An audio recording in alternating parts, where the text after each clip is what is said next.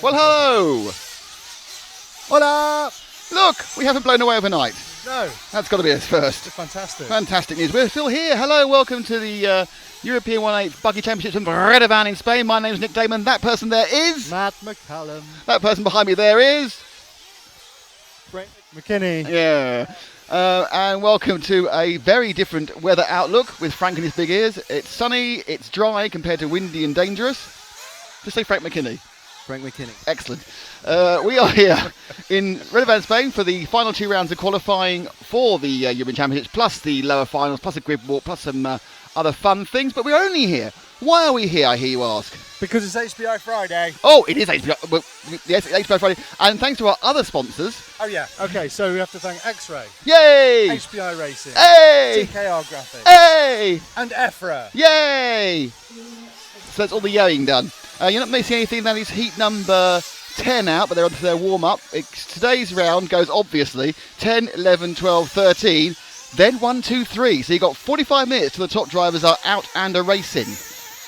That's enough time to cup of coffee. Yep. Bowl of Alpen. Yep. Sit down. Or a bacon... what are you having for breakfast? A morning constitutional. Tell us what you're having for breakfast. Now, we have HPI Friday. 1 minute 36 seconds for our first indication of what HPI Friday actually is. And for that, I must use just the one person I can. Well, who's that? Sir Matt McCallum. Hello. Hello. We have what? 1 minute 36 seconds to do what? No, 1 minute 22 seconds to do it now. It's counting down. Yes. To talk about this? Yes. Hello to my go-plug,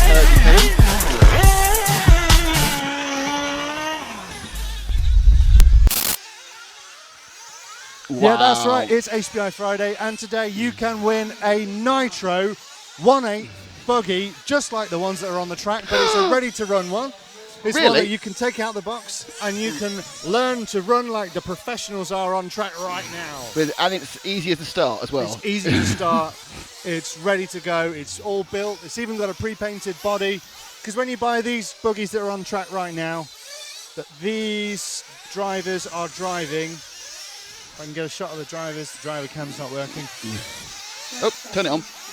What happens is you get a load of bits in a box with no engine, No. no radio, No wheels and no tyres. batteries, No wheels and tyres. no fuel, no wheels and tyres. What do you get actually? What do you get? You get some black bits of A plastic chassis? and metal. No, you get plastic carbon fibre. You don't even get a wing, ladies and gentlemen. No, do you not?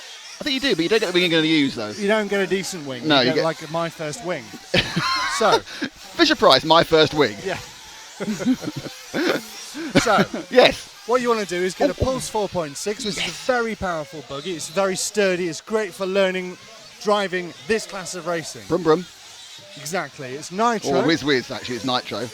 Fully adjustable suspension. You can tune it in very many ways, like you can with these, with different diff oils, different shock oils, camber, this and that, and up and down, and you can make it firmer, and you can adjust it to the I like track making it firmer. this. You can learn to race, You can race around this track. or you can just go bashing, and you can jump it on some sand dunes, and do all sorts of things. So, you want to win a HPI Pulse 4.6 Nitro buggy. That's understandable. How do you win it, I hear you ask? How do you win it? All you have to do is tell us your ideal RC weekend. I'm not quite sure what Frank's doing at the moment. What is your favourite thing to do in RC during the weekend? That could be anything. That could be standing backflips.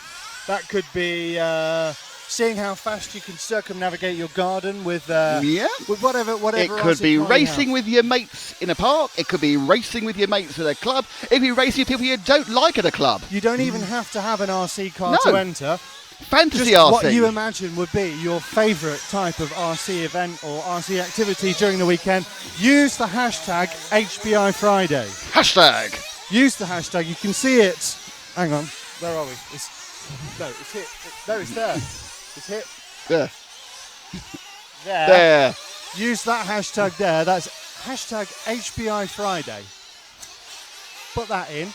Comment on this stream Yes. on YouTube or on the Facebook group or on the Facebook page We'll find it if you use hashtag HPI Friday, and whatever your ideal RC weekend is, we will pick one of those and somebody will be presented with the information that they're going to win an HPI Pulse 4.6 buggy.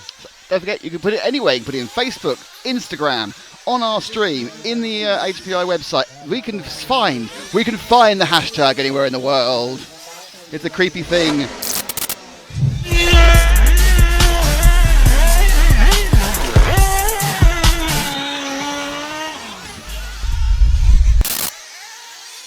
So there you go. Stay tuned all day for HPI Friday and for lots more fun as qualifying comes to a close. Is qualifying going to end about lunchtime? Hang on. I have in my hand a piece of paper. We have a schedule. It's upside down. And the schedule tells me that lunchtime will occur at 1:30 local time. So that's half past 12. No, I'm completely wrong. Okay. Lunchtime will occur at 2:20 local time because they're running backwards. Just like an afternoon siesta. 2:20, it is lunchtime here, 1:20 in the UK. And that is what's going to heat for a while. It's going to be random choice de la cameraman. Oh, cameraman, oh, cameraman. Oh, I like your little video insert, by the way. It's good. That's thanks to Andy Collier. Oh, thank you, Andy. Our fantastic video talent over at HPI Racing. Oh, confused driver there. And we are with car number 12, which is the vehicle of Stefan Glukov of Russia.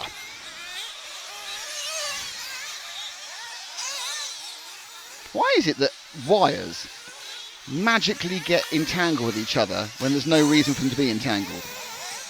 That is my kind of like, why is it for the day? Why can't they actually be untangled and not tangled?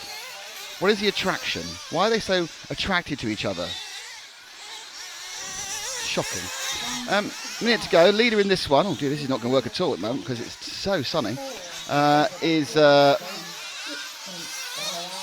Hampusberg, I think, as they trunter through.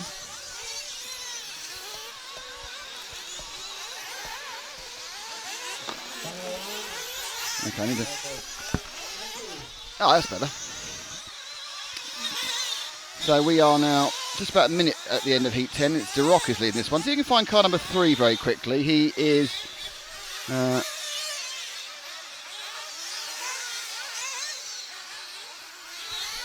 sort of about a third way around the track, car 3. Have you got him? I think he's probably down the bottom there, that's my guess. That's the leading the two cars, I think, is 3. So the car coming up the hill here. Onto the patio section. Is that 3? Have I got that wrong? That's 6. Back one more.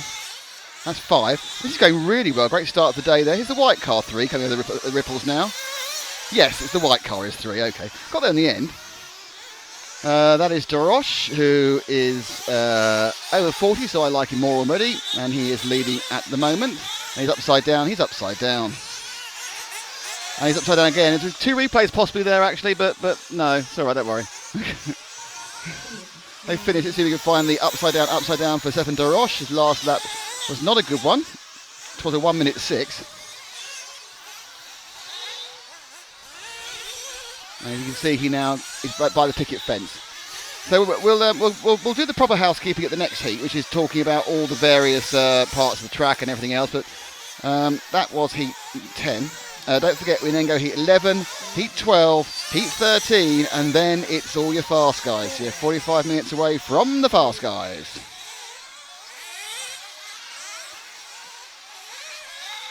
It's always fun to know.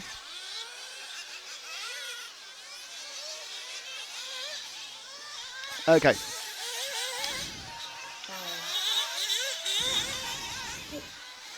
This one ends, and it does look a little bit like it's going to be Hampusberg who wins it. Mitchell Booth second. Can't wait for the sun to get a bit higher. So we have some good mornings to say. Good morning to Matt Stewart. Good morning to Stefan Schlupak. Good morning to Luke Pittman from Canada. Hello. Hello, Aaron Dexter. Hello, Mike GoPlug. How are you? Hello, Kevin from the USA. Hello, Matt Stewart from Texas. Lidl Sherman. It's 2 a.m. in Southern California with Matt Stewart. 2:02 in Texas. Good morning, Redovan. Good morning, RCTV. This is Carlos Ferrero. Hello to you. He's in Spain, so he's on our same time zone. So no difficult conversions for him today. Whatever time we say is the time it will be where Carlos is. Morning to Crunchy Date. How you doing? Hello again to Chris Lovell. Oh, Chris Lovell's got an HPI Friday. Fantastic. My ideal RC race weekend is to extend that weekend to a whole week. Oh, very good. That's a good one. Love my racing. Kevin says, I would race on a mocked-up racetrack with friends on my own to get better at driving my car. Also, 5, that's more of a kind of a mission statement than an HPI Friday, isn't it? It's my mission statement is to do that. Matt Stewart, waking up in the hotel early in the morning for a big race and getting some practice and eating some cornbread and some beans and have a lot of fun, win or lose. Well, that's a lot of fun, win or lose. Cornbread? Yeah. Anirudh Alahari says, my ideal RC weekend would be learning to race from a pro driver. Oh, hey. Good morning from India. Yes, Anirudh, great. I don't think we've ever had someone from India on the chat before. I love India. I go there every year. Welcome along, sir. Whereabouts in India are you? I've spent some time in Goa and Kerala, obviously the touristy bits, but it's fantastic to have someone from that great country. It's nice to know I know there's some racing now over there, but there's 800 million of you, so if you can tell your friends, you can get the numbers up on the stream.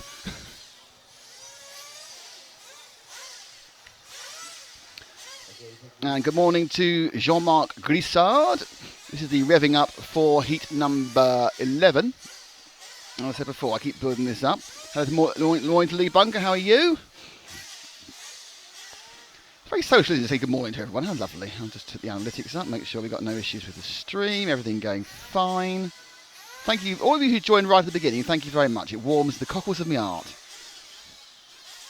Now, hey from Exartic Blaze X, I assume is some sort of youth language. Luke Pittman, ideal race weekend will be spent helping out new racers. Oh, that's very nice. Thank you, Luke Pittman. Hashtag HPI Friday. We are prepared to have people. Morning from Sweden, Mr. Steamrock. Hello there to you.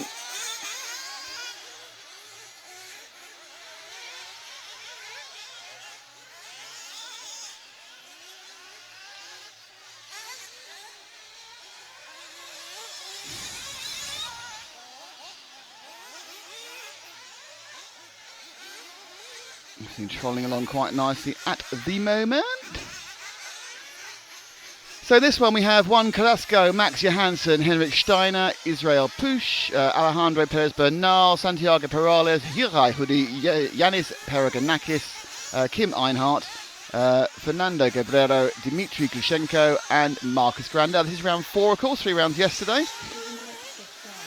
At the end of yesterday, your winner, your leader, your whatever you want to call it, was top qualifier, was Elliot Boots from Ronafalk, Bloomfield, Battle, Ongaro, Baldo, Canas, Solar, Valanca, Figueroa, Baldo and Crag, but there are no drop scores in that, so that's going to start changing over the next 2 rounds quite a lot. But with a 1, 2 and 3, Elliot Boots is looking pretty good with a 1, 4 and 4 Ronafalk, a 2, 2 and 5 for Bloomfield and a 3, 3 and 4 for Battle. They're all doing pretty well. And a round win for Ongaro. He will leap up because he's got 1 poor score to drop from the first round when that comes in. So it's all ticking along nicely for those guys. Good morning from South Africa. Warrens, remember we're on. That's good news. Morning from Australia where it's turning night, says Kiwi. You also come down to Thornhill in Texas. We have our very own Texan here. We're not short of a Texan, are we? Howdy. Why you just randomly mention the name of a car? Sorry? You went Audi. Why did you say that? Howdy, yeehaw, and yip hooray. This is Steamrock HPI Friday. What I love to do is have a good and fun time with my club mates. Thank you, Lee. What's the name of the 10-year-old little girl racing? That's Malin Carlson. She's out in a couple of heats. Ryan Kenny is very rude to Tyler Vick, so I won't repeat that. And we are now within about 15 seconds something happening. So Frank, we need to stand up, assume the position, and find a car to cover. Who are you feeling like, Frank?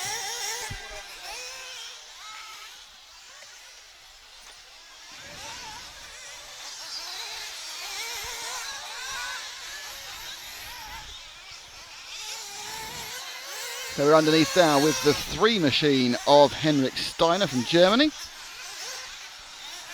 So he whips past one of our other cameras, which we'll turn on in a second. You'll get to see them to the other heats. Right, this section here is the roller coaster. Small jump, bigger jump. That's where the loop is. It just goes out to the driveway. Bottom corner. And now coming up the main straight, not the start-finish straight, the main straight. This is the TKR kink, get as close as you can to the right. And now he breaks down for the X-ray switchback.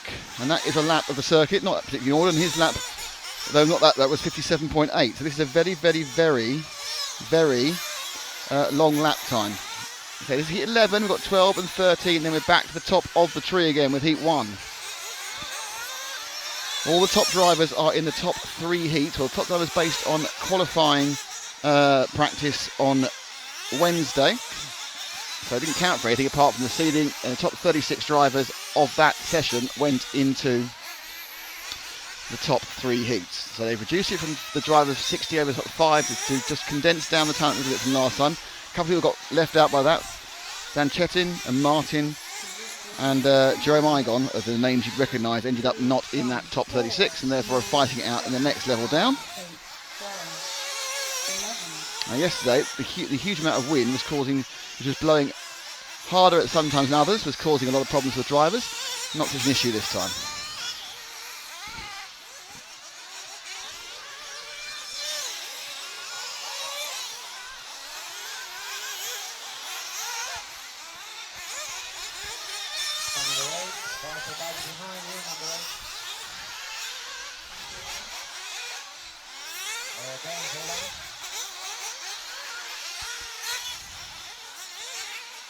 So it all comes, oh dear.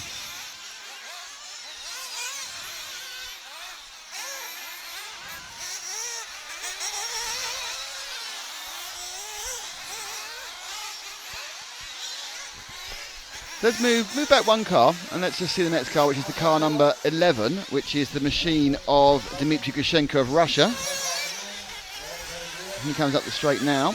Early pace, I think, was Henrik Steiner who we're watching. That's because it's the times obviously are on the screen, hopefully. Yeah, they are. Because of the very long lap length, it's a bit difficult because they actually update in real time. So if someone's half a lap behind but goes over the third lap first, they'll show the lead till the person comes over. Because of course, qualifying here, basically the 5-minute buzzer goes, and then the next time you cross the line is when your particular 5 minutes starts, which in the length of this track could be 50 seconds after the first person crossed the line. So you could be a lot further ahead, but obviously you can't make up that distance. As the 12 dies on the track in front of me.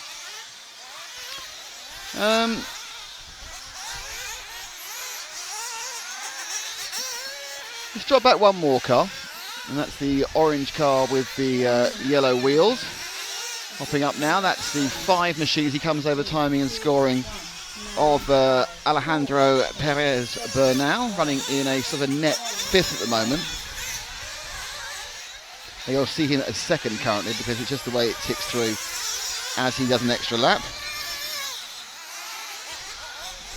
Overnight they've done some more patching. We've had some more concrete patching done. We'll get Frank to show a couple of those before the start of the next heat where the new patches have been done. You are allowed to repair the track between rounds. You can't obviously do it in the middle of a round because that changes the track for different people at different parts of the race.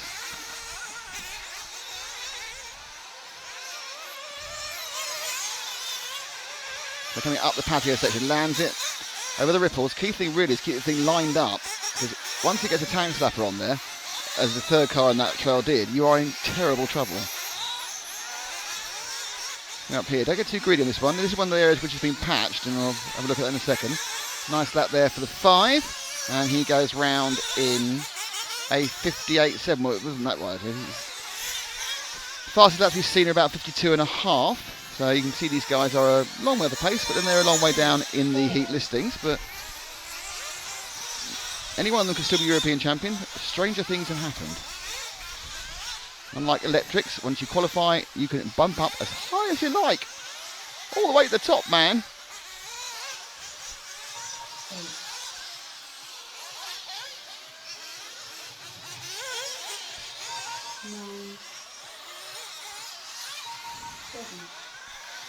They've finished now, and this can take a long time.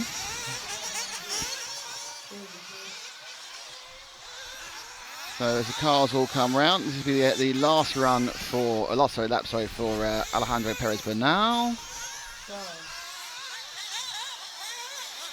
Okay, Frank, just leave it there, and can you focus on the patch they've done at the corner there? So basically, this is the banking after time of scourge. You can see the number 10, 11 cars go through there. That was a nasty dugout hole they were getting their wheels stuck in towards the end. So they patched that, and there are lots of concrete patches which weren't there before. Basically, the ones which are new, Frank, if you go underneath us, the new ones are the lighter ones, or the greyer ones are the new ones, and the more kind of taupe, would you say that was? Or the older ones? No, if you're going to talk, you have to do it on there. Well, you were asking me a question. Yeah, I know. Taupe, is that sort of a tannish? Yeah, so the tanny ones are the old ones, and the grey ones are the new ones. Yeah. I'm surprised they did the repairs overnight. Well, it's part of you can do that overnight. Yeah. You see. But they did do sweeping yesterday, by the way, off camera after we were off air. Kim Einhardt doesn't seem to use sunscreen. Look how red her legs are. Was it just my sunglasses? I think she could have some sunburn, that young lady.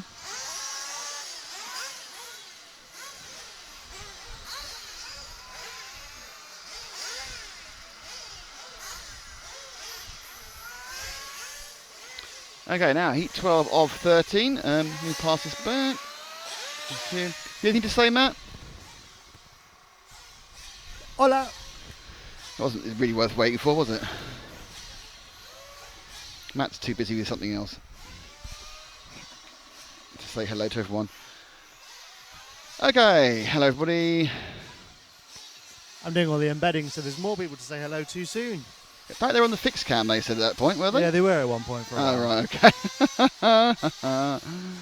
Oh dear. Yes, that's because Matt's been doing something else at the moment with his stuff. A native flight. This bird's called a kiwi, yes.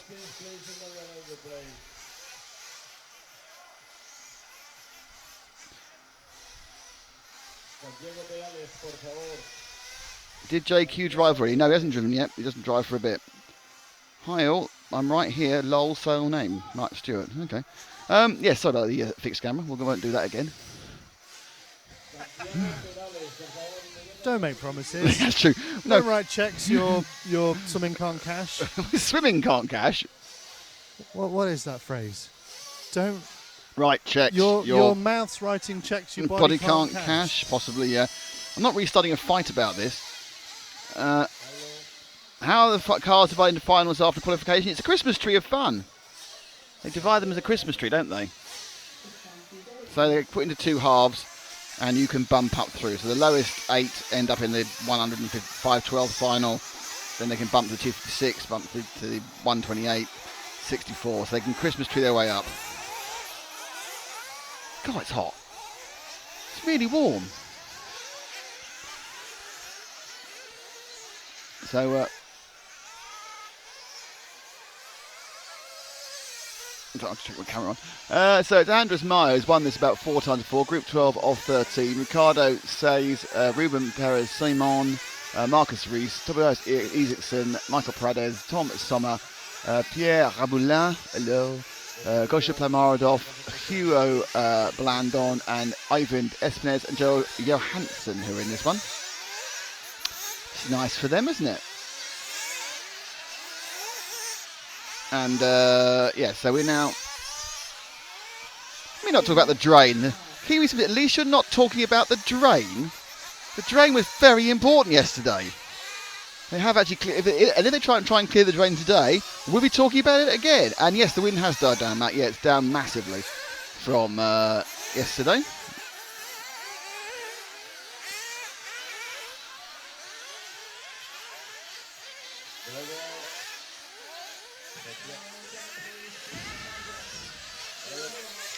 So has Jamie Clancy been out yet? No. There's only been 2 heats so far, and they've been lower heats. So there's one more heat, 13, and then we go to the top heats. The top heats. So people need to get here early because you're only 15 minutes away from the top boys going out. Some people are going to be disappointed to miss it and have to watch it on catch up.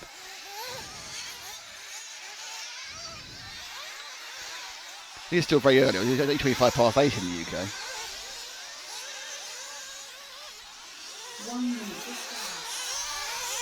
Kevin said he'd like to have a blank check, but doesn't think that banks even know what they are anymore. Oh, I think we may have the full concentration of Matt now. You know what I need to do now, don't you? You know what I need to do now. Is it? It's Is it? lube time. Oh, it's lube time with Matt as he puts some factor 1,000,000 on. Oh dear, Matt. I hope the high winds did mess with cars really badly yesterday.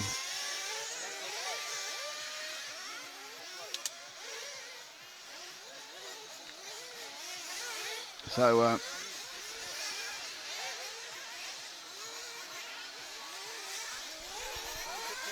all your top drivers will be out very soon, as Matt wets his whistle in a sort of a arm-based way. Kiwis are fully epic. Is that the country or the small birds? Or even the make of boot polish? Kiwis. He obviously means the fruit. Oh, that's market. See, if you're a marketing man, that's a marketing. It's actually a Chinese gooseberry that's been given a revamp, so I'm not believing that's a fruit. Anyway, right, Hope. So, someone's 5's broken down. Who are you with? With car number 10. We've got moving pictures. I can't see with polarised glasses. I can't see at that angle.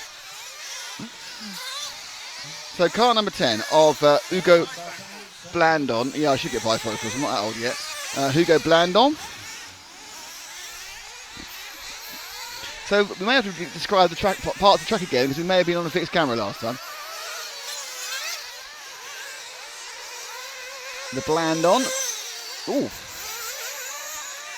A fishtailing. So I won't be over time in scoring, and I will talk you around the lap once more so we know where we are. The car dies in front of us. Here we go. Right, so this is the area, and this red line before that is time in scoring. The lap starts now.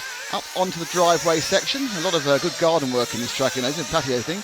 And then round this loop before the doubles, and then they come onto the hairpin before the main straight, not the start-finish straight, for the main straight.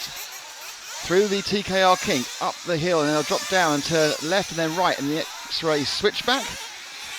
Looping down for turning left and then medium hairpin and down the roller coaster section. Small, quite large, and then massive, and then the sharp, oh, he's off the track, so that should be, he didn't do the corner quite right. There's a sharp left there apparently for the HPI rollers. Right at the bottom of the track now, they turn around and move uphill, and he's going to hit the patio section, a little leap and a jump up the patio section, and now over the rollers. Which remarkably, considering how messy made everything else he got right. Dropping down again off the patio section. And comes back up the hill again. And then turns round. And that is a lap. And that is car 10. And that was a lap in 1 minute. So not the fastest. Right, I'm here. Hooray! Excellent. Let's choose a different car. Car 6. Going over the line now, and that is the car of Manuel Pradez of Spain, and Matt will introduce you to our other cameras now. As we, hello other cameras. So he now comes up the main straight, Pradez. Through the kink. This is the X-ray area. The switchback, and the camera action there. Drops down.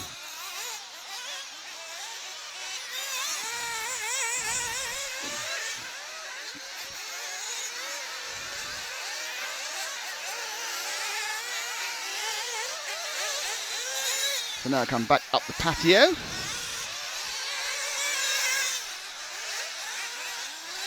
Nice ripple effect, a bit wide there as he turns off the exit patio down the hill. Six to the right, sharp left. Comes back up again. Oh dear, going so well that bit happened. And now he comes down onto the driveway. Up he goes, brake, too low, and back up again. Look at that there. So that's two people in heat 12. Let's get with heat 13 next. Andres Mara is winning this by miles, as he has done all of these heats. So perhaps we should try and find car 1, who's just started the lap, so that'll be the car there. The red and white car, who is in completely the wrong heat. I think he won by 14 seconds last time. Luckily, because it's just a big track, he hasn't got to do a huge amount of overtaking. He can just do his own thing. Normally, he'd be going past the entire field about twice, but because it's such a big track, he kind of overtakes very few people and still wins by 14 seconds. And that's how you should take the corner, ultimately, isn't it? You get a bit wide onto the rollers.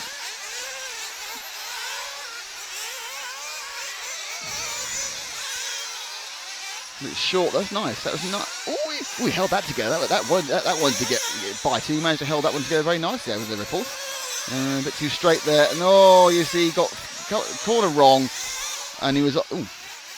He does do better than this. He's a couple of very silly mistakes here, Mark, and he comes over in a 57.3, which is about a second slower than he'd normally do, based on those two rather. Oh, he got braking problems. That's twice he's gone wide now. So Meyer comes down again. He's gone wide twice. Not sure whether he's got a braking issue or he's just not getting the brake on properly. That's fine now. Is he going to over-brake now? If you go off the racing line, what you get met by is a large amount of dust. Now, yesterday, most of the dust got blown off the track into our faces. Today, there is significantly less wind, so my guess is that isn't going to happen. He's got a big problem. So, Meyer has a big problem with something on his car. Frank is postularising he's got problems turning left. Here comes a left-hand turn, let's find out. Not too bad. He doesn't seem very confident on the old left-hand side, but he's certainly not happy with the car. Nothing visible, but he's finished. And that last lap for Meyer was a 59, so that cost him about 3 seconds. Still won the heat by miles, but he's lost about 5 seconds of time, so this is not really one of his best ones. Bit of a technical problem there for him. Waggles the steering wheel going, what the heck's wrong with that? What happened there? It's not on. What am I going to do? So, with the sun blazing down, we're coming close to the 13th heat, which means the one after that will be the top heats. Top heat action. It's a good point to thank our organisation supporting us with this coverage. They are X-Ray, HPI Racing and TKR Graphics, and of course EFRA. Go and check out EFRA.ws. But you know what? It's not just Friday, it's HPI Friday. We've already had a lot of traction, so you need to get in there on this one. If you want a chance to win an HPI Nitro Pulse 1/8 buggy, then you need to post what is your perfect RC weekend and use the hashtag HPI Friday. Somebody is going to win a ready-to-run Nitro buggy tomorrow morning, and we will announce who the winner is. And I don't think for 1 minute that somebody who could compete at this event is going to be using that buggy, but this is the perfect buggy to get somebody new into this sport. That's what we need, more people in. This is a worldwide competition. Anybody, anywhere in the world can enter. We don't mind if you are in Bogota or Bognor Regis, which is in the UK. Yes. We will send you that buggy if you come up with the best. Calcutta or Chislehurst. That's pretty good. Thank you. Delhi or Dagenham? Melbourne or Melbourne? Oh, yeah. Walsall or Warsaw? New York or York? Yeah, enough of that. Okay. Kiwis are fully epic, isn't it? There's a bit of a link for the live timing. Yes, it's myrcm.ch. All Kiwis are good Kiwis, and there's a massive conversation about what is the best RTR to buy. The best RTR to buy for this is either a Pulse 4.6, which is the one we're giving away, or a HPI Trophy buggy, which is a slightly less powerful engine, but great handling and super tough. And the main thing you need when you're getting into this racing is you need it to be easy to start, You need to be able to get going quickly, and you need it to be able to handle all the crashing that you're going to do. And let's face it, you're going to do a lot of crashing. Very good point, well made there. People do tend to crash. So we've got a competition on the thing about what's the best one to go. 1 week to go to the speed show this time next week. I don't know what the speed show is, but NZIOC seems to think it's important. Santa Pod? This is NZIOC. NZIOC, what is the speed show? Everyone's suggesting other RTRs. Every single RTR has now been suggested at least twice. There's a place for RTRs in this. I think that's what we're discovering. That's what we're touching on, is the fact that there is a place for RTRs. Going club racing, absolutely. Yes, always choose something you can readily get spares from a hobby shop or the internet. Yes. That's important at the beginning. That's very important. Yeah, you're going to need a lot of spares. I will trade you a front drive shaft for a 1972 Mini Minor. Do you know what? Which one are you offering? Brian, the Mini Minor. Right, okay. Will you accept C-hubs? Yes, I am. Are the C-hubs waterproof? They're I see what you did. Oh yeah. Oh God. HPI Friday all day on RC Racing TV here at the 1/8 Nitro Buggy European Championships here from Radovan in Spain. I know it's HPI Friday, but we've got another special day tomorrow, haven't we, as well? Yes. It is an super anniversary. One anniversary. And I definitely want a little I want a hashtag in the bottom. You'll get your hashtag. Thank you. You'll get one. 10 years of Nick. No, hashtag. Of us. Me and Paul, actually. Yeah, Paul started all this. Paul and I, yeah, he's a lot. Yeah, we'll give you his address so you can write to him and complain. Yeah, thanks, Paul. So we are now just rolling up for the last qualifying heat, which features Martin Manubi, Max Gotzel, Ruben Illus, Luca Kruger, Marcus Vende, Ollie O'Connor, Matthew Schaffrendon, Malin Carlson, who everyone seems very fond of, Kirsten Besler, who I'm very fond of, and Kirill Shalin and Stefanos Kalamakis. And in a minute we'll get that man, Mr. Frank McKinney, to move his camera. Move his camera. Sorry. I like to move it. Move his camera. Don't cut that for God's sake. Gyrating. I am gyrating. It's a problem I have. Horse! We have our first horse of the day. It's like a drinking game. Yes, Carlos wants to follow Malin. It's the horse. There's some sort of riding stables thing over there. Well, obviously Ria's riding a horse. It's going to be a riding stable. So we're down to the start. The race is about to start, and we have a request for young Malin. Could you follow Malin? Here is car number 8. 9, 8, 7, 6, 5, car Wheat. 4, 3. Car Wheat, where are you? Hello, car Wheat, where are you? There she is. Just about to go start just now with the X-Ray. I think her big battle is to try and get in the junior A final.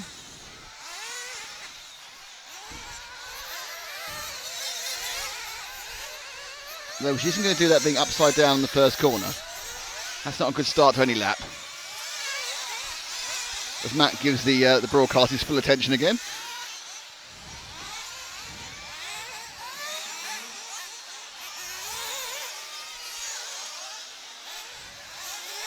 Down the roller coaster section, but the damage is already done for this entire run. And now she has to avoid a dead car, and she does. I think is he flamed? I know she waved at.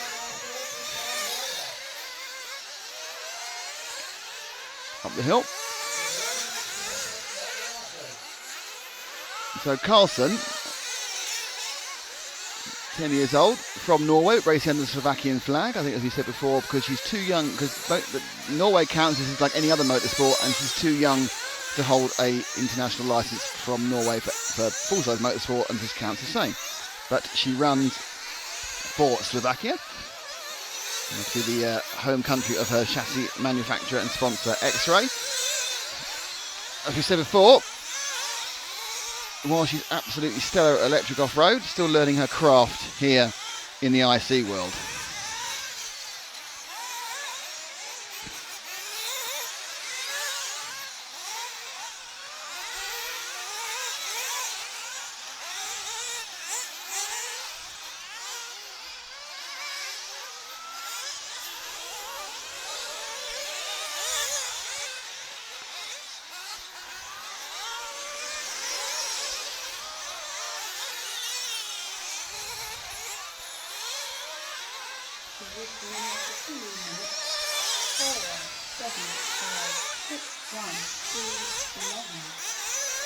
So down the driveway section.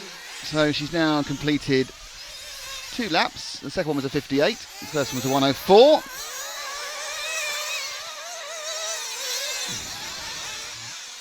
I think the point I should make here is that even though it's the lowest heat, everyone here is way faster than I'd be in one of these things. I did try this sort of racing once. It didn't go well. Not good with the 3 dimensions. Much more of a 1/12 track sort of person where you only had to worry about left and right and forward and back and not up and down.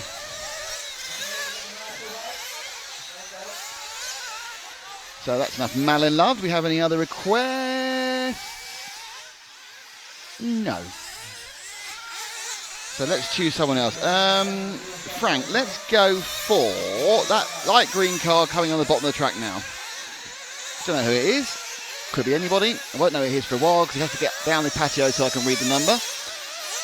And that is the car number 2 of Max Gotzel, junior from Czech Republic. Interesting, I just did the cameraman thing when randomly choosing a car, I chose the bright coloured one. So perhaps deep down I am a cameraman, do you think so? No, I have tried before. I'm not even very good on large scale touring cars, which are the easiest ones to film in the world.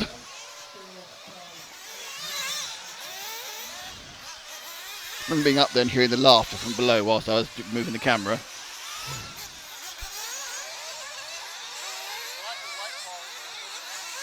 The black and white car. Oh, the all-black car. Yes, look at the all-black car. Car 4 is going to come up the rise towards timing and scoring now. This is the stealth crash car, and that's impressive. Oh, come on, yay! That was lovely. That's the 4 machine of Luca Kruger. He's going to be quicker than this. He sort of just came to him, and he decided to crash on key for us.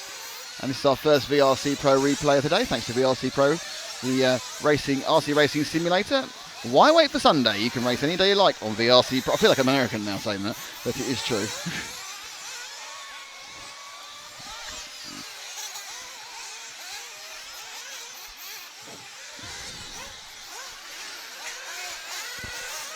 Why do I know the name Luca Kruger? I don't know. I do as well. Did he do Baja Endurance or something? I think didn't he do like a shed load of bump ups last year? Like he bumped up massively. No, you've said his name many times at an event before. I think he did like 4 bump ups last year or something. Luca Kruger. Good name though, isn't it? Where's he from? He is from Germany, but he does sound like he could be a Bond villain or even a Bond ally. Yeah. Luca Kruger. Oh, it's Luca Kruger. So he could be either, couldn't he? Really? Yeah. He's got a kind of a spy name, positive and negative. Yeah. Anybody else you know have a positive and negative spy name? No. Evil McEvil wouldn't be that one, would it? No. So, that was a spectacular crash underneath there. So that comes to an end, or there's a few seconds to go. Ollie O'Connor's leading this at the moment in car number 6. I know where he is.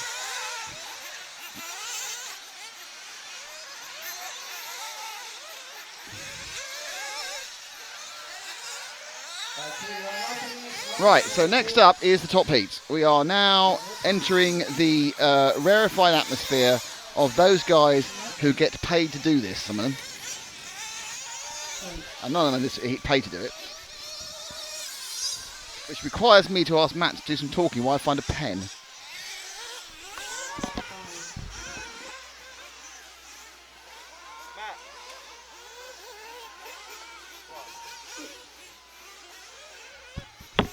Aimless pointing then. Oh, he's got the top guys. Frank's got something to show us. There we have. Zach Ryan, I've been talking with the Neo Trophy girls and they reckon Jesus told them Boots was going to win this year. Zach, is Zach watching now? Yeah. Hey Zach, how are you doing? Zach pulled off an amazing feat at the Neo, getting the trophy girls, one of the trophy girls, to say something quite special into Jared Tebow's ear as they posed for a photo. What did she say? His reaction was priceless. And what did she say? Or is it not repeatable? I think the best thing to do is to go back and watch the live stream and watch the trophy girl whisper something into his ear. Yeah. And just look at his face. Was It's it amazing. rude? It's a picture. Was it very rude? No, not at all. It was very supportive. I want to have your babies. God bless you, Zach. Thanks for watching. Hope to see you again soon at the Neo. Yeah, I'm sure he'll be there.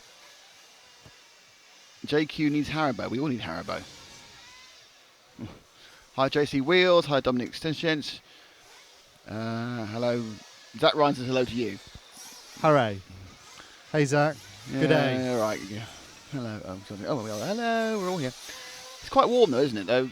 It's cooling off now. Yeah, The sun's just gone behind a cloud. Thank goodness. Phil's wearing pink today. Phil's wearing pink. He does like his pastels. He does like his pastel shorts. Should we try and get away from him on the stream? Oh, that's a good That'd idea. be a good idea. Where is he? Phil! Phil! Phil! Hey! Ricky! Ricky! Hey! Oh dear. That's Who do you want away from? Yeah. Who would you prefer to spend your hashtag HPI Friday with, Phil or Ricky? Ricky every time. Phil on every other day of the week. So that's 6 days with Phil and 1 day with Ricky. Oh, I think you said it. I think you said it. I think it's on record. Well, I'm shocked. Okay, Heat 1 coming up. It is Danny Bernabe, Brian Bowder, Oscar Bowder, Joseph Bernabe. He hasn't done very well, has he, recently? Joseph Quaggreen, JQ, Neil Cragg, Miguel Matias, Ricardo Montero, Burak Kilic, Marco Barofero, Marco Natale, Fabrizio Tegisi, and Tom Robin. So it's Spain, Finland, Britain, Portugal, Germany, Italy, France. And that's because it's the European Championships. What asks you why there are no Americans in this? Which we have been asked before. So we're going to practice love. Let's get JQ out of the way because his fans will on him on the bright green car. Bit of JQ love for him. Now this counts, remember, there's 3 minutes of not very much. Someone just asked, how is JQ still in business? I guess because he's selling stuff.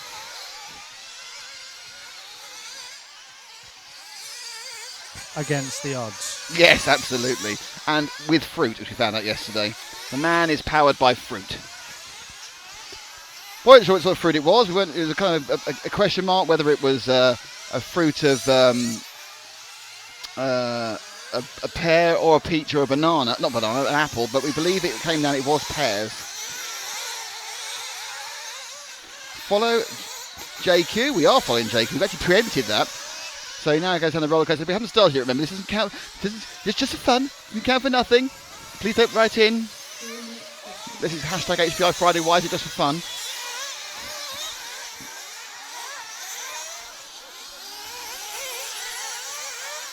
So up over the patio. Oh. Oh. He flamed. Oh, bad news. So JQ's got a problem. He needs to get his runner out. Oh, let's follow this drama.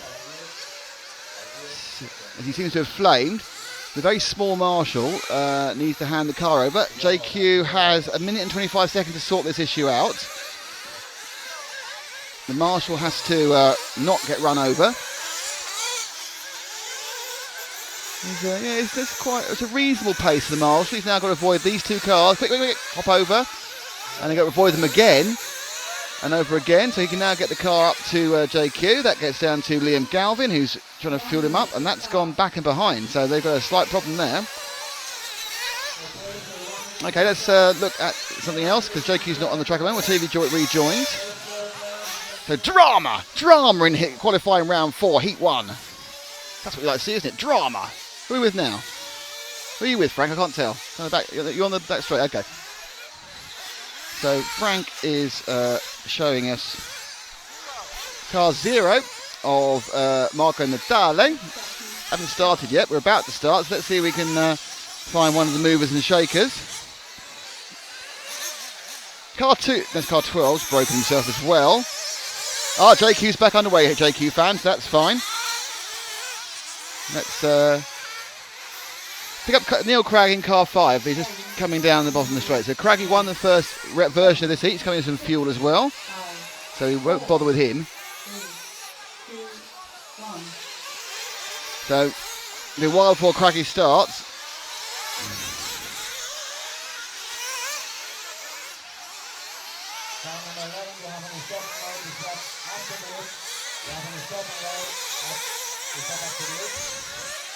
So stop and go for 11. So fiddling about with the loop. That's Fabrizio Tagisi.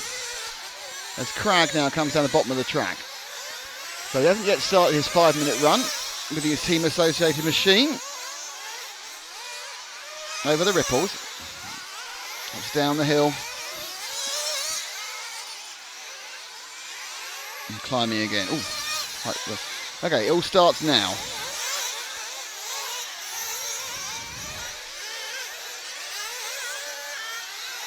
Over the various patches and comes down to the bottom of the track. Full speed through the TKR King.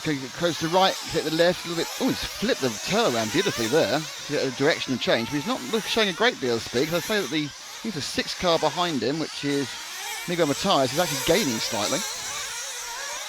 A bit ponderous over that second one. No wind today, or no wind of any notice. They can actually really push these cars as hard as they like without any fear or favour being blown off course, which happened certainly in the final round yesterday. Up onto the patio. First lap times are coming in. 54.1 Baldo, 54.4 Cogreen, 54.8 Barufalo. So nothing near the 52 and a halves we saw yesterday. Could be the track, could be the first lap of the day. As Crag goes round in a 54.2 to go second to Brian Baldo on the first lap. Okay, drop back 1 car, and that's Miguel Matthias in the 6. Matthias' first lap was a 54.5, so he dropped back about 0.3.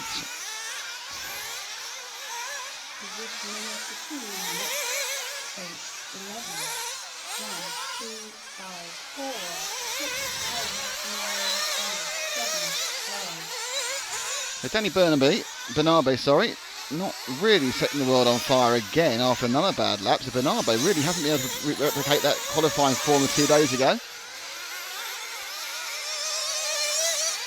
Craggy now comes to complete his second lap, and as does Matthias, who we're with. Crag's second lap is a 53.8 and puts him at the top of the timesheets. Matthias a 54.3. Okay, let's move from there. Let's pick up the number 1 car that's coming down off the patio right now, the middle car of those 3, and now coming up towards timing and scoring, and that is Danny Bernabe, the top pre-qualifier, but it's all gone wrong since then. He had a bad lap last time around. Bernabe 54.2 that time, so picking up some pace. He's got an accident to get over, which he won't get over. You have to run clean here. You'll drop several places back. Now Bernabe, right behind Berkan Kilic, who is going to have to let him go. Sorry, Burak Kilic. Or is he? Now he's stretching his legs again. So the car in front of the one we're covering is Kilic, the young German, Turkish descent.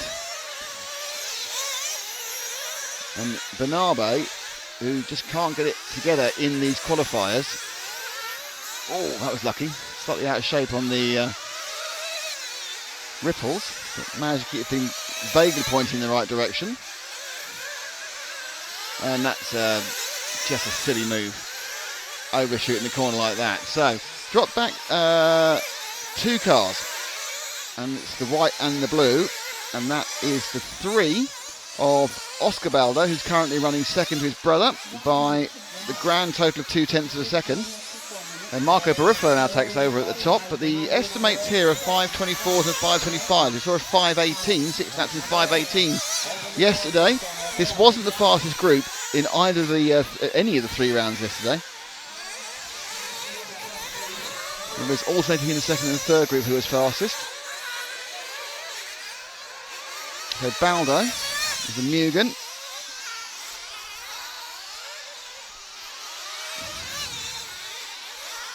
Hops through the ripple section now and just cuts that down. It's a kind of fine line, trying to straight line that downhill section, and then also get the left-hand turn. Oh, car crashed right. Oh, that was a bit unlucky, but he didn't really cost him too much time. The accident for Tagisi there. And that was a time for Baldo of a 54. 53.7. His brother 53.9. They're now 900ths of a second apart, the two. Actually, 9,000ths of a second apart, the two Baldos. So it's all the way on this lap. So can we drop back 2 cars and pick up his brother in the yellow wheels, just coming through the X-ray switchback. And this is Brian Baldo, who is 9,000 seconds ahead of his brother, but it's Marco Barufalo who's actually leading this one at the moment by about 3/10 of a second. So the Italian from Ben Cragg's now pinged in somehow. He's managed to get himself between the two of them.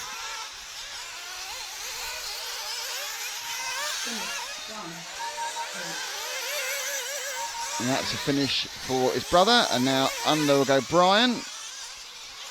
So it's Brian from Oscar at the moment, but we need to see Barufalo and we need to see Cragg. Last lap 53.5, 53.8. So it ends up being a bigger gap than I thought it would. Barufalo's coming, bad lap. Barufalo's coming behind Brian Baldo. So we're just waiting for Cragg now, who's coming up the start-finish area now, and we'll finish his lap in a second. Where's Cragg going to finish on this one? Powers it past, and he goes... Oh dear, bad last... Drops down to 4th. But they're all very, very close. It's a 23.8 for Brian Baldo. That's a figure you need to remember. 23.8.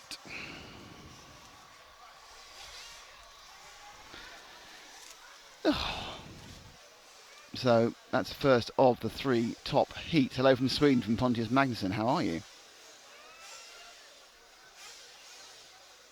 Why doesn't RC Racing TV have a racer out there? Hey? How can we have a racer out there? It's like odd request.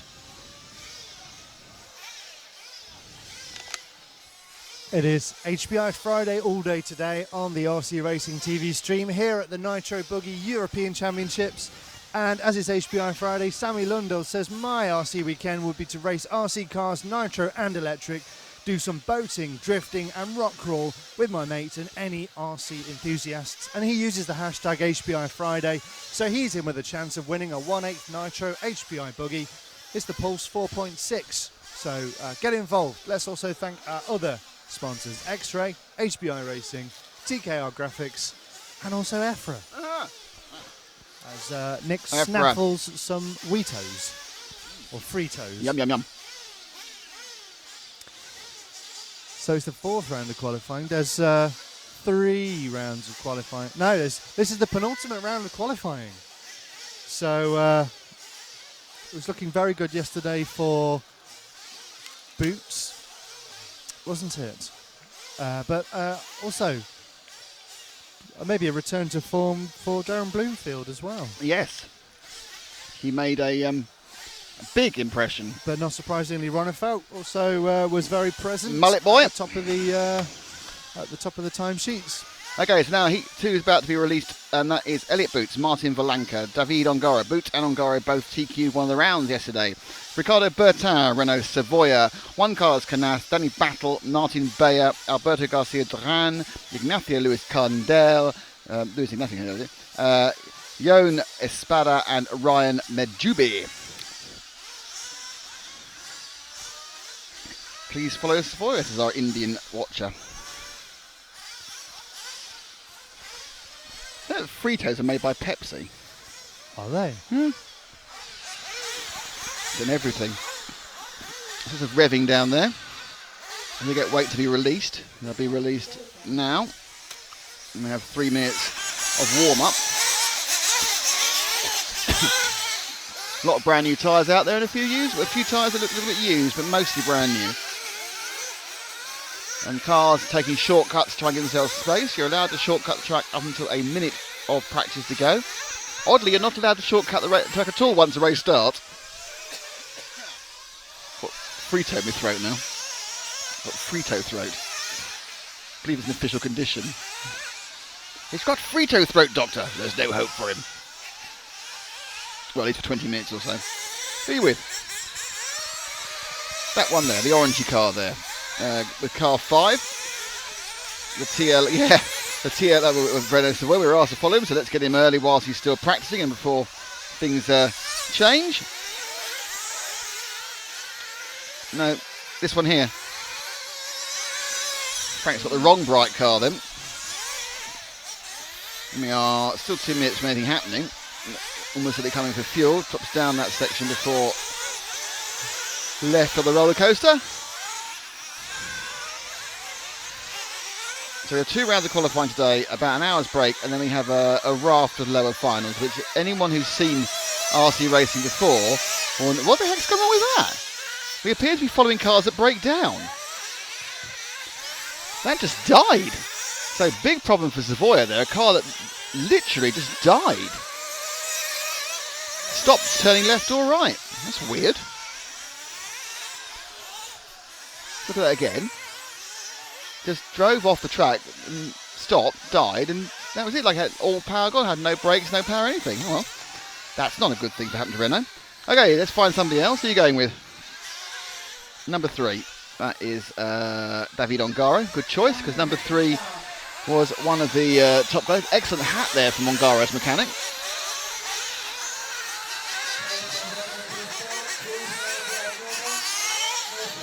I think there should be more amusing hats worn.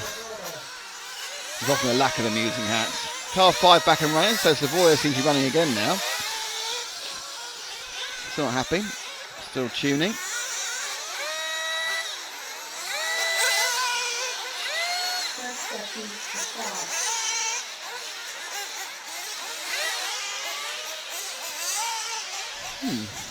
So Ongaro, where is he?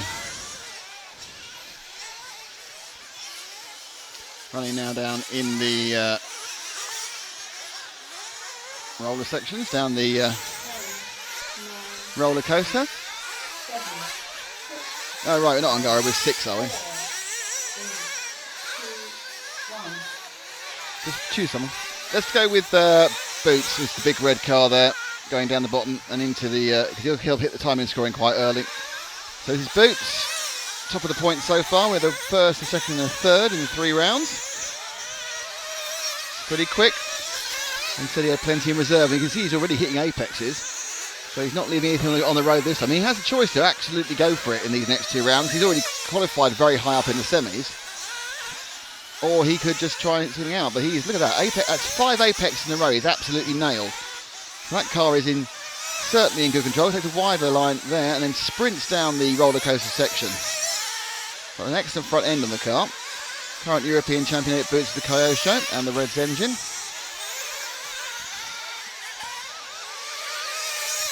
Hops up the hill, turns down the ripple section. I think he can catch anybody, but he's almost doing 2 at a time. And what is a visibly excellent handling car. Again, tight. So Marshall and another car just distracted him. That bump was catching him out. The fast loop round there, and that first lap for Boots is a 53.2.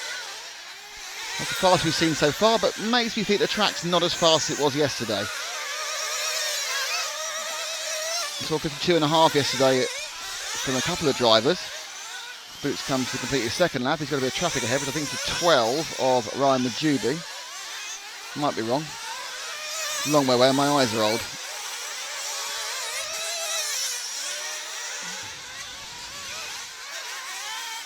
Up and round. It is 12, who's been told to get out of the way. 12 appears to be going wide already. Nice move. Lets him through. Well driven by Majubi.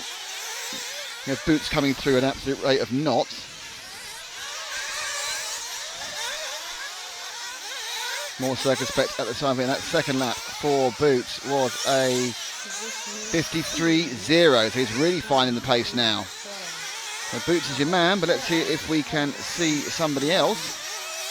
And I place to go beyond Ongaro, who is a little bit ahead of Boots. So one of those 2 cars going down the hill is Ongaro. I don't know which one it is. Ongaro is the number 3 car. I think he's the second one of those. It's Ongaro. TQ'd round 2 yesterday. Oh, I'm not so. Oh, that's a bit of a wow. How did you get away with that one? He was all round the wrong way and came back again. Ongaro. Let's see that one again. So he comes back. VRC Pro Replay. He comes up this one and gets it wrong. Gets it a bit right, then falls into the back of the other car. facing the wrong way, and somehow spins around and hardly loses any time at all. So that's how to do it. Last lap 54.1, 52.7. So Boots really is finding the pace now. Took him 2 or 3 laps to get there. He's finding the pace now, 57 on Garo.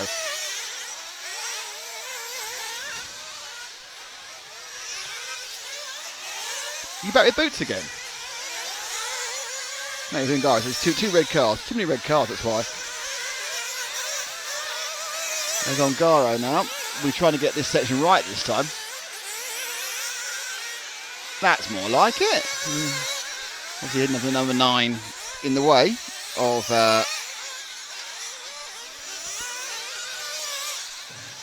Alberto Garcia Duran, and crosses the line. And Ongaro does a 52.7, so he's got the pace back in it as Boots crosses the line as well, and does a 52.8, so he's net ahead. Let's pick up one more car just because while we can. Running near the top is Martin Bayer in the 8. I don't know where he is. He is right at the start, so Bayer should be coming underneath us any second. Yeah, he's now Bayer's in his traditional colours of orange and blue. Not with the white body showed yesterday, totally a proto body. There he goes. So Bayer, maybe 4th or 5th. It's really all about Boots and Ongaro, but with a limited number of laps, you know you show them so much of the time. Boots currently on for the fastest time we've seen of all, but I still feel the track slightly slow. I think he's just gone faster.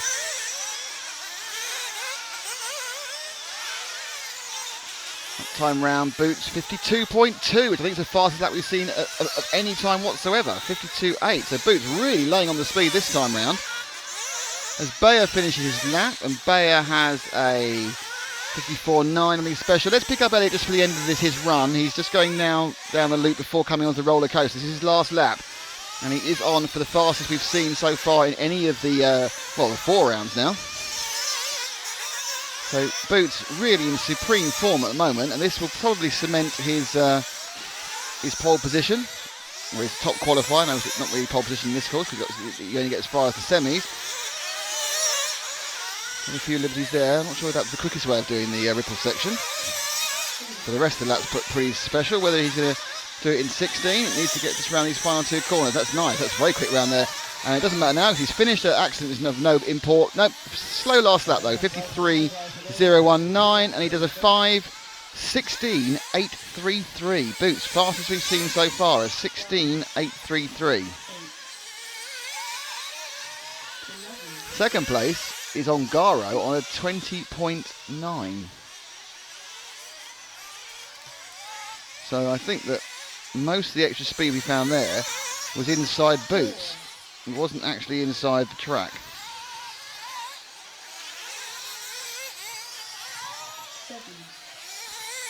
So the last of the top 3. What happened with Savoy? Savoy had engine problems, I think you'll find. And they're trying to fix it, and they didn't manage to. I've got a question. Go on then. You know how the timing doesn't start for the individual until they go over the timing beam Yeah. in their own personal qualifying. 5 minutes space of love, yeah. Yes. And we saw JQ, his car flamed shortly before, and so they had to rush to get it going again. How long is the window that he can wait before crossing the line? So can he wait 5 minutes and then cross the line and effectively do it on his own? I believe that once the first car has completed a whole lap, that's it. Then you're not going to be counted at all. I believe so. Okay, that's good. That's interesting, informative. It's great to know. There might be a time one, like a minute.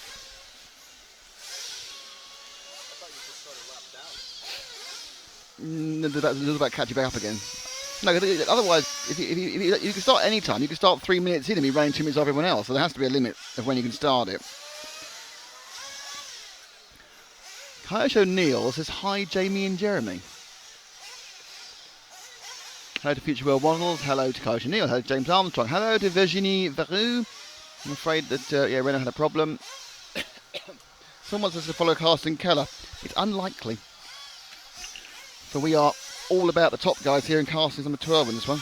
Can you stop breathing Fritos? Because it clearly doesn't agree with your lungs. You're probably right. Yeah, it's a Frito tactic though. Stop me eating Fritos and that's it.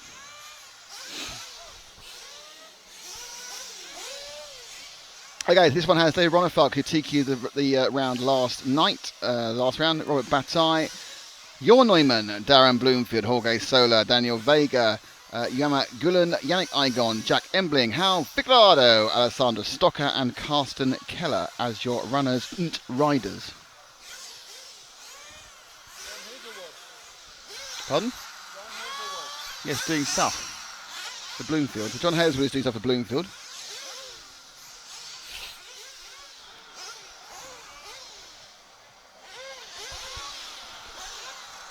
Yeah, I'm waiting for the sun to get so we get some shade. John Hazelwood, we featured in the first series of RC Racing TV.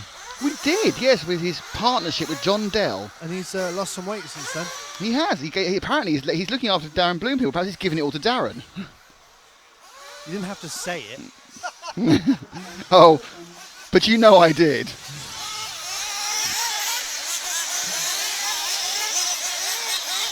So we've been asked to follow a couple of cars who aren't going to be involved in the actual Keller and Neumann. Well, Keller's not going to do an awful lot. So see if you can find car 12 and show him in the warm-up. I think it's the white car. Could be completely wrong, obviously. No, I'm not. He is the white car coming for patio now. This is Keller. As we're joined by Red RC. Enjoying the vantage view. Now, as a good Irish chap, the question is, what sun protection factor has O'Sheen on? What do you think? Can't hear me for the engines. O'Sheen, we have a question. What sun protection factor are you using? Today, actually, none. I forgot to put it on. Oh my God! There's an Irishman with no suntan lotion. This could be right. Call the ambulance now. This could be a disaster. I've actually been borrowing Phil's all week. Well, yeah, but Phil's got covered. If Phil goes on so many holidays, he's naturally tanned already. So yeah, that's a worry for all of us now. We're going to watch O'Sheen slowly turn pink as the day goes on.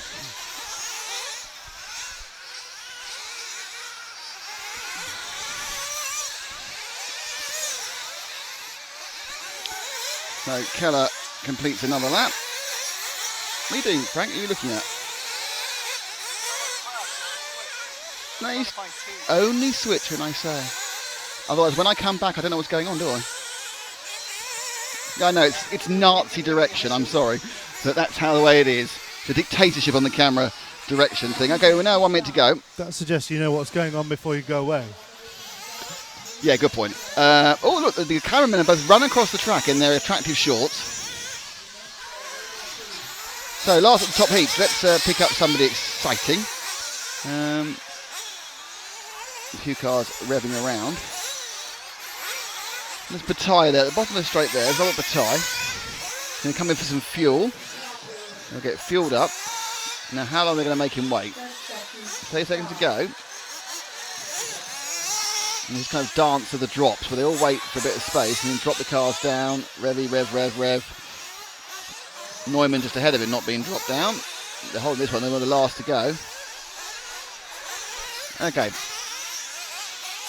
Let's switch to Bloomfield, who's just coming on the patio now, because he's been one of the first people to clip the timing scheme. That's the 4 of Darren Bloomfield. 3 good times. This one, that actually doesn't matter. So with the Agama Bullet and Beta combination, and off he goes.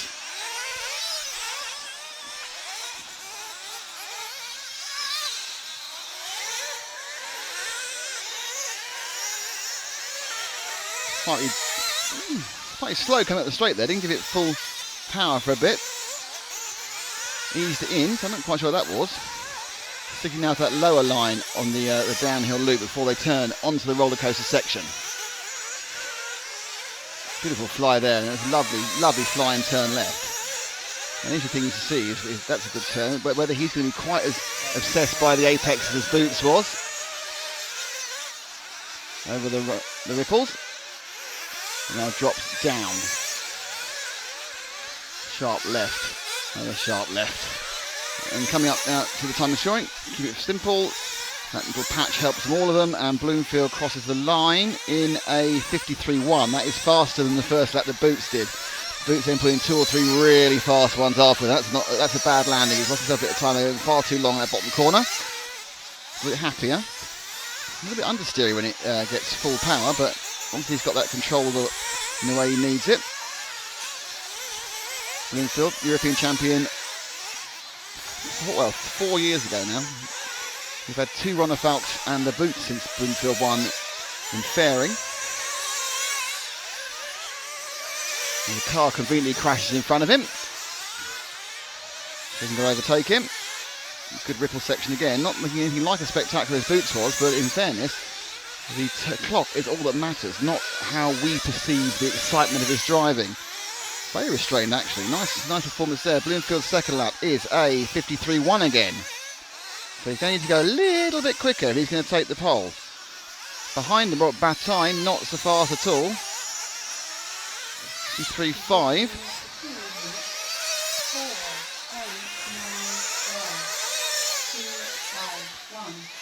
Let's see if we can pick up our Spanish ex-world champion. So going over the time is scoring right now, Frank, over the red line. That is Robert Bataille. And coming now into the patios, the gardening, driveway section, that's the one. And now he's going to hop up and go round the straight. He's chasing down the 3 of Neumann. So it's the 3 of Neumann just ahead of the 2 of Bataille. And in honesty, they aren't massively different in paint colour. If you had any element of colour blindness, you couldn't tell the 2 of them apart, especially they're both running yellow wheels. But the leader of those 2 cars, let's both of them in favour when you can, Frank. The leader of those 2 is Neumann, and the chaser is Battle. They're not racing, obviously, and I think if Battle gets much closer, Neumann's going to have to let him through, or be told to let him through. But of course, there's that foreshortening as they brake and turn. And now he's been asked, R3's been asked to let him through. I'm not sure he wants to, and he makes it. Okay, fair enough. Nice professional bit of moving there. So move forward with Bataille as he gets away, if he does get away. So lap time round, there's a 53.2 for Bloomfield. It was a waiting for, where is Bataille? 52.7. So Bataille's had a bad lap early on, and that's, if you didn't see, that's taking him out of the running. And it's Jorge Solar in the 5 who's doing exceptionally well at the moment. We have to try and find Jorge Solar in the 5. My guess is he's one of those cars coming up on the patio now. I might be wrong though. I am wrong. I think he's a car that's just crashed actually.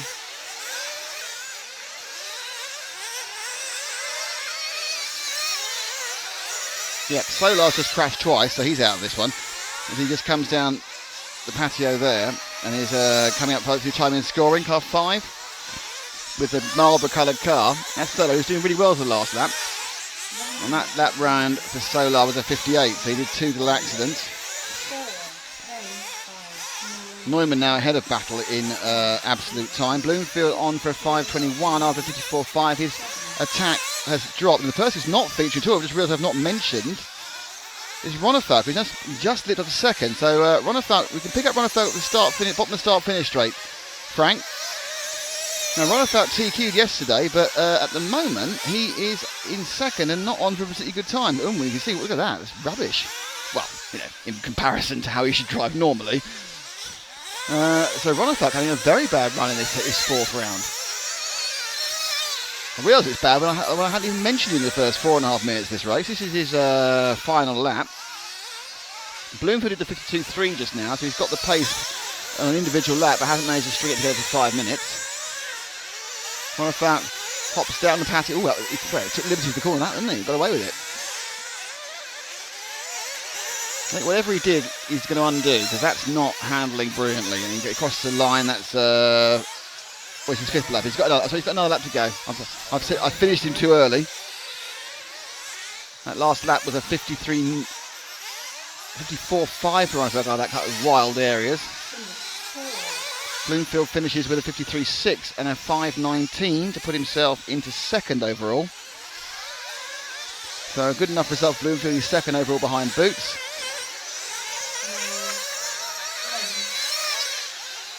Ronefalk, I'm sure we'll see one of his discarded scores, but it's not really doing anything for him. He's sort of in second, a little bit wide there, but holds it together. Car doesn't look at all pleasant to drive or sorted particularly well. So as he comes down the hill, he'll be pleased to see the end of this, his 4th run. And Ronnefalk crosses the line. So it was Bloomfield who won that with a 5:20 in the end, 5:20.1, which is just good enough for second. A 23.7 for Ronnefalk and a 24.7 for Figueredo. How does that affect the overall scores, I hear you say? Overall scores, how are they affected? Jeez. So smooth. Well, I will tell you, Matt. I will refresh this page and I'll be found out. I will find out what's going on. Get on with it then. I couldn't because it just takes a little while sometimes, as you know. So the ranking list now after round 4, counting 3 out of 4, it is Boots who has got the pole. So no one can take the pole off Boots. Boots is your TQ man with 2 wins and a second. Actually, is he a TQ? Hang on, I need to check that. I might be wrong. No, he is. He's your TQ man because no one else can do as well as him. He's got 2 wins and a second. The other 2 winners do not have a second to back it up. Bloomfield is in second with 3 seconds. Ronnefalk is in third with a win and 2 fourths. Ongaro is in 4th with a win, a 3rd and a 5th, which I think is actually wrong. So it must be on Ultimate. The divider must be on race time. Battle is in 5th. Brian Baldo is 6th. Oscar Baldo is 7th. Hal Figueredo is 8th. Martin Blanca is 9th. Neil Crack is 10th. Juan Carlo Canas is 11th. Solar is 12th. Neumann is 13th. Yannick Igon is 14th. Marco Barufalo is 15th. And 16th Miguel Matthias. But there is one little thing. There's Alex Zanchettin currently in 18th. Does have a round in hand. He's not gone yet. He doesn't go to heat 5 due to the vagaries of the way this was all sorted out to begin with. So, Elliot Boots is your pole man. Or your fastest timer.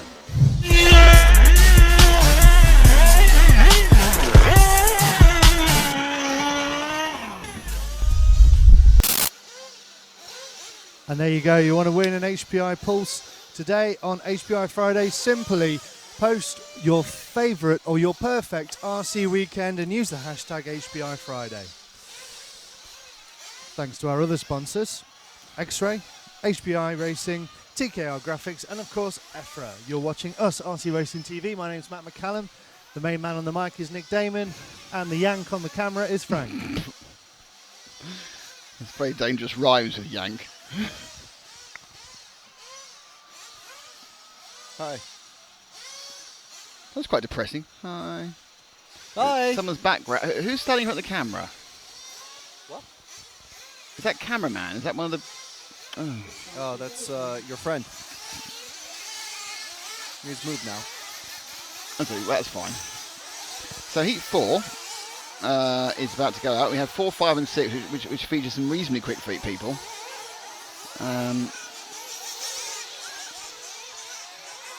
Which is nice, as they say.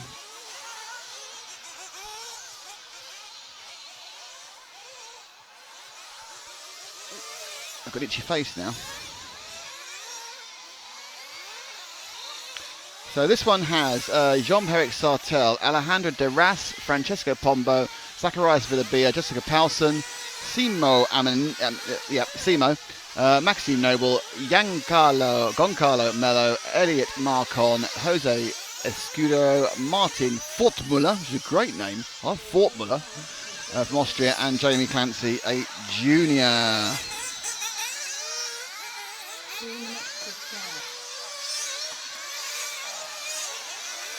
Oh, he's got up for some reason.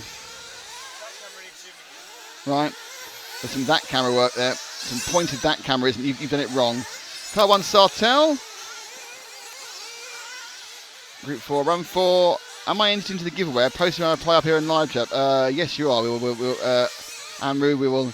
As long as you've used hashtag HPI Friday, you're in. You have to have the hashtag HPI Friday so you can find it later. Okay, so heat 4 is now coming up. Route 4, run 4. Hello to Jean-Marc Guissard, car 1 Sartel. Yeah, we'll do a bit of Jean-Pierre Sartel in this one, do not fear. Those who want to know when the top guys are back out again, it is 1:30 approximately But there are actually 3 more rounds of good guys. So 1:30 we see the top guys again, but there's some good guys first. 1 minute to start. Indeed, in the pink car.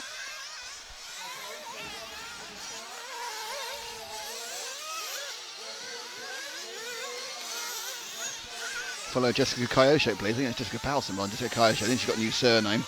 Hello from Germany to Nico Kosher. How are you?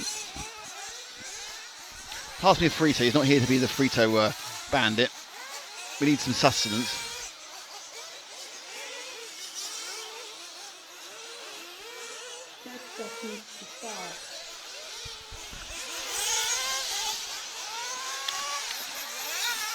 So let's see if we can find car number 1 of Jean-Pierre Sartel. Pardon? Oh, pity by now. There he is. Let's go to the start finish line now. Missed it. It's a free lap for Sartel, whether he wants it or not.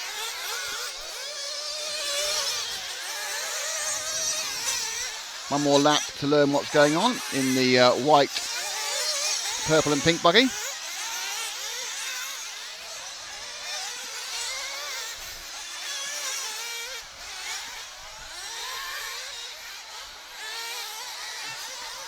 What time did the final start today? Low final start at, that's crunched 8 asking this question. You hear me actually opening paper on camera. The lower finals start at 3:30 local time. So 2:30 in the UK. I'm not sure in the UK or not, but 3:30 is the time for the lower finals, and we love a lower final. They are great fun and normally incredibly exciting because people can be in different positions one lap, and then a lap later, in the last lap, it changes about 11 times for the bump up. So looking forward to those immensely. Sartel now has started his run. Alexander Duras starts with a good 53.8. Alejandro, sorry. This is Sartel's first time lap, so we'll give you a bit of information about what he's done when he does it.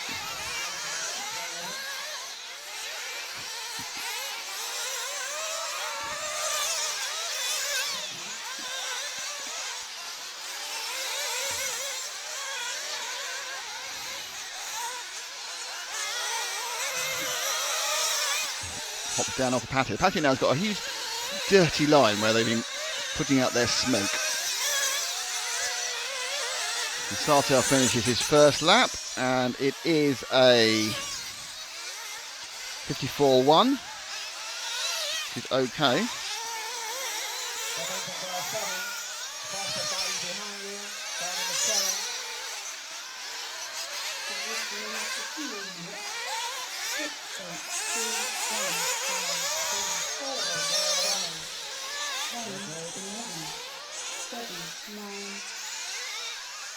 We've lost Darius, who was leading early on.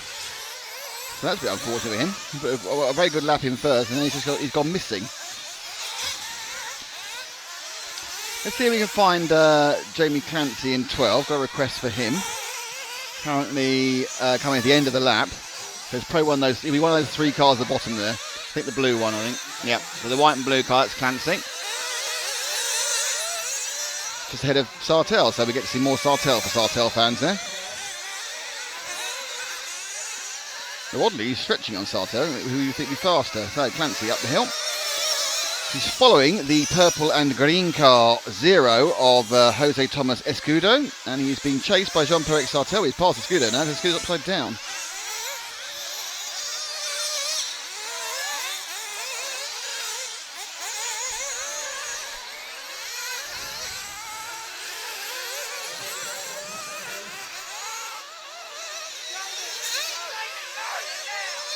There's shouting. A lot of shouting going on, isn't there? No one needs that much shouting. As Clancy now drops back behind both those cars who were ahead of him earlier.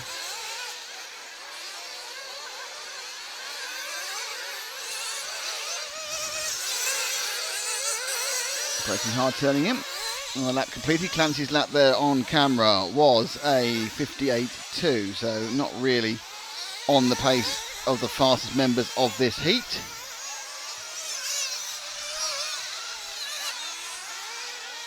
No one here going on a time. The fastest is Sartell, but no one really is going to travel the top of the timesheet. It's not surprising. There are a couple of drivers in the next heat who very well white caused some problems and some worries to people behind them. Hello to Paul Bonnet. How are you? Hello from New Zealand again. Fantastic. Lots of friends down under. Having a big Kiwi fan club. Pick up car 9 is about to go to start finish now, Frank.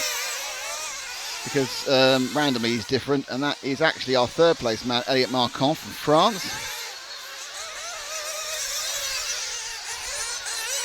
Look at fishtail, he puts the power on the main straight, and then he's got to get under the TKR King. Not quite right there. Hops that, brake hard for the X-ray switchback. And I really like a bit of this, just drop up and climb back up again before it's a roller coaster, which is a heavy concentration. I'm very interested to see how that races. Because when they're doing it on their own, it seems to be fine. When they have to race it, I think it's going to be a significantly different factor as the number 6 or the 8 that's had a major problem. I think it's the 8.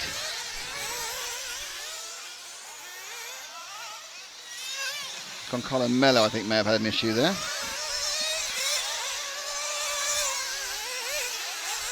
As we carry on with Marcon. Marcon comes round for his 5th lap. And moves back into 3rd, 55.1. Not really bothering the very top of the timesheets at all at the moment, Marcon.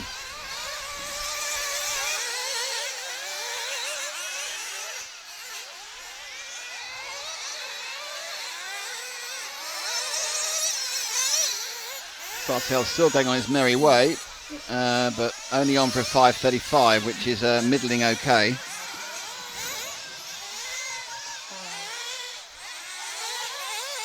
Paul Boyd's trying to get the kids to sleep. I take it, therefore, he's not on our time zone.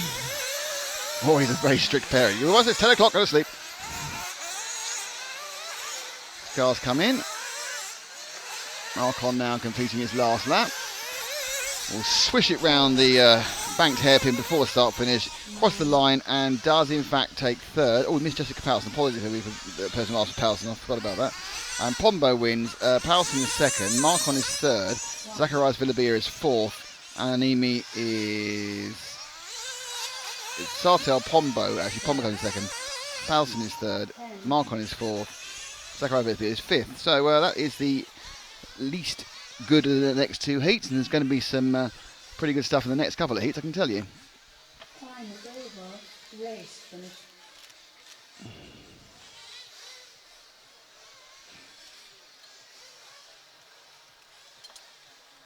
It's 8:30 where Paul is.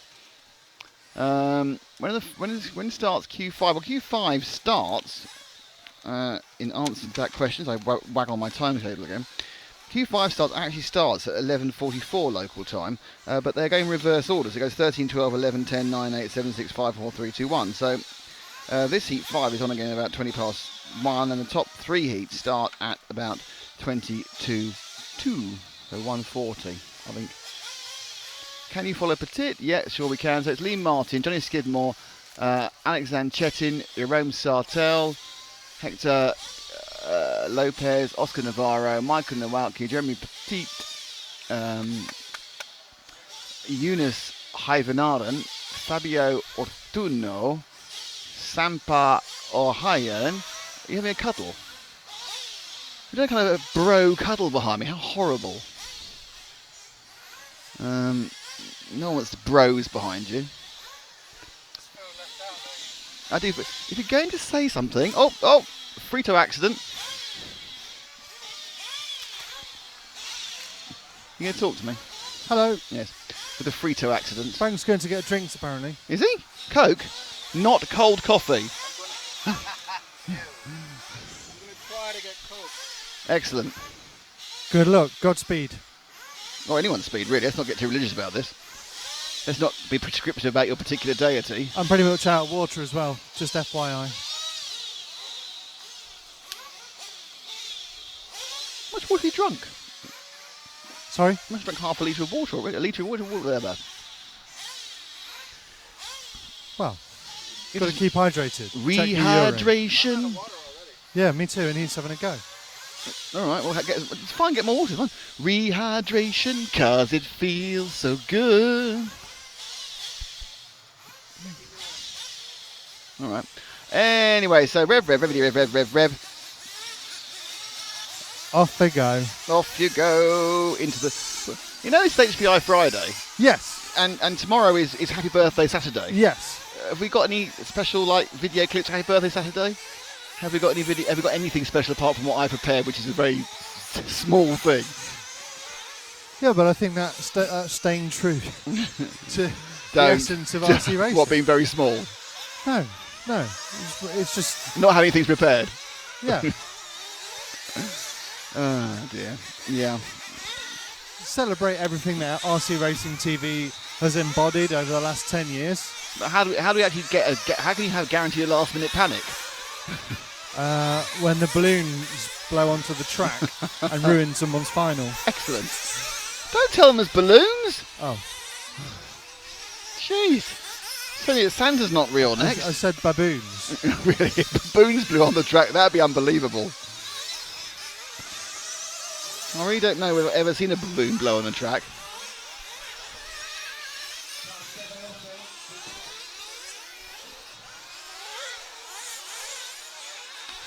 I just contemplated things now and went quiet, didn't it?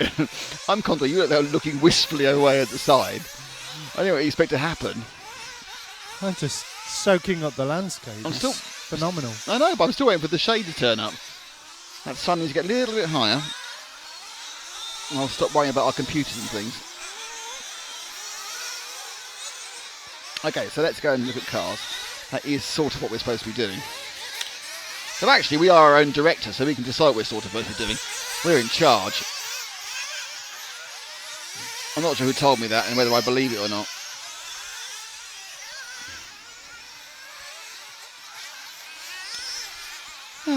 Right, so we are about a minute from anything happening. So Johnny Skidmore, car 2 I've been asked for. Who's getting some fuel at the moment. And they're dropping down any second now. Rev. Maybe they're dropping down in it now, I won't bother. Come on.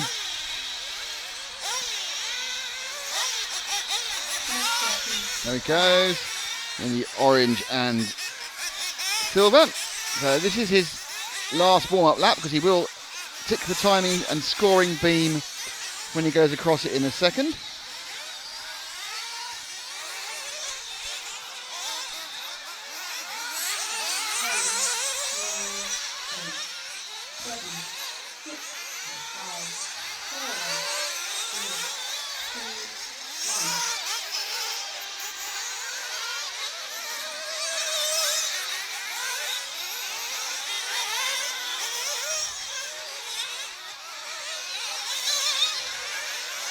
Okay, all about to get real. It's going to get very real for Skidmore now. Straight onto the driveway section. Turns over these little hoppy double and tabletops. There's a lot of those on the track. And then up the one really piece of flat, straight ground before he turns to as tight as possible to the right-hand side of the TKR King. A nice turn there. Whips the car around. Going into the X-ray switchback. And a bit deeper. It's been getting more and more popular to stay higher up the hill on that loop round. He now runs down the roller coaster. Not the fastest than that. Gets the next corner quite nicely. A little bit wide on the exit, but not a problem.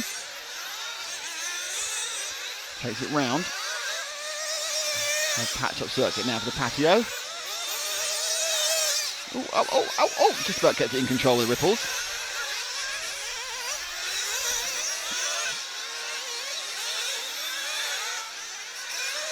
Quite a lot going to the right before the left actually on the timing scoring. First lap in the books, and Skidmore's first lap was a 55 flat.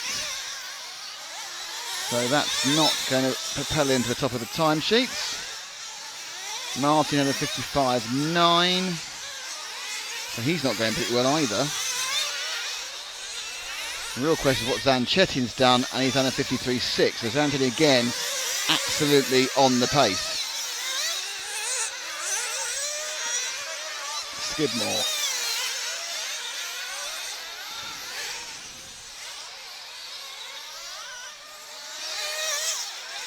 Okay, let's see if we can find car number 8. He should be coming round to, here's the white and orange car about to go in time and scoring now, Jeremy Petit. Currently running in the sort of a net third or fourth, 55.5 last time round.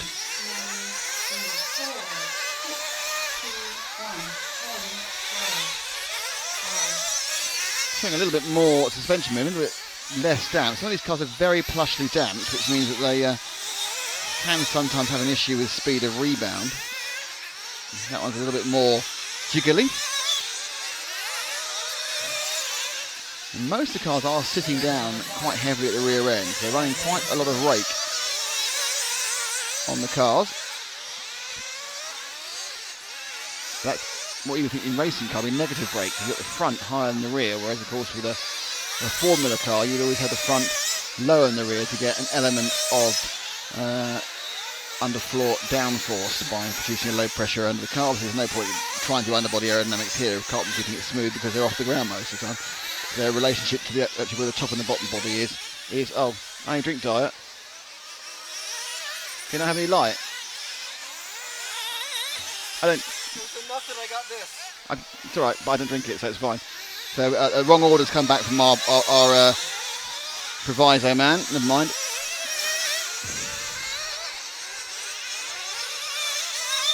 Let's pick up car 3 of Zanchettin, another 53.9. He's just underneath us right now. Matt White with the white wheels and the yellow wing. He's on for a 26. So Zanchettin also is not really finding the pace of the top 2 or 3 heats.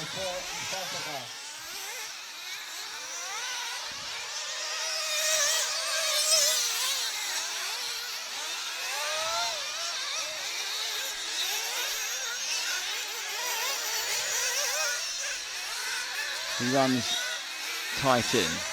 Oh! Avoids the car that crashed in front of him. I think it was Lee Martin, in fact. So Martin really just, again, not having... Martin's going to be lucky to win the quarterfinals this rate. He may even be in the 8s. And that's a long way to a final if you start in the 1/8 finals. Sanchez's last lap was a 53.9. He's just not got the ground speed in this one. He was massively affected in the last round by the wind, the absolute gale that blew up during his heat, and it was a nightmare to try and drive the cars when every time they take off they're being blown in a different direction. So as it is, whilst he's going to get a reasonable score like a 9th or a 12th or something, he's not really where he needs to be, which is in the top 3, but he should, with a solid run, probably make the top 16 in a direct semi-final entry, and then he can work out what to do next from there.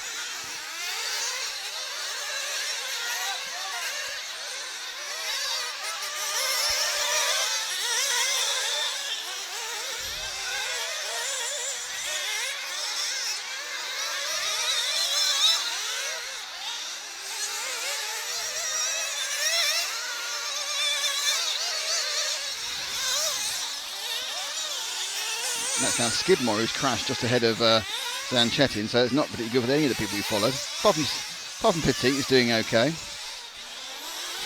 53.4 for Zanchettin, on for a 24.7. That's a middling time. I think it's top 10 time, or perhaps a top 12 time. As he comes around now to complete the final lap of this Heat 5. Interesting to see where he pings up to. Once again, Lee Martin's having an absolute nightmare behind him. Now that car is holding him up. I'm not sure he'll be told to get out of the way. That's the 12 machine of Leonardo Valente, but that's all over. And the last lap then was a 54.8. Yeah, he lost a lot of time in that last lap, unfortunately. And there's a 5:25.339. So not what the doctor ordered for Alex Zanchettin.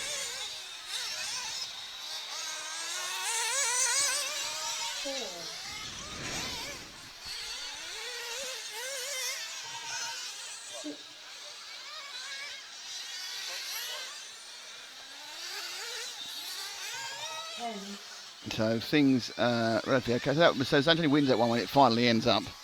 Not sure quite how quickly.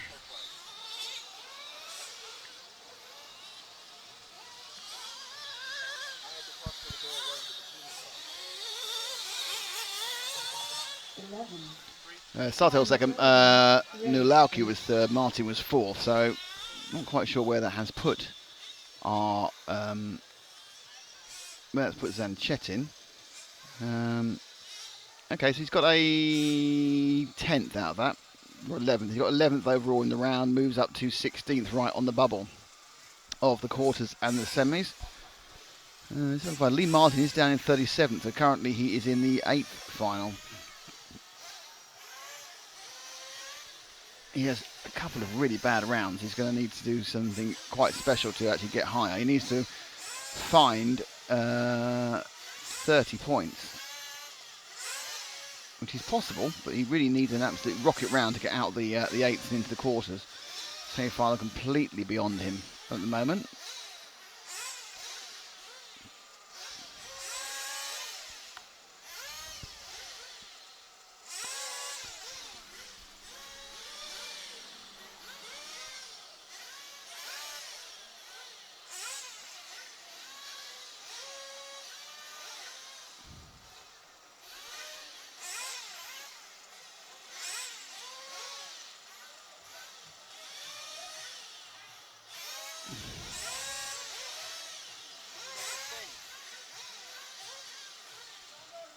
So looking at the various scores, it is, as I said, it's Boots from Bloomfield, from Ronefelt, from Ongaro, from Battle, from Baldo. Brian leading Oscar at the moment That's fine. by 9 points. I think Brian will stay ahead of Oscar. Figueredo Cragdown in 9th. 10th is Valanka. 11th is John Carlos Canas, the B champion. 12th is Neumann.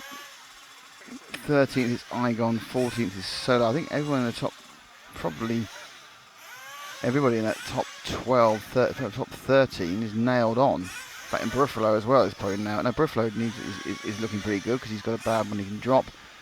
So it's really sort of only 3 or 4, not a huge amount of change likely to happen in the bottom end of the semis. We'll soon find out.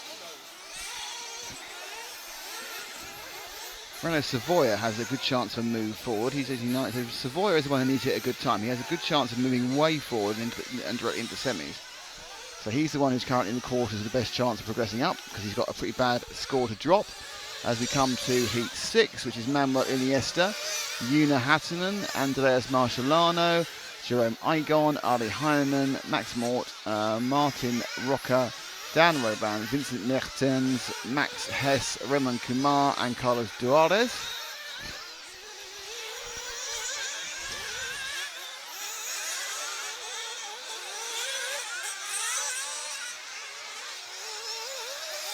Car 11, Roman Kumar, is the son of Mr. Tip Top.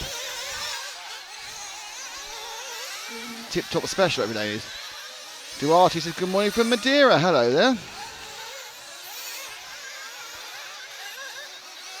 Is it 2 horses? No, it's just 1 horse.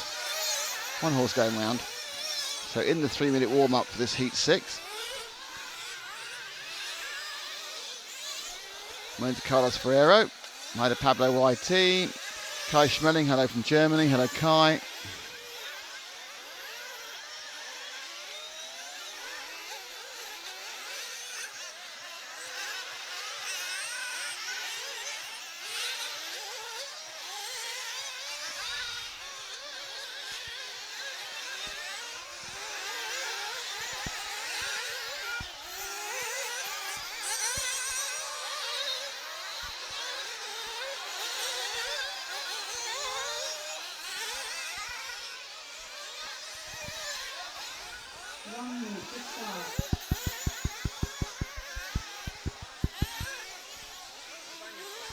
Oh, sorry, I was thinking to myself then.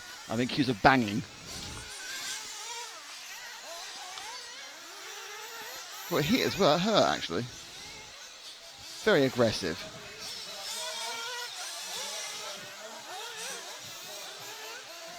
Shocking. Right, okay, run away now with this. The 6th heat of... well, we came very near to the end of this round. So we are now on Heat 6, and we have 7, 8, 9 and 10, and that's the end of the round before they then start and go backwards from 13 to 1, with the top 3 heats coming on again at about 1:30, just after 1:30 local time. 12:30 in the UK. So some lunchtime viewing for you all, wherever you are. Jerome not fastest Euro. Why? I do not know. I think you have to ask him. I think he's just having a bad time at the moment. A few of them came here, didn't really have the preparation going on to it. So let's see if we can find car number 4, Jerome Igon.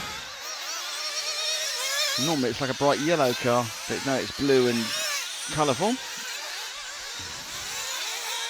Yellow into blue. White wheels, showing a little bit of oversteer there as he comes down the roller coaster. Igon short landed that first one, and again short landed it. So it's indicative of not brimming with confidence at the moment in this car. Very fast, has TQ the Euros before, and normally in the finals, and normally hard at the final, but it's just not working today. Much like Lee Marty, it's not working for him today or this weekend. Igon avoids the picket fence at the bottom there, and will come very much in control of his Kyosho, and Igon crosses the first lap in a 54.1, so that's a reasonable time for this heat. Predicted a 5.24. If he could do another set of 54.1s, that'd be a nice hatful of points for Jerome, but keeping it 4 wheels down has been an issue so far for him. So the switch back.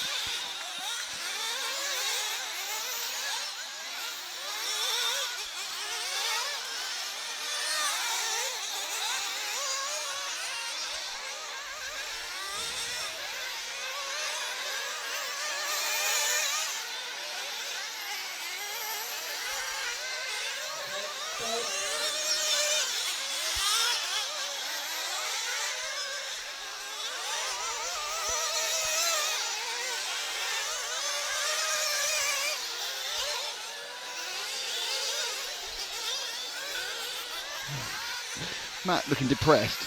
Are you on a Diet Coke run?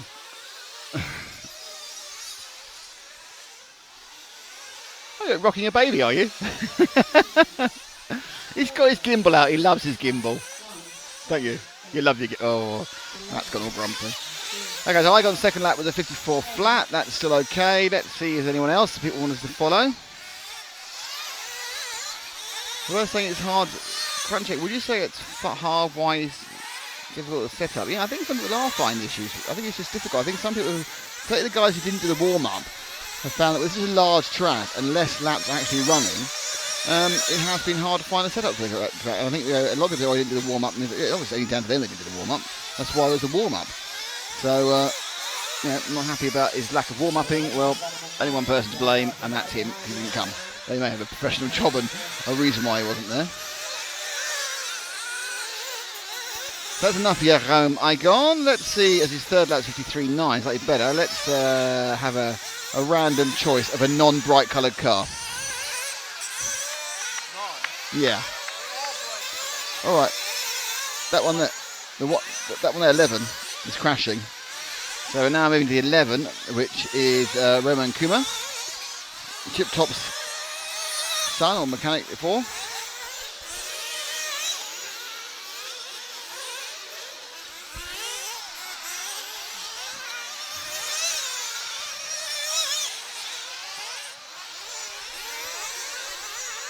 Relatively controlled. See how much more air he took over that jump than we saw from Jerome earlier. Much more confident with the car flying. It might be, now the wind's dropped down. This is why Igon's happier with the car.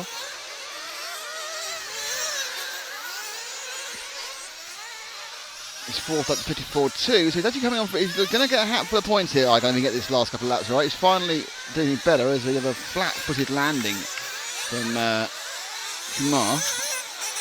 Oh, big crash.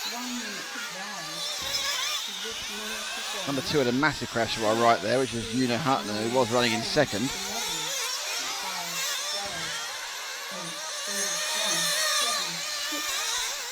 Sort of guiding that one like a yacht.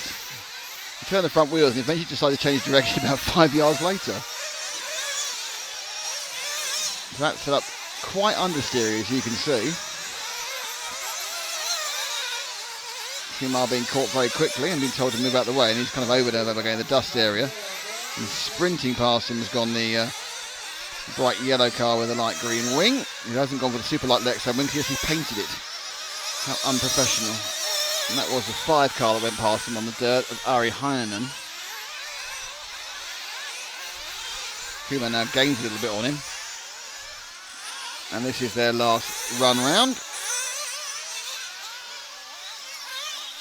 So this is starting their last lap. Igon did a 54.3 that time. So individual laps not that quick, but so far he's doing a reasonable run, which is going to put him somewhere in the top 10 or 12.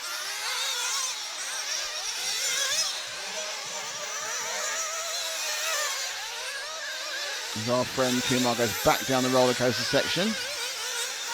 Having let Heinen pass, he's now kind of catching him back up again. It's one of those examples where you can get somebody who's slightly quicker and can drag you around, much as someone who's slightly slower will slow you up even though you don't realise it.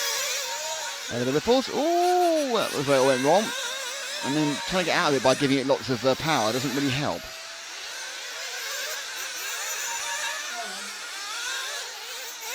With that, the 5 finishes and the 11 finishes as well. That's the end of the run, and it's Roman Kumar ends up with a 6. So 6 laps in 24.9 for Igon. That will be a few points that him would be happy to get. Second was Ari Heinen, 29.9. Andreas Marcellano was third. Una Hatton was fourth. Dan Roban was fifth. Max Mort was sixth as the final car comes to finish. It's Duarez, and he moves. Duarez was second after all that. Ruined my reading out the scores by being the last person over and leaping up the scale. Time is over. Race finished. So it was Jerome Igon from Carlos Duarez, Ari Heinen, Andres Marcelo, Manuel Iniesta, Una Hatton. Alex Le French, says Nicolas Moisy. Hello indeed, my le Franchon. How are you? I am from France. In fairness, he's gone quite well for the last 24 hours as they've qualified for the European Championships in Le Football. Well done to La France. The question is, where is Jerome Igon? Yannick Igon is happily in the semi-finals. Jerome Igon is down in 43rd position. But I'll give you an idea. In round 1 he got 47 points. In round 2 he got 94 points. In round 3 he got 121 points. And in this round he got 148. So he's on a bit of a tear up. So he has the possibility of getting... He can't go any farther. He has the possibility of getting into the quarters. Currently in the 8th. So obviously 47, 94, 121, 48. He should get about 170 points next time it's possible on his progression. But obviously he is slowly getting happier with the car. But is that finishing like 20 points ahead of Boots? Basically, he'd have to be finishing his next round about now. But yeah, so Igon on a improvement, so he'll be happy with that. I was just chuckling at, speaking of improvements, everyone that's walking off the driver's stand from the last heat was just looking at their times on the referee timing screen that's just a few feet from us, and just all of them shaking their head. Typical racers. The sort of thing you do, though, even if you're quite pleased, you still shake your head. I could have done better. Yeah, I remember that. I got that corner wrong. Yeah. You know, it's very rare you go, yes, and unless it's the last qualifier in the last round and you're the last heat, so you know you've made something. Yeah. Yes, I'm in the B, or yes, I've got a... You know you've qualified ahead of your buddy or something like that. Yeah, up to that, you're always disappointed. Oh, no, I couldn't. It's a disaster. I can't believe it, you know. No, I don't know what I'm doing here. I should retire. It's terrible. Oh, yes, I've got in the B final. My problem was spending tons of money to go to a big race and just thinking how much money that set of tires just cost me that I just did horribly. You can't race like that. No. That's why I stopped racing. You have to basically think, it's my hobby. Oh, there goes all my money. What you need, actually, is a young child to race with you. You can hand me down all your stuff that's not absolutely A1. Feel you're doing a bonding exercise and using stuff better. Yeah, but then you have to have a child. I've already got one. I've got 2, actually. Well, yeah, but yours... Bit too old now. They got too old now. They haven't put out the sound equipment. What sound equipment? They took away the microphone and the cord. For what? Down here on the straight. Oh, okay. To the exhaust the decibels. Yeah, they had. I think there was a problem with the wire falling into the pit lane at one point. They probably decided that they may have moved it to a different monitoring point. Yeah, that's true. They may have. But I suppose anywhere where there's the full throttle.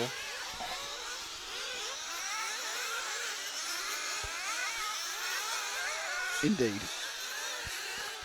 I have trouble seeing how my weather forecast of rain.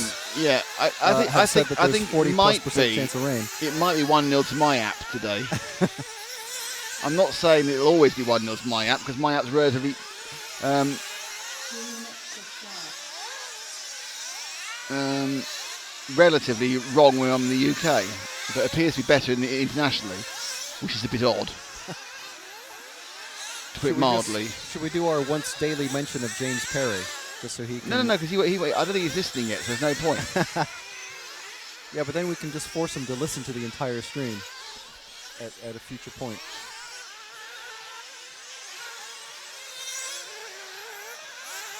A minute and a half left in the warm-up.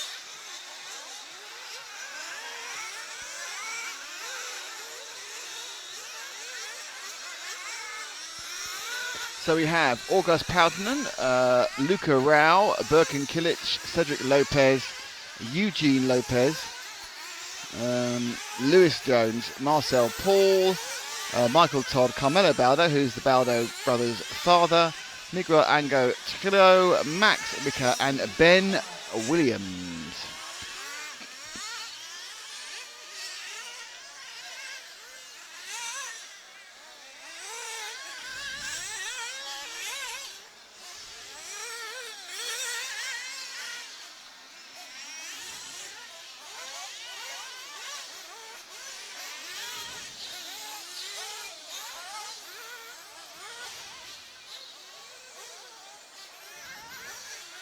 Seconds to start.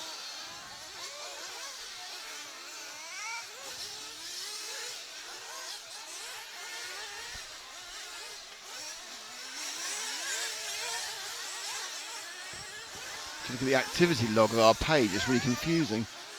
It's not the only thing that's confusing, it's particularly confusing. Okay, let's get and see some cars. Let's go look at cars. 4, 3, 2, 1.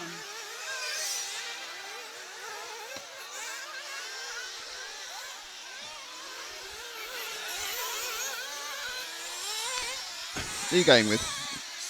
7. That is Marcel Paul of Germany. First man to tick a time. White into rouge. That's a red. It is very warm here today. And our tent is not providing us with shade just yet. Should be coming in a minute.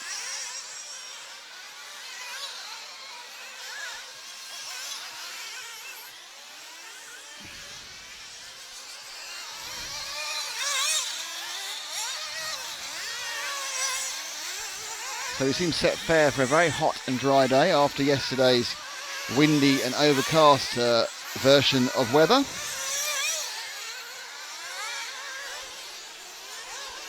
And as it was all going so well, and he just kind of slowly tipped the blooming thing over. And that's the first lap for Paul of a 1 minute flat. So let's go to the car behind him, which I think it's Carmelo Baldo, who should be let through, and he is. That's car 9. Man who owns this track. Should know it better than that. Hitting the right hand side of the TKR kink, and now through the X-ray switchback. A little bit of oversteer on the thing the whole time. He's now a bit better now going down the roller coaster section.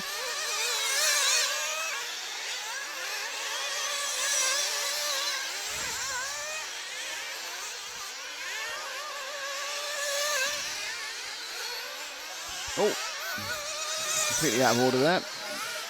Drops down. Hanging your left.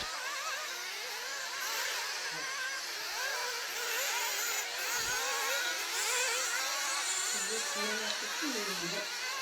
9, 7, 4, 2, 6, 1, 8, 11, 3, 5, 10. It's Baldo Carmelo. Drop back 2 cars to the 6. And that 1 car now, he's gone past him, the light blue car. That's Lewis Jones who's leading this one at the moment, or was until Lopez went faster. Oh dear, oh dear, oh dear, oh dear.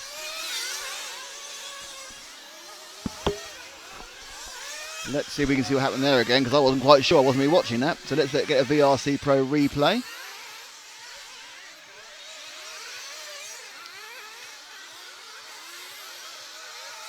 That'll be instant between those 3 cars. Here we go.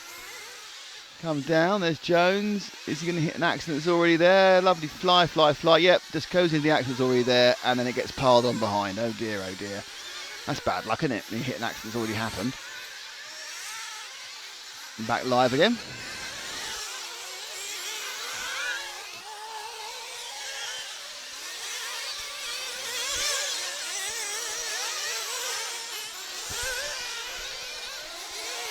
Let's move on to car number 2 there. That's just coming with timing scoring just this moment. And coming underneath us now. It's blue into yellow. That is the machine of Luca Rao, who's in the lead of this heat, not anything else. Estimated 5:32. That's not going to be the top of the times, but probably a good 110, 115, 120 points.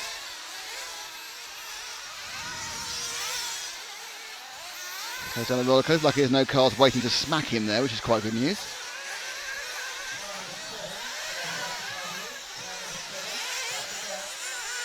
Goes past our Cameron, which hasn't performed down so far today due to lack of wind. Going directly towards us on the ripples, and he gets a free pass of the car which has fallen over. And I'll see in a minute. He got a free pass of the green and red machine 5 of Enrique Lopez Ross.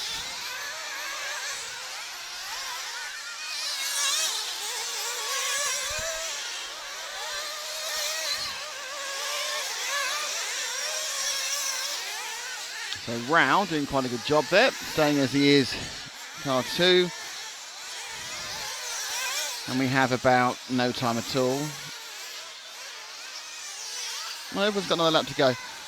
Drop back to... There's car 8. This will be car 8, that's interesting. Yeah, take the bright green pleasure machine that's going down the right at the bottom of the circuit now. We've got a JQ tribute car with JQ green and even greeny wheels. As he hops final on, that is the number 8 of Michael Todd, Spanish driver, or I'm not sure. I think he's the English guy who raced under a Spanish license, but I could be completely wrong how that someone else is different. Lives in Spain.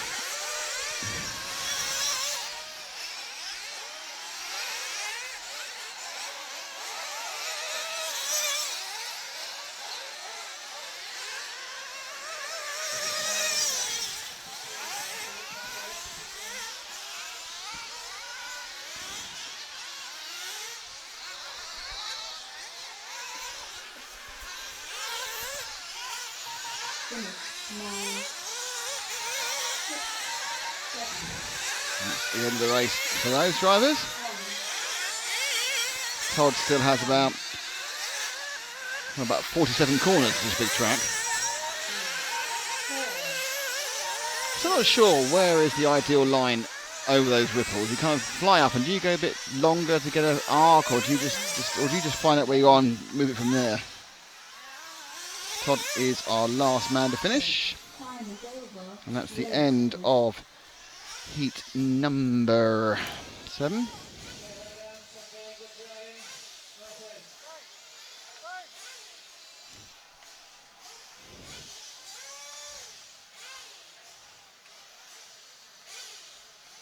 Don't hit him. Don't hit him. Throw it high enough.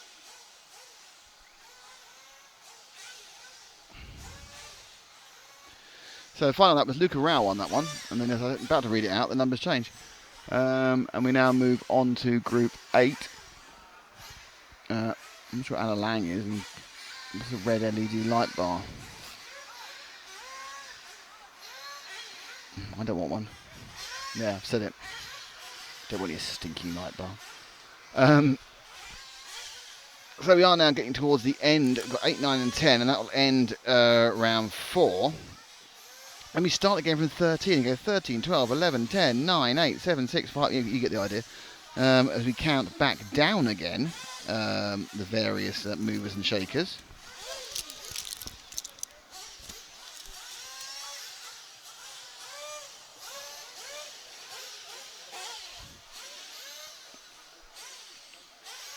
So we're waiting for Group 8 to get out running.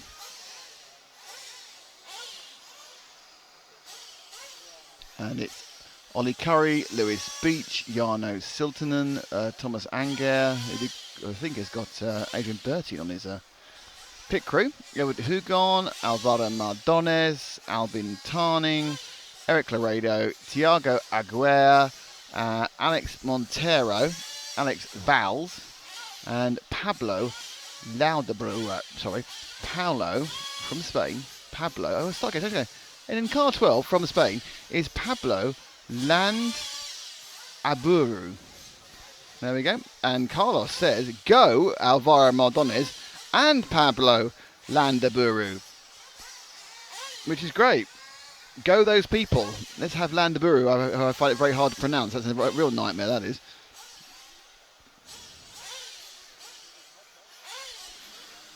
So don't forget, we are currently at 11 minutes past 11 local time. We will have the relatively top people on from about 1 o'clock and the absolute top people on from 1:30 local.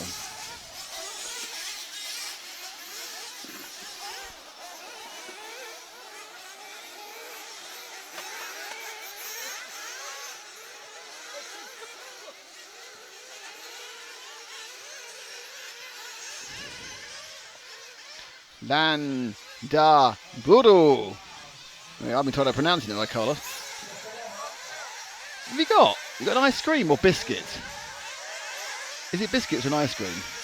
Oh, okay, I've got biscuits. They're Oreos. How's he got biscuits? Oh, right, Neo biscuits. Oh, okay. You can now hear me eating biscuits. Thank you to Phil at Neo for our Neo biscuits. Thank you, Phil.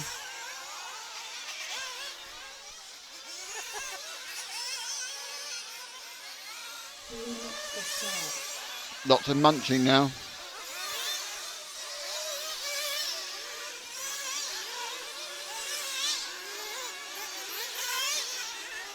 The current local time is 13 minutes past 11, Brady. So 2 hours and 20 minutes. 2 hours, yeah, to the top heats again.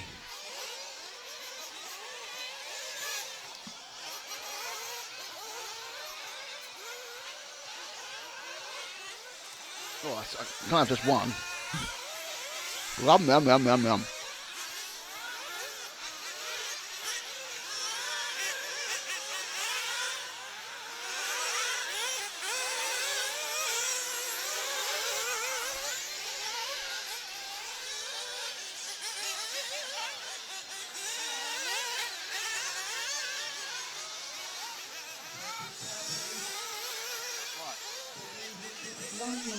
One minute to go, and we have requests for Pablo Landaburu and Alvaro Mardones.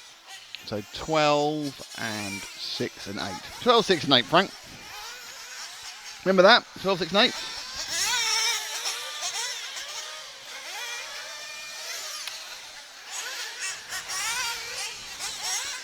Twelve, 6 and 8.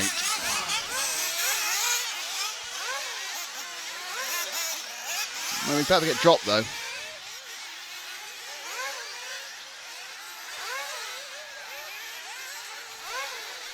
I said it's about to get dropped. There we go. This is 8. And that is Alvaro. No, it's not. That is Eric Laredo. Laredo, which is a trim level on a Jeep vehicle, isn't it? Jeep Laredo.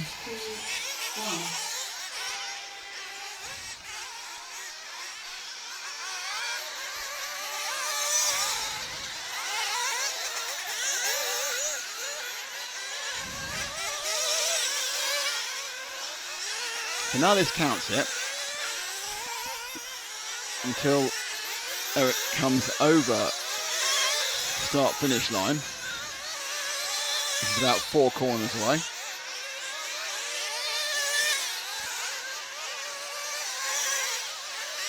And he's off.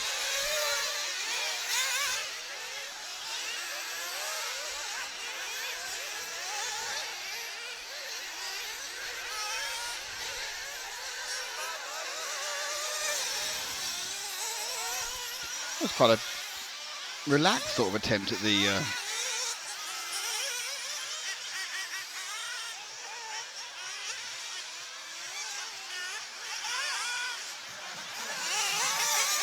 end of the straight there. So Laredo not really. I think he's playing it incredibly safe. Well, that's just how fast he goes.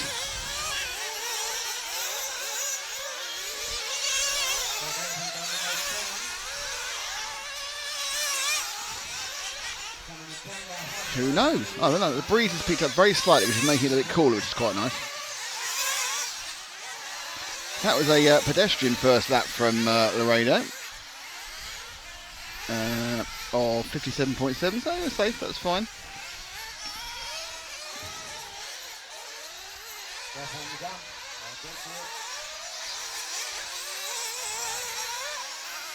Now Mardones, I think it's either the last person over or he's not actually racing this race anymore. Okay, Mardones has not started, so we can't really show you him in car 6. So I'll try and find Pablo Landablau in 12. It's the green car just going over the driveway section at the bottom there. That is Landaburu. Our second request, leading is currently is Ollie Curry. Thomas Anger is second. But we're with, oh dear, we're with Pablo Landaburu. That's the green car, just been overtaken by the one machine of Ollie Curry.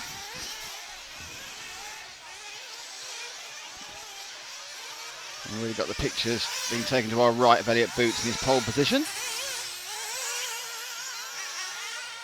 I think we can count and have worked out he's already got it.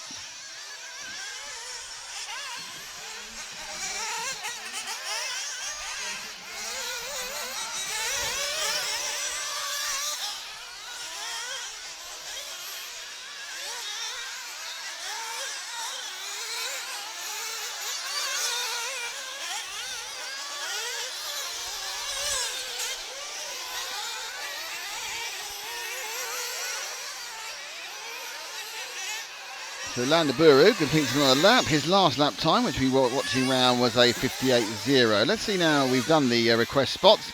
Let's see if we can find our leader, Ollie Curry, who should be about 2 cars ahead of where we are. So he's just turning now onto the roller coaster section. Right now in front, going along the HPI rollers, he's going to turn sharp left to go along the bottom straight before he will now climb the hill.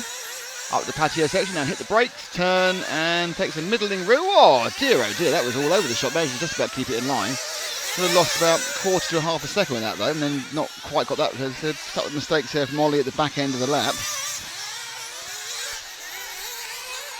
It is a very difficult thing, and trying to recover from a mistake will often lead to more mistakes. And it really is when you've made a little error, you just, I'm going to gas it and get over and get faster and make it up, and that tends to lead to another one. That's where the maturity and experience of racing is basically just gather yourself up from a mistake and carry on going like it never happened. That mistake never happened. I never made a mistake, I'm never making another one.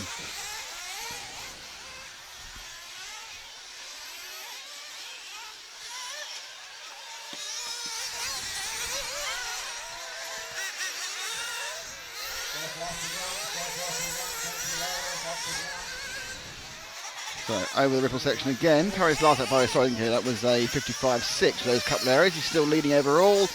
On for a 37, 6 and 5, 37. This one looked, oh, that was quite good. And you got back round again. I think we may see that one again in slow motion because it just looked like a bit of fun. The only problem is I now have to try and find the mouse on this screen, which is not easy.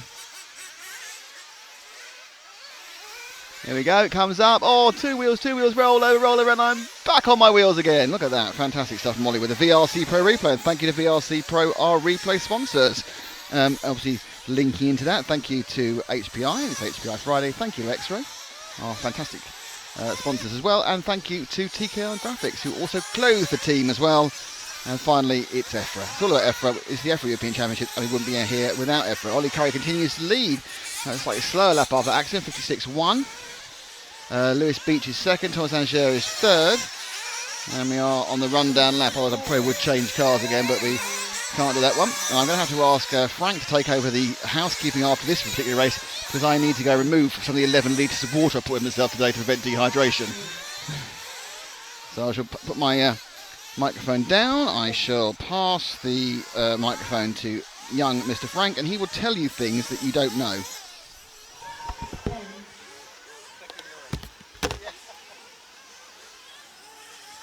Right, okay. So that was, let's see. That was Group 8, run number 4. Ollie Curry, Edward Hugon, Thomas Anger, Jarno Sultanen, Thiago Aguiar, Albin Horning, Eric Laredo, time is over. Late. Alex Walls, who just popped up ahead of Aleix Monteiro, Pablo Landerburu, and Alvaro Mardones. That was your finishing order. So, the heat is building. Well, we have cookies, and we have at least I have cold drinks. Everyone else refused the cold drinks that I went and got them because they're sugar laden. I couldn't be bothered to expend the energy to try to get the diet versions from the young ladies in the beer tent. But now they know that we'll be getting drinks from them throughout the weekend. The next time I go, it will be Coke Light, please. Coke Light, por favor. Right, so Group 9, they're revving up their engines. You might be able to hear them. Let's see. If I can get the mouse to work here.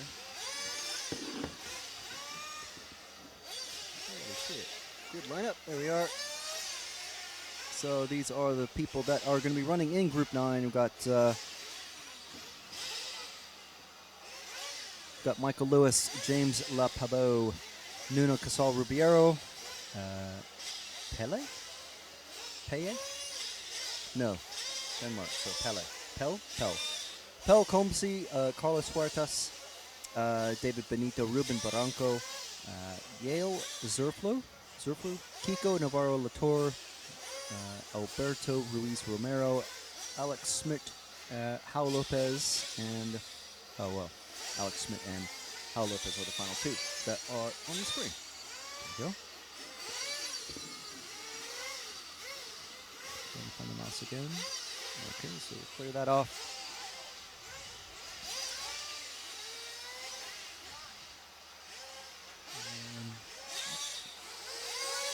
What are we pointing at on these cameras? No, that's the replay. So get back to the live camera.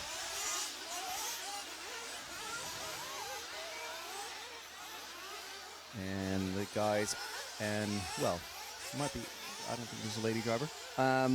The racers are out on the track. A couple of them are cutting the track. That is totally fine. The referees allow them to do that up to 1 minute before the start of the race to allow them to find a clear bit of track.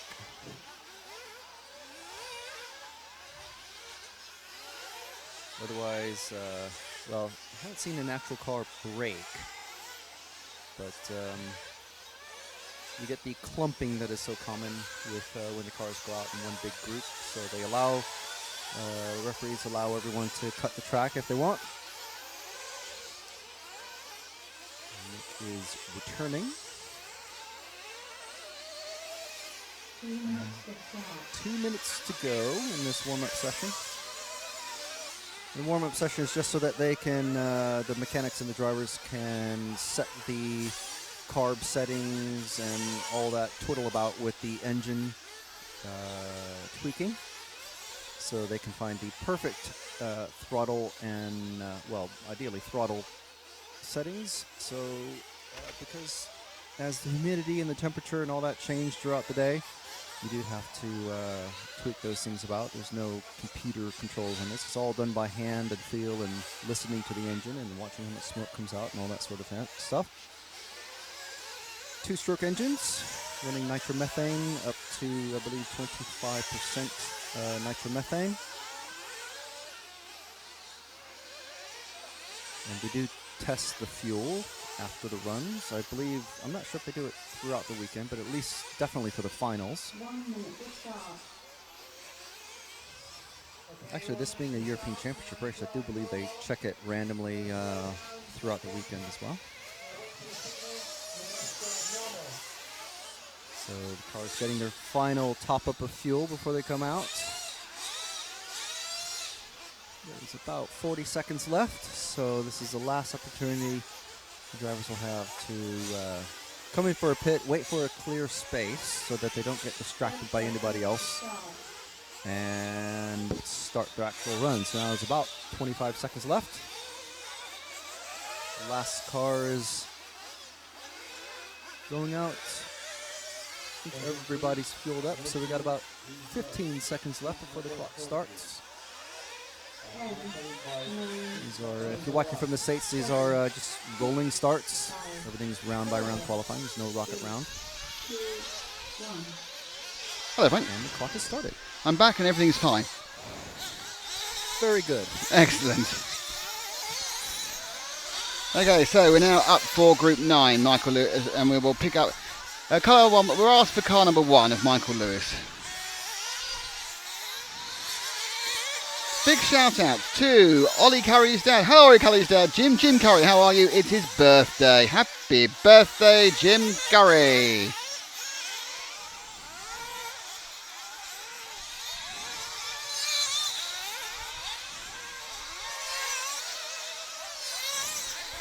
Oh dear, people getting some spammers on us all of a sudden now.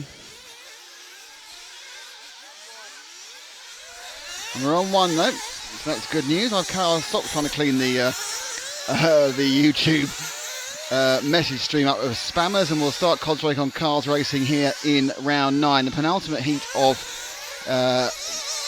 heat 9, the penultimate heat of round 4 of qualifying. Of course, it started for some reason with 11. The next one will start with 13 and count backwards to 1. Hence the reason our top drivers are on at 1:30 local time, or just after 1:30, about 2 hours and 5 minutes time for top drivers. Now they're 3, 2, 1. Boots already assured a pole, but everything else is very much up for grabs. Or TQ, not pole of course. Only advantage of being the TQ is you get to practice in both the semi-practices, so you get lots more practice.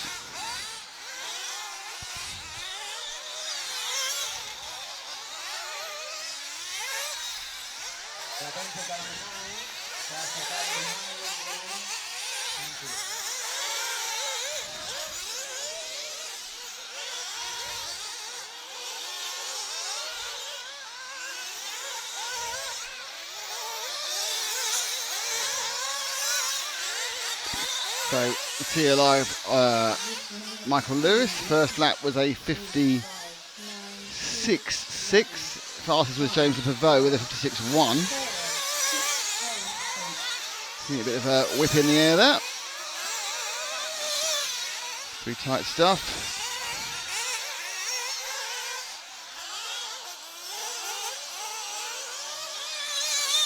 How the hill turns out. It's got a pretty shell that, it's been cleaned as well, so it's quite shiny. Glistening in the sun. It is a fully sunned up day, unlike yesterday where we had wind and overcast conditions. Today is the Spanish sun, and the 41% chance of rain on Frank's weather app has been really poo-pooed, hasn't it? Your app is wrong. Shocking app issues. So it's supposed to be cloudy, which I was hoping it was going to be, but it's just sun. Small amount of breeze, which is helping out, preventing us from melting.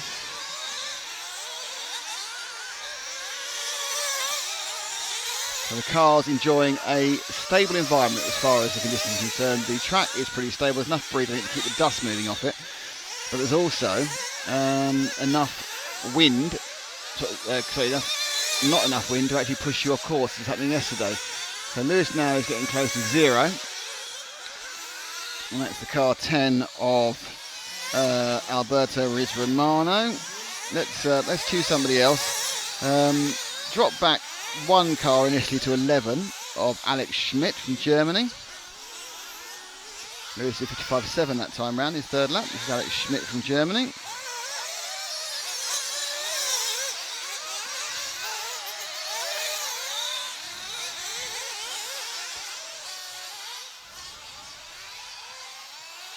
The Pavot still leads. 1 minute to go. With Schmidt though, who's in the middle of the pack 2, 9, 5, in the 11. 11, 12, 10, 4, 6, 8.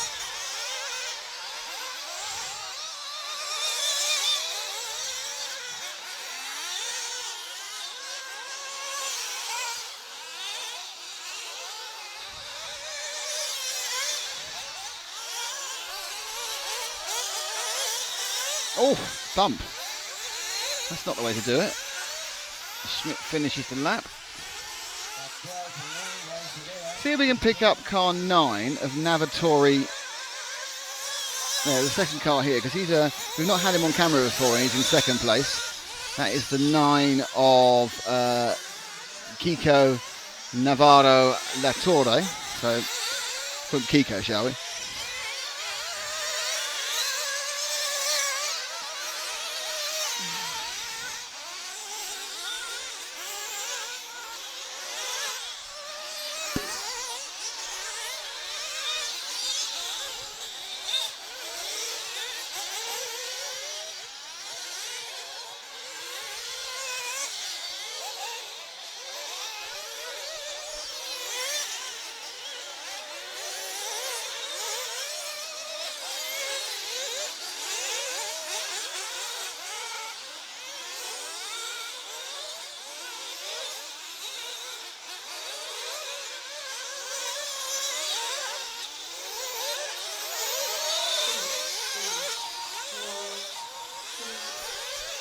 So the 9 of Kiko Navarro finishes. There's 56 last lap, a 5:43 overall. 10,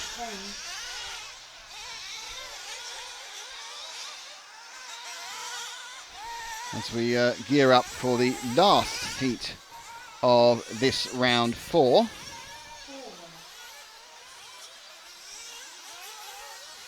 8,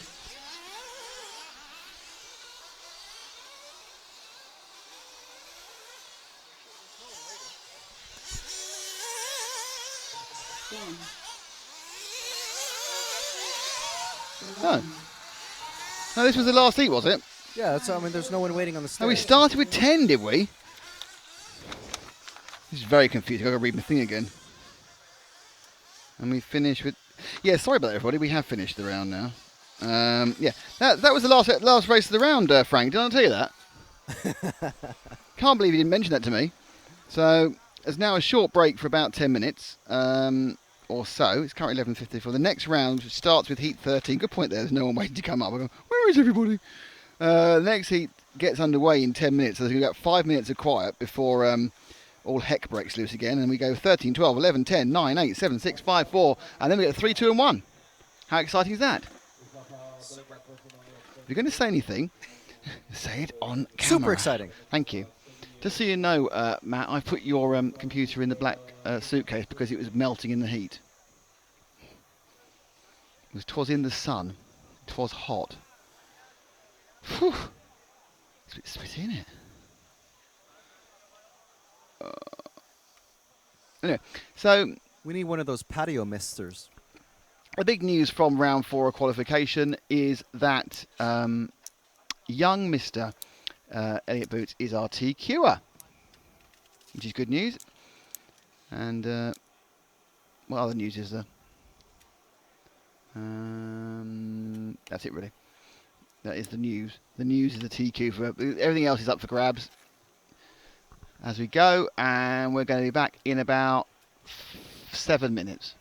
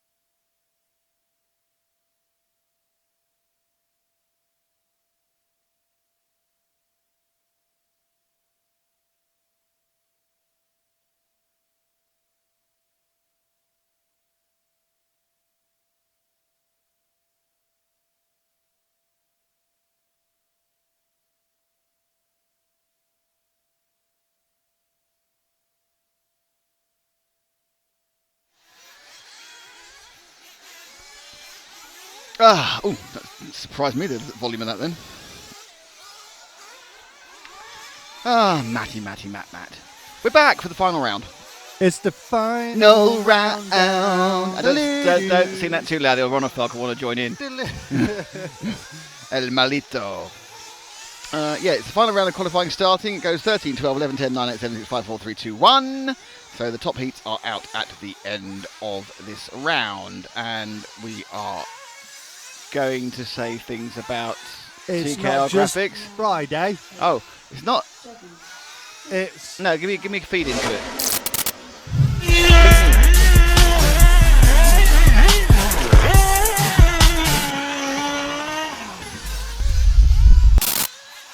okay. He wasn't happy with how that went in, so I have to feed him in. Yes. How do I? Right, feed Ask you me in. to say something. What is it today? Okay, Go. Nick, what is it today? Well, obviously it's a Friday, but it's not any. Don't fall asleep. It's not any Friday. It's a Friday which we celebrate the specialty that is hashtag HPI Friday. And it didn't work, so that's marvellous. Why are we suddenly so loud? Let's turn it around a little bit. That's hot. We need a t-shirt for that. Hang on.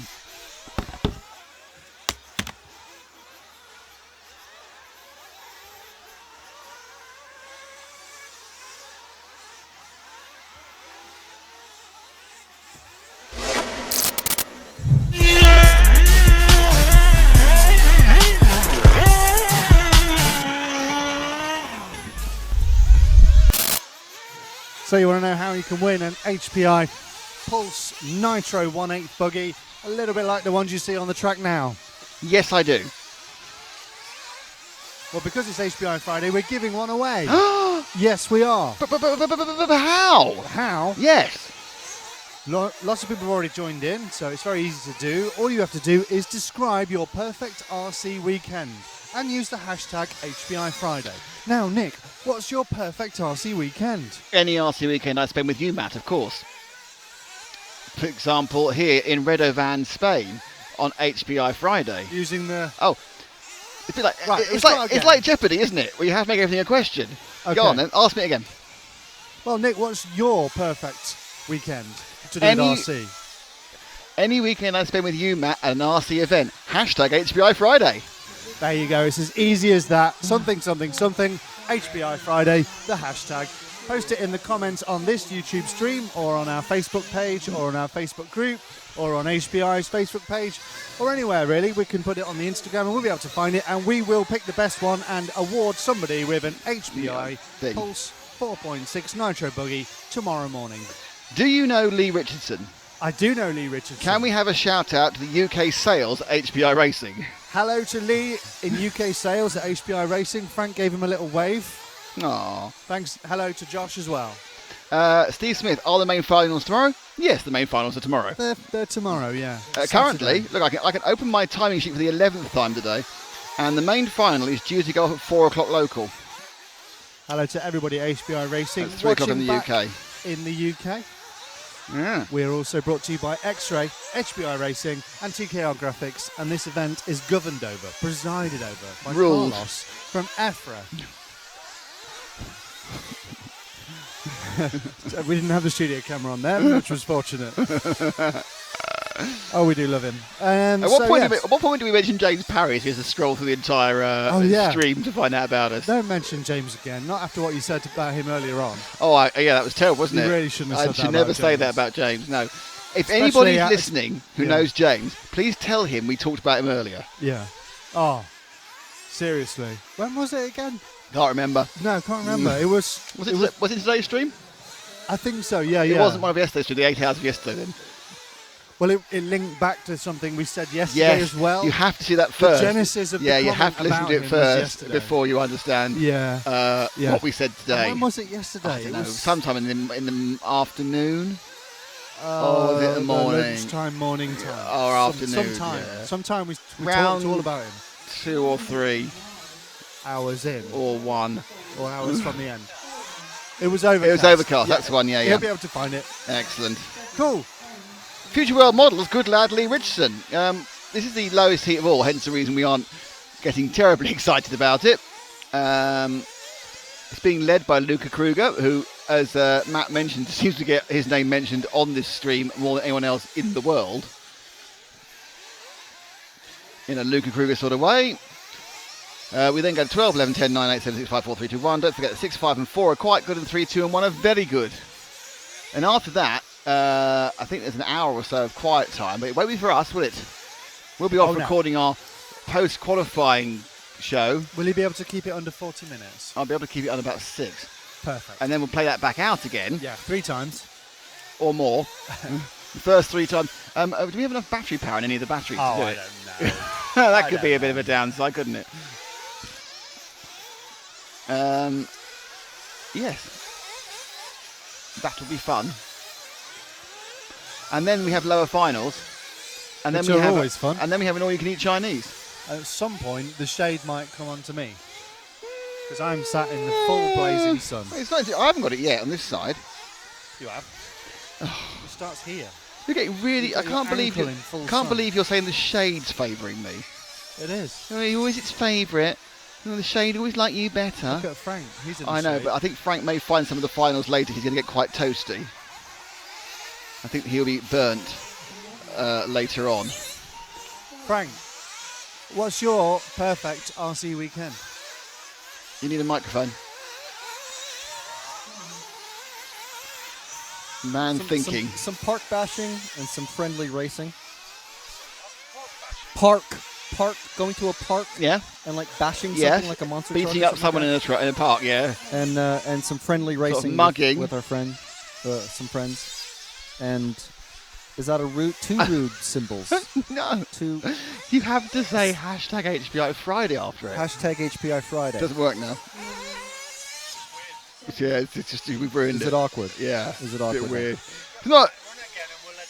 Hashtag awkward. No, no, gang- no. Stop it. Frank, what's your ideal RC weekend? Well, What was the pause Hashtag, for? first of all, what was the pause for then? We've already primed this. You knew what it was, but everybody's already heard it. but not with the correct format. You got to tell them. Tell them what you're going to tell them. Tell them and tell them what you told them. It was Nelson. Was that Martin Luther King who told? That was his secret. Right, Frank, go. No pause it. Oh, shoot. Some drinks?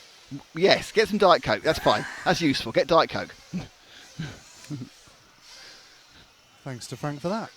It's not even like working with Wombles, is it? It's Wombles? Wombles, yes. We just tidy up. It's. I mean, I like his hat. I have to be honest.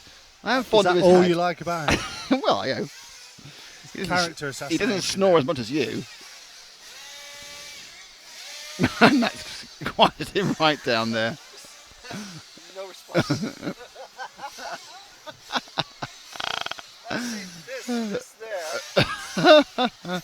He doesn't though, in fairness. Right, are you not saying anything the rest of the day now? I'm not sure. I'm hurt. What, because I've stated a fact. Rude. Right, hashtag rude. No, there's only one hashtag today, and that is HPI Friday. If you want to win an RTR buggy and get racing like the people out here on the track, all you need to do is post your ideal RC weekend and use the hashtag HPI Friday. Do you think that might be something like going racing with my friends, hashtag HPI Friday? It could be that. It could be doing standing backflips. It could be jumping on sand dunes. It could be I think this doing donuts in a car park. I think this old man here, it's urinating in a field near a RC track. Hashtag HPI Friday. Hashtag HPI Friday. Shirtless guy. I think shirtless guy's going for a wee. I'm not sure. He's going for a wander. Oh, horse, white horse. My white horse is my white horse is My kingdom for a horse. That's Richard III.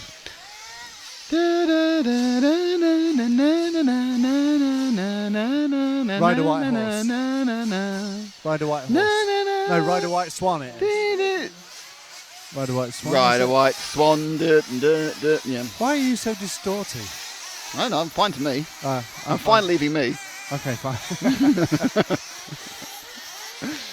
Oh, that's one of the oldest broadcasting jokes there is. Andres Meyer, Ricardo Says, Ruben Perez Simon, Marcus Rees, Tobias Isaacson. I need some screen wipes for my glasses. Manuel Parades, Tom Sommer, Pierre Raboulin,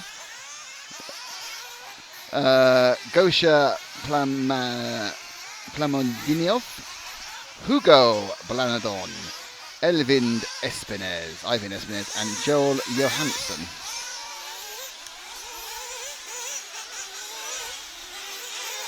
Interesting, Lee Richardson, I think might know this about you, has got the hashtag Matt snoring is loud. Oh, I feel a real invasion of privacy going on here. I've obviously shared rooms with too many people. Yes, that's because you're so free with your sleeping arrangements. Yeah. All of them seem to be the same opinion, though, don't they? Well, yeah, it's a conspiracy. I've said that before. Right. Thanks for that, Lee. What time are the lower finals? Mark Houghton asked, and I believe they are 3:20, but I'll check with my rattly piece of paper. Lower finals start at 3:30, local time 2:30 in the UK. My pen just fell off. Right, this is 12, about to get underway. Do we want to see anybody in this heat? No? Okay. We are down to a minute to go, isn't it, really? It's lovely and sunny. Matt is still, I would say, probably 30 minutes, perhaps 35 minutes from shade, I'm afraid. Can you handle that? How far from the shade? About 35 minutes, I reckon. 35 minutes. Yeah. Okay, so that's fine. I'm just in shade, as you said now. 20 to 12. But you know, it's coming this way. Actually, no, you might be an hour from the shade. It's going to come I think you'll have a bit of shade. But you have got a bit of shade already, actually. Your head's in shade now. Are you able to tell the difference between light and shade? Yes, I can. Okay. Oh, some training. Well, that's because she's finished her heat and she's been told what to do. Madeline been told by Dad that if you fly a unicorn, things can go wrong. Watch out. Dive. Make sure that...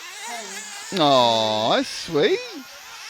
That's nice. That's nice encouragement. That's a bit of advice with a "you're all right still, lass" at the end of it. Excellent work. Best buggy racing weekend for me is to drive in the Ecosuna 18 buggy track. I love that track, and I'm faster than my older brother. Whoa! So I can't wait to go racing again. Hashtag HPI Friday. You mentioned the Ecosuna track. That's remarkable, because where are we next week? The Ecosuna track. But not the buggy track. We are No. 180 degrees rotated Okay. to the 1/8 track. The flat. The flat track. Where James Parry, we mentioned him again, will be leading the team. I really think we should stop talking about him. It's not fair. You won't like it. Yeah, James Parry will be leading the team with Adam Johnson and John Egan. Over there. So Mr. Johnson will be on the mic. Bigging things up, I don't know. Who? Adam. Bigging things He's up. on the mic like a mic controller. Do you know what he'll be doing? What? Bringing the noise. Bringing the yes, he's banned from saying that on the stream, by the way. He is a bringer of the noise. Yes, it's not noise, it's informed information and interesting conversation.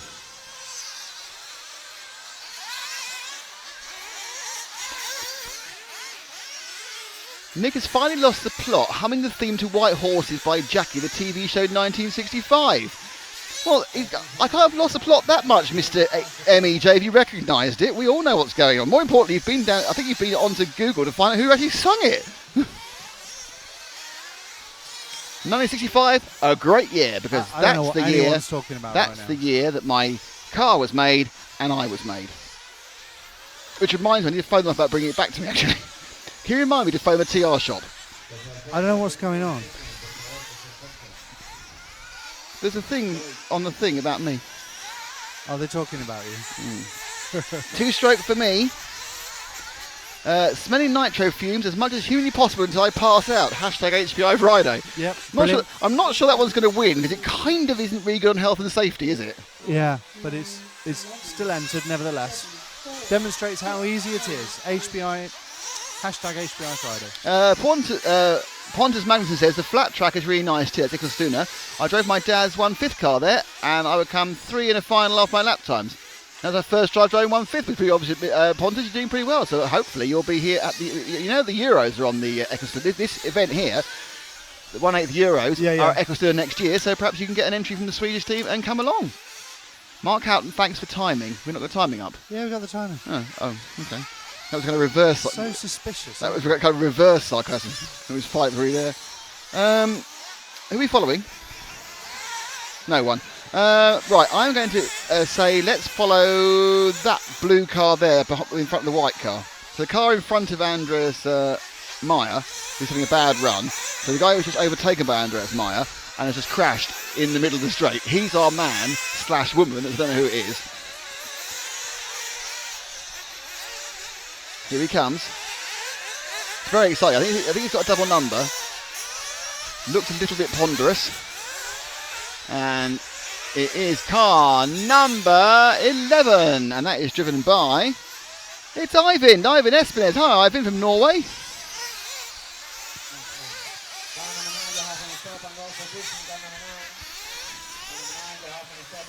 Matt's just waiting for shade now.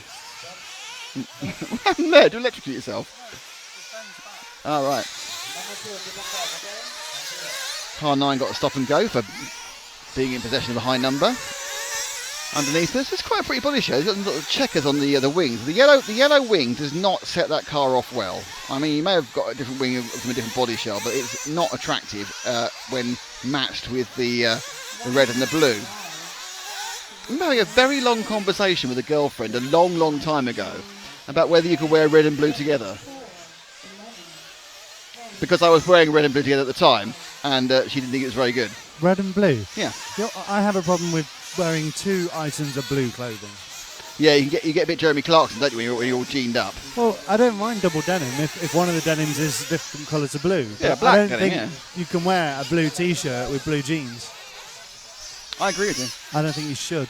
I agree with you, but I may have to do it on the way home. Well, your blue X-Ray t-shirt. Possibly.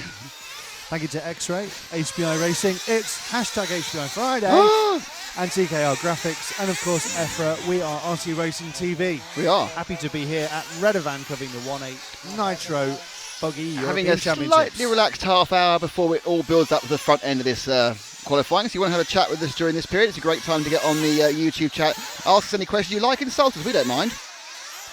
Panty says Mike Hamilton watch, that's good to hear it. Oh, Mark was saying thank you for giving me the timing of the lower final, you noodle. Whereas you say rightly, I was suspicious that we hadn't got the timing up. So passing out is never a win.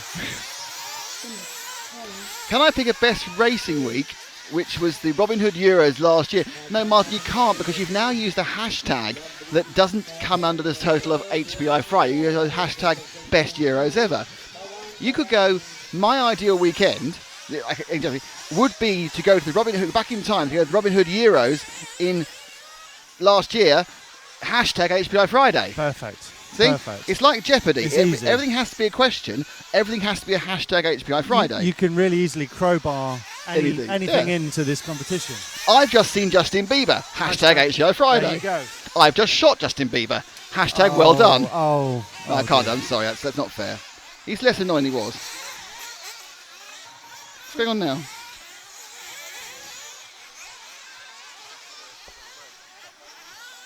Thank you, M. Graham. Great coverage. Get me fired up for the North East Regional. Well, the good news is the finals are tomorrow, so you can watch the finals and still go to the North East Regional on Sunday without missing anything. Anything.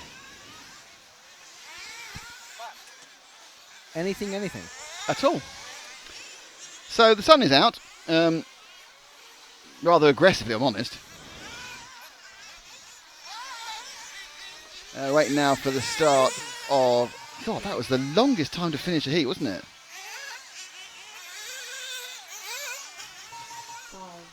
He was the last one round. Andy took 5 minutes 57 seconds. There's 12 still not finished. God, blimey. 12 took 6 minutes and 4 seconds to do his run. Andy was the last one started. That was like a fortnight, that race. God. Oh, team managers. Please come and speak to your drivers. This is the final qualification, round number 5. Okay, so it's important that people must stay calm. Round 1 side is the same. All right, the referee saying the people aren't staying calm. Sturt Football Club, the Double Blues. You speak to your driver, one side, they must stay calm. Mark Houtner, never be as fast as my S-Works, but it's free, hashtag HPI Friday. That's because it's ready to run. It's not supposed to be. It's supposed to be tougher and bashier and more flexible. But you're right.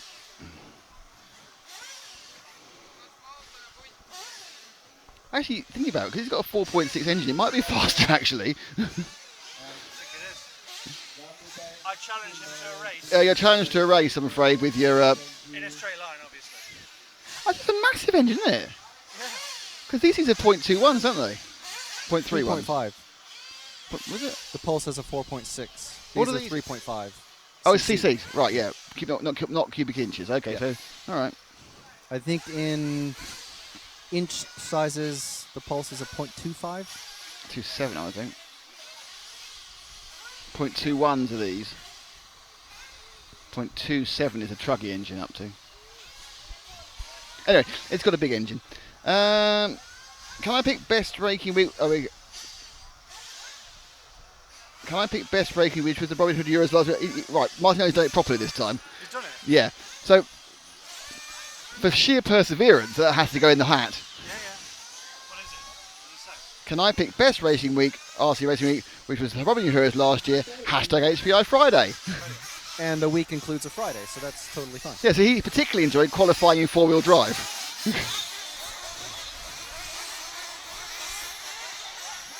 Rather than Thursday, which was the Ollie Meggett chat show.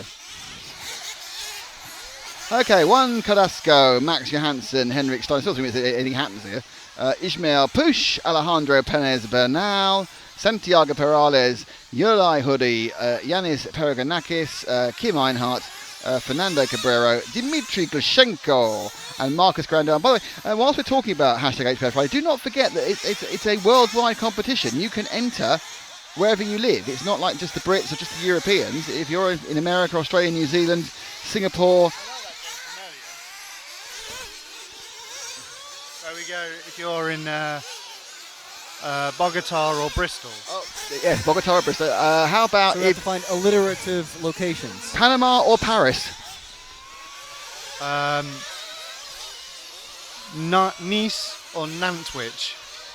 Oh, I like that one. Sheffield or Shanghai. Ottawa or Orléans? Lincoln or Lincoln. Nebraska. Is that where you're going? Yeah. Matt's got 2 weeks in the sad parts of the States coming up. He's going to nowhere exciting. I'm going to Chicago. I'm going to Chicago, and I'm also going to Champaign, which is the home of Big Brand RC, which is the home of Hobbico. Oddly though, it's called Champagne, but they don't make any there, do they? I've yet to discover that. You do. There's no wine grapes in the northern part of America. Okay, well, it's fine. They are. I'm sure it's going to be fun. I'm looking forward to it. All right. My idea. Maybe they love living there so much that they have champagne all the time. Yes, they're permanently. What's the word for it? 0.46. A 4.6 cc is a 0.28. Thank you very much there from Adam Hinton. All right, fair enough. My ideal RC weekend is to focus on RC only and forget about the rest of the week, i.e. best hobby ever. HPI Friday. HPI, no, he did it. I missed out the hashtag. Julius Murray says, yes, give me the prize down under. Hashtag HPI Friday. If you can come up with HPI Friday for two alliterative locations to go RCing in, that might give you a chance, but they need to be really cleverly split or make a clever thing out of it. Is there a Prosecco, Ohio? Prosecco. Oh, yeah. Is Swahili a language or a place? It's a language. This is quite well themed. Swaddling Coat or the Serengeti? Oh, look at that. That's amazing. Where is HPI based in America? SoCal, baby. SoCal. The OC. Hey, yes. Oh, suddenly we were almost 20 years ago. Nice underbreast sweat there from Matt. 2-stroke for me is saying, I'm forcing my buggy to watch this coverage and expect to learn something for the next race. I tell you what, you put hashtag HPI on Friday, you're the bloody winner with that one, I'm sorry. Learning by osmosis. That works. Eggleston the Kyosho Masters track. Okay. Someone wants hoodie. Uri hoodie, car 7. Car 7? They haven't started yet. Or they have started yet. No, I haven't got a... There it is. Below us there. White and the red going round the TKR kink and into the... I was about to say there's a swaddling coat S. I don't know why. In mine, it's the X-ray switchback. The SWAT S. And down the roller coaster quite conservatively. It's not an all-white body. No, it's not an all white. It's got some red straps in it. It's not a rattle can special. It's a double ready thing. Plantea says, please follow Kim Einhardt. Is that after the heat or during the heat? We will follow Kim in a second. She's checking what number she is. She is 9. So we'll give Uri a bit more love first, and then we'll move to number 9. I'll find out what number 9 is so I can get Matt to it quickly. As Uri comes down the straight, past the various patchings of concrete. Trying to a little bit slow around the element there of the TKR kink. Very nicely through it's his own part of the track. It's the X-ray switchback. He actually owns that part of the track. Admittedly in Slovakia last week he owned the whole track. And you can go, oh, very good. Straight up in his backside and stuff. I don't think we pressed R. No, it's too late now. It's more than 7 seconds. Don't worry. That would have been a VRCE Pro replay. Yeah, but I don't think you'd find it. We're doing it simple. Anyway, that's why we come to the finals. You're there, he's here. Where's Kim, man? Car number 9. Now, interestingly, for a lady driver, she has rejected the use of pink on her car. She's used bright red. Not pink, it's bright red. Okay, we have a colourblind issue. She kind of falls off the track. Oh, cursed. With an R. Yeah, see, now how to do it now. All you have to do is press half speed and go. Oh, dear. That is just so unlucky. Where is she anyway? Is she still stuck there? Oh dear, perhaps it's a control issue. Have we played it out yet? That's the VRC Pro replay. That is not Kim's finest hour. We caught the very end of her actually going off there. Oh, okay, never mind. You need to be quicker. You need to make. See, if you press R and I can go no or yes, you see, in a directy thing. If we don't use it, it doesn't matter. So anyway, so Kim's had a bit of a disaster. What I really want to do is check whether the car's pink or not, and actually, I think it is fluoro pink. I think you're right, Matt. It is a bit of fluoro pink there. Einhardt with a 1 minute 21 second lap, which is the longest lap I've seen so far. Absolute curse to the commentator. 1 minute to drive. So this minute to 4 minutes. I think we'll be seeing Kim and Kirsten out today at some point at the finals that are happening today. So we'll see them in final action sometime after 3:30 this afternoon local time. She's not enjoying that, is she? That part of the track. I wonder if she's got a control issue with the radio. She's not seeming to do what she wants to do down there.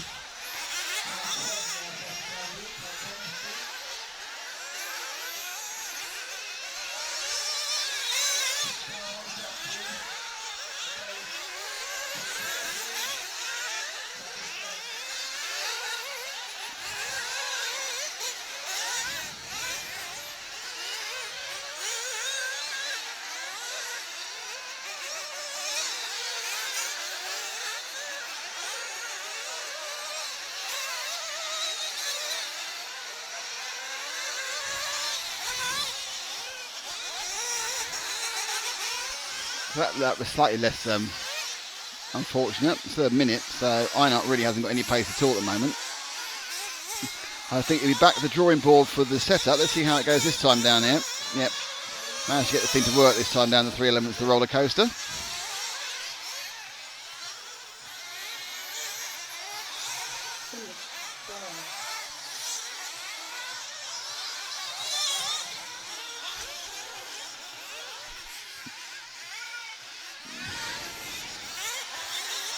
You won't believe this. We've got plagiarism on the stream. I will tell you when you are free and able to converse with me in a couple of seconds as Einhart finishes.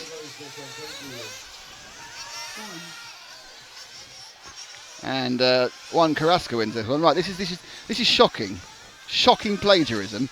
Okay. Mark Houghton has written, I'm forcing my buggy to watch and expected to learn through the next race. Hashtag HPI Friday I win. Because he's stolen two-stroke for me's idea. But interestingly, he was a bit late because he actually got it there. And there's cheating and a row going on. Did we hear what happens to Savoy? Yes, Savoy had engine problems. I'm new to the Euros when the A main starts. The A main starts tomorrow at 4 o'clock local, 3 o'clock UK. Motorsport chats are great no matter scale it is. He's probably right there.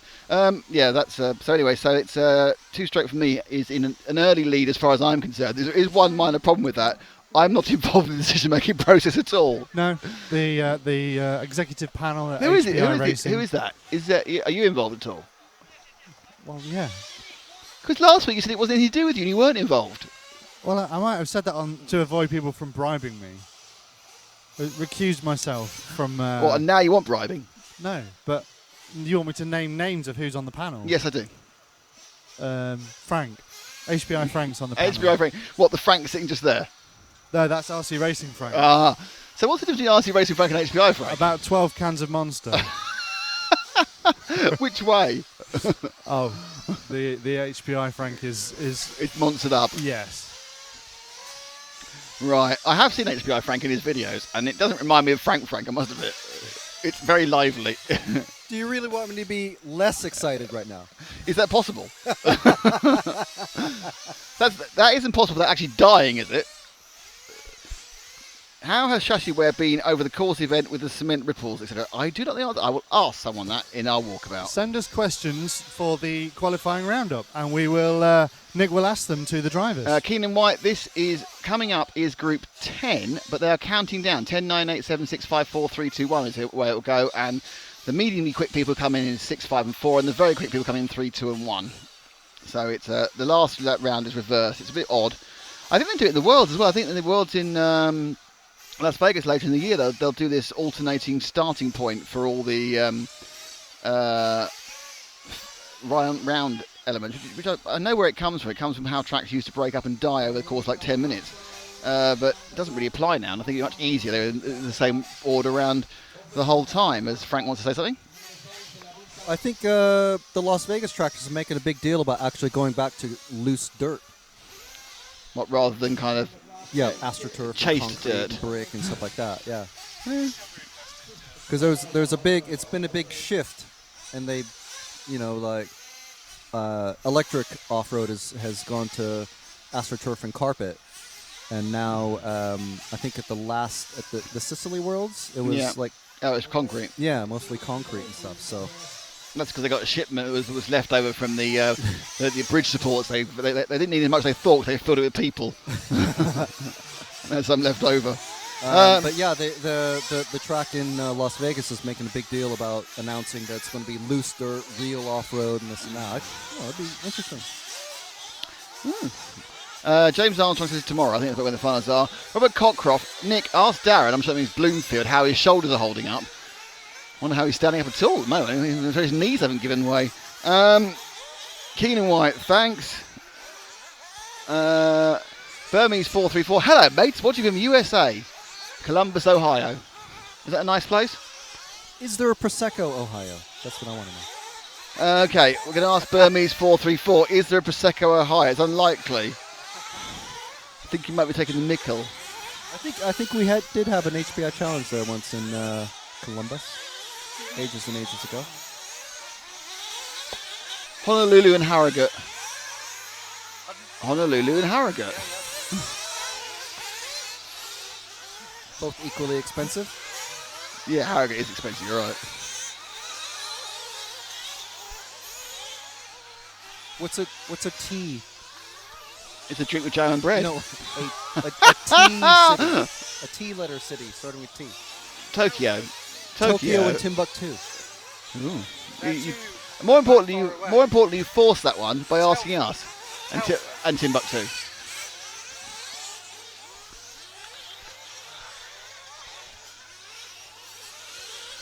Milton Keynes and Madras.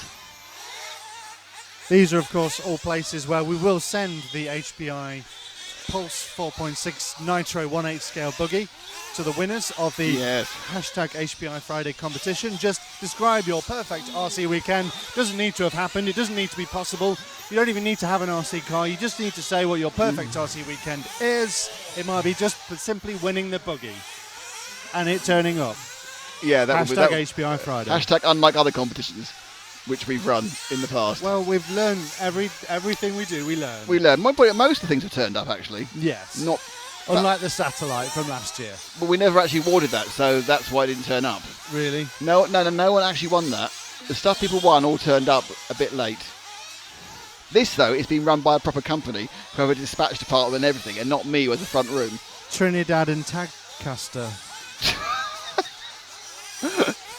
No, it's Trinidad and Tobago. If you're in Trinidad and Tobago or if you're in Tadcaster, we don't care where you are. We'll get that prize to you. So enter with the simple phrase, what is your perfect RC weekend? Hashtag HPI Friday and get involved. Port Merion and Portofino. I've been to Port Merion. I know, isn't it? It's very nice. Portofino is too expensive for us as well. We Yeah, can't afford I know. that. Milan and Miami. But they're both a long way away. Yeah? Yeah, but we've now kind of moved on to ones that are more exotic. Like Port Merion and Portofino had 2 ports in it, so it's a bit better. So I've actually now got my alliteration down to several letters.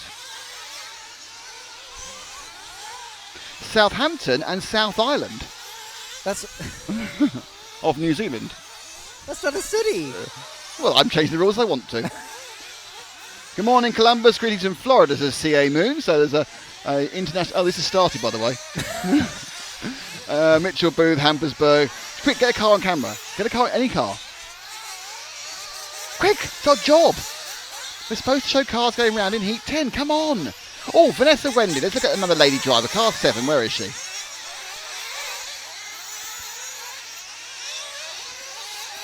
Where is car 7? Ms. V. Wendy. There she is. She's coming down the patio now. And at the bottom of the track there. And she's going to come up. She's the reddish car with the green wheels. Number 7. Not doing a brilliant job of that corner.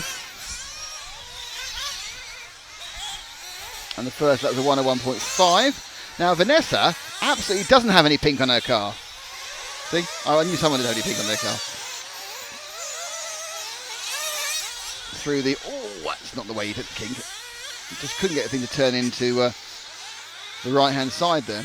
Then through the X-ray section. Well, he turns around and goes hoppity-skippity-jumpity down the...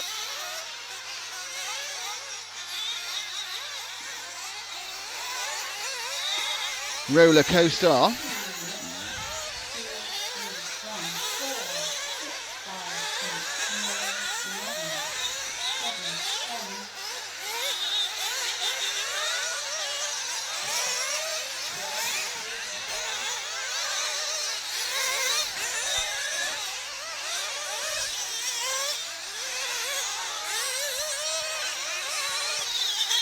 Oh, that's how done well.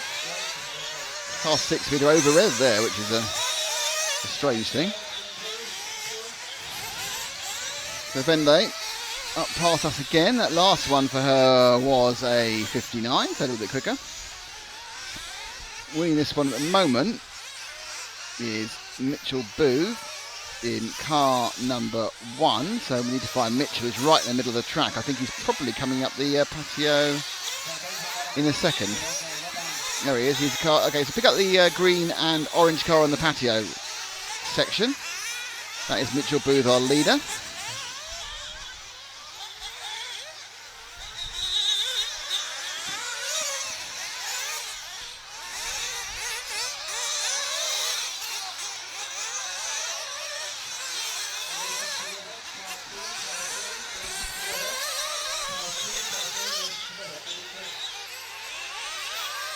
So with the sun almost directly overhead, absolutely baking down on the track. The shade still hasn't reached Matt's chair, but he is standing up now, so it's not so important.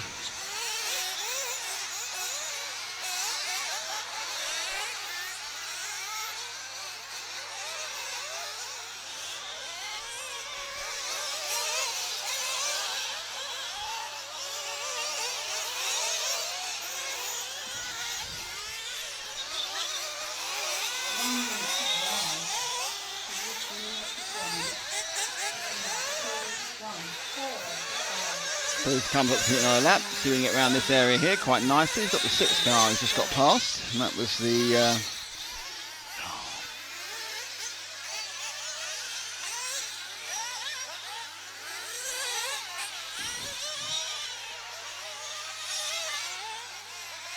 Matt's phone's overheated, and now it's playing things up. I wonder why the timing screen kept bouncing things, it's overheated.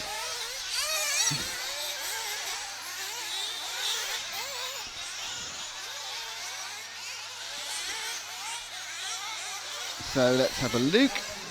Car 1. Oh, let's just pick up car 2, right just now, with the green car there going down. Just kind of the end of that one. That is car 2. Hampersberg, junior driver from Sweden. I'm sure he'll be at the Eskilstuna Euros. And the 3 behind him is Stefan Dorosh, who has to get past him because he's actually leading. Is this the most junior drivers we've seen? It's the first time I've seen that there be a B final for the juniors. Don't mention that. There isn't a B final for the juniors. Junior B. Oh, he's not, isn't he? Honestly. What isn't there? There isn't one, is there?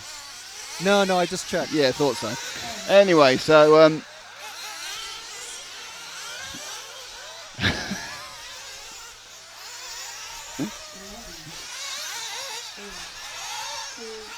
so coming in that one, it's Stefan Dorosh who won that one. We saw him going past the 2 of Hampersberg. Hassel was second. Have we done the giveaway already? No, we haven't done the giveaway already. Leave it in the shade, it'll be fine. It's not too late. No, it's not too late. Oh, see, look, Tell them it's not too it's not too late. It's hashtag HPI Friday all day. It is. Today. You can still enter up to midnight, whatever your time zone is. So in fact, you can enter until about nearly 3 o'clock in the morning. Sorry, 3 o'clock in the afternoon. 2 o'clock in the afternoon UK time. If you're in like the Mavonian Islands or something. I'm not sure where the Mavonian Islands are, if I'm honest. Hello to Nair MF. Hello to Alberto Bonsada. Trying to definitely find some shade now. Everything in the sun is getting too hot. Is there anything that's hanging out in that bag there that needs covering up?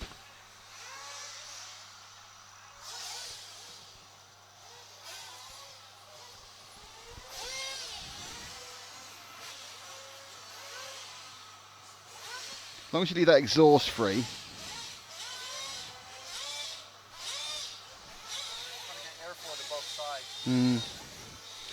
Start to get concerned about the overheating of our electrical.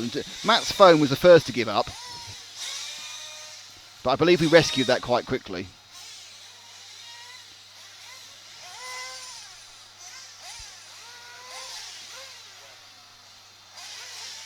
So the next up will be the 9. Michael Lewis, Joseph Pavot, Nuno Caceribel, Pele Cumsey. Now, we need to follow Pele because I was asked to follow Pele last time and forgot.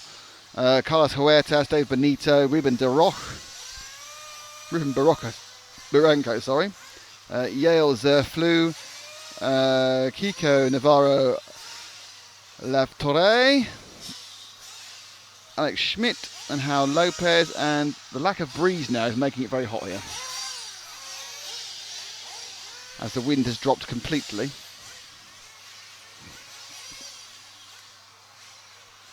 There will be no danger of a repeat of yesterday's blowy incidents.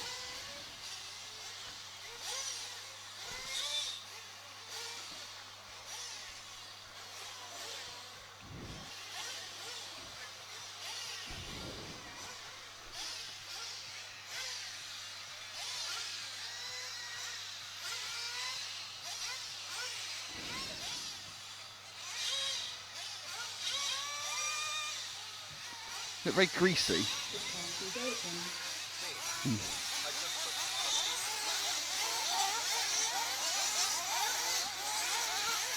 That's just going to ruin your view of the screen. My perfect RC weekend is happening now. My wife just decided to try RC racing. We went for laps with the kids, now watching the Euros. Racing Saturday on carpet and Sunday at my local. Winning weekend. Hashtag HPI Friday. That's Matthew Parsley. Matthew, whereabouts in the world are you, out of interest? Dale Cameron, wow, yeah, I think there's several in. Raphael, good job, Nick. I'm sure recently that'll be actually true, perhaps earlier it was. Beginning to melt at this point. Should have bought the hand towel from the hotel. You're alright now, you're in the shade, aren't you? Kind of hanging on to the gazebo for dear life.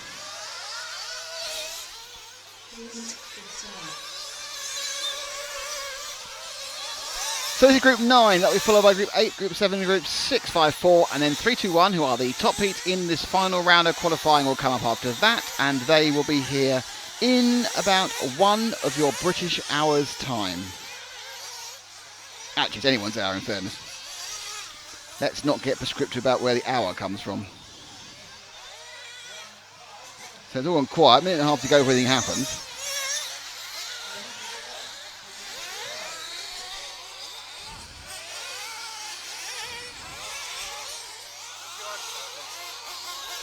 Not Luca Kruger on. Wow, it's Luca Kruger himself with his Luca Kruger t-shirt doing Luca Kruger things, which are pitting for car 11. So Luca Kruger is pitting for Alex Schmidt. Go Luca Kruger. He's obviously good enough to get his own t-shirts printed. That is true, Ollie's got his own t-shirts printed. Yeah, good point, yeah. Remember when the biggest vanity you had was possibly having your own stickers? I actually remember, you know, before name sticker. No, that needs. Oh, it's in the shade now, is it? That's okay. Do you remember when you used to put your names on cars the first time years ago, and you actually had to do it like a threatening letter by cutting out things from magazines because you couldn't get stickers printed in those days. So you actually would cut out things, stick them back a sellotape, and put them on the car, like you were threatening yourself with a kidnapping. I'm just waiting for someone to show up with their own personal hat. I also remember that I did that. I cut out and kept some numbers from an Argos catalogue to make my name. Had a dreadful meeting and decided that having my name on cars was unlucky, and I've never had it on my car ever since. Never had my name on the car since then. And that is 30 years. I thought I was really, really posh when I had a race scheme. Oh, a colour scheme. Yeah. But it's quite cool because, you know, if you race with the same group of guys, they know your color coming up and they're like, hey, I'm going to get you, Frank, or, you know, hey, you know, nice. Yeah, that's nothing to do with racing, has it? Huh? I'm going to get you, Frank. It's nothing to do with racing, it's just do it. But I have one, Rattlecam White. Everyone knows I'm a Rattlecam Whiter. Yeah, but then there's like half the field. No, I think as time's gone on, there's lots of fluoro colours.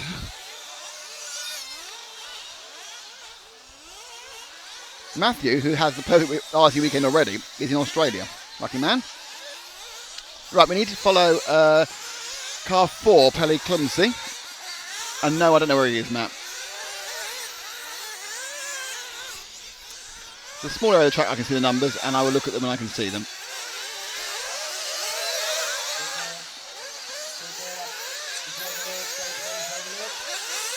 No, actually, it's interesting. He is obviously one of the last cars to come past. There's about 9 cars that come through.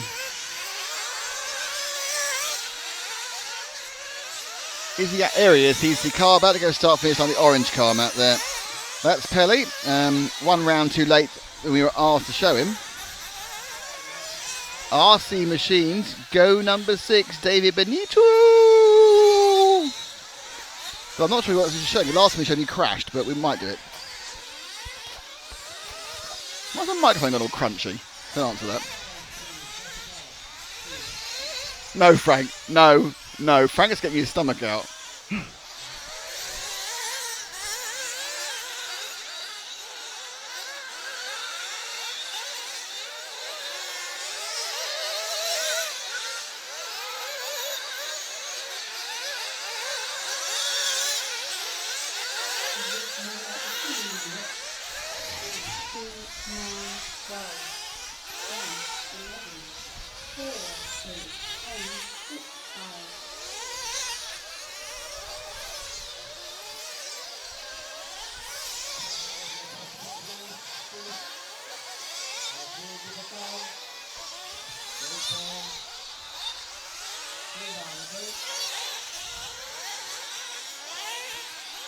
So Clumpy comes around the X-ray switchback.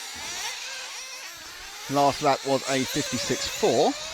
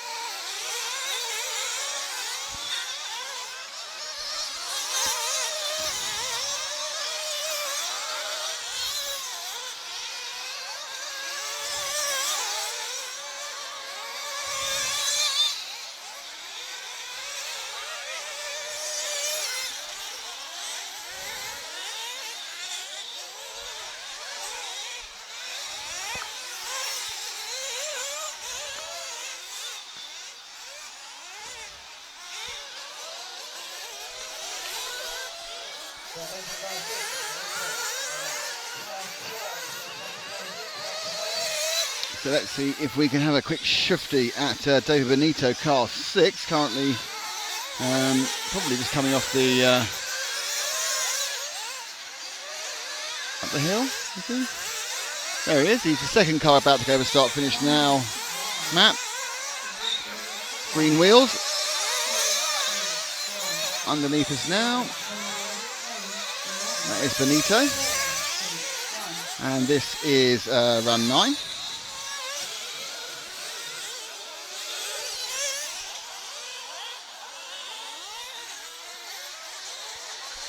So the 6 of Benito.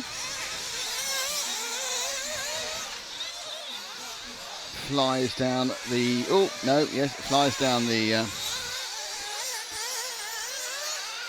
HPI section after making minor mistakes in the roller coaster. A bit too sharp on that one as well. Hops up, brake hard, turn, yep, slams it slightly on the ground doing that. And quite nice. Oh, nice little.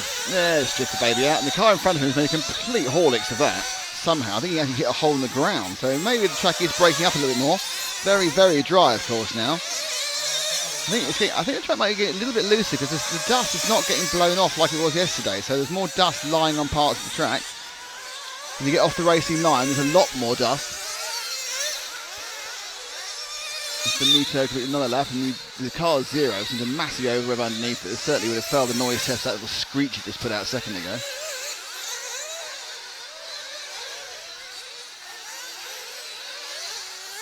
But the noise tester has been withdrawn for today. Oh, replay. Frank was relaxing when he should have been cutting cameras. Oh, he's got a tank slapper on. Oh, that is amazing. And back on the... Oh, well done. VRC Protastic. Thank you for calling the replay. For some reason our director didn't notice it, Matt.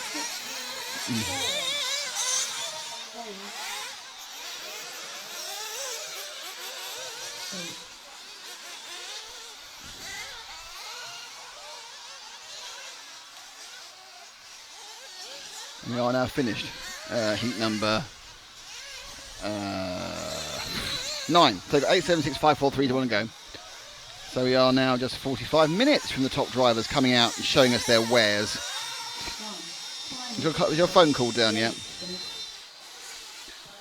It's going to be hot tomorrow and even sunnier. We're going to need to think about some sort of shading.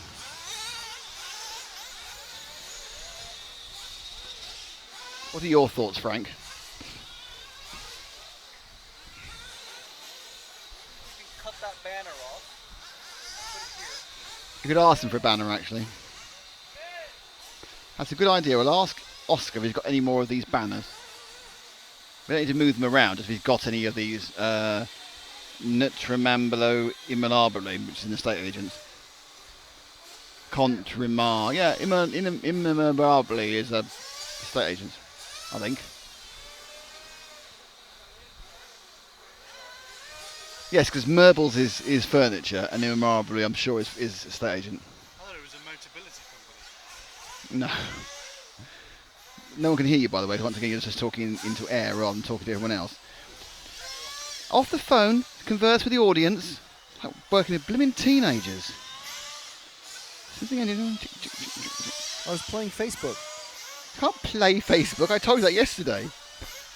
You're the one who saved me with the phrase. I may well have done that.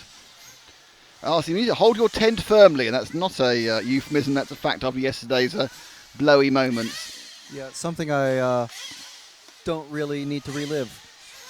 Well, it wasn't as bad as it looked, or was it? It could have been. It could have been pretty bad. But luckily, no one flew lots away. of zip ties were used. Well, what I on the like bikes. was that, you know, despite hoping for some success, Matt said, "I'm not hanging on to it if it starts to fly away." I said, "It's the one time you've got to hang on to it." Dangerous. David Holiday watching Friends race from home. He's watching us on the full screen setup. Hello, Roy Becker. Hello to Henrik van Illeberg. Have we told people to join the group and page? Go on then. If you're on the Facebooks, the Book of Faces, just go to the search bar and type in RC Racing, and either the group or the page will show up. You can join the group and join in discussion with like-minded RC fans and fanatics, or you can like the page and follow us and get all the latest news and behind the scenes sorts of stuff. There's not much behind the screens, you know that. Well, not yet. It's all smoke and mirrors. There's an old man behind the curtain. Yes. This is not the wizard you're looking for. But yeah, there's a couple places you can get exclusive content and all that sort of stuff, and alerts, and talk with fellow RC Racing TV fans on Facebook. Okay. Robert Cockcroft, can you show Jim Curry, Ollie Curry's dad, pitman extraordinaire, expert mechanic? It's his birthday. I'm 40 to position 1, which is very hard for us to show. Can you show position 1? It's right at the far end. We did wish you had a birthday a minute ago. We like that. Track is awesome, says Elixir25480. We sound like I'm speaking to a computer. Elixir25480. Don't forget to press self-destruct. Okay, I will do. And this is D8 Racer. This is a good start. My ideal RC weekend will be racing on a top-level off-road track with good mates and a new D8 buggy and D8T with female model marshals wearing seats. That's gone wrong now. That was going so well, and then it kind of went a little bit sexist / a bit rapey. So, no. I'm not even going to give it the hashtag. I think it would devalue the hashtag. We are modern people here as well. Yeah, keep it clean. Well, it was clean in fairness, but visually, in one's mind, less so. Also, female model marshals, I don't think are particularly efficient. They're a bit kind of, they're not the person I want picking up a screaming RC car. No, you don't. You want some nice, stocky German men doing that. Fantastic. They're not too rapid German men. Yes. Sprinters. No, you need a man who can lift a big car. Where's this going? Don't know. It's going down, disappearing down his backside the main way.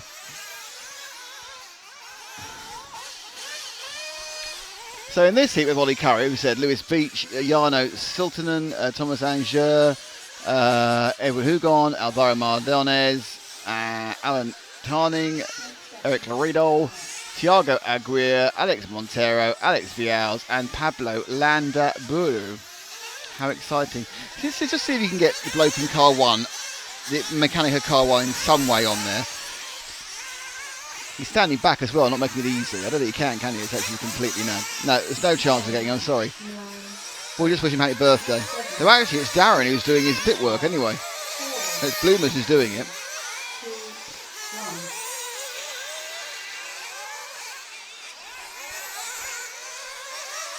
And they're off and running.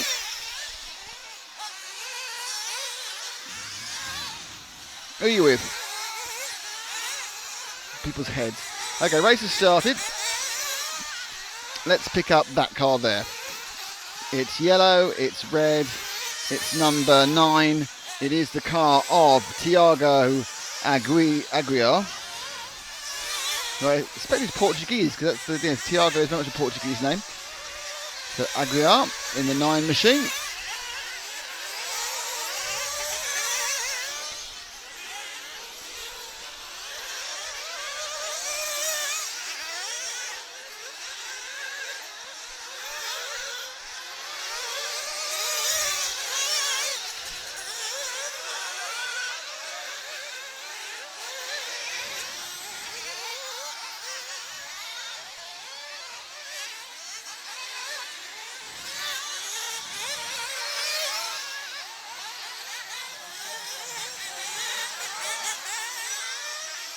Nope, we have a request. We'll stick with Thiago for a while. We have a request. Okay, I have our request car in mind. Matt, if you could move to the bottom of the garage paving section. It's the green and orange car just going down, about to come up the main straight. That is number 10 of Alex Montero Junior. Probably also from Portugal. His name is Spanish Alex Montero.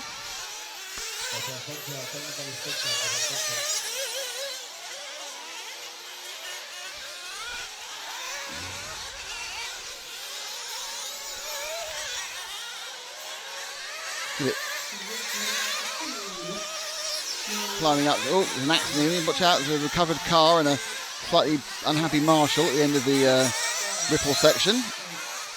He drops down. Oh, just a little kink.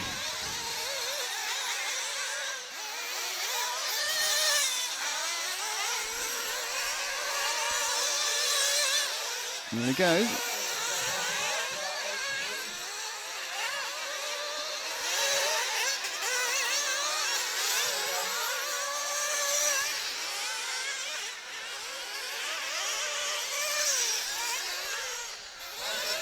Oh, dead car in front of him. Got past that one. So Montero carrying on well.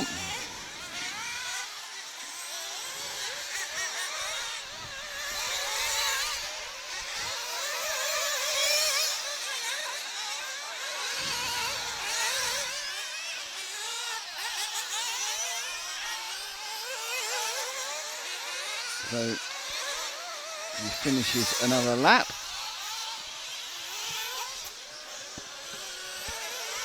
That was a 57.3.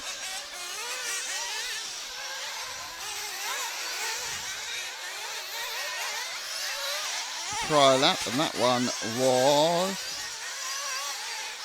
56.4, so a bit faster. Okay, let's move to a different car. Car 1 just there in front of us, which is Ollie Curry, currently leading, I think actually leading as well. 4.7 last time round.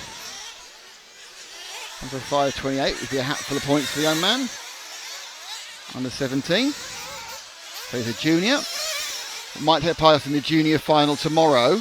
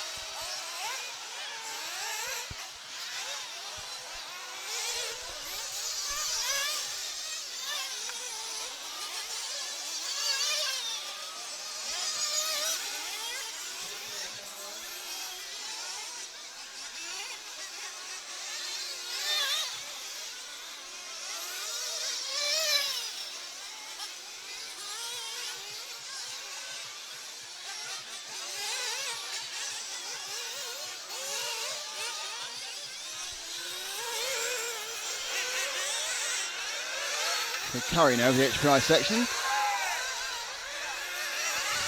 Looking quite swift. Last time round was a 55.9, so not as good as his fastest lap. And that's not going to help at all. Kind of error really in avoiding someone else's problems. The green 11 in front, kind of unsighting Ollie. The 11 is the car of Alex Valls of Spain. He carried a 58 that time round, so definitely a couple of seconds that kind of meander off the track. So back one car of the all pink machine, which is being driven by Lewis Beach. It's a junior. It's pink and purple. It's multiple shades of purple, I think, actually, when I actually use my eyes. 12, 9, 8. Now the request of car 4. In fact, it's a bit late, the car 4 request. Sorry, didn't see that one. Ever Hugon won the Euro Bs at some point, is that right? I don't remember him winning it. He did well. So coming the final couple of corners. On the last people to finish will be, but the last person to finish will be Lewis Beach. Curry comes through and is the fastest on a 5:34. Beach comes into all the way down to fourth in the end on a 5:38. So pretty close as always. A bit of Frank gets into shade, not a lot.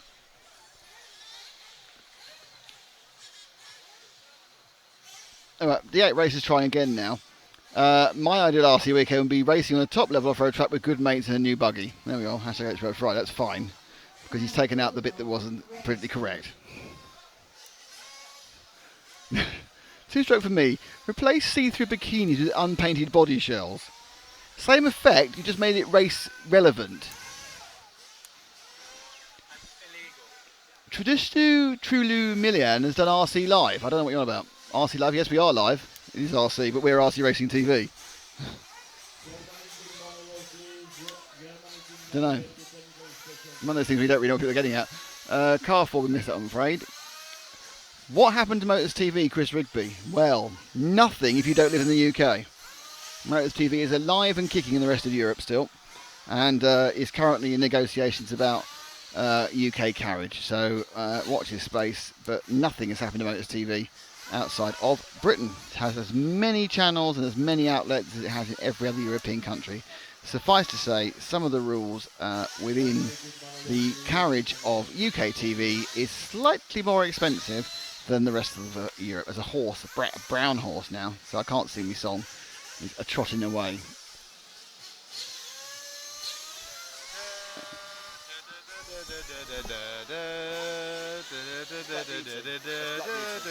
That's Black Beauty. That's a brown horse. Oh, there's no pleasing some people, is there? No. How big is it? How big is it? A horse. It's horse size, isn't it? I don't know, I can't see it. It's there, look. Hopping around. Looks like it's going for a walk now. Sort of pony sized. It's quite far away though, isn't it? Or is it small? Yeah, but you know how they measure horses? With hands. This German guy. Yeah, I come and measure your horse for you. It is 5 feet high. Now I'm going to go and sit and do some excellent marshalling. Hans is a really, really busy guy if he's going around the world measuring horses. And marshalling races. There's lots of things you can do if your name is Hans. Even a song about him, how important he is. You need hands to give someone a call, but the nicest hands of all are the ones that drop the ball. That's wrong, isn't it? Some words. That's a Max Bygrave song. What vaudeville show is that from? It's a Max Bygrave song. It is vaudeville, yeah, musical, but it's a long time ago. That was the point I was trying to Not make. Michael Bublé. Anyway, just shouting Bublé at people is like having like middle of the road music Tourette's. Bublé. Oi! Bublé! Bublé! But oh, it's not you. Sorry. Just bloke in a suit for no reason. Sorry, it's not Bublé. Hands! Stop measuring horses. Who's going to wave at us? You want waving. Ben Williams, this one, the Flying Welshman. Ben flies. He wasn't in one. He wasn't actually even in one of the previous things. He didn't even take part. Everyone's a flying something. I'm not sure Ben Williams is actually even here still. I think Ben's not here. I think Ben's gone home for some reason because his position is vacant and he wasn't here for one of the heats yesterday as well. He wasn't at one of the heats yesterday. What's wrong then?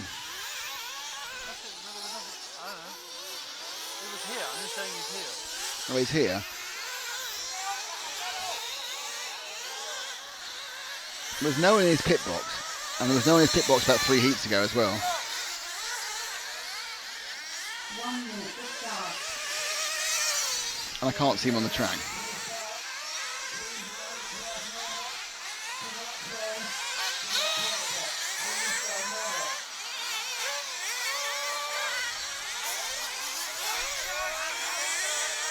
I'm now looking for number 12.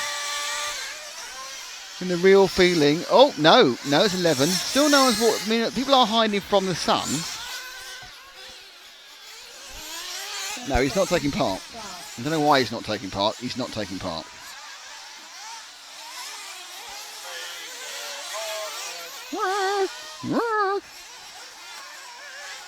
Crazy horses running everywhere. Right, everybody. 9, 8, So they're counting down. 6, 5, 4, This is group 7. 2, Getting very close now to the top heats. 3, 2, 1. This is 7. We have 6, 5 and 4. And there's a couple of big names in 5 as well. And we are on car 5 by sheer coincidence with Enrique Lopez Ross, one of the juniors.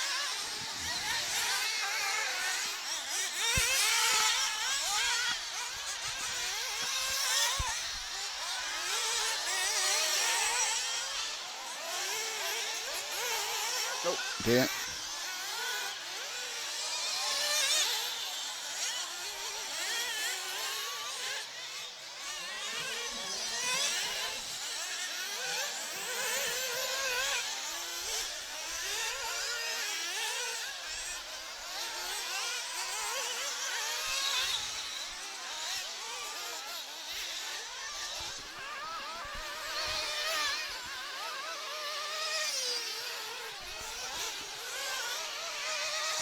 So climbing up the hill towards time and scoring. I'm not sure if this is his first lap. Is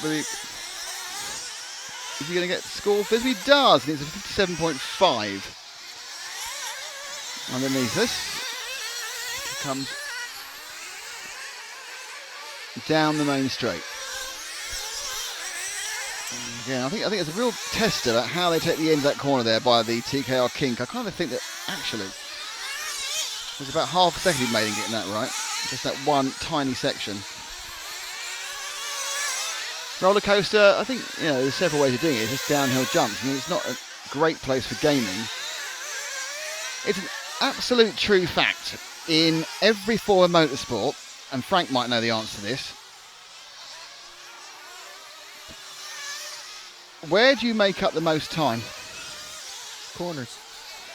The slower the optimum speed of a corner, the more time you will make up. Down the straight, you might pull away 10 yards, but in time, that's virtually nothing because you're doing 150 miles an hour, whatever it may be. You make all your time up in the slow sections.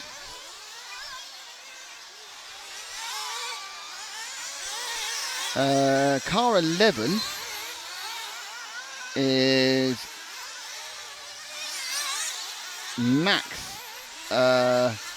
Max Ricker with a request for car 11. He is at 73, which means he's somewhere around there. In fact, he's just coming off the patio now, so that's Ricker. Also, it doesn't take much bravery to put your foot to the floor. Or much skill. I've always been very good on the straights. Sometimes I've been one of the best on the straights. Oddly, not the best around all the corners. It's when you get to the end of that straight. Well, yeah, it's more. I can get to the end of it. It's more the speed I go around the corner at the end of the straight more than the others. It doesn't tend to end in a calamitous crash. It just ends in not great conservation of momentum.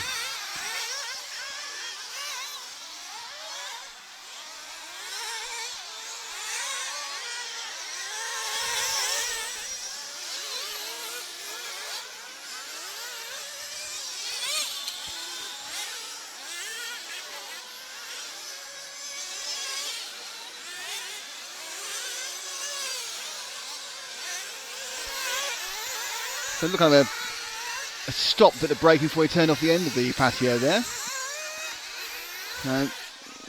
Relatively okay sort of lap. Max Ricker obviously drops down because he's one of the last two to come over, and that particular lap was scored for Ricker at a 57.4.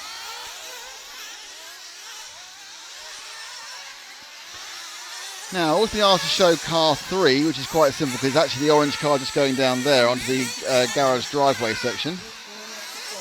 And that's one of the Kilich brothers. That is Birkin Kilich. 4, 9, 10, 11, 6.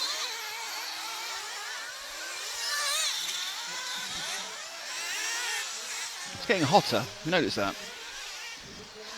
Pretty not on. Where's this rain that's supposed to be happening? There's not enough breeze either. Come on, breeze, get up a bit. Not like yesterday, but up a bit.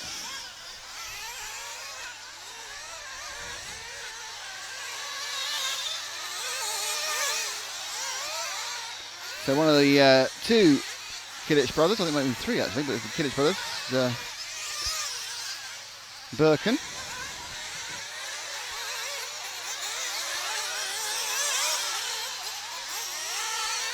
Qualified quite a bit worse than his brother.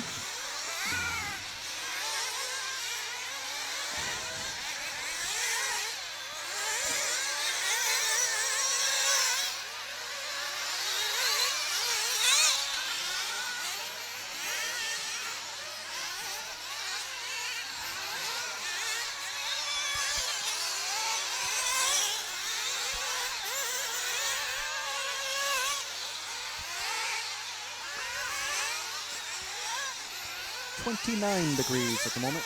It's more than that. That's just according to my app. Your app's always wrong. 29 degrees up supposedly. So you say. 84 degrees Fahrenheit. Draw back one car because that is August Pountnen, who is the leader. This might be the last lap actually, yeah. So we'll just see 4 quarters at August if he finishes. He has taken the win on this one. 5:32.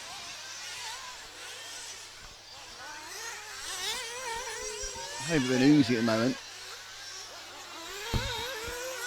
Oh look, Kyoshi O'Neill's bringing up the history. It's 10 years of RC racing tomorrow, and Kyoshi O'Neill, as Neil Scull says, or when driving a high-powered nitro car straight towards you, resulting in an emergency jump like a startled cat. Nick, do you remember the Inferno GT Subaru filming? Yes, I do. That was filmed with Steve. Steve, who... Well, what can you say? Nothing.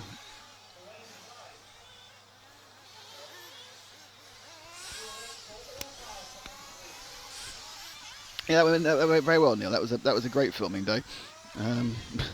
So many levels. Hey ho.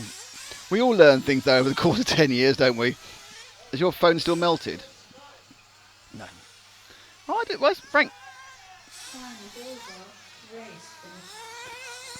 Hello. It's also like whenever you're just sitting there in that chair for a suntan, it seems. Like, oh, right, I'm gonna relax. I'm giving Matt a break from the sun. No, but therefore your job is to be the chitty chat person. But yeah, but we're chatting now. But you had the microphone. Oh, it's not what I expected.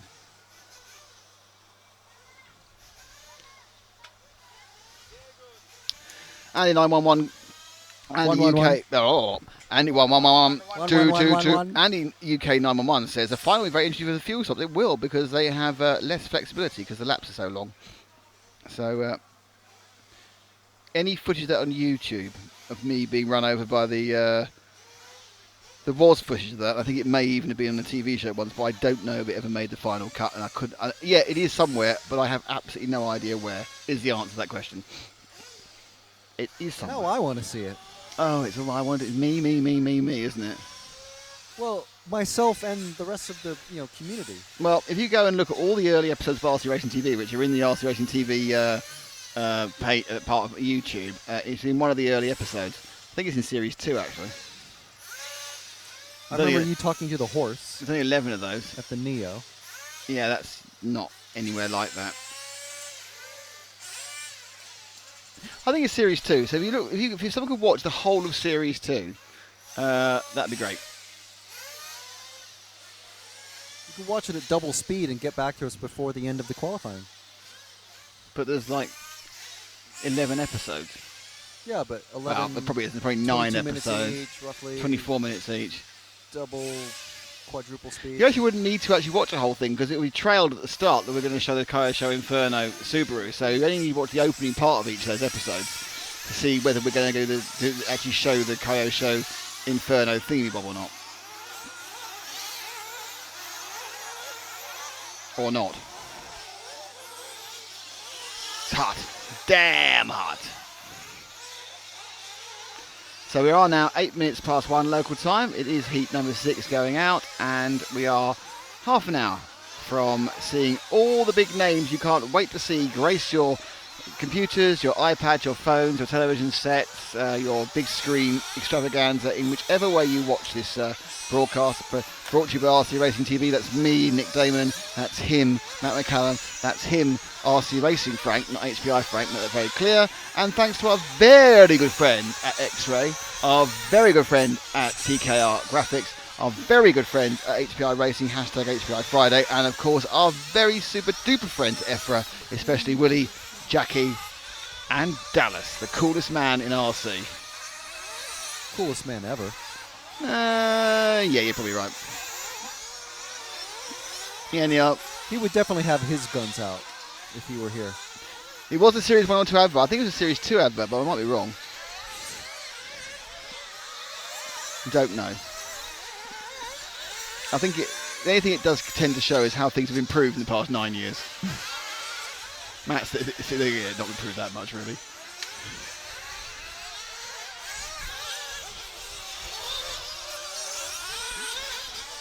We need more drinks.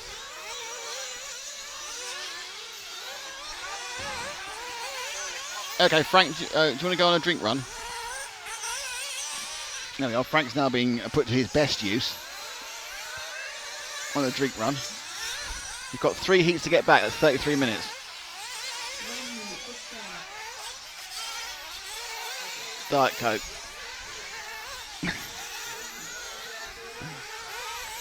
How did you say that? That moving your lips.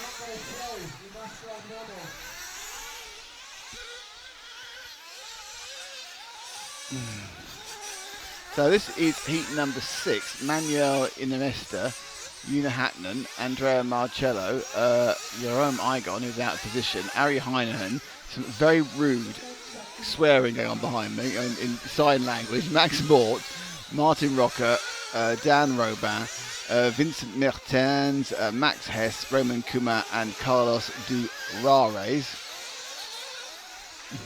You're so immature, the pair of you. Honestly, it's like parenting sometimes, this trip.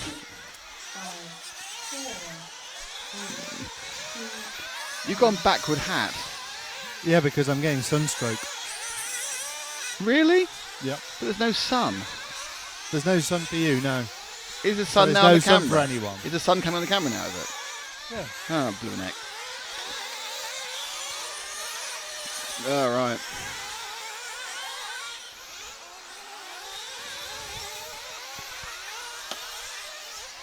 We need an umbrella, don't we?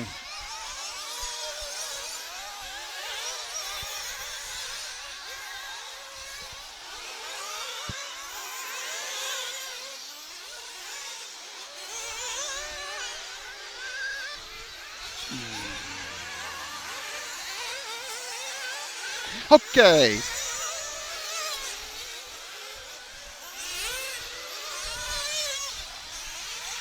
Who are we going to show? Let's show car number 2. I can see him just there. Oh no, you're showing something else. Who've you got?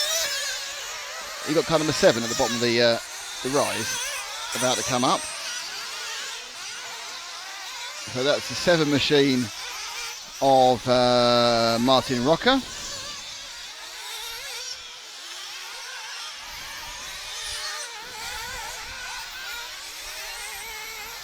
This is heat 6. We're counting down. 5, 4, 3, 2, 1. 3, 2 and 1 are the top heat. So 5 has a couple of fast drivers in it who got left behind on Wednesday in qualifying. Up goes 7. Sound very good at 7. Sound awful. 6-4. Andreas Marcellano of Spain in the 3 is the fastest. Let's pick up the fastest guy. Just going through the kink now and moving into the X-ray switchback. I think he was fast last time, broke down after a lap, so let's try and pick him up.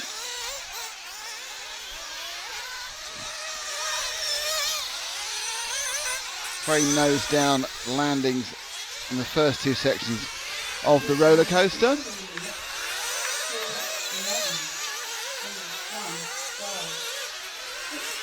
Climbs up the banks again.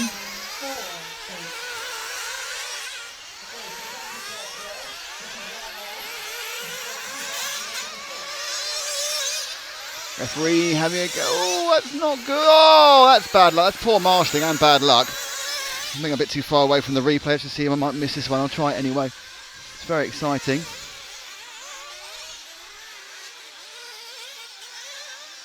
I might have gone a bit too late for that one, so let's just see what we get. Oh no, there he goes. So he comes through, the marshal just gets in the way, treads on him. That's our VRC Pro replay of poor Marshall. Well, unlucky Marshall more than anything else. He wasn't trying to do anything untoward, it just happened.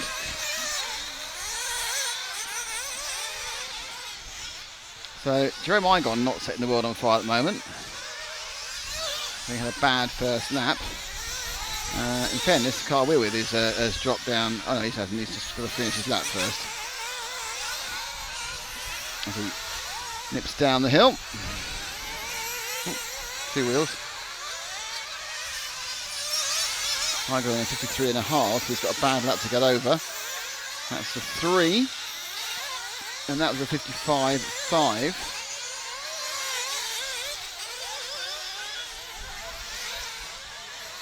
Igon 53. Let's drop back 2 cars and pick up Igon, who's just about to start the main straight now. A couple of quick laps are kind of making up for a very poor first lap, but he's still got to wrench himself further up the order. You know, there's a roll or an accident the first lap, which was about a 58. And 53 since then, so whenever he gets in the course of the semis, he's going to be competitive. And his pace has definitely improved, the Frenchman, former TQer at this event a couple of years ago, but it's taken him too long to get on the pace. And even now, it's not looking perfect for the 4 machine, the Caillot show of Jerome Igon from France. It's these little mistakes. I think it's because he's pushing. I think obviously in a final you can see him going slightly better as he paces himself. Here he's just trying to desperately get the best time he can. That's a 54.9, so he's lost a second and a half with just minor little bings and dings. And here's a kind of a law of diminishing returns. As you begin to push harder, you get to a point where you end up going slower because everything is just a little bit too far, a bit too long.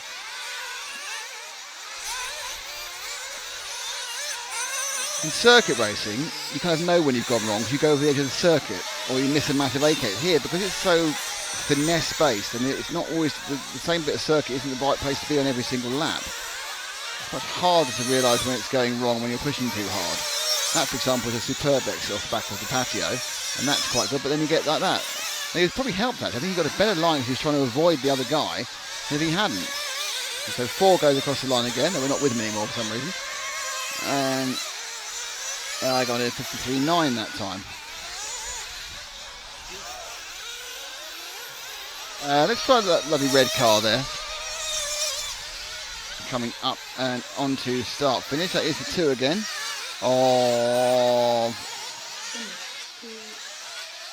That was Ewan Hatton finishing. Oh dear. Well, we got a moment in the sun there before he goes for a moment in the pit lane.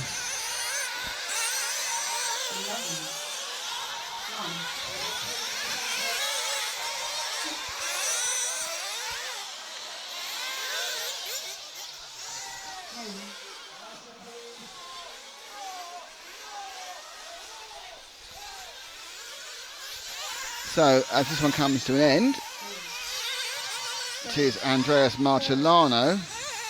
Sorry, Jerome Igon picks it right at the end. So 53.222 for a 27, 5.7467.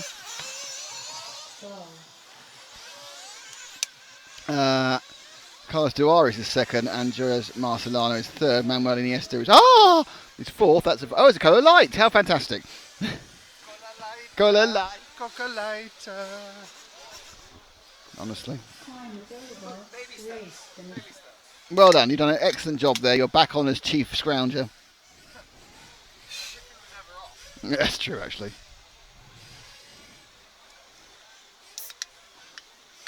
We should get. There was a scrounger was one of the roles, wasn't it, in The Great Escape?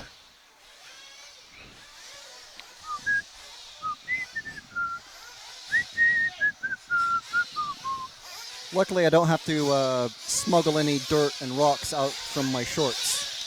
Ah, we hadn't quite mentioned that part of the job, have we?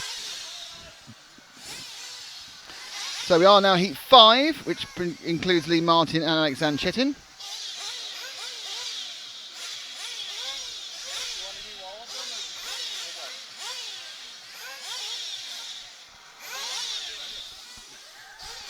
Uh-oh, we have motivational Matt down there again.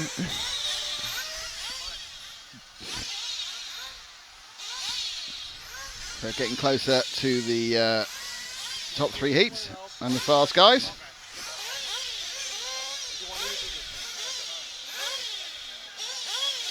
So it's Lee Martin, John Skidmore, Alexander Chetin, Jerome Sartell, Hector Lopez Castillo, Oscar Navarro, Michael Nalunkui, oh dear, I'm sorry about that, Jeremy Petit, Eunice Hyvanarian, Pablo Ortuno, Sampa Orhanen, and Leonardo Valenti are your runners and riders.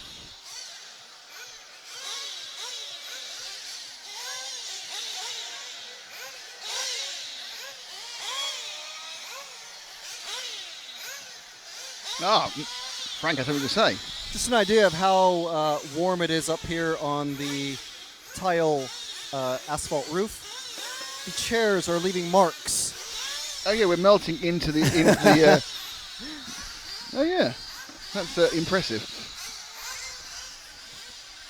The tar on the felt asphalt sheeting is getting that warm that the plastic chairs that we're sitting on are leaving little L-shaped marks where the legs are digging into the What I into the understand tar. is why that part is still not in shade when the sun is right behind us. I'm going to start arguing with the sun about this.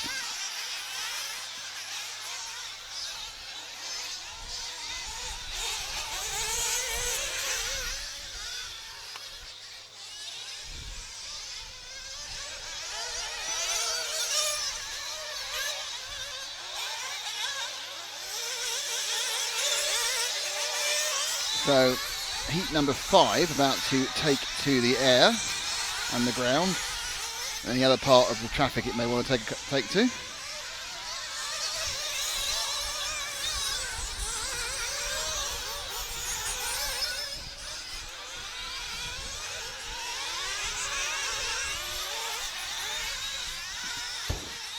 So just do the warm up. 2 minutes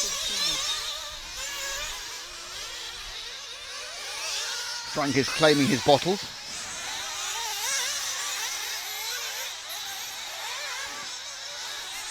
Not a euphemism. Kyoto Neil, so Neil Skull, wants to provide a prize for the first person who finds a clip of me being run over by the Inferno all those years ago.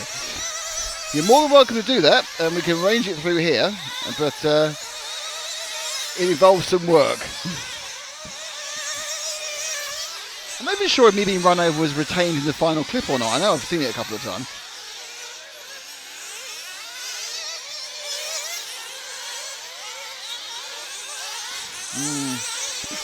Tuesday for me is look for it. I'll have to look for it as well at some point. It's the old 4:3 days before we went widescreen in Vegas that time. See? Bringing back these happy memories. 1 minute to start. Oh, you're a happiness vacuum, aren't you?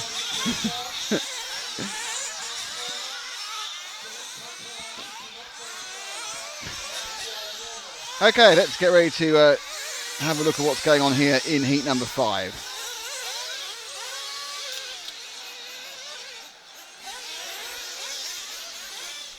A request for the Pink Panther, car number 4 of Jerome Sartell. And there he is. Not hard to work out which one that is. It's car 4. El Pinco. Goes with timing and scoring. He's going to miss it, I think.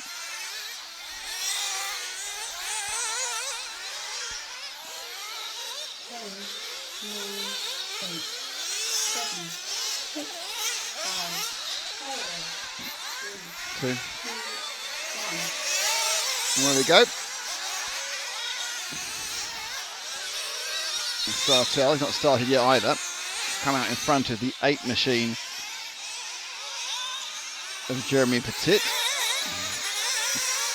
So Sartell at the moment, this is all free air. It's not costing him anything. Any damage he does, not a problem. Any issue he has, not an issue. So there's 2 drivers in here who really need to do something special. One of them is Lee Martin, and one Alex Zanchetti. Zanchetti because he's on the bubble of the semi-finals, and Martin because he's on the bubble of the quarter-finals. Neither of whom, if you'd asked them when they got here, would have expected anything other than fighting directly for a semi-final place and easily qualifying into it.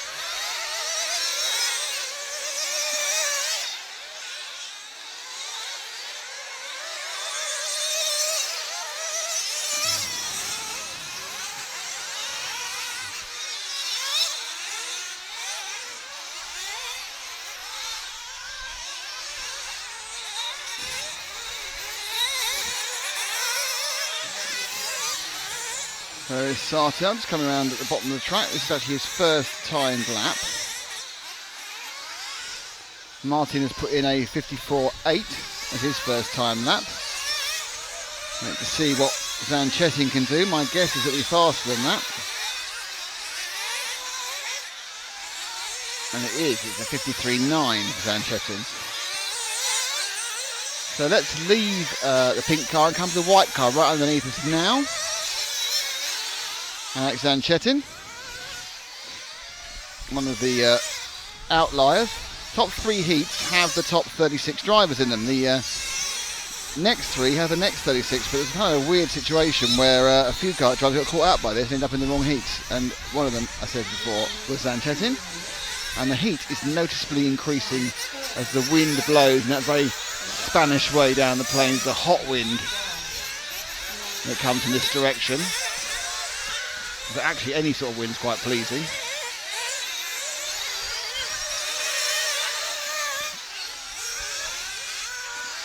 Heavy braking there from Zanchetin.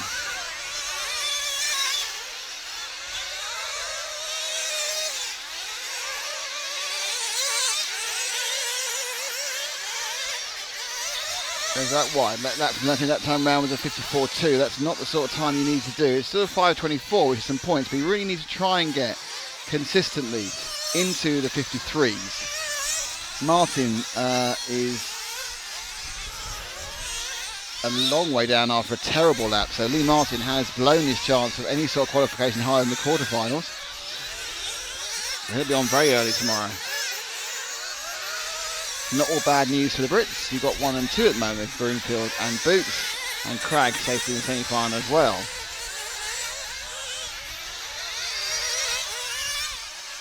Martin comes over again, and this time 54.2. Zanchetin, a 54.5. Again, not really the speed he needs to be doing. Pace that's a couple of seconds off the ultimate pace, and certainly a second and a half off what you'd hope for a great time.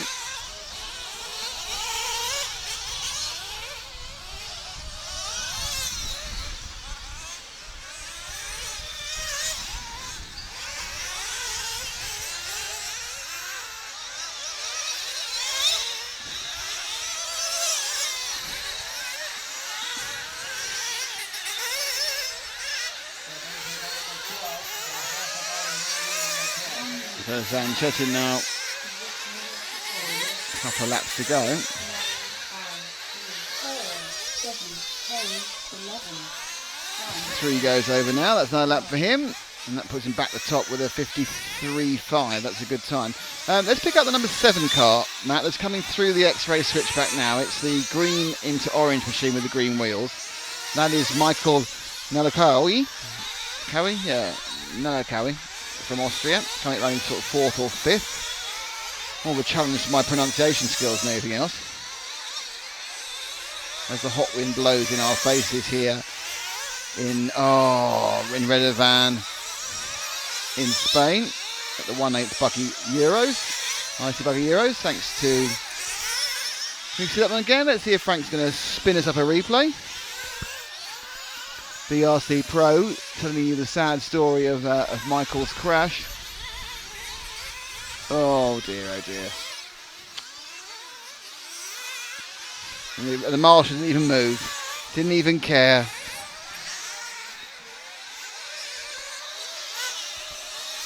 So Nana Curry is now a star of replay. So it's getting hotter, it's getting drier. We are down to just 4 more races after this one.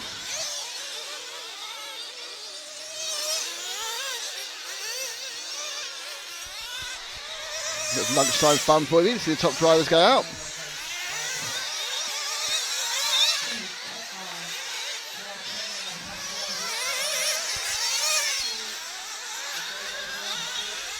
Oh, smacky there. So, better luck for Nakawi there as he finishes with a 54.9. Zanchetin finishes on a 5.25.6. That's not going to win the round, but will he give him enough points to get him into the semi-final? That is the question we're asking. So, just 4 races to go, qualifying, and Matt suddenly becomes Mr. Activewear. Hola! Oh, he's back after a depressing moment when he was drinking Coke. It's gone again now. Oh, damn. Expelled some energy. And it's just so hot that you just run out of the ability to do anything after you've done anything. You do something for a moment or two, and then your body just goes, "This isn't a good idea." We've got lots of doing to do soon. Oh, that Yeah. I look forward to. Excellent. It's It's in the shade. Well, not really. Yeah, really. It's really in the shade. Is it really in the shade? How could it not be in the shade if we're talking to drivers in the pit? Well, doing a I pit walk? don't actually know where Boots is pitting, actually. Is he over there somewhere? With his voluptuous fiancée.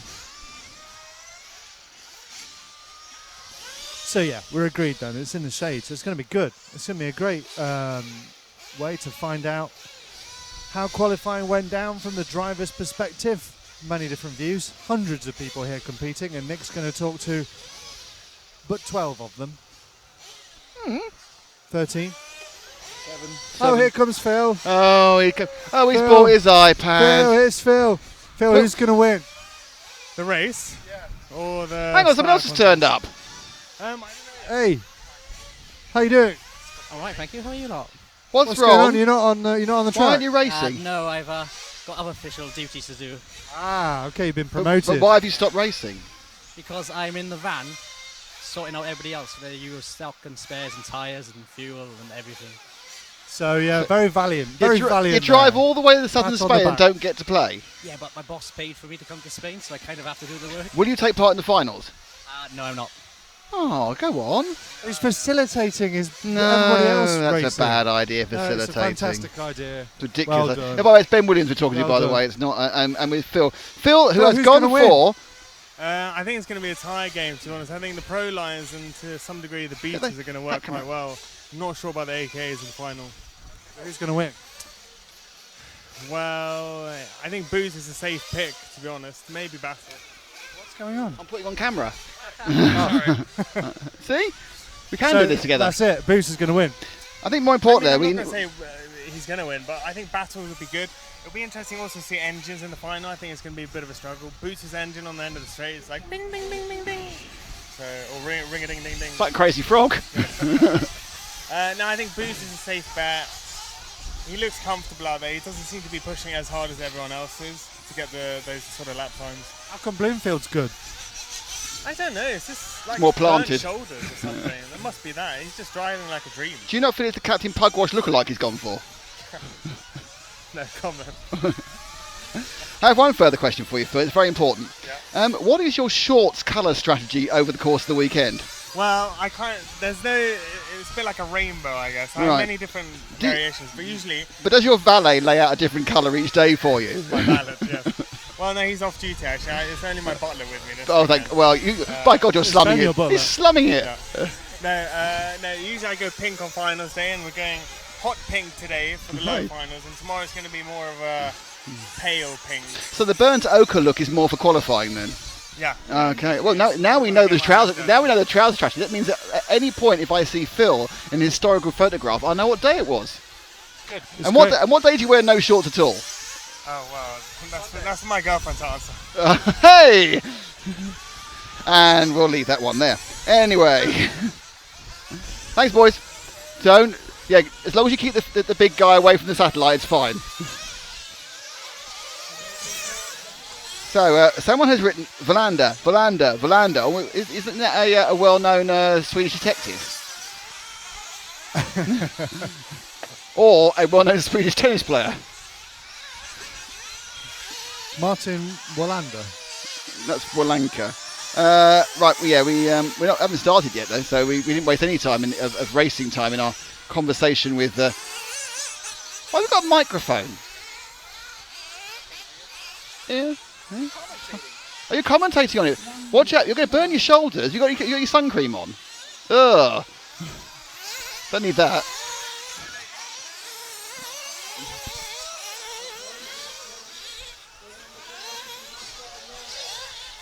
Hi Nismo TV, how are you? It's a fun stream. Nismo TV, I have worked for you in the past. Many years ago at Le Mans. A couple of times in one actually. With OJ Borge doing some interviewing. Remember him? He does cycling now. He's big in cycling. Yeah, you're going to film something?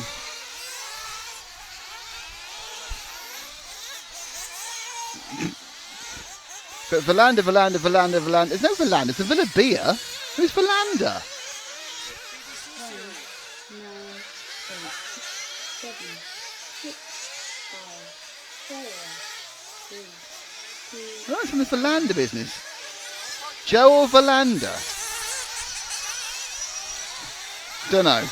Anyway, pick a car, any car, not a bright one. Number one we're with. I think those two. I can't see any figures you're throwing then.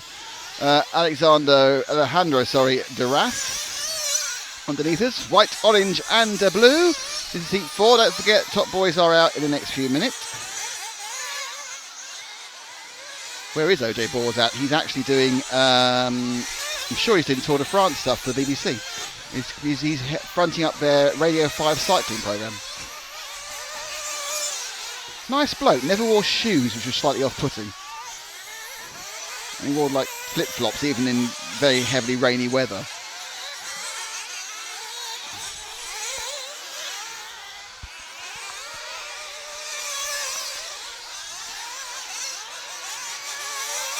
So the two of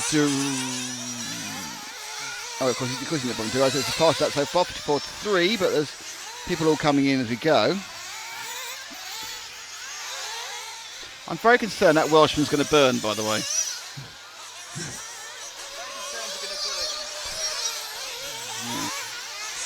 I'm not concerned about Matt, because Matt's got a hat. And now he's in shade, and it's 1:30.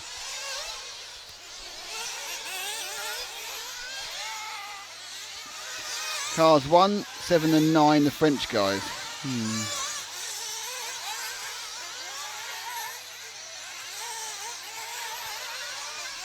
Alright, I will try that. Robert Cockcroft's told me I have to do something. I'll do it after the next race.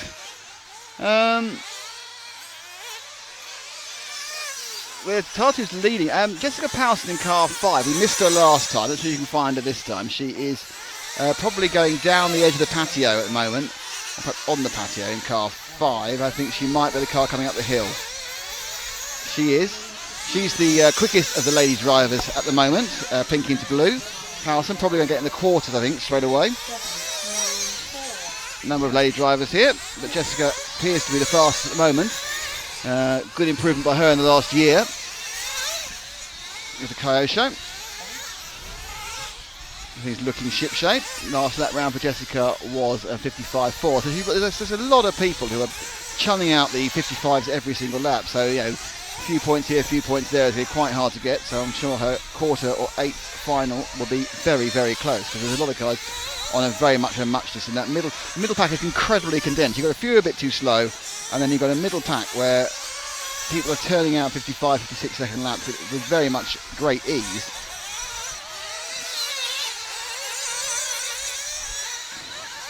So Powson now, nicely round there, comes down the main straight, and 54.8, so she is showing some speed at the moment.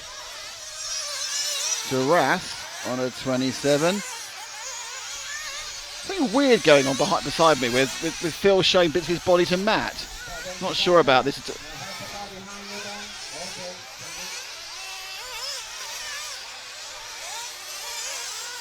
I think Phil's burnt himself, that's what it is. I think it's a sunburn conversation. Is it? No, it's waxing. Oh. Phil's on his back. You did a BS&C whacker. Oh. Down there. Yeah. You had it off here? Off there? No, just the back. Just the back. And the arms. And the arms. upper arms. John should have one of those as well, shouldn't he, as well? John needs that, definitely. They could give it a go. So, switch cars. Someone French I need to get. So, Maxime Noble, number 7, we can find him, is coming up towards the end of the lap as well. He's probably the second car there, I think. The all-green car coming up the straight. I'm finally working out with 3 races to go, I now know what the numbers mean on the progress meter. Maxime Noble. Minute of time plus an extra lap to go.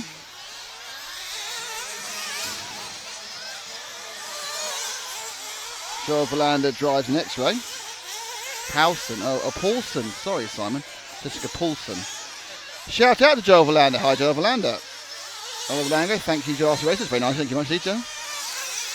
As down and around will go Maxime Noble.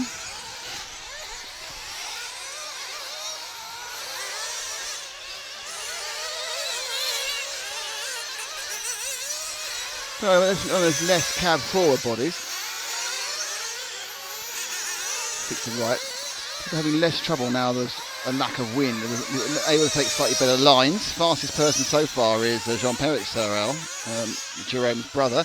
Oh, there's this media city up here now. Ricky's turned up. He's trying to plug his... Okay. You trying to plug in your blooming thing as well? Good chills at the forehand. Paulson's a faster, you're right. So it's Duras leading at the moment from Paulson. Zachariah Villabia and Maxime Noble, who is in 4th or 5th, depending on where you are in the time. Not long to go.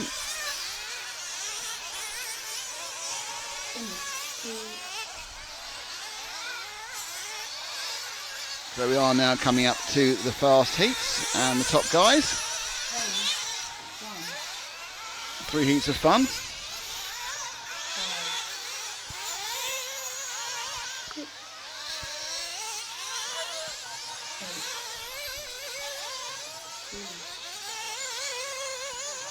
7.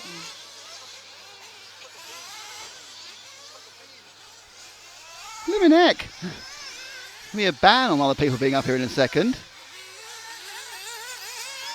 11. 4. 9. Stop it. Ben, I have to shout this at you. Breakfast. Apparently. Not sure why. Still, yeah, it's all getting worse. They're doing commentary now. Oh, we have a commentary off, me and Ben. We have a competition commentary.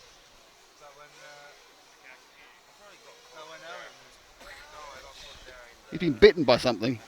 Okay, so we're now coming into the top 3 heats. Don't know, man. Good point, Felix. Lack of an aerial tube. A little bit concerned by the amount of people who are hanging around our satellite. Some of them are very untrustworthy as well. I've got my eyes on them, don't worry. No, keep your eyes on them. Make sure they can all see. Eyes and ears open. It's always worrying though when one's just whacks his back.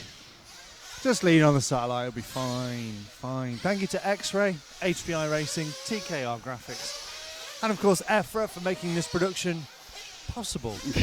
I'm sure it wasn't the production I had in mind. It's not a production, it's a presentation. It is. It's an experience. It's fully immersive. You know what? That is. It is the. Oh, our t-shirt's fallen off. It's fully immersive and interactive. It's the immersive RC Racing TV experience, featuring a selection of other journalists who are lounging about in the sun. Yeah, because they're not live, you see. No, I know. So They aren't bringing it to you as it happens. They're bringing it to you after it happens. they're being reflective, and we're being reactive. Yeah. Very good. It is HPI Friday. It We've is. got time to say that. Go for it. It's HPI Friday. If you want to win an HPI Pulse 4.6 ready to run Nitro 1/8 scale buggy, what on earth? Oh, now Ricky's showing his airy They back. keep flashing me. It's so unpleasant. Well, they heard about your new hobby. Waxologist. Waxology. There's another one. Oh, my it's getting goodness. worse now. It's ridiculous. There's no room. No room. There's no room. Ricky, you're about as sexy as a dead frog. You really Oh, are. that's unpleasant. It's not fun. It's Hang not on, kind, hang is on. it? Everyone, No what touch satellite. No. right, so the entire media... no, don't walk across it either. You can't block it. The entire media circus is here, including people who weren't here before. There's going to have to be a rope off, I think. Stop me in my tracks. Carry on, the I might HPI eat a Friday. biscuit. Go on then. Have a biscuit or talk about HPI Friday, one of the two. Eating biscuits all day long. Hashtag HPI Friday. If that is your ideal Friday RC Yes. event, An then, HPI Friday let us know environment, and comment with the hashtag, and you may win a buggy. You may. To run one. Or you may not. Because someone else might win it. Okay, right, so top heats, and it's 3, 2, 1, and we've got Ronefelt, what are you doing? Ronefelt, Battle, Neumann, Bloomfield, Solar, Vega, Guilin, Igon, Embling, Figueredo, Stocco, and Carsten Keller are your 12. 12 men good and true, as they used to say. No, honestly, there's no room. Honestly, it's getting silly now. Half the world is up here on our stage.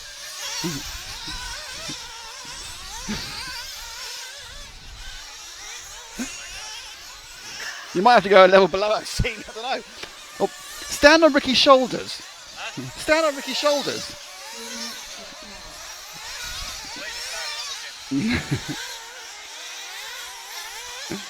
Okay, so we are about a minute and 53 from this getting up and running.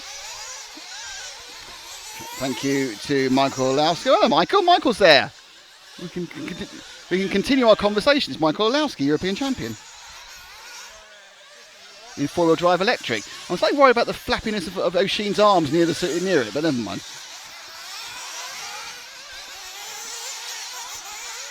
Anyway, right, so who we got?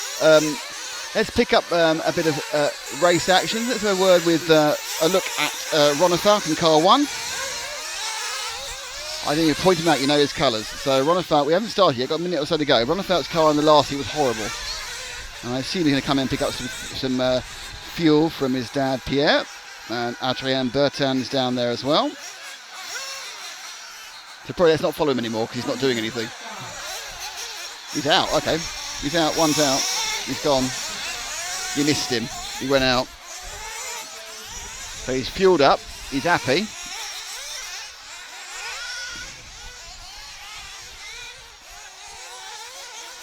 Flying the car, but too much of a drift to the left. Now you'll get an extra... Oh dear, that's not very good, David. Doesn't matter because you weren't involved in anything then, but that's a mistake you don't want to make. As they come rolling through.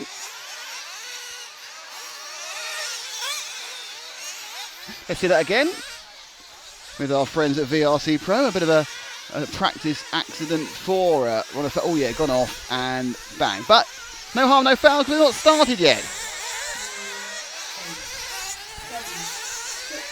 So what we're going to do is we're going to shift immediately to Bloomfield, who's coming up onto the patio because he will trigger the timing beam a long time before Ronefelt will. So Bloomfield is the man most likely to take the round win outside of Boots. Right, so Boots now, Bloomfield now. Hits the throttle, he starts off, goes down to the garage section. Put the garage into the garage driveway. And the small tabletop before he comes back, turning on himself and past the driver's rostrum. This is the one of the bits I think make TKR kink there, nicely done. You just held the car on the understeer and then drifted it into the right-hand side before making the sharp left to return in there. Now he's going to go onto the roller coaster section. Small one, medium one, large one, all taking place as sharp as you can as you turn on the HPI rollers, and then kind of a heavy brake, and again hits the apex beautifully there on the hairpin. Driving forward and then up the hill onto the patio section, brake and turn. Now get the ripples right, don't unsettle the car too much. Beautiful bit of driving there from Bloomfield. This is a really good lap in theory. Hopefully he's had the ground speed, bit of a panic below us when the car's got a problem. It's a 7. Staff man needs to watch out. That wasn't very good marshalling, but Bloomfield completes his first lap in a 52.9. That's a really fast lap to start. If he's starting on 53, he's straight into 52s. Fastest lap we've seen, I think, is a 52.4. Sorry, 52.2 is the fastest we've seen. Again, he just clips the inside, grabs it well. Bloomfield again hops over both sides of the X-ray switchback. Oh no, that's not how you do it. Just got too much power on, too excited. Lost it through the end round. And Bloomfield's going to lose probably a second on this lap through that mistake. He's to gather it up together. It's not the end of the world. Hatful of points still available, but whether a round win can be done will probably depend on what Boots decides to do. Boots doesn't need to win this round. He's already on TQ. Beautifully now. He's got that car beautifully balanced over the ripple section. Okay, so look again, that accident from comes in, just takes too much oversteer, rolls it in, and that tiny little error has cost him about 1.5 seconds in that last lap, 53.8. So Battle, who's trying to get up the scale, he's estimated 4 seconds behind. So that's probably enough Bloomfield action. Let's see if we can find Batai, who is just down below us right here in the 2 machine, the orange and the red. So sorry, the 3 machine. Sorry, that's Jorn Neumann. I don't stick with Jorn because we haven't seen Jorn for a while, and it's going okay. So that's Neumann, who again, their colours are very, very similar. Neumann and Battle, and from a distance, with my old eyes, who know that Neumann actually is in 3rd overall at the moment. 53.2 last time round, which was one of the fastest laps, and Ronefalk now moves to the top. So Neumann actually going fast in Battle. So it was a mistake. I meant to show Neumann in the Serpent. Battle's pace a little bit evaporated in past this morning, I think today. Neumann climbing the hill with the Serpent. He also is happier on the ripple. Some of the cars are really unpleasant on that. That is one of the areas where the cars as a whole have improved over the day, and also a bit today because the winds dropped down. And we do have for the first time a pleasant breeze blowing. Neumann completes another lap, and that one was a 54.1. Bloomfield is on a 52.7, so he's back on with the ridiculous speed. Okay, so let's hold and wait 2 cars, because 2 cars back is David Ronefalk. And there he is in the 1 machine now, actually scoring time. Ronefalk is with a 52.001, which 801, it wasn't though, 01, it's the 801. He's not the sorry about that, but he is overall fastest, because that one mistake by Bloomfield has dropped him down below a man who hasn't made a mistake in Ronefalk. So Ronefalk comes down the roller coaster. All 3 sections cleared now. He's got a bit of traffic in front of him, which will speed him up and then slow him down, but the traffic has been told to please move out the way, and that's Jorge Solar in the 5, I believe. So he'll be out, and now he needs to get out of the way and brake hard, and he did. I think he cost Ronefalk. So Ronefalk, it's really stealing track every single time on the exit of the patio. He's the only one who puts his wheels inside that game. He's a little bit slow around that loop there. So slightly occluded lap there for Ronefalk, and a 53.2 last time round, and a 53.2 for both of them. Ronefalk on for an 18.666 at the moment, and he's got 2 laps to go. Batai nowhere at the moment, down in 4th on for a 23. So Ronefalk not really throwing off Solar. He's quite quick but a little bit erratic. And again, he oversteered and turned too sharply as he came on that before the return corner for the roller coaster. He's now right down the bottom of. He is the fastest at the moment. He's matching sort of lap times with Bloomfield, who's just gone round in a 52.999. So it's very, very close, but who's going to come out of this 3rd heat, the leader? There's still 2 heats to go, of course, to find out who wins this round.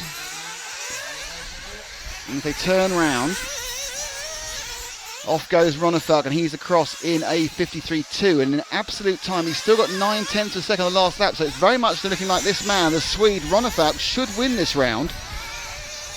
Win this heat, and therefore go into the lead in the round. Won't be TQ. We know that's Boots already, but it's all about second, third, fourth, fifth, and sixth, and getting those. Well, certainly second to get the pole in the other half semi-final. Ronafalk dropping down the hill. Marshall waited long enough. Already got Bloomfield finished. Bloomfield had 53.4 in that last lap.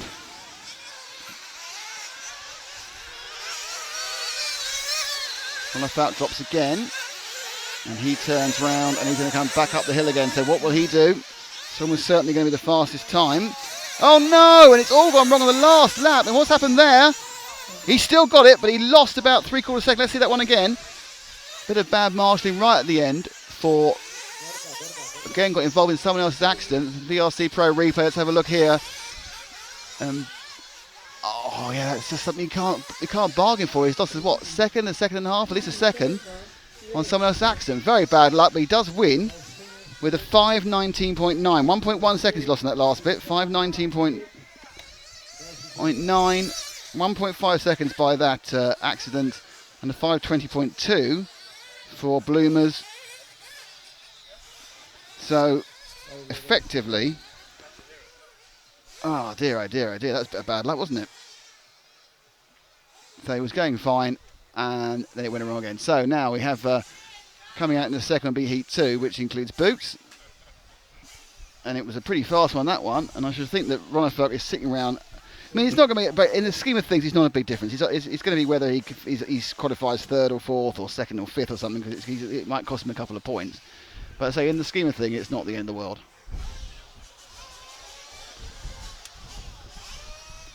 Accident cost him about a second and a half.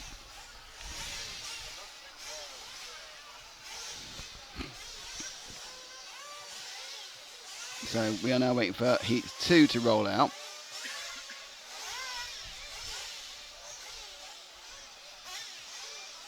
And to get down to really the last knockings of qualifying.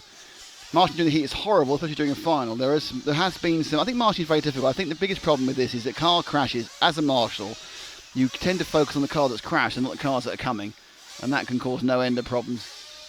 Just see that problem again for Ronafalk. I think we've got that on a replay, haven't we? Let's have a look. So he comes up and oh no! And actually, the marshal, he didn't hit the marshal, he hit the car. So the marshal's probably innocent at that one. There's nothing he could do. It just happened to be the wrong place at the wrong time.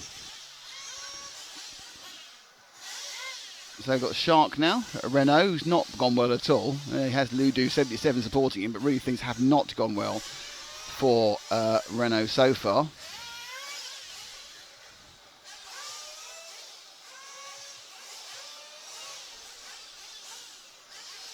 I don't think Savoy's guaranteed a semi-final yet. This is a man who won 3 European Championships in a row. I think 9, 10 and 11 I think he won. Was it 10, 11 and 12? 9, 10 and 11 he won, didn't he? 9, 10, 11 was Savoy, 12 was Bloomfield, 13 and 14 was Ronafalk, 15 was Boots. I thought the first one we did was the last one he won. It was in Portugal. 11, yeah, 9, 10, 11. Did we start in 11? No, we started in 10. We weren't live streaming, it was making clips for Paul. I don't know really, it's a good point. Go David Ongaro. I think it was 10. Who won 11 then? Who won in 11? EFRA.ws. Click on the Hall of Fame, you can find out who won in 11. Well, it's Battle won 11, didn't he? At Sand. Yes, Battle won. Battle. Yes, you're right. So 8, 9, 10 was Savoy, 11 was Battle, 12 was Bloomfield, 13 and 14 was Ronafalk, and 15 was Boots. There we go. Well done. Excellent memory combined the two of us. 16? Stay tuned to find out tomorrow. Finals day. Finals All day. And HPI and RC Racing TV's birthday. 10th birthday. Stop waiting. Oh, there's going to be trouble. There's waving over the satellite. There's going to be trouble. Okay, so next up we have got heat number 2. And still a bit while to go. Let's have a little bit of a run around with one of the cars that people are interested in. Car number 3 of Ongaro in this warm-up. I don't know, can you find him? Before he comes in for fuel, he's got some I think he's the car down the bottom there and the mainly reddish machine. Yeah, I think the lead car there, that's 3, I'm pretty certain. From my 2 days of staring at different cars and hoping the best remember any of them. Oh, that car's not happy over the bumps, doesn't matter very much. There goes Ongaro. Not started yet, that's all free accidents, doesn't matter. My guess is he's probably going to come in with about a minute and 15. He's probably going to come into the pits.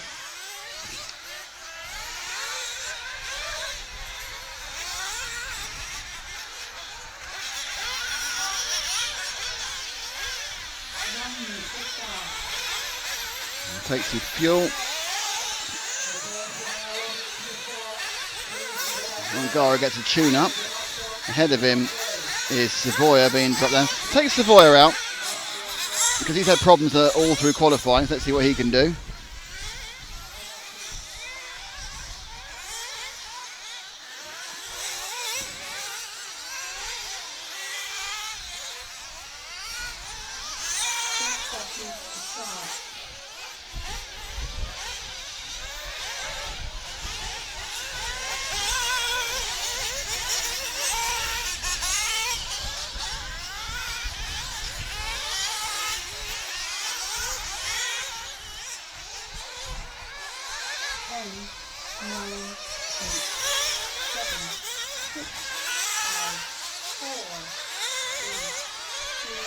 So Savoy hasn't quite started yet, so just drop back one car because that is Ongaro who has started, I believe.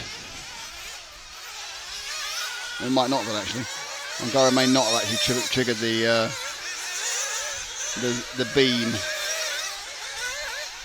So what we're going to do is right, okay, let him go and pick up Elliot, who has definitely triggered the beam there on the garage forecourt there, the all red machine. Sorry about the hop of cars, but I wasn't quite sure if Ongaro was actually a lap that was counting, and it's always better to see a lap was counting than a lap was not. So Boots, fastest man on the track so far this weekend, already in TQ. Is he going to push it? Is he going to try it? Or is he going to be happy with what he's got?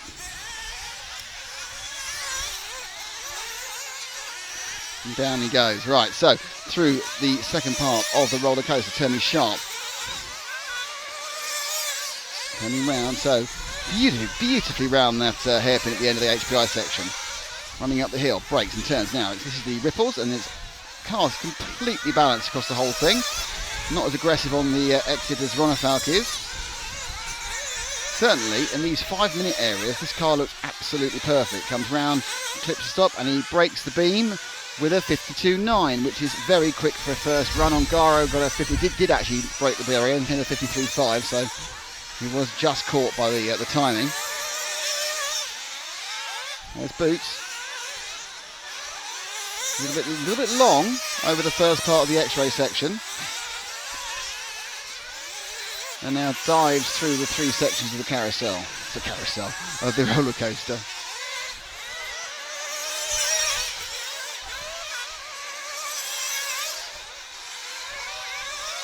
All looking very, very in control at the moment. Look at a waggle to just get the car to be where he wants it to be as he lands from the hop of the patio.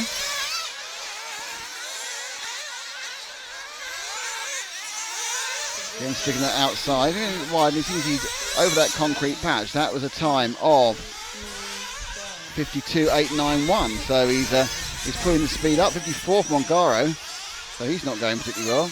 Canas is not doing too badly.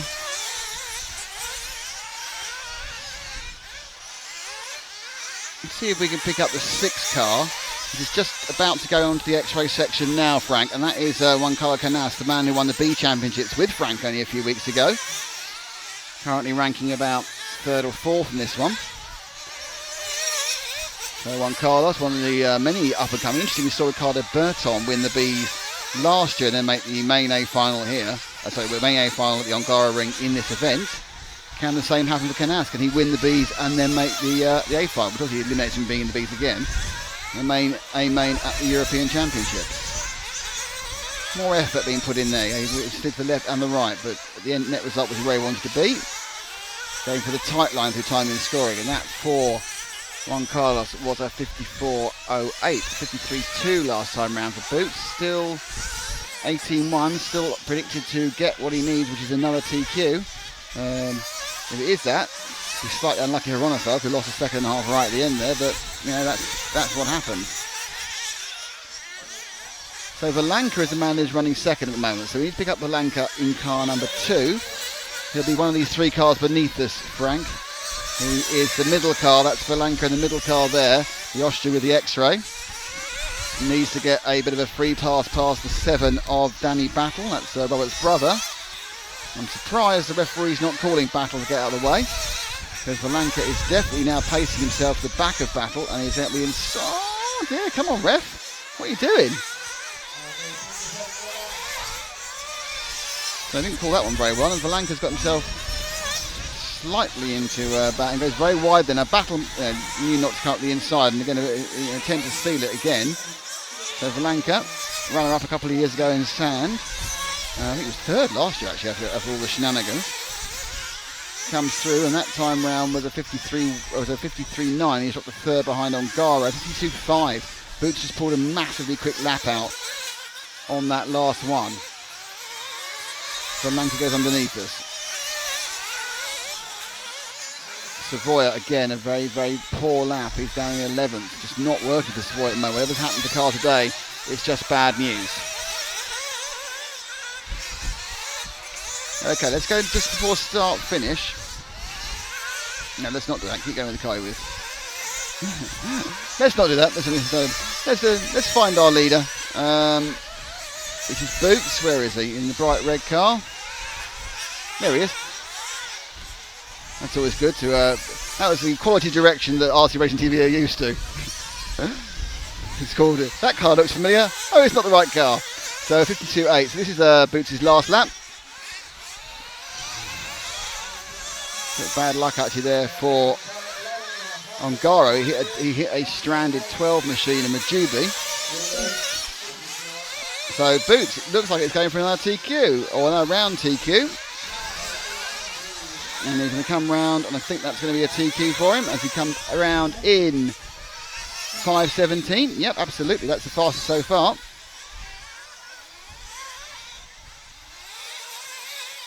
So Boots is a 5.17.3. He's the fastest. Second up seems to be Ongaro on a 22. Waiting for a few people to finish. Valanka should come in second. And Valanka may well come in second in a minute. He does on a 5.21.8. That's slower than Bloomfield and the others. So Boots back again as fastest person in a round. And certainly over a 5-minute time.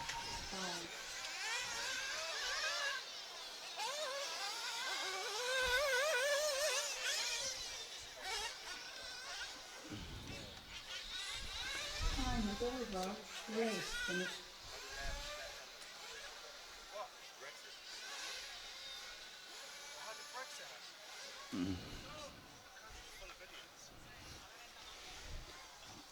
So agreed TQ.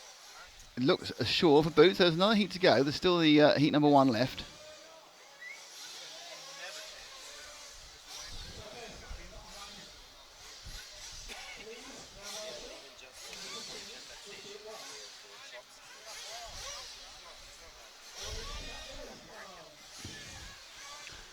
So we have Danny Bernabe in this one, Brian Baldo, Oscar Baldo, JQ, Dedicra Green, Neil Cragg, Miguel Matias, Ricardo Montero, Burak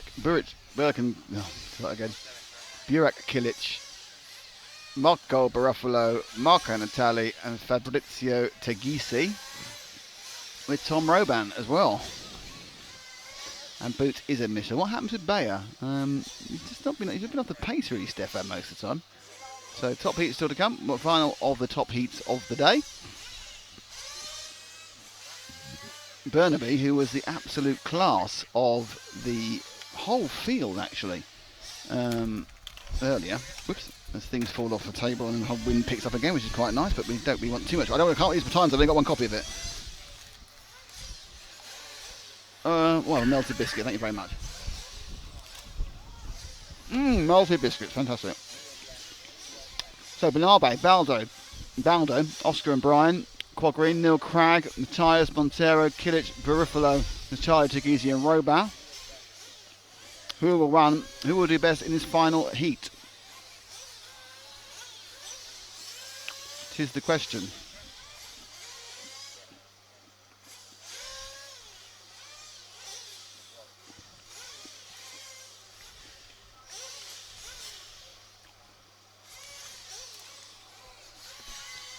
Stay tuned to find out.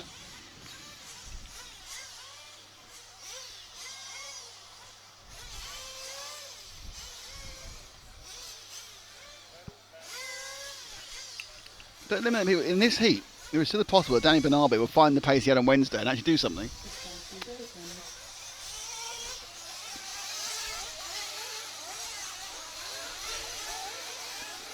So Raphael Rudd points out the boots with 5.19, 5.18, 5.18, 5.17, 5.17, really consistent and fast. Can't argue that.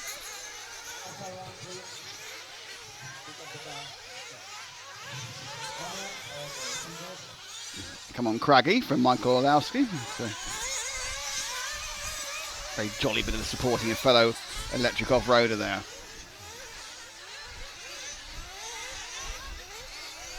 This is the last of the qualifying heats. After that, we're going to go away and record a qualifying thing. Then we're going to play it out, and then we're going to have the lower finals. Lower finals begin at 3:30. So we're going to try and work out a way of playing it in and then going straight to the lower finals, which could involve maths. It could be quite difficult. No, Edward Pickering's turned up from Japan. Hello, Edward. How are you? Hello. Konnichiwa. Show off. Come on, JQ, mate. Let's keep the pace up, says Felix Rigby. I think JQ, mate's having problems keeping the pace up, isn't he? He said he was a bit miserable earlier. You're not involved in the microphone much, are you?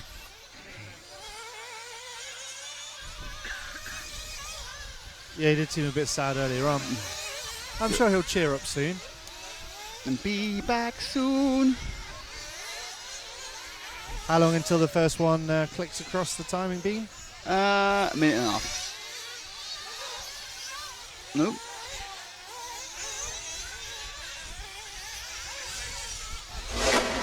Ooh.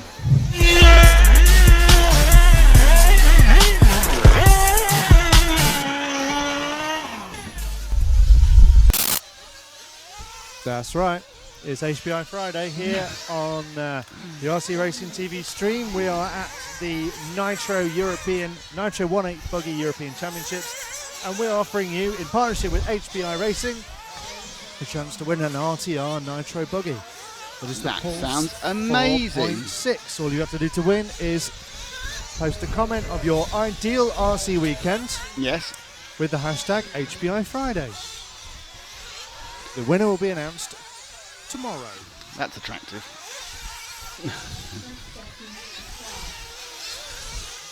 You're going to hold on to it, are you? The wind's got up.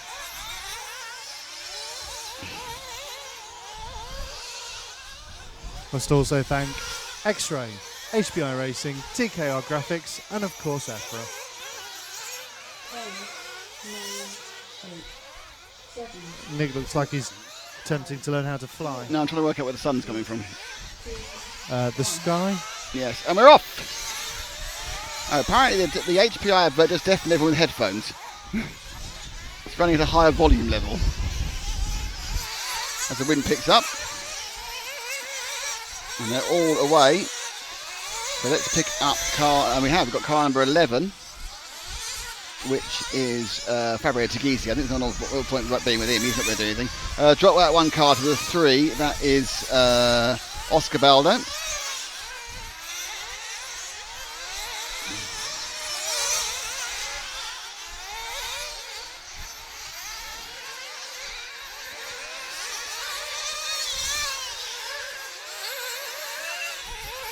Oscar just behind his brother at the moment in overall point scoring. Both of them happily in the semis, no problem at all.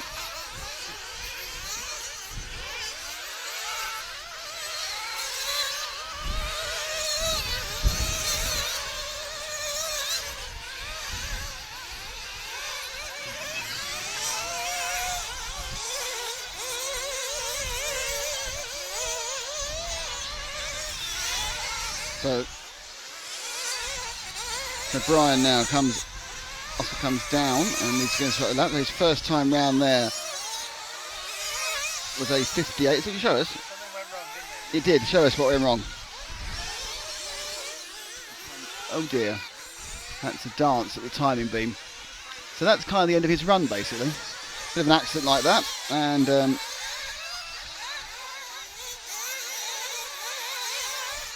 not there. So Brian Bowder leads this one in car 2, who is the car coming down the bottom there. You've got him on him. He's been on him for ages. Honestly, I don't know why I even get involved in this show. Oh yes, over start finish, car 2, there we are. So that's the second lap now for Brian. It's a 54.0 after 53.0. Not really kind of troubling the timing who's scoring at the top. Craggy's had a slow first lap. They're on for 22s, which again is top 10s, but not top 2s.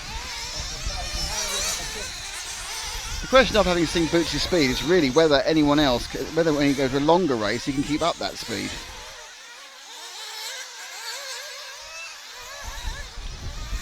But that is a question I can't answer at the moment because I'm not psychic. So let's pick up Danny Burnaby because he's Bernabe, who's car 1 coming down the main straight now. The leading of these two cars. He's got the 6 of Miguel Matthias behind him, and Bernabe actually is running in the top 3 of this one after an amazing qualifying and then what can only be described as an amazing pre-qualifying, and then a not very good actual qualifying. So Matthias and Bernabe tied together. Bernabe leading, Matthias behind him. Bernabe with the saw, TR5. Matthias, an unsponsored chassis sort of bloke at the moment. He's been set free by his previous sponsor. He may have left him actually. Now at this point, I'm not really sure. Bernabe occasionally seems a bit further ahead of Matthias and occasionally not so much. So Bernabe, I don't know what he did between Tuesday and Wednesday and Thursday, but it wasn't a very good idea whatever it was because he just lost all his speed. So he picked about 53.6. That's not the fastest we've seen him go. 53.6 for Bernabe. Matthias 54.0, so he was slightly quicker at that point. Still Brian Baldo overall leading this thing. Matthias not being dropped by Bernabe. Now whether being dragged along is another question entirely, but Matthias quite happy to follow him down the roller coaster, and now beautiful drive, frets up the inside, and the referee needs to kind of decide who's doing what to whom here, because at the moment Bernabe is certainly not helping Matthias, as they both get horribly out of shape on the ripples, but not so much a problem. Bernabe backs out of taking the liberties on the exit of the patio, which we saw from Ronafalk. Comes through, start finish. This lap is definitely going to be advantage Matthias. Bernabe's lap was a 54.3 and a 54.0, and he's been asked to let him through. Now whether he's going to, I don't know, but he's been asked to let Matthias through by the referee. And if he doesn't, and he holds him up, it's all going to be, not only handbags at dawn, but stop-go penalties at dawn. Now this is not the last lap. There's a lap and a half to go, so this is quite interesting. Will Matthias get past Bernabe? Will Bernabe get in trouble with the ref? He's been asked. Matthias had great drive last time, but not this time. But they are right behind him. Matthias almost runs into the back of Bernabe. He's almost to say, "Come on, ref, let me through, let me through." He's blocking me. Well, whether he actually is, because that was kind of an unnecessary run on. And the gap stabilises, but they've got traffic ahead of them in the shape of the 8 machine of Buick Killich. And this time round, Bernabe gaps slightly with a 53.7 Matthias, who has a 54.0. And number 8 now is asked to get out of the way, and they drag through together. He gets the first one through. In the middle there is Killich, and he needs to let Matthias again. He's not really Matthias. Number 8's in trouble. No, he's not. He was on the verge of a stop-go. This is the last lap. Now, Matthias would have to get past Bernabe to actually beat him on the overall lap times, which he's unlikely to do in the next half lap. Bernabe, I think, running for a second or a third at the end of all this, as he kind of a bit ponderous at the end of the patio. Matthias, I think, has been held up in this lap by Bernabe. Matthias probably going, "Oh, I didn't really enjoy that very much," and they're over, and that's it. And so the winner at the end of all that was Danny Bernabe. That's a surprise. What happened to Brian Baldo? It was a bad lap, 2 laps out. So it's Bernabe wins that one, but not particularly quickly is the answer to that question. Oh, it's gone out of focus. Well, I just cut to it, and somehow it was being lifted up from pointing at the sky to pointing vaguely at the track, but now it's all out of focus. Yeah, it needs to turn it off and on again. For the bang, it needs to be turned off and on again. But we've finished it for a bit now. Right, let's give you the final standings in qualifying, because that's what everyone wants to hear. And the final standing in qualifying after 5 rounds, best 3 to count. I want you to guess who's in pole.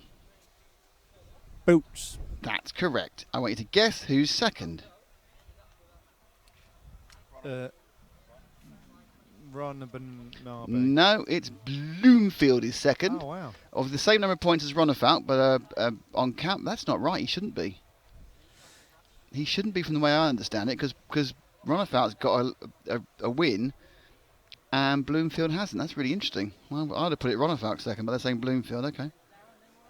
In the way I would normally do that on countback, in normal F1 style countback, it would have been Bloomfield. Ronafalk is third. David Ongaro is fourth. In fifth, it's Robert Battle. In sixth, it's Brian Baldo. Seventh, Martin Wolanka. Eighth, Marco Barufalo. We've not mentioned the entire time we've been here, and he's in eighth. Ninth, Jorn Neumann. 10th, Oscar Baldo. 11th, Juan Carlos Canas, the B champion, who's made his way straight into the semi-finals. Hal Figueiredo is 12th. Neil Cragg is 13th. Yannick Algon is 14th. Jorge Sola, well done to you, is 15th. And Alex Zanchetin is 16th and gets the last automatic semi-final place. So he's been chuffed a bit. But Miguel Matias misses out and is 17th. Renato Savoia is 18th. Natali is 19th. Danny Battle is 20th. And Danny Bernabe, despite his best score in that last run, the man who TQ'd not qualifying but pre-qualifying is down in 21st place. Martin Baer is 32nd, just makes the quarterfinals, as does Jerome Igon. He gets in the quarterfinals as well. Going further down this in the 8th finals, Lee Martin just gets into the 8th. Looking in the 16th, can't see a number of people completely out of position in those ones. So, yeah, it's Anthony 16th. JQ, obviously popular member of the people who watch this sort of thing. JQ is 25th overall. Burak Kilik is 26th. Fastest junior is David Ongaro, and fastest senior is Danny Vega. Right, so we are about to say goodbye for a short amount of time. It's an hour and 10 minutes to the first final, but before that we'll be playing in a pole position walkie thing we've done. Hopefully you've enjoyed what we've done so far today, and we'll be back very soon. And thank you for watching, and there's still many hours of enjoyment, because lower finals are nothing if not very enjoyable. So until then, we will see you anon. Just make sure you get your typing going. And just before we go, very good point by Matt there. Let's say thank you to everyone who makes this possible. Let's thank you to EFRA, the European Federation of Radio Automobiles. Let's thank you to X-Ray. Let's thank you to HPI Racing and TKR Graphics, who make it possible to be here. Please visit their websites. Please buy their stuff. Well, obviously not EFRA. Just join EFRA and get a license. Thanks then. See you soon. Bye.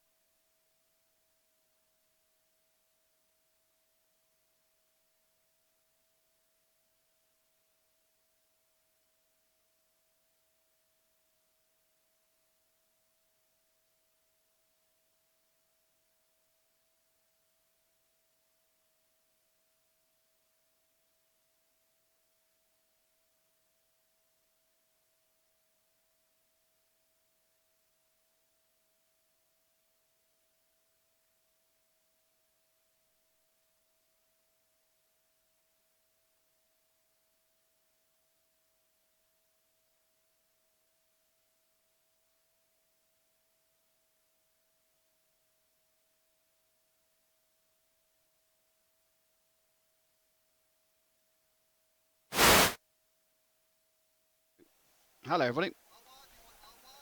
Oh, there's a bit of a hiss on that one, isn't there? Where's that coming from? What a nasty hiss there. It's not good, is it? Don't know if I can get rid of it slightly. Does it? Okay. So usually you get some bleed through. Okay, so we have been meandering about, and we have produced for you a magical grid pit walk. But I'd like to first of all say hello and welcome back. And after the pit walk, we straight into the finals. But I do need to say hello. And remember, it is HPI Friday. Hashtag HPI Friday. And it is with our friends at X-Ray, our friends at HPI Racing, and our friends at... do you want to change the graphic? Yeah, I will. Okay.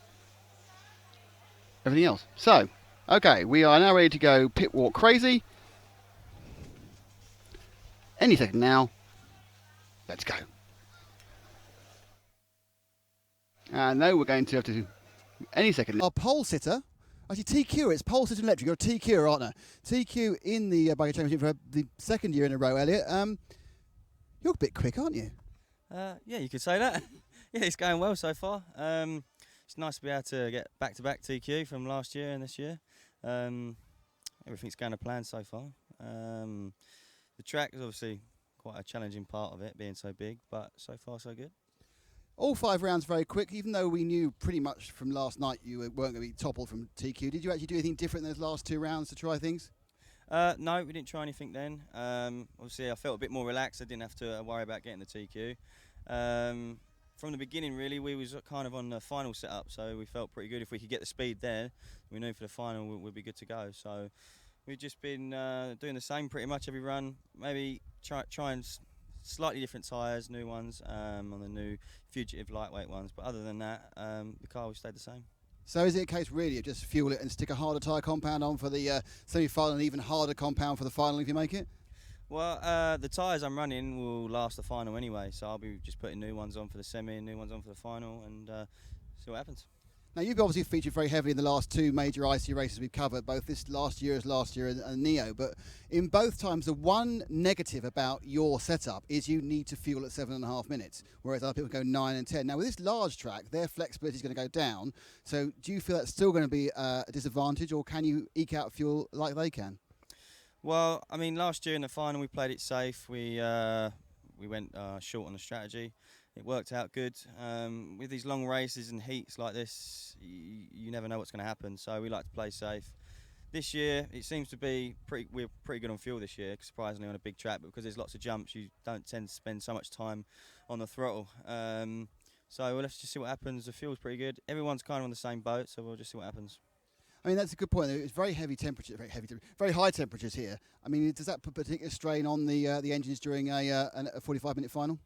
Oh yeah, for sure. Obviously, if you run the engines quite lean, after a while, with the heat coming down, being 42, what it is today, for sure it's going to take strain on the engine. So you need to make sure your tuning's perfect and the clutch is perfect, and obviously don't go too long on fuel. Be the key for that. But yeah, as most races, everything's got to be right, everything's got to be perfect, and it takes one thing to go wrong.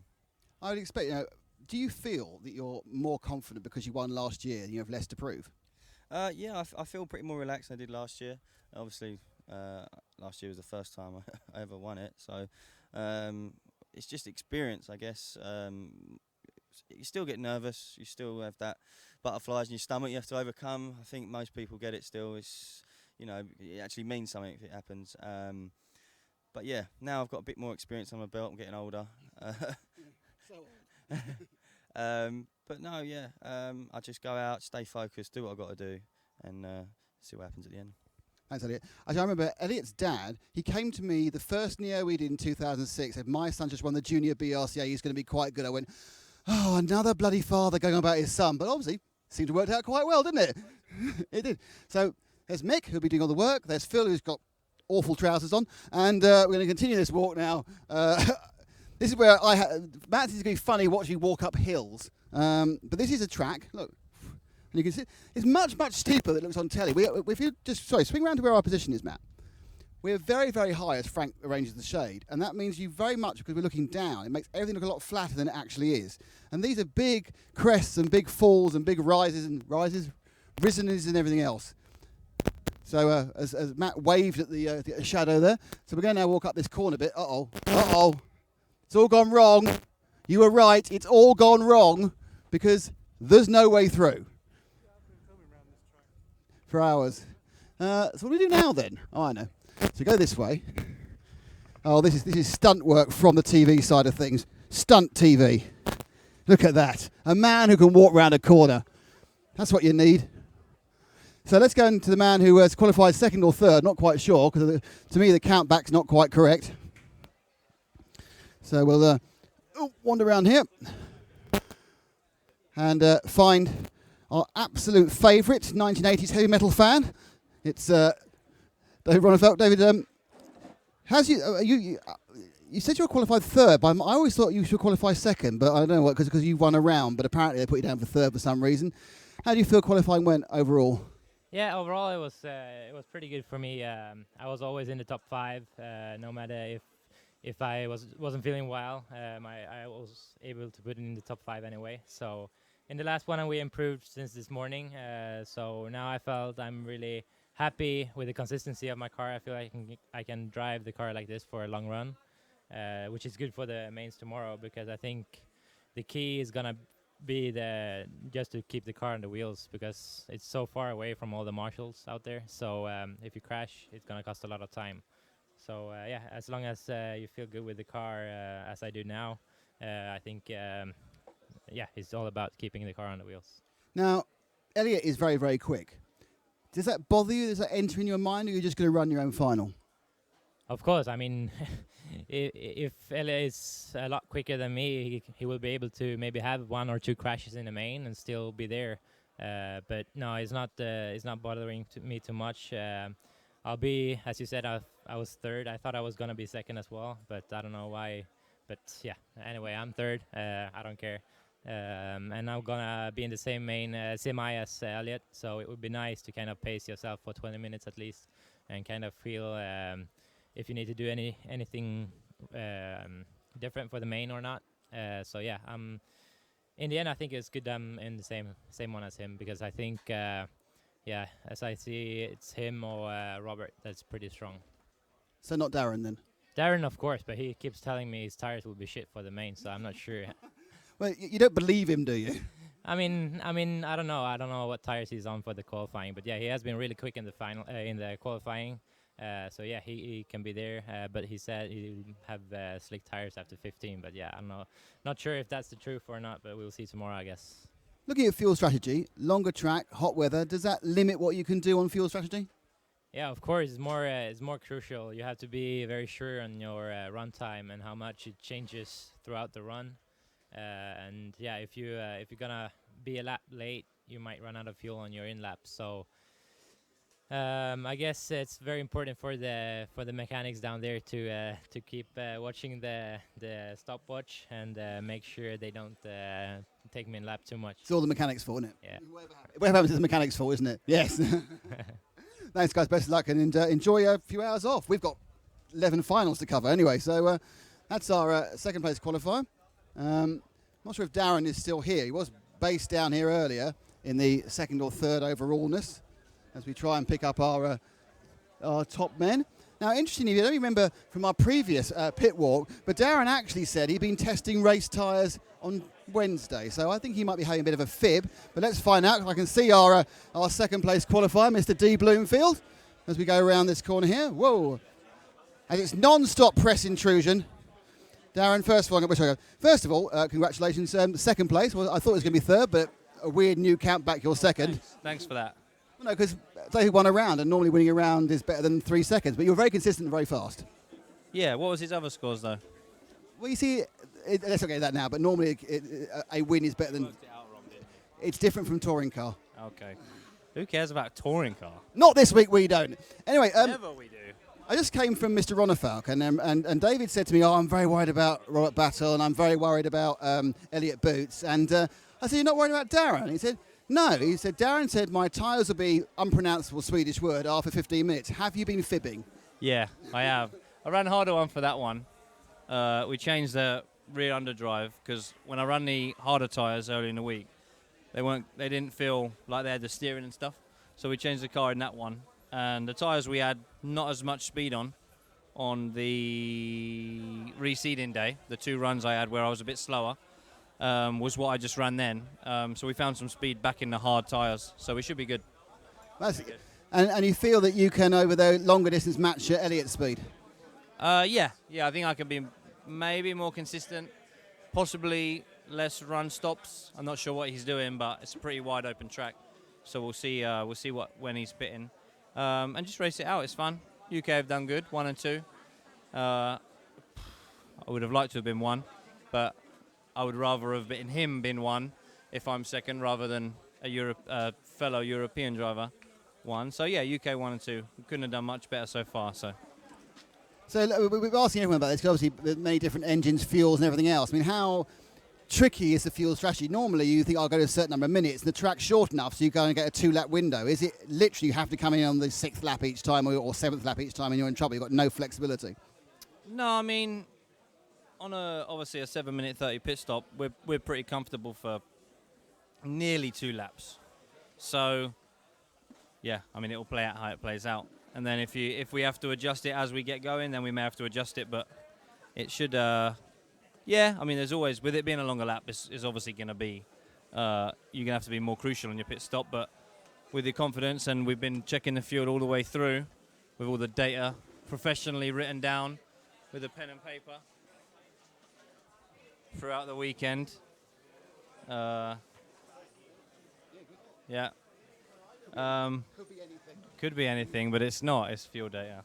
Why is that one say number 69 chow mein and 35 soy sauce? That was lunch. That was lunch. So high tech. So Darren, best luck, mate. Good to see you back at the front again. So that's Darren, who's qualified second, and has had a very nice Chinese as well. Excellent news there.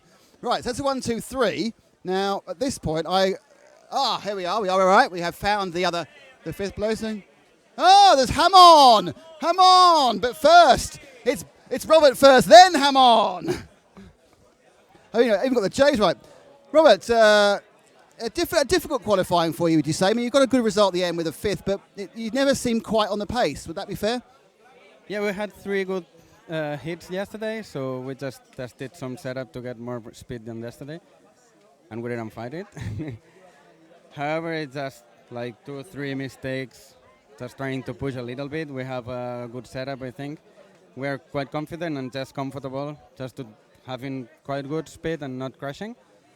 And we'll see tomorrow. We'll make so many changes now for the semi-practice, and we'll try to get a little bit more tenths. I think like 3-4 tenths more than we had yesterday will be enough to fight for the championship. So we will see tomorrow. It's another day tomorrow, so we will see what's happened. I suppose what you really want is a really simple, easy semi-final, a simple start. You've had a lot of bad luck the last couple of years in those semis, haven't you? I don't know. I hope to bump up to the final. I mean, semi-final is always difficult. Anything can happen, so we'll try to be safe, to not to make a big crash, check all parts to not to break anything, and we'll see tomorrow. I hope to at least bump up to the final. Do you feel any extra pressure, or is it nicer racing in Spain? Not so much. I mean, in the Worlds I won in Argentina, it was similar as home, and I like all people, and it's not pressure. I think they help me, so we will see tomorrow. I'm quite confident with the car, so which is okay. So we'll see tomorrow what's happened. Robert, thank you very much. It's time for Ham On now. Hang on. There's a bit of a Ham On moment. Oh, there's loads. It's ham on everywhere, but there's a ham on being carved off the bone there. This is the ham on moment, as it's known. You can't get any fresher. Sorry, you can't get any fresher than ham on. Okay. There we are. Sorry, I'm ham oning, and marvelous. Oh, marvelous! Yeah, fantastic. Thank you very much. Oh, forget pit walks. It's pit eating. Fantastic.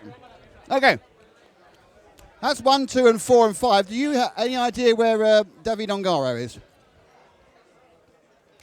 We're in 4th. I'll go and talk to Brian Baldo then.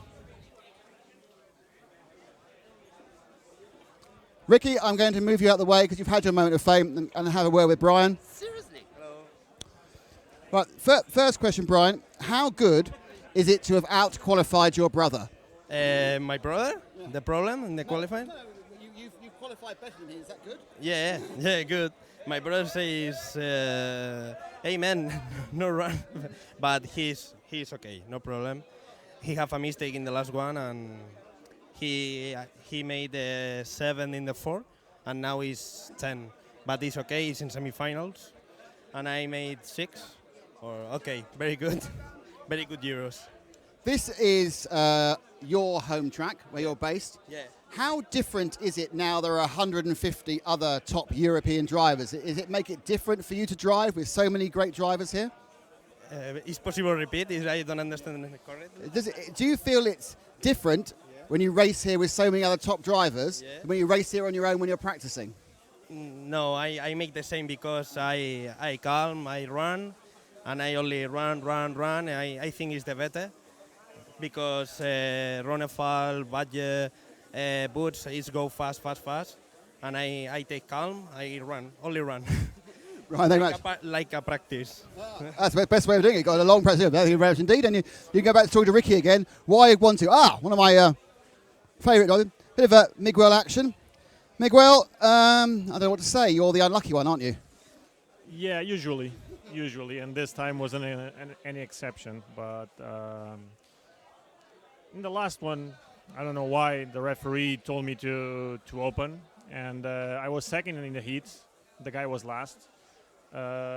He was driving a little bit crazy. I'm a little conservative, but I let him go to see what the pace was. He was slower. I was just being held on, and then the referee told him to open up, and he didn't, and I had to go all the way to the end of the heat behind him.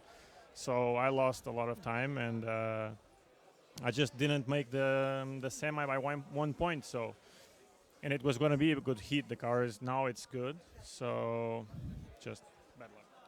Provided you actually do bump up, is there actually an advantage of racing in the quarters? Well, especially on this track, I would say yes, because it's so big. You don't have that much time on most of the track. So I think it will have an advantage. Well, best of luck for the rest of the meeting. Thank you, man. Cheers. One of our favourite drivers, certainly our favourite Portuguese. There's meat everywhere. There's nothing but meat.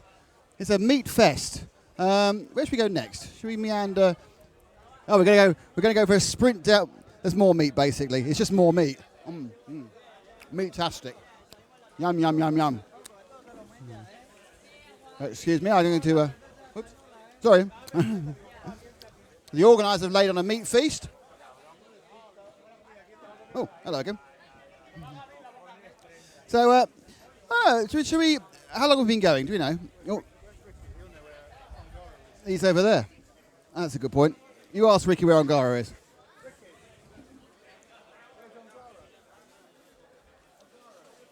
Oh, he's not listening to us. He's filming. He's too important. He's doing one of his 4 pictures that way. Let's go this way. So we're going this way. Right. No, he's not there. He's disappeared. Oh, they've all gone. 4 out of 5 ain't bad. There's Ricky. He's looking confused. Oh, there he is. There's little lambkin. Oh, you're going to translate for us? Yeah. Okay. Let's grab David. David, quick word. We have Ricky to translate for you. He's put his packet of screws down first. That's very important. Sorry about that. David, are you happy with 4th place overall? Sì, sono molto contento da come è partita la giornata, è andato tutto molto bene e sono contento. Yeah, he's very happy. After a not great start in Q1, to get 4th is really good for him. You qualified very well last year, but the final not so good. Will you be much calmer this year in the final? Quest'anno sarai più calmo in finale perché anche l'anno scorso sei andato molto bene in qualifica, però poi in finale ti sei un po' perso. Pensi di essere un po' più solido? Sì, penso di essere un po' cresciuto mentalmente, quindi penso che vada tutto bene in finale. Yeah, I think I grew up a little bit. from last year, so he's pretty confident for the finals, for sure. We've asked all the drivers how flexible their fuel strategy can be. It's a very long track. Do you think you have a good strategy for the final? Ovviamente è una pista molto lunga, quindi hanno chiesto a tutti quanto è flessibile la tua strategia per quanto riguarda il pieno. Pensi di avere una buona strategia? No, facciamo col pieno, facciamo 7 minuti e quindi è importante non sbagliare e non rischiare. He's going to pit at 7 because he can actually achieve 8 something with his engine, but since the lap is very long, it's going to be very important not to make mistakes in the last lap of the stint and be precise for sure. Thank you very much. That's great, and thank you. Fantastic stuff. Thanks, Ricky. Well, that's 1, 2, 3, 4, 5. And Ham. Hi, Jessica. So I think probably, as we have to play this in later. Oh no, you're looking for something else, are you? No, you're not. Okay, so we will now zoom back, and I will talk about our fantastic sponsors, who are HPI Racing. It is HPI Friday, of course. HPI Friday. Also, of course, X-Ray, and of course TKR Graphics. Anyway, that's it for the Thursday qualifying pit walk.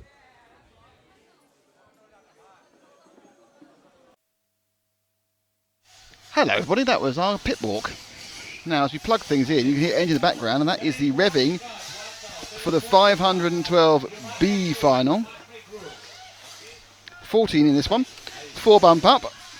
Gabriella Romani, Robin Ilius, Yanis Peroganakis, Marcus Vendi, Marcus Rees, Kuldar Ilus, Uri Hoodie, Kirsten Besler, David Ishakanainen, Hugo Blandon, Fernando Cabrera, Kirill Shilin, and Stephen Glukov and Santiago Perales, all fighting for 4 bump-up slots in this, 15 minutes.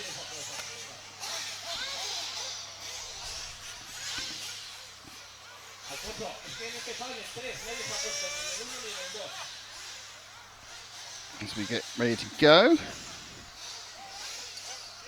But there will be a 3-minute warm. They haven't been out releasing the track yet, or any of the 14 of them.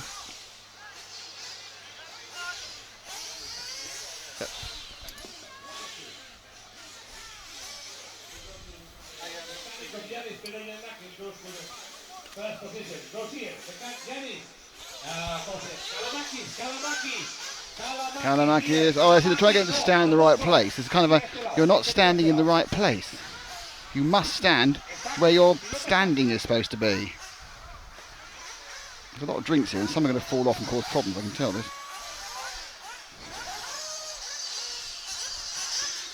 So a little bit of a delay. They get release the cars because 14. That's the problem. So 12 start with 14 for these bottom 2 finals.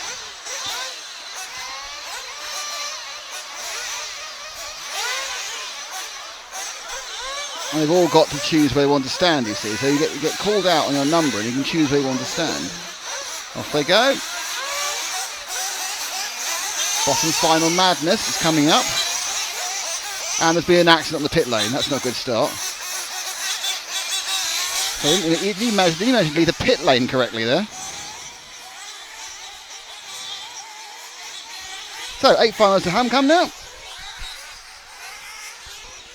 Frank's a little bit upset because he hasn't had any lunch. I understand why. We got some ham on.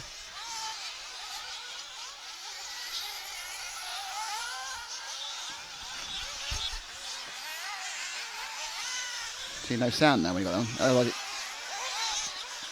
kicks through everything. Hello. Oh, fudging Nora.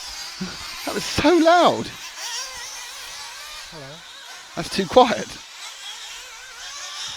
Come on. 1 1 1 1 1 1 1 1 1 1 1 1.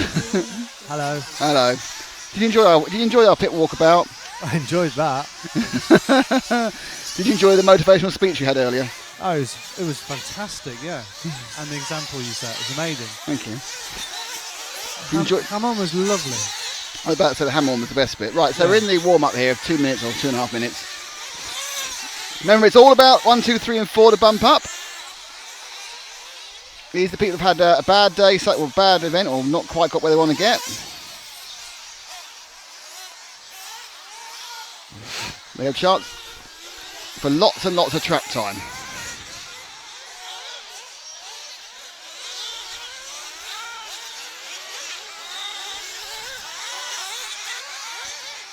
Now, interestingly, the final tomorrow starts at 4 o'clock, so we're sort of near about when the final's going to be on this sort of time. All vehicles to the pit lane. All car to the lane, please. All car to the lane. And the cars are going to get called back in again, and we've got our first chance to see the start. And it's a long grid, and it's not a lot of gap between them, and just that little TKR kink is going to be a nightmare for a number of people, I can tell you right now. So, Gabriel Romani in 1, Robin Ilias in 2, Yannis Pereganakis in 3, Marcus Vendy in 4, Marcus Rees in 5, Kuldar Ilias in 6, Uri Hoodie in 7, Kirsten Besler in 8, and we need to do that with timing. I'll do it. Yep, that's fine. I need to find the mouse first. That's the problem.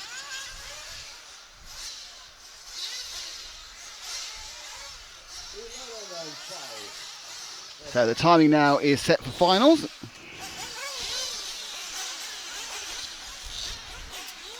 I've dropped my pen. That's never a good start. There's a large number of you waiting to enjoy these finals.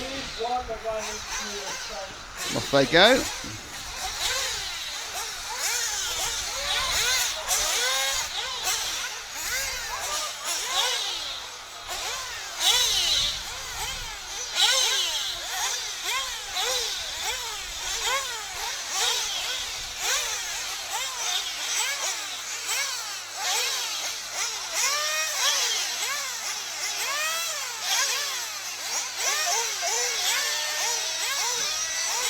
Car 3 sporting a Neo, Yannis Pereganakis, a Neo shirt. Oh no, hang on, it's gone wrong now already. No, it's not. There really is a massive level of confusion. It's quite impressive. You're 3 on position 3. Fuel it up.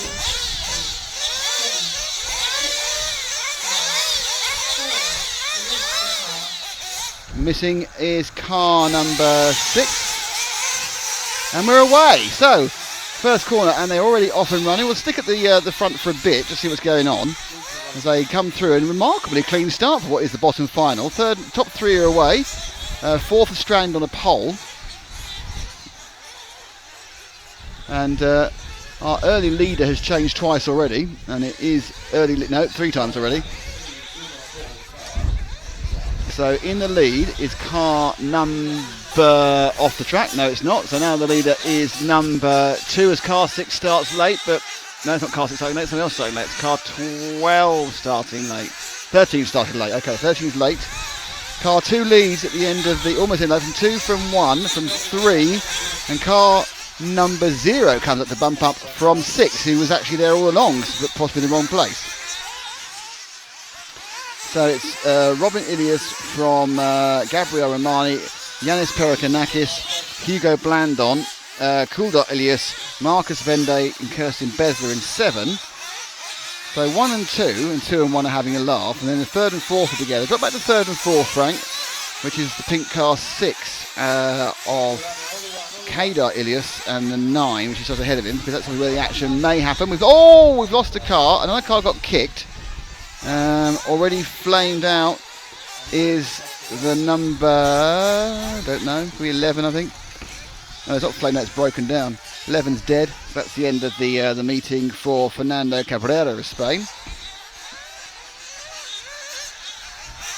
Coming towards us, a massive battle over the 3rd place. Because it's 4th and 5th that really matters, but 1st and 2nd are meowing away. This is the 3rd and 4th battle. Number 9, not really. This is not, it's 10. It's 10, 6 from 10, but look, 4's catching up. Hugo Blandon is making a move. He's got through into 4th, so Hugo Blandon back in the bump up, and the person now who's unlucky is the 6 machine of Kuldar Ilias. So this is the battle, Ilias and Blandon. Blandon seems to show a bit of speed now through the TKR kink. And now the mistake by the 9 drops him into the battle, and then he eases him out. Oh dear. So it's now 9 of David Ishikatin, I think. Is that the 1? Oh, this is very confusing. That was Hugo Bland in the 10, that's why. That 10 and 9 looks very similar in the 0, basically.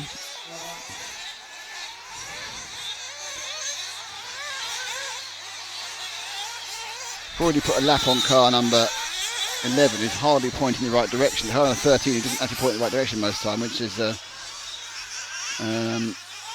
Stephen Glukov. So 4th and 5th battling together now. 6 and 5 it is now is the issue. So it's 6 and 5. That is Ilias and Marcus Risi now trying to get up the inside of Ilias. So the 5 is Risi, the 6 is Ilias. Oh, he's landed on him as he went over him. That's one way of getting past, literally in the air.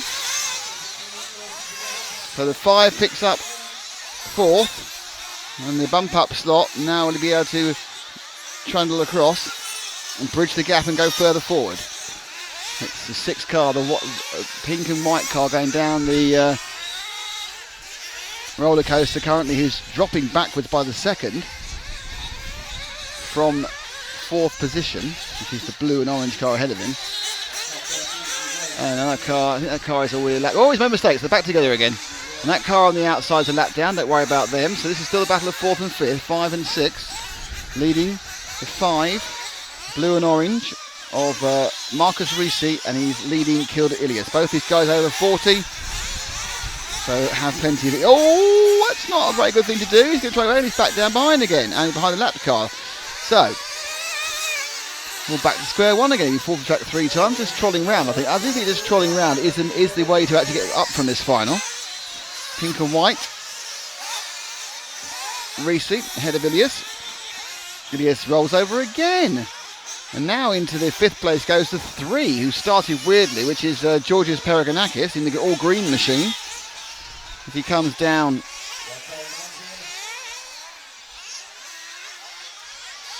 the hill.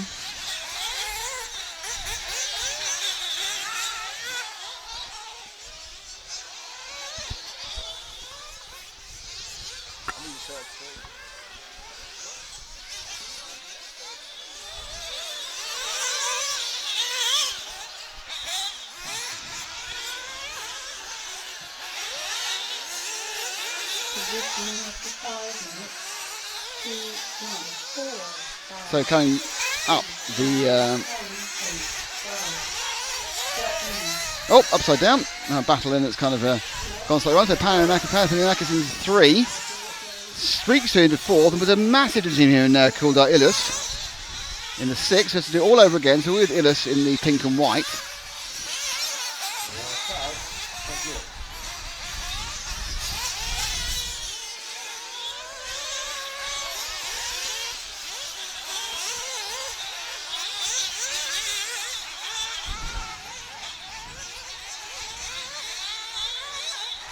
So Ilias now has to try and catch back up to Perigonakis. Top 4 bump up this 512.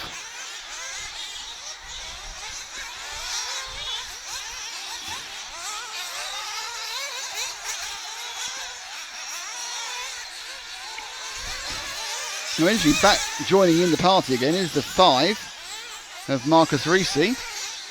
So we're with the cars in 5th and 6th. Both are not currently bumping up. But who knows what will happen up ahead. We haven't even got the pit stops yet. So it's Robin Ilias from Gabriel Roman from Marcus Weddy 1, 2 and 3. Georgios Perigonakis is in 4th. We're with the 5th place car of Kuldar Ilias. And then Marcus Risi is trying to catch him up. But Kuldar's now really much on his own. Long way back, because Perigonakis has gone through in 3rd and streaking ahead.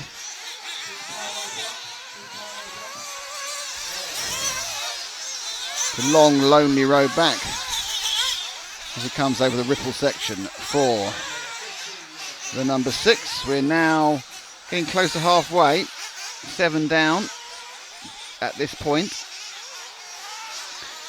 Now, in fairness, if Ilias stays in 5th, there's a good chance someone will make a mistake or break down. So he's obviously sitting there thinking, I need to play that part.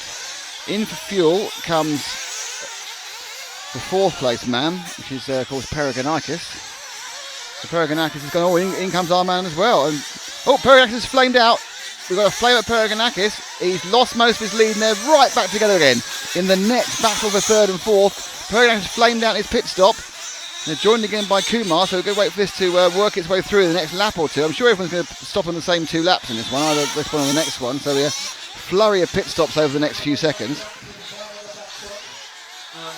And indeed, here comes 2 and 1 and the leader and 8. Second place man.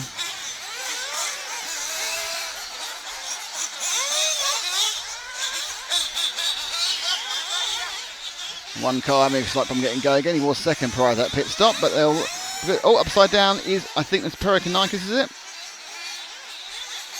Yeah, Pereganakis in the 3, so he's upside down. So, and I think the 5 car is our man here going down there, the orange and green, because he's currently in 4th, so he's holding the place everyone wants. The orange and blue at the bottom of the track. You feeling rain?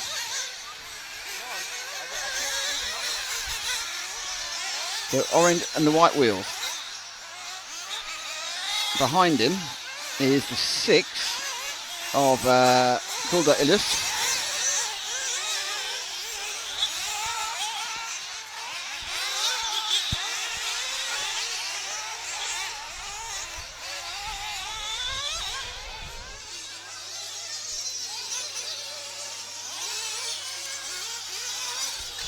The whole thing settles itself out.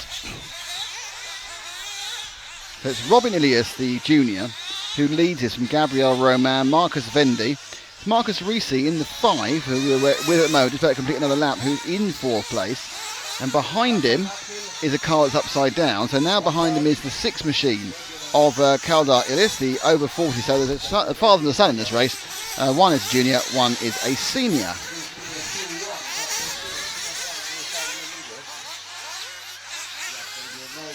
We're with 4th place man Marcus Rees. And then Panathinaikos has gone back up again. Or is he a lap down after a flame? It's hard to know. He's now... So dropped back 1 car to the green machine of Yanis Pereganakis. I think Pereganakis has got the pace to bridge this gap to Marcus and therefore make it quite interesting for the bump up towards the end. He lost a lot of time. He flamed out during the refill.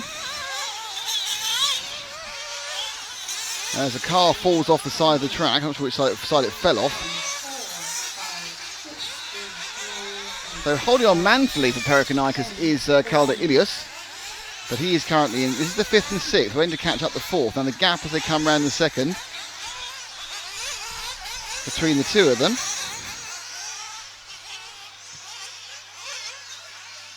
Something in the region of about, yeah, there's a bit of a gap there. In absolute time, they are gapped by about 7 seconds at the moment, so it's a 7-second gap that needs to be brought down, but if anyone can do it, Pereganakis can do it in that green machine.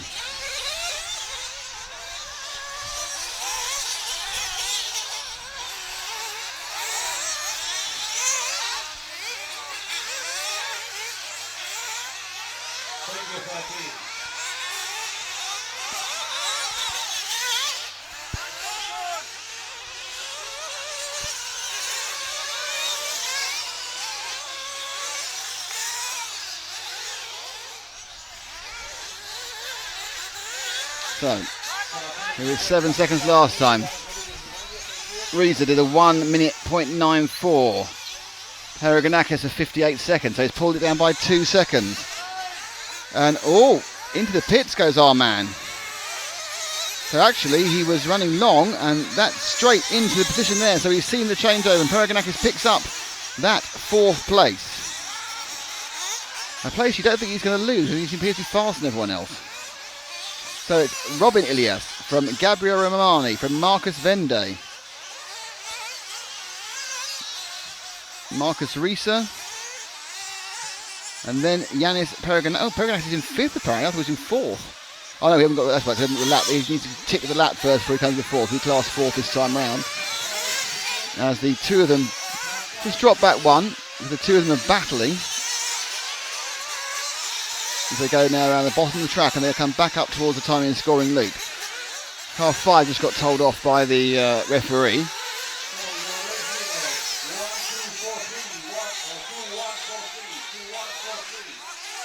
No issues for the leaders. They're a long, long way ahead. Recovering from a late pit stop, the 5 machine of Marcus Rieser. He's a long way back, lost 8 seconds in that lap and is now 4 seconds off Perikanakis. And that's goal. Perikanakis had an accident on the... Oh, the car's broken down. I'm not sure it's a lapped car or a car that counts. He's lost the car at the back end of the circuit. Now, has that put Perikanakis into third, or is it an unimportant machine entirely? As we watch the catching up cars. So, oh, another one's gone off. And that was the 5, but we now are waiting to see on the timing and scoring who was the car that broke down. Perikanakis is scored in 4th still. So that was a non-important car that fell off. In 5th, it's the 6 machine of Kulda Illus. Let's see that one again.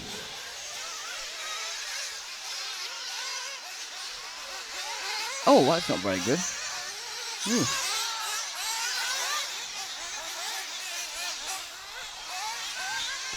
They come back and around. So it's still Perikanakis in 4th, Ilias in 5th. It's winning. Robin Ilias was leading. Gabriel Armani is 2nd. Marcus Wendy is 3rd. Yanis Perikanakis is 4th. They are your 4 bump ups. We are currently filming the car beneath me. So in a minute, they go fast. We're having fun. So the leading car now.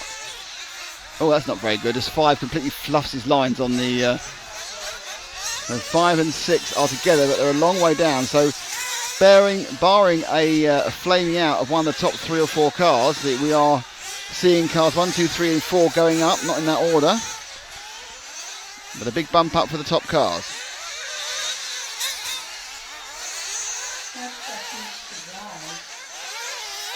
Going round wide. These will be a lovely battle for 5th and 6th, which isn't much use to us, really. So the top 6 are actually occupying top 6 places, not exactly in the right order.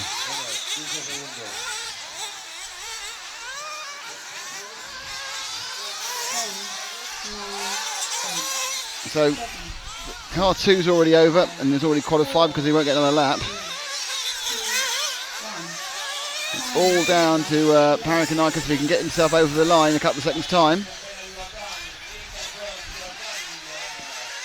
And there he comes up. Perikanakis on the wide side, and he's finished. So that is a 1, 2, 3, 4 position for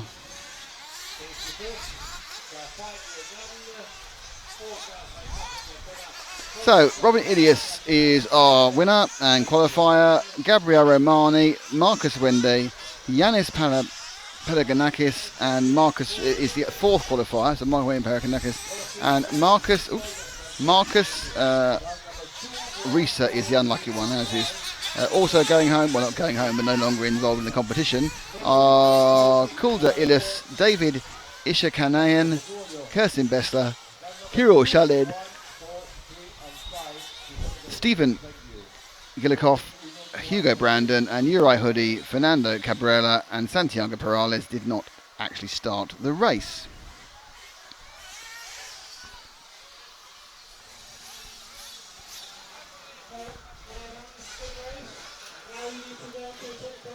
So there'll be a quick changeover now as we wait for the 512B final.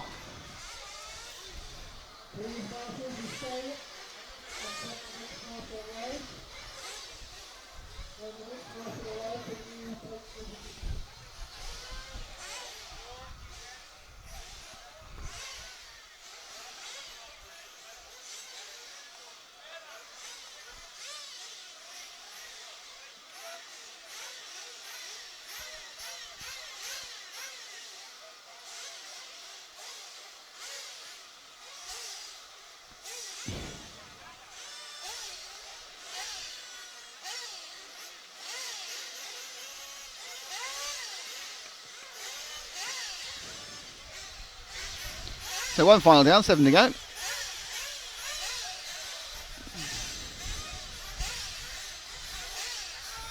Lots of fun to be had by all. Okay, this one, in the next one, we have Ben Williams, who won't be taking part, I know that for a fact, because we spoke to him earlier.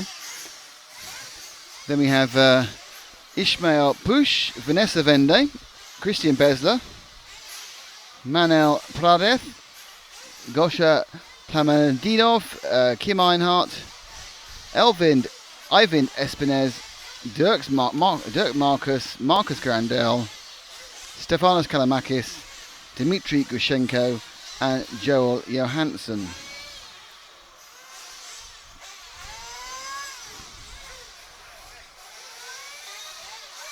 Some more biscuits, you're hungry.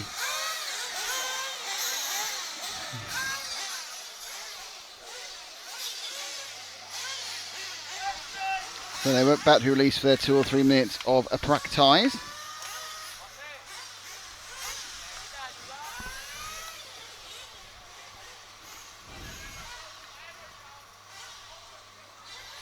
Williams is not taking part, I don't think, because he said he didn't want to do it. Can't see him. No, Williams not there.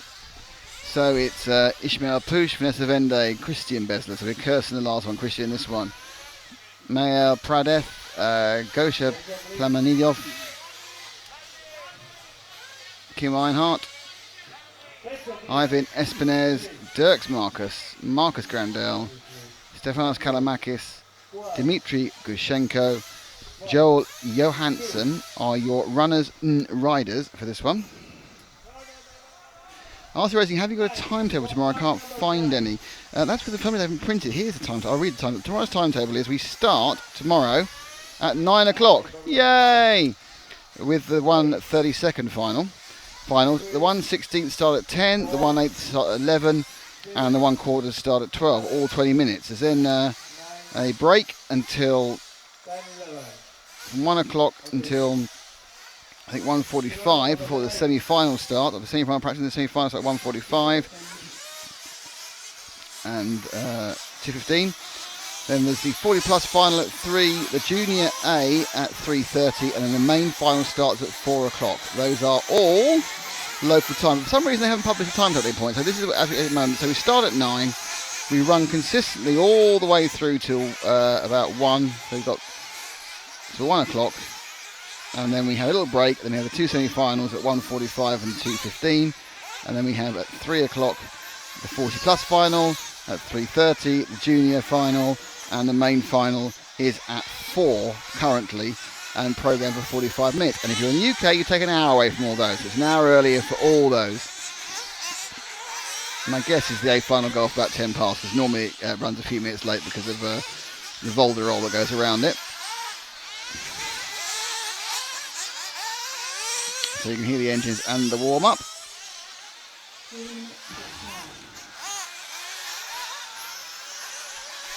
Don't forget to tell your friends all about it. By all about it, I mean all about this, our racing stuff. 'Tis good. I think all the finals today, the first 3 sets, the 52, the 256 and the 128 are 15 minutes, and then it is 20-minute finals for the 164ths. Which are the last 2 races of today, going off at 6 o'clock and 6:30.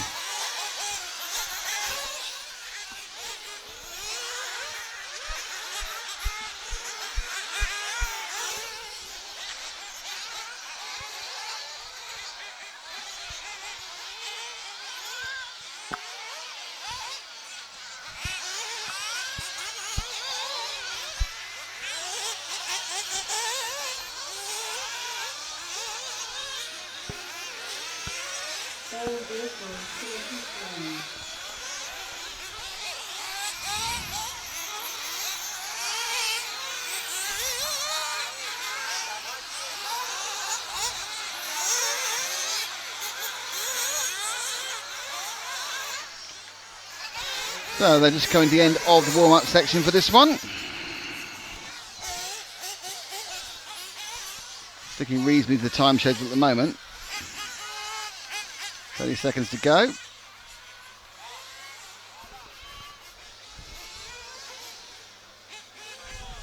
No one will be sitting in the pole position point.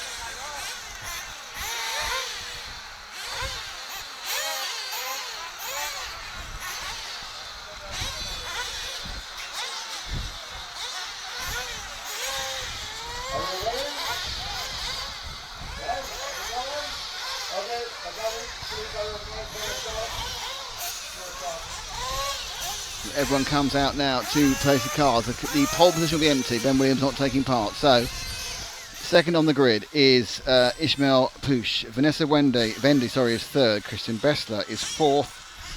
Manel Prades is fifth. Gosha Klamandiniaf is fifth. In sixth, Kim Einhardt is seventh. In eighth, it is Eivind Espinez. Dirk Marcus is 9, Marcus Grandel is 10, Tobias Kamak is 11, Dmitry Grishenko is 12, and Joel Johansson is 13. And again, got a couple of no-shows in this one. But our 12 cars not taking part.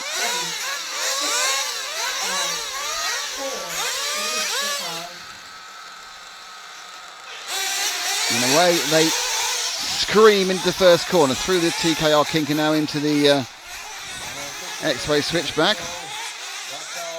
The top three get away and there's a battle of the next three, so let's switch to the next three immediately, led by the green, blue and white machine.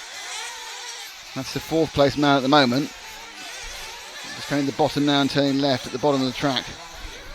1, 2 and 3 away, there's 4 and there's a big accident behind, so a nice gap for fourth as the fifth place car falls off the side of the track and has no way of getting back on again by the looks of it. So, in splendid isolation is car number 6, and that is the Kamenyov machine, the Russian. 1, 2 and 3, it's 2, 3, 4, so it is actually Push, Vende, Bessler who go through. And then in 5th place it is Prades and 6th is Espinez. 15 minutes to make a difference, and we've lost another car, so we're already losing cars left, right and centre. The car breaks down, we're nowhere near Marshall, but still in splendid isolation is car 6. Let's drop back 1 to the 9 who's trying to bridge that gap. Is it the 9 or is it the, yeah, it's the 9, no it's the 5, I don't know. Let's drop back 1 to the car that's trying to bridge the gap. Now a car in the top 4 has fallen off the track, so that's going to change that all very quickly. So now the car is actually in 4th place. And no, he's not, because he's been overtaken and the car's from the side. Is he in 4th? No. So 4th and 5th. So, yes, 4th and 5th of these two cars here. The red car and the crashy car. And that is Gordon Bennett. It's just a nightmare to try and read that. They cut the numbers out by the few. I think it's the 5. But there's 3 of them now together, all fighting for 4th place. So that's good. And it is the 8 car, the 5 car. No, it's the 8 car and the 3 car. So the 8 car, the 3 car is Vender, and the 8 car is... God knows, Ivan Espinez. Okay, so Espinez now is ahead of Vender. And that's your battle for 4th place as they go up and over into the X-Ray switchback. Espinez in the red car with the, red and blue car with the, oh, that's not allowed. And a bit of a wait, still waiting, move forward with the car that's gone past. And now there's a crash and a kind of a dance. And I think we're going to see that one again, aren't we? Right, what the heck's going on there? It's all going very well. We're very sporting. And then it all went a bit kind of Pete Tong, didn't it, really? So what initially happened was that Vanessa Vende hit the car in front of Espinez. And then very nicely she waited. I'm very polite. I'm going to wait. I'll wait. And then another car sneaked through. And the next car pile-drived her like an idiot.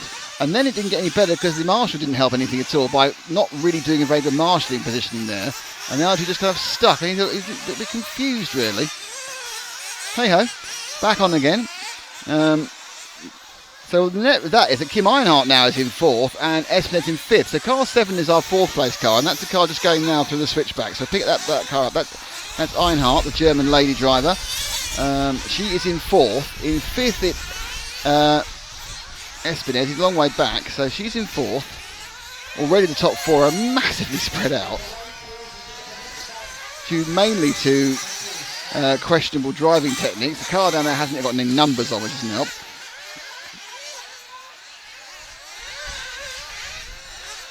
So Einhardt has found herself in a bump-up position purely by the result of everyone else hitting things, but that's often the way to do it. Just keep yourself flat, keep it on the island. Another mistake, one of the chasing cars, get a little tank slapper in there. Into the driveway section. quite ponderous around the corner. But really, I think at this point she's gone out. I'm in fourth. I'm just going to basically not make a mistake and I should be fine. Now taking up the chase is the 9, and that is Dirk Marcus. So let's drop back one car. It's quite a weight. The white car with the orange tip to it.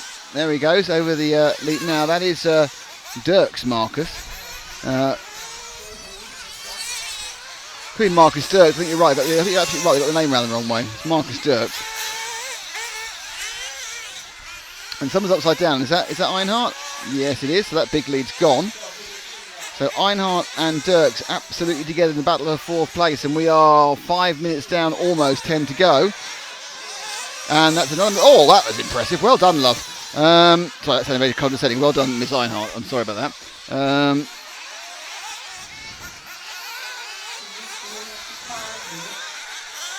Oh, and he's gone. Oh dear. And he's still going to get... No. Yes! Oh, thank goodness. So Einhart now gets a massive lead, and we need to move forward against the car 3, who's now coming underneath us right now in the green and orange and with the white wing. The 3 car now is it 3? There's another car I can't read the number on. What number is that? No, it's 5. I'm having a huge problem with that car. I've given it 11 different numbers. So Manuel Paredes is now the one who has to try and chase down Einhart.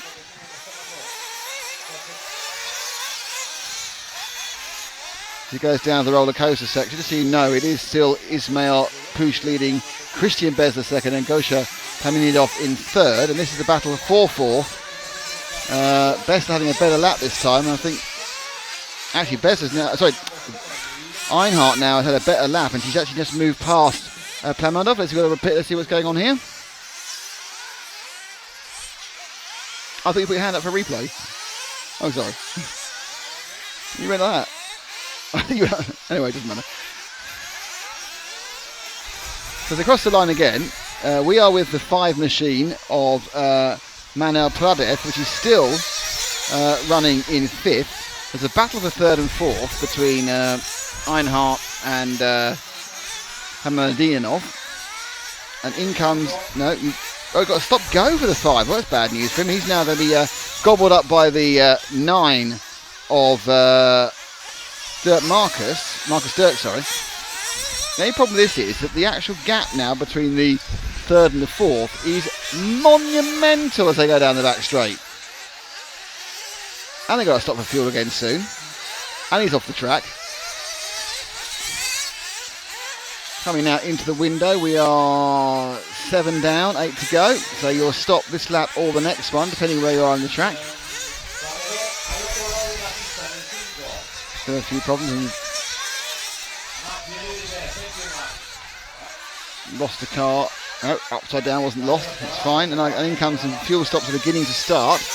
But 5 and 9 battling like it's for the World Championship. It's actually currently for 5th place in the 512B final here at the European Championships. Brought to you by EFRA, brought to you by HPI Racing, brought to you by X-Ray, and brought to you by TKR Graphics. And they're coming for pits to go. Oh, it's a pit. Oh, got a pit race. It would be a pit race if the number 5 actually managed to get in the pits, rather than slamming himself. Marcus Dirks has a t-shirt saying Marcus Dirks, which kind of gives it away slightly. Oh, that's not that when someone's rescuing a car at the time. Oh, number 11 completely misses his pit stop. This is brilliant. This is Keystone Cops pit stuff. He's got a fuel gun. There's not much point having a fuel gun when he's actually missed his pit stop, had to be rescued from the exit lane and come back again. That's pointless. That really is. So we now need to wait and see what's going to happen with the rest of the cars. Who are you on? Anyone? The white car with a 9. Marcus Dirks in 9. So I don't know where he is in position at the moment because he's stopped before some others. So Dirks now goes across the line with the white 9 car. He is actually scored in 5th. Lots of cars are coming out of the pits, including the cars in 3rd and 4th, which was Einhart and Plaminidov, and they are right next to each other. The interceptor Dirks isn't that far. Well, he is actually. He's about 8 seconds behind, but we have seen those sort of leads disappear very quickly. Everyone's stopped now. 6 minutes to go. Einhart's dropped down back down to 4th again. Plaminidov's got past her. So it's Einhart who's to be target acquired for our man here, Marcus Dirks. He needs to get past a bit of traffic. And he's done that. I are also involved in some traffic racing.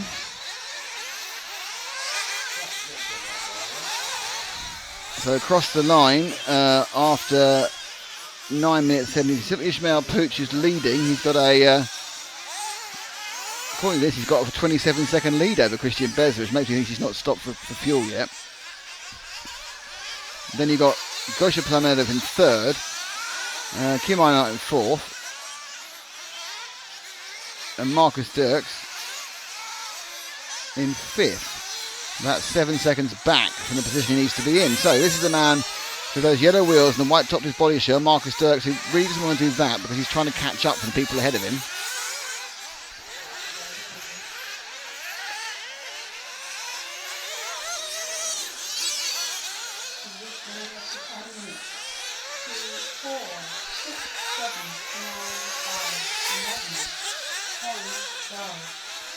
Up onto the Ripple section.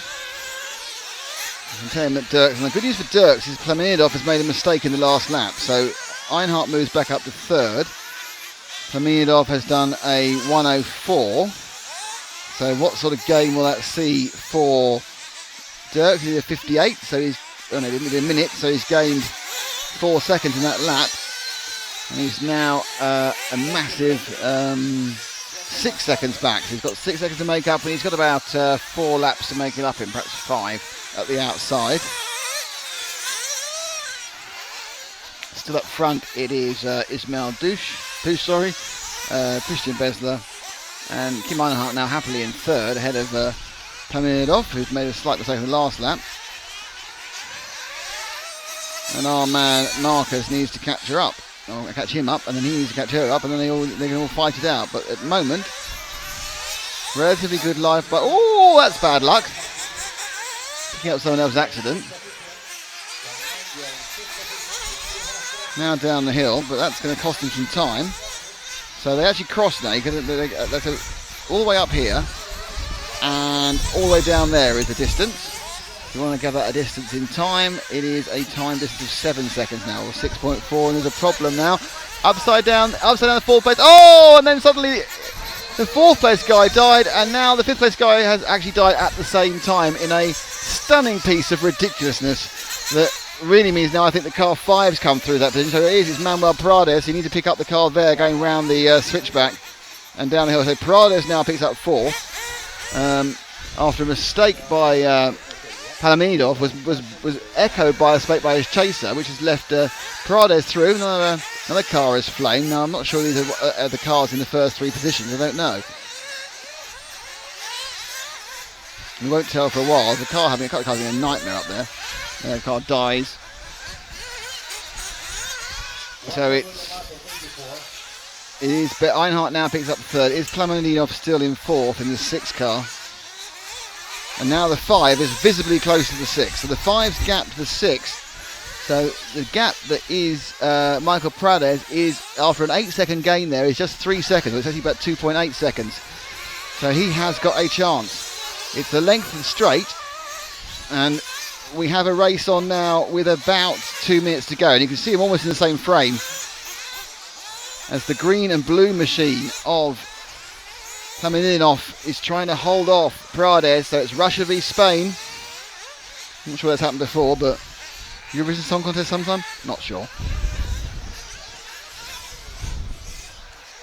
So he's getting a bit closer. The problem is that you kind of think they can get closer, but they can start to push, things to go horribly wrong, but it's much closer now. Oh yeah, just keeps it together over the ripples. Plaminidov still has a couple of seconds, but he doesn't seem very quick over the ground, does he? Certainly, Prades has the bit between his teeth, this bump up position. Round the lap they go. Plaminidov does a 59.2, gets a 58 flat. Prades reduces the lead to 1.7 seconds. And he's even closer now just after those next couple of questions. So what was the whole length of the straight is now half the length of the straight. But can he keep up this level of speed without chucking it off the track? Very wide there in the X-ray from Plaminidov. He's under a huge amount of pressure.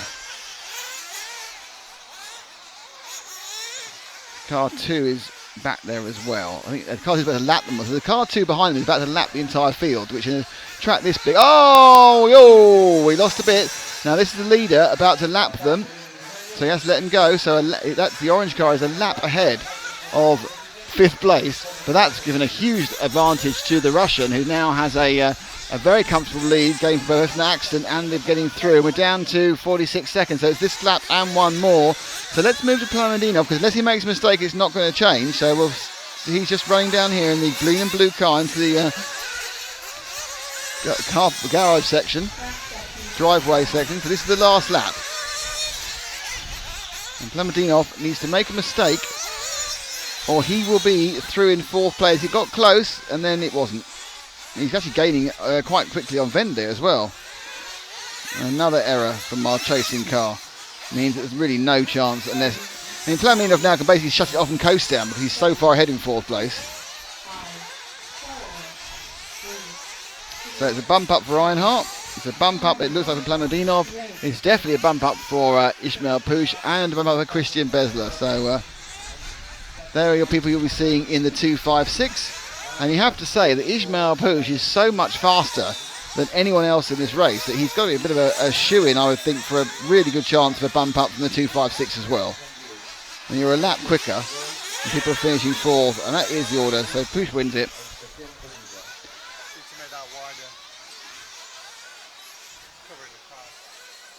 So that was the second final of the day, and it was Ismail Puig with a great performance, a lap ahead of most people. Christian Besler was second, Kim Einhardt was third. Gosha Plamadinov also bumps up. Unfortunately, first unlucky man, Marcus Dirks unlucky, as was Michael Prades, Stefanos Kalamakis, Marcus Grandel, Dmitry Gushenko, and then Vanessa Wender, Elvin Espinez, Joel Johansson, and Ben Williams had various levels of not finishing.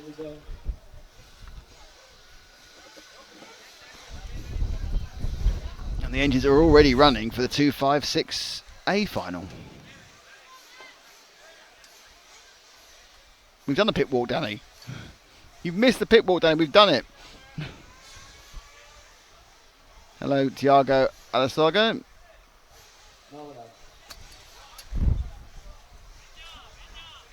Crunch date, will we stream the junior final? We'll stream the junior A final. Yes, we're not. There's a junior B final this evening which we're not streaming because it's not worth it. But junior A final we'll stream. We'll stream the.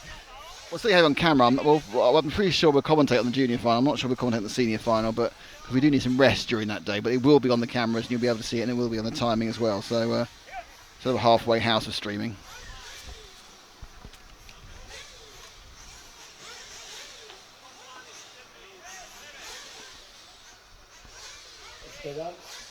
Danny, it's not a problem you've missed a pit walk. You can just scroll back on the stream because it happened the last 4 hours and see it at your leisure. It's about, when did it start? We put it on an hour and 5 minutes ago. It started at 3:10 local time.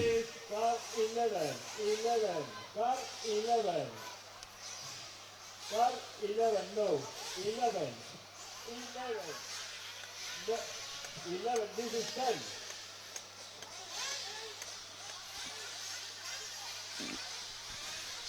Take the number, guys. So, 2, 9, 4, 3, 1, 5. become your runners and riders for this one. And it is David Benito, Max Gotzel, Malin Carlson, should have a little fan club, Ruben Perez Simon, Tom Summer, Ollie O'Connor, Ruben Barranco, Alvaro Mardones, Robin Ilias, Gabriel Romane, Marcus Vende, and Yanis Paraganakis. As last 4 of those, Ilias, Romane, Vende, and Paraganakis bumped up. The others are having their first run of the afternoon.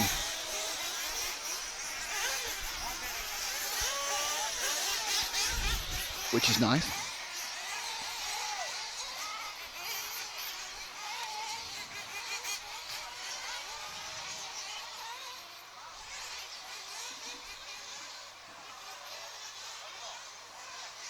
You're very welcome, Danny, but you won't hear me saying this from in the house. You've gone back and found the other bit.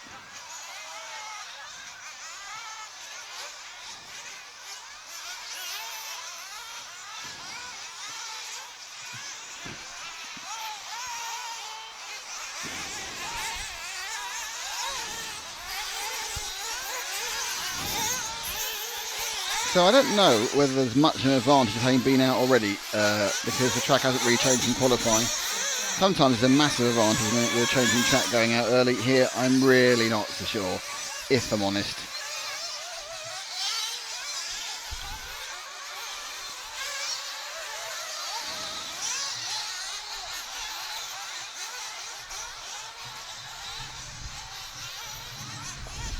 And the wind picks up again. Always slightly worrying.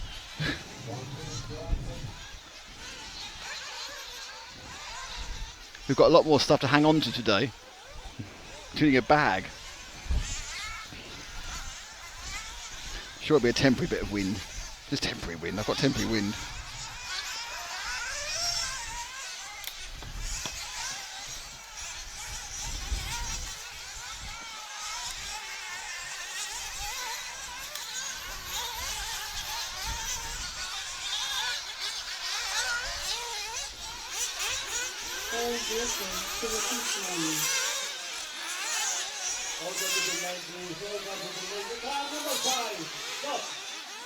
Nope, car number 5's in trouble. All cars into the pit lane. Someone has taken on the starting box by mistake immediately after pit run. En esta última carrera alguien se ha llevado una caja de arranque de debajo del pit lane por error. Someone has took We need to ask why you've just done that, Frank. Is it leaking? Please bring back the starting box Oh, okay. taken by mistake on the last run. Okay, thank you. Are you ready? Are you ready? Okay, please, mechanic. One mechanic by car.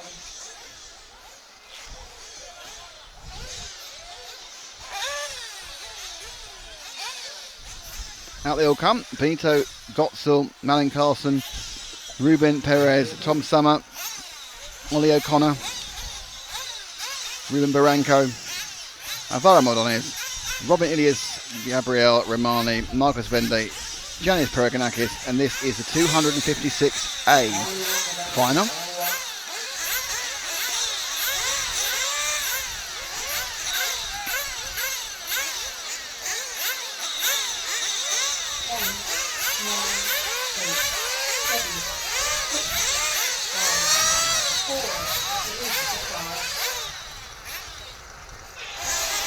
They're away. Slight roll back from 2.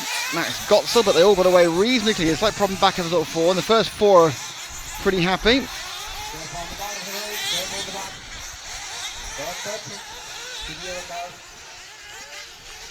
So the leader. And this is it's like a much cleaner start. There's one of the cars suicides itself off the side of the track, but there are plenty of cars up the inside there. The wind helping quite nicely. It's a very, very good start from the yellow and green car with the white wheels. That is car number 2, I think it was, from 1. Carlson getting bullied a little bit now. And she's down to 4th. He's off the track as well. In 4th place. 1, 2, 3, 4. And it is 2 from 1. From a great start from 8. From 3 and from 6. So let's push back to 4th and 5th, which is 3 and 6 is coming round now and just ending the bit of straight on your bump up. And the car leading that is Carlson. So it's Malin Carlson in the 3, who's in 4th place. And it's 6 and 10 having a battle, which is Ollie O'Connor and Gabriel Romani. Oh, 6. That's a bit iffy. So that's allowed. So now we have the chasing pack. The busy bees. Let's follow the chasing pack because they're really not doing themselves any favours here. So 1, 2, 3, 4 go around. Here's the 4 cars in the chasing pack looking for 5th place at the moment. So it's still 2 from 1, from 8, from 3. Oh, and they're just throwing themselves around like madmen. Gotzel, Benito, Mardones and Carlson are okay-ish. And now picking up the chase. It's the orange and white number 9, so the bump up man. And the other bump up man 10. So 9 and 10 of... Ilias and Romani now are looking to get on the back of Carlson, who's in 4th. Top 3 scrubbing among themselves. Car 0, they got to stop go. So that was the end of the challenge at Niti Romani. And we've lost the car. No. 11. So let's pick up our leaders. And there's 4th place is going around the HPI now. That's Carlson is in 4th. This is our leader. And he's been leading quite nicely. 1, 2, 3, 4. So in the yellow with the green is our leader. Just trying to catch him up. And that is Gotzel. It's Benito. And in the mainly pink car, that's the 8 of Mardones. And then behind them is Malin Carlson in the 3. Now, still leading the chase. So that last bump up place is Robin Ilias, the junior who's already run once. Much more orderly this. 1, 2, 3, 4. They go over into the switchback. That's the X-ray section done. Driving down the hill. Pretty much in a equidistant gap, the top 3. Just to ease it back to 4th place, Matt and Malin, because that's where the action is going to happen if she either moves forward or goes back, because it has to be said that Robin Ilias is really coming towards her now, and she's made a slight mistake. So Malin now just coming up on the hill. She's just at the end of the ripples now. Oh, that's lost some time. She went wide. She's number 3. She's just coming in. She's bottom of the hill now, coming up. Underneath us now, white in colour with white wheels, and about to go to the timing screen. So she's just sliding away, picking up now. The car you can see behind her, that is a man chasing her for the last bump up place, number 9, Robin Ilias, who was of course the winner of the last final, the previous in the Christmas tree. So Ilias has got some more track experience and probably feeling a bit more confident with his car in 5th place. He is a couple of seconds back. Halson can't really afford to make any mistakes. Behind him is the 4 of Ruben Perez, who's dropped by Ilias at the moment, and I think he's making the most of the fact he's got some track knowledge. Looking quite good going down here. So, Carlson, let's just look at one car, and that is to Ilias. We didn't see much because he won the last one. We don't tend to concentrate on winners, we concentrate on where the bump ups are. So Ilias now, he has to try and bridge the gap to Malin Carlson, both juniors. Certainly driving significantly better Ilias than being in the bottom final of the whole thing. I'm not sure he's getting a huge amount of ground speed. And certainly he didn't gain much in that last lap over Carlson. Carlson just clicked the timer at a 57.3, Ilias a 58.0, so the answer he didn't gain at all, but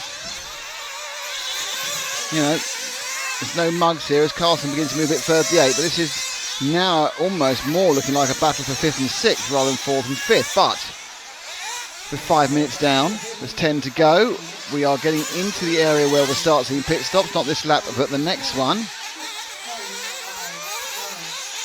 And the 1, 2, 3 and 4 have been this far apart, which is 1 second, 1 second, 1 second, 1 second for first of the whole race. Now really, can Ilias get himself across the gap to Carlson? There's nothing to stop Carlson from easily taking 2nd or 3rd because she's not that far away from either of those 2 drivers. 3rd being Alvaro Mardones and 2nd David Benito, but Max Gotzel leading in the 2. And they're coming up the hill with the orange and white, and they are down with Malin now in 4th place.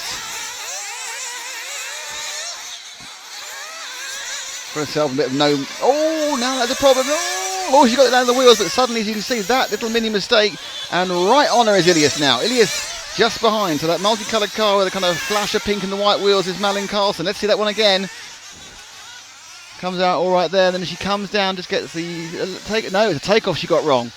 And then landed it badly, and that all kind of disintegrated just in a couple of seconds. And the VRC Pro replay tells its story as Malin gets away. Now she's back on the camera. Now, interestingly, Ilias was not able to push his advantage because he's actually been overtaken by the car 4 of Ruben Perez as we come into fuel stop. So drop down to Perez, who's the orange and green car behind Carlson. He's now beginning to move forward. He's got past Ruben, so he got past Ilias, and he's now looking to get after Carlson, who's obviously after that mistake dropped off the top 3, who are still going round together.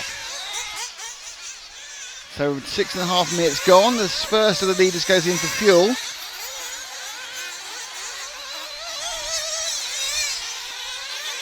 Which means temporarily, and I think we've lost, yep, there's a problem with that. The lead one that whoever went in just a second ago, they have flamed out. So we have lost, car 1 did flame for a while, it's got going again, so car 1 of Dave Benito has lost quite a bit of time during the fuel stop. So Benito lost time, having to get restarted. It's very hot. And we are with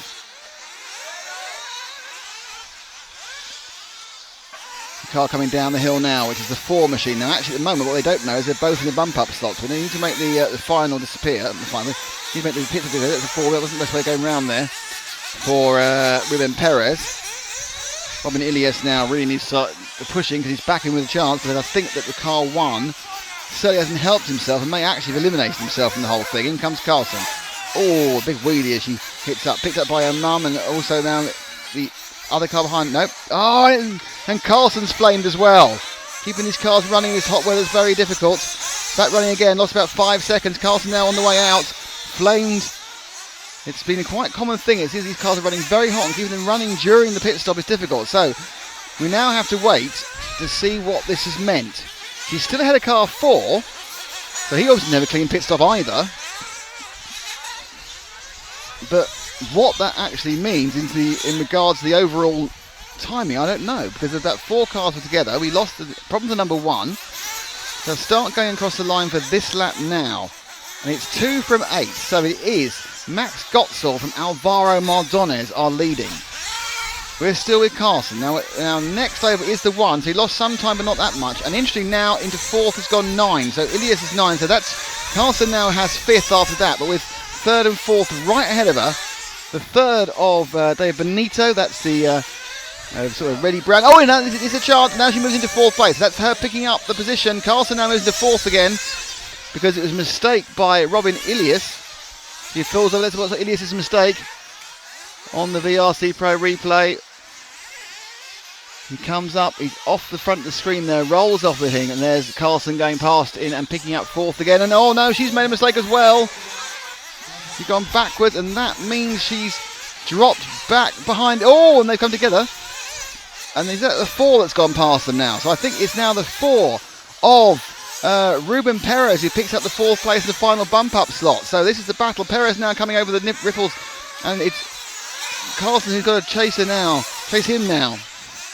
So the battle now in 4th. Ruben Perez against Malin Carlson.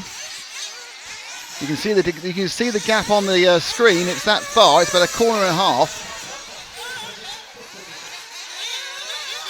They've all made their 1 stop. This is your 4th place man. The 5th place girl is coming behind him, and she's got to start pushing. Now, they're not even sure where they are. They come to the X-ray section. Carlson at that point was 0.7 of a second behind. No, 1.7 seconds behind. So she needs to pull that back up pretty quickly. Minor mistake from Perez, but nothing's going to cost him much time. Carlson needs to run clean and run fast, and while she's been pretty good, she doesn't have massive amounts of extra pace over anyone else in this particular heat. Flies nicely up and onto the ripples. Thing was fighting her all the way. Let's drop back 1 car to Carlson and pick up the chasing as Perez holds the spot and Carlson needs to win it.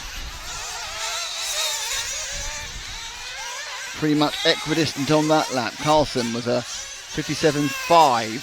Perez a good one at 56.3, so he's pulled out about 3/4 of a second there. So it looks like Perez now has picked up a bit of confidence, but we are still a lot less than an accident apart, and we have 4 minutes of the 15 still to go.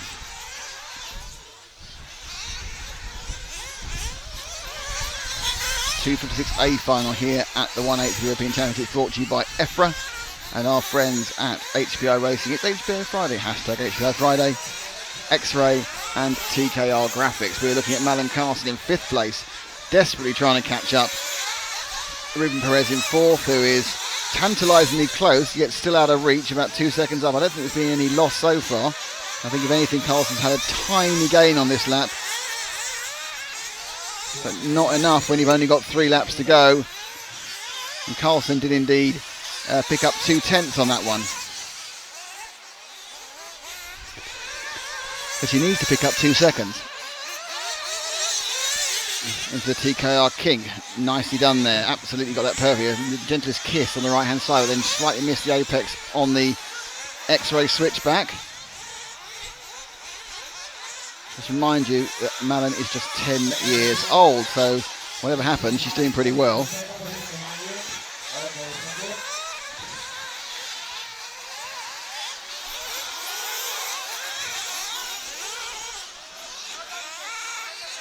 Perez looks to have managed to pull a bit more of a gap this time.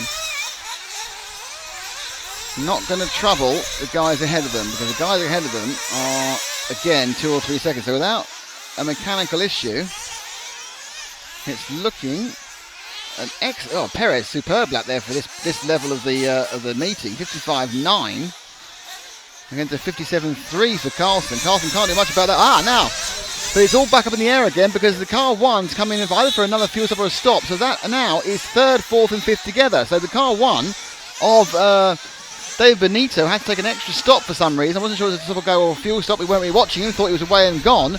And now he is the target for Carlson. So it's now Perez, Benito and Carlson in 3, 4 and 5. Perez now very happy in 3rd. What happens is suddenly Carlson's the second half nearer to a goal. And more importantly, Benito slightly overshot that one. And we're down now to 1:37 to go. So they'll probably get this and 2 more. No, this and 1 more. So 2 laps left for Carlson to try and catch up. Either those 2 ahead or the 2 ahead to stay ahead. Now Carlson, target acquired. Is Dave Benito, the number 1 machine in this race. He has a target, which is Ruben Perez.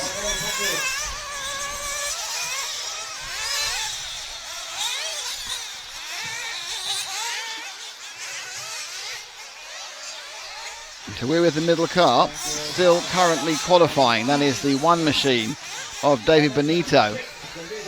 So Benito is doing what he needs to do. Carlson's coming to get him, but she's not gaining dramatically on him.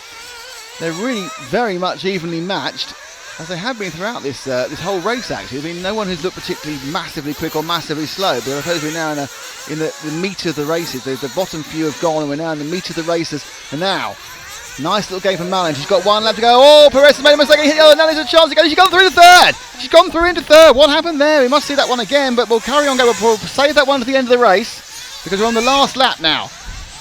Malin really caught a strike of luck there as Perez crashed and took out the 1 machine of Benito, and suddenly she's in 3rd.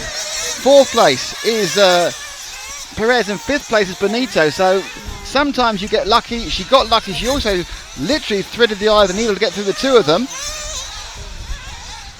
But that's what happened. Perez made a mistake. He'd been perfect for 7th, but they are really catching up fast to Malin. Malin is going to have to stay with both of these guys, and you kind of think Perez is going to go for the move. Perez looking up the inside. Oh, and Benito as well. This is 3, 4 and 5 as they battle to jump up to the 128th. Now, car crashes ahead of them. Can they all avoid it? Yes, they can. Over the ripples. They're out. But oh, and he's on top of him. And now all that has done is helped again. Benito threw himself, because one of those 2 is going to qualify. They're fighting, and then they let Malin get through. Drop back to the other 2 man. So I think Malin's through. This is going to go to the last. He goes to the last corner. And they're stuck on each other, but he gets through, and it's Benito who takes it after Perez makes a mistake with the corner to go.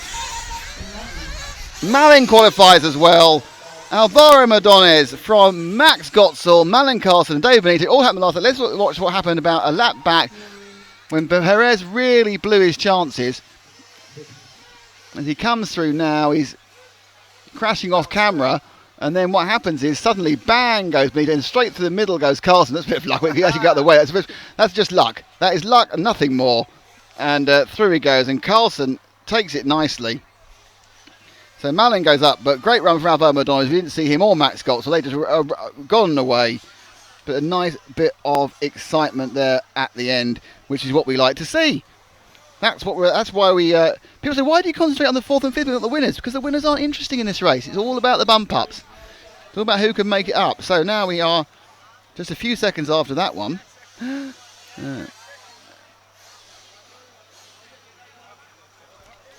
drink of water required. Okay, it is now the 256th B final. And that involves Hampersburg in pole. Lewis Jones is 2nd. Ricardo Says is 3rd. Mathieu Chafarandon is 4th. Tobias Isaacson is 5th. Gerd Pfeiffer is 6th. Pierre Raboulon is 7th. Alejandro Perez Bernal is 8th. And our 4 bump ups, Ismail Pouche, who was very, very quick in the last one, in 9th. Christian Besler in 10th. Kim Einart in 11th. And Gosha Pamidov. Watch out for Ismail Pouche, because he puts the same sort of speed in the last race. I think you'll see him pushing the leaders. Oh dear. It's the way I tell them. I had to pick up and turn on the microphone just to say wow. Thank you very much. For that one. Mark Bruton-Young is suggesting that Malin's clutch went soft. I don't know. She seemed to be doing all right, actually. It's all quite smooth. But Dave Benito got through, which is good news with Carlos Ferrero. Obviously, if you're a fan of Ruben Perez, he'll be kicking himself, and his fans will be kicking themselves as well in some sort of strange kicking ceremony that goes on after races like this have happened. Is that like Cotswold shin kicking? I think, or cheese rolling, one of the three. Matt is hiding behind the banners. Well, we try not to have too many favorites, I think, here at RCTV. I haven't got any favourites. It is nice to see Malin bump up because in the junior, in the B Euros, I think it was something happened to the car, or she ran out of fuel or something like that. And she was only in the single final. So nice to see 10-year-old Malin bump up like that. And a good race as well. Well, it's always, this is the point. That is why in these finals you always look at the people in the bump up places. Because something happens at the front, all that happens is the person will come back to bump up place. So that was 3 down, and we're now waiting for the 125.6. That's how you do it. The 256B. Another 15 minutes of fun as they rev themselves to oblivion.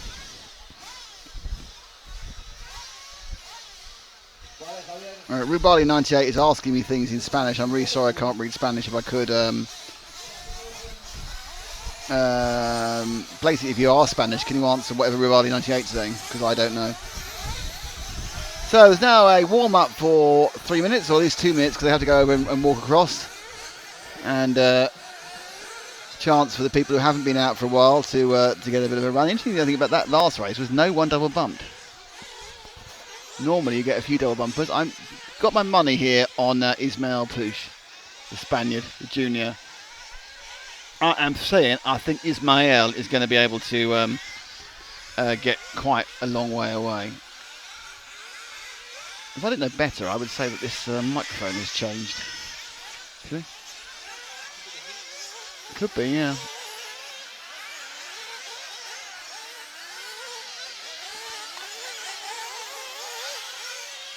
It sounds very, very edgy. You notice that?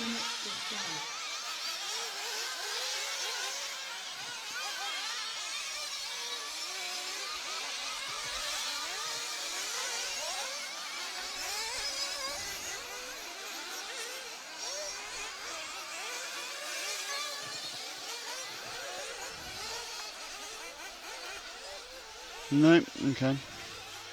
This sounds like it has. There we go.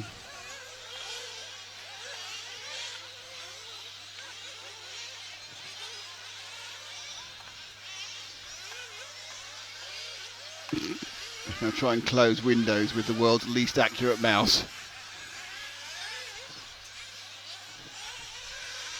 I think actually I just need to turn myself down a bit probably. That's probably the best thing to do. 1, 2, 3, 4. 1, 1, 1, 1. That's better.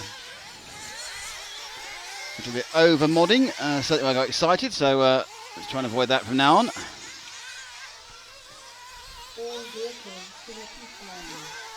Cheese rolling in Gloucester, apparently Mark Bruton-Young.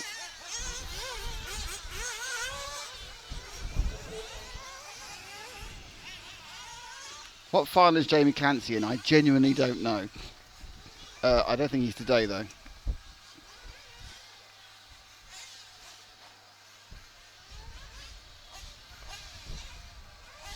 That'll be on myrcm.ch though. Yeah, I'm looking at it now. He's in the 16th A final, so he's not until tomorrow. Jamie Clancy, the 16th A final. You ask and I deliver. Quite luckily at that time, I managed to find it. Righty-ho, we're now getting close to the next one. 17 seconds, so you have to stand up again. I just managed to sweat in the back of my knees in that 2 seconds I was sitting down.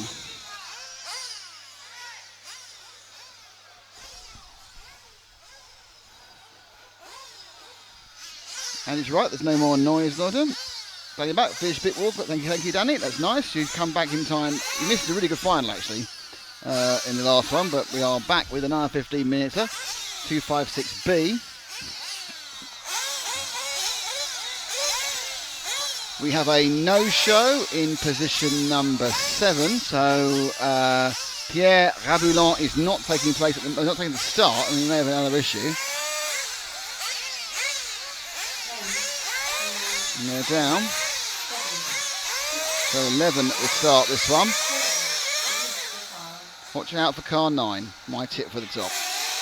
And they go, and they're all pretty clean as they go to the TKR kinking now into the X-ray switchback. All fine, all good, no harm, no... Oh, I say that, and they've had a bit of a massive coming together. And that's actually taken out my tip number 9, but he's still 4 place up in the back. So off we go. We're with the leaders, Matt. The leader. So let's go for the leaders train for a bit, just see what settled down behind them. There are 5 cars in that train, which is good news for us. And it's the green machine leading with the white wheels and the mainly blue car. And that is actually, the blue car got past. That was the first time I've seen that, actually passing on the inside with no contact. And up and leading, it is the 2 machine from the 1, nearly, and then the 6 and the 5. So it is Lewis Jones from the UK leading from Hampusburg from Sweden, from Gerd Pfeiffer, from Tobias Isaacson, from Alexander Perez Bernal. So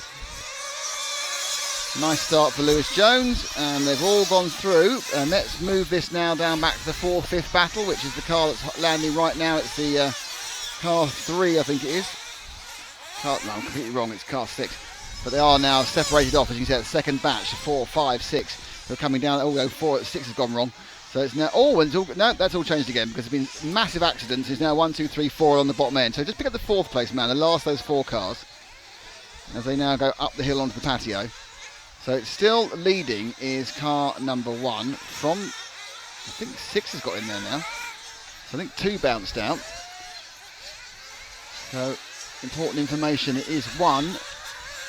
And in 2nd place now it's car 6, and then car 5, and then car 3. So the order now is Berg, Pfeiffer, Isaacson, and Says. And Jones, who was leading, has dropped right out. And where is Jones? He's way down. Is he actually still in the race? Jones has gone from 1st to 10th in 1 lap, and that is not a good lap by anyone's. The top 4 are away. The top 4 are away and have a massive gap to 5th of about, it was 4 seconds. There's a lot more than 4 seconds now.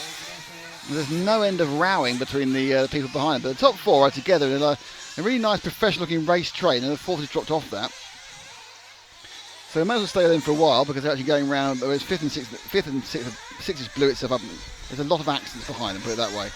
So it's 6, the 2nd, let's look at the 2nd and 3rd, which is, well, no, let's not bother anymore, that's stopped already. And, now that's interesting. Which side's going to get put back on again? That was generous. That was generous marshalling. And he's waiting, so he knew it was generous. So let's pick up the 4th place man now. Came round, he's orange and grey. The 6th place car of Gerd Pfeiffer. So it's Hampusburg leading, Tobias is in 2nd, Ricardo Saez is 3rd, and we're with Gerd Pfeiffer, who is in 4th place. After a bit of a positive bit of marshalling there. It's car 8 who's chasing him down, and then car 10. Followed by 9 and 2. So first 3.5 minutes really haven't given us an awful lot to talk about. There's no real challenges in that top 4 are happening. Just back to the 5th place man, who's just at the HPI hairpin now, and he's going to start climbing the hill. If anything's going to happen, it's going to happen here. And he looks relatively swift, which is the number 8 of Alejandro Perez. So Alejandro Perez now, he's got a chance to try and catch up the 6. I think he's gaining as well. I think you have to say the 5th place man appears to be gaining on the 4th place man. So Alejandro Perez is gaining on Gerd Pfeiffer. As Pfeiffer goes on. And then he's got past him. Pfeiffer just slams into the fence there at the TKR kink, and he drops to 5th, so he is now the man in 5th. The challenge by my tip number 9 is not materialising, which is rather disappointing.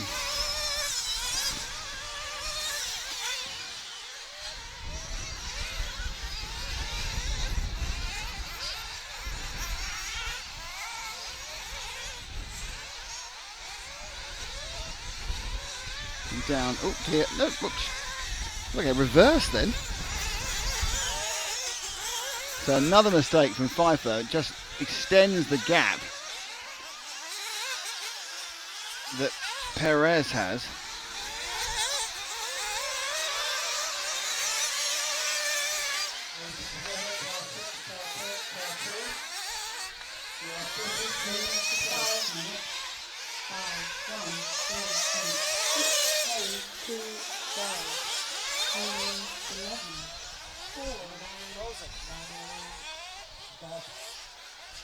All right.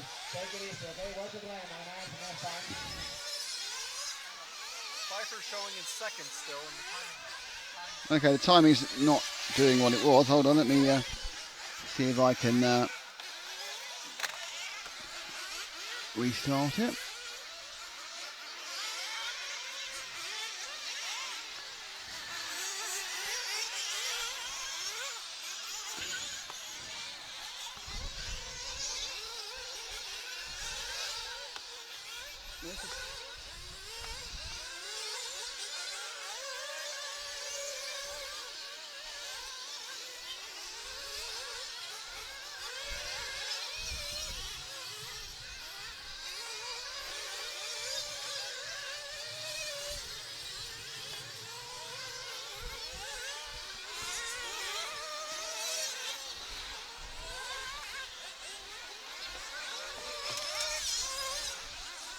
Timing issue.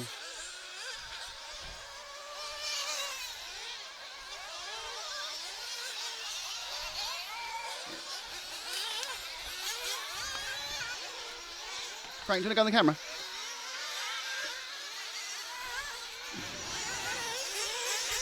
Sorry about that. Got a slight timing issue. I'll carry on talking off. The timing's working here. It's just our screen timing's got a slight glitch on it. So it's still Hampus Berg from Ricardo Sainz, from Tobias Eriksson, from Alejandro Perez. Lewis Jones now in 5th.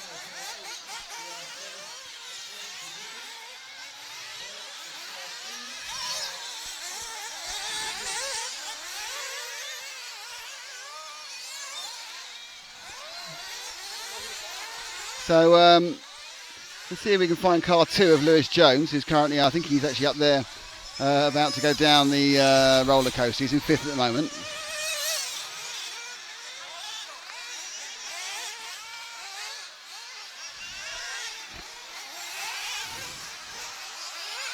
Good spot, by the way.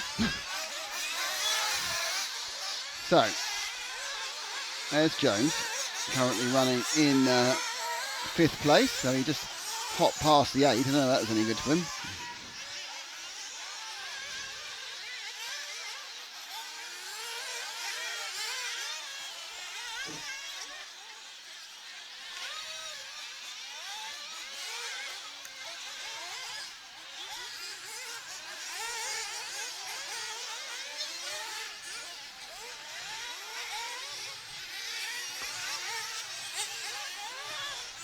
So Jones now actually is up to 4th as we are running to the pit stops. He's dropped behind the 9 car.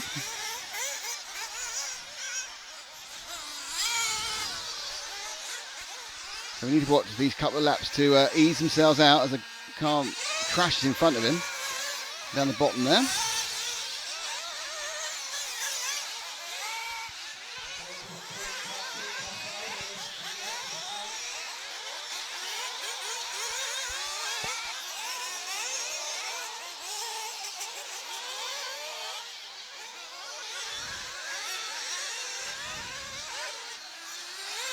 So he's leading just ahead of the 5, and that is the position between 3rd and 4th. So drop back 1 to the 5, Frank, which is Tobias Isaacson, who's in 4th. He's just ahead of Alejandro Pedral, who's in 5th in the 8. So he's got a nice little lead from the 8 for about 2.5 seconds. As you can see the 8 now. So drop back 1 more, and that is the 8, who's in 5th at the moment.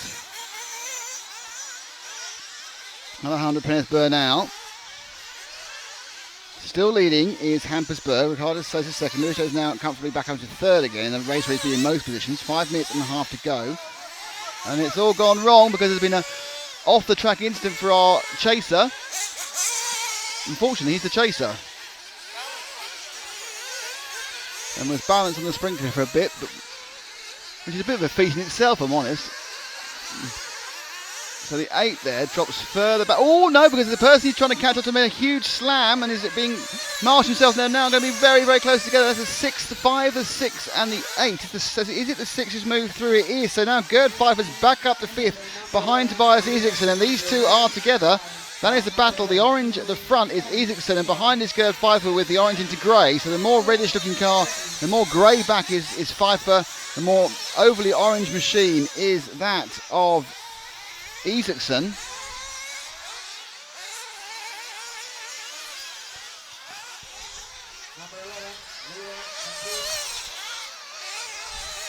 And they are battling for the last of the bump up place. Isaacson owns at the moment. Pfeiffer's trying to catch it.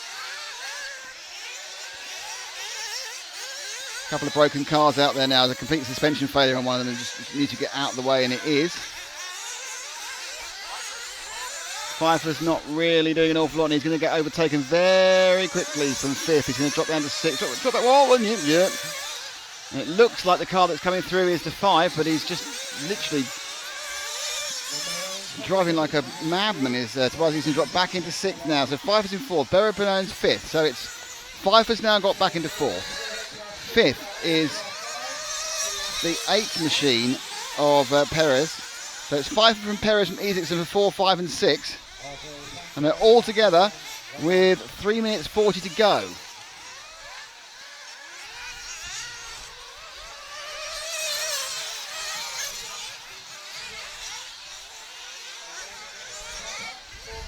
There's 3:40 left.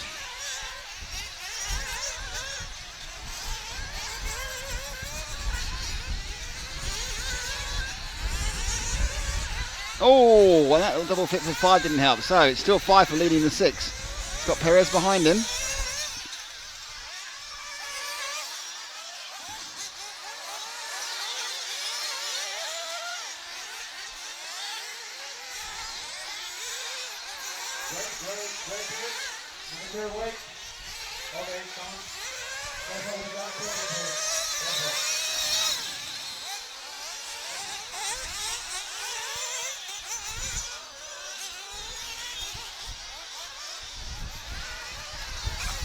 Whoa! Some dramatically bad driving going on elsewhere, but this part is a bit better. Where the heck did he come from? Whoa, that was always going to end in tears. Always going to end in tears. Pfeiffer's dropped back down to 5th, or so I think. So Pfeiffer was 4th. I think Perez now got past him off that, what's the word for it? Acrobatic selection of crashes, and he's now crashed again. So our 4th place man, who is now climbing the run to the timing screen, which is the 8 of Perez Bernal, is a happy, happy bunny.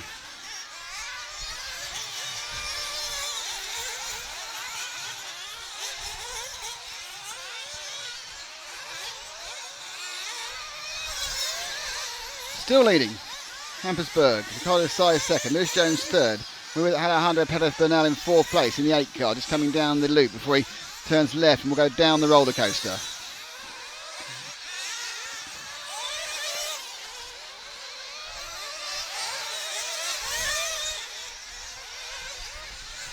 Here's a very, very long lead indeed. Something in the region of about 7 seconds.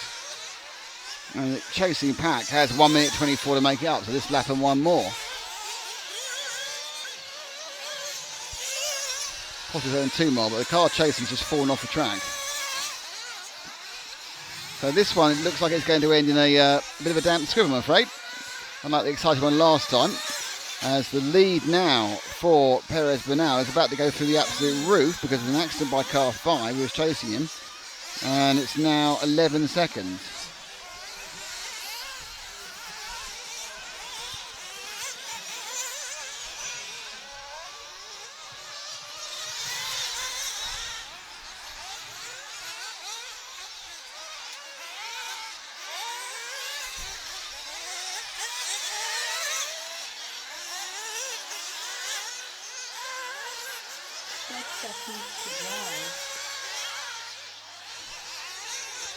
Oh, well, I can stay quite calm about this one because it's not a lot happening. Berg is about to win this one. Sainz is second. Jones is third. Perez Bernal.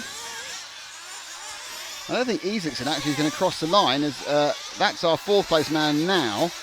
I don't think Isaacson is actually going to make it. He's not. So it doesn't matter anymore because it's the chasing man will get caught by the buzzer. He has. 5 and 6 are finished. And the 1, 2, 3, 4 is Hampus Berg, Ricardo Sainz, Lewis Jones and Alejandro Perez Bernal. Isaacson and Pfeiffer threw it away, to be honest, in a throwing it away sort of way.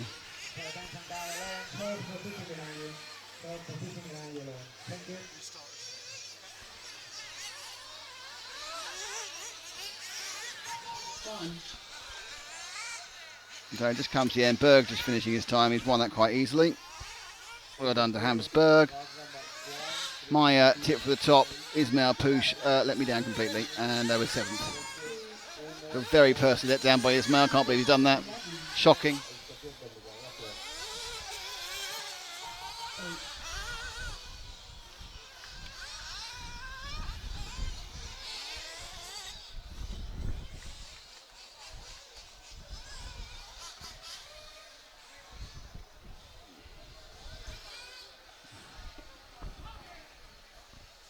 When do we win the car from Instagram? No, it's anything. HPI Friday is anything. You haven't got a hashtag on Instagram. You hashtag anything.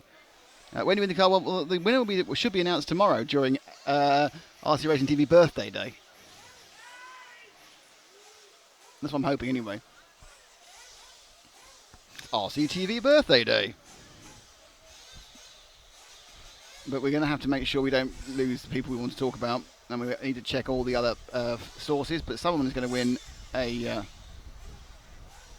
new car on HPI Friday. Hashtag HPI Friday. Thank you to HPI Racing for re-becoming our sponsor after many years of being the people who made this whole thing happen in the first place. We wouldn't be here without them, that's for sure. Thank you to X-Ray for one of our newest sponsors. It's lovely working with you this year and great to visit the Huddy Arena so often. And thank you to Mark from TKR Graphics. Very nicely wearing your outfits, though admittedly I'm wearing a t-shirt because I should have got a t-shirt, not a shirt, because it's too hot for shirt weather tonight, and I didn't bring myself any t-shirts. So that's what's coming as a mistake by Nick rather than anything to do with the team wear. So thank you to all of you, and of course thank you to EFRA. We are RC Racing TV, and it is our birthday tomorrow.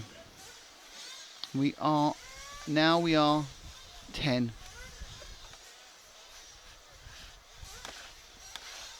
As Matt now fights with the world's most recalcitrant mouse. Yeah, it doesn't really see an awful lot. You need to find something dark to put it on. It doesn't work on the white plastic.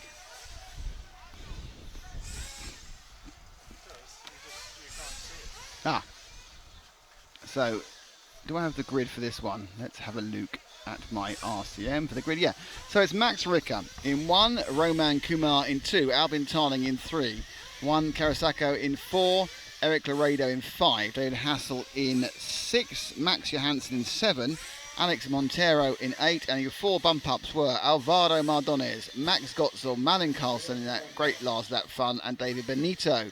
It is 15 minutes again for the 128th A final. But we are a little bit away yet because they've not even had their 3-minute warm-up yet.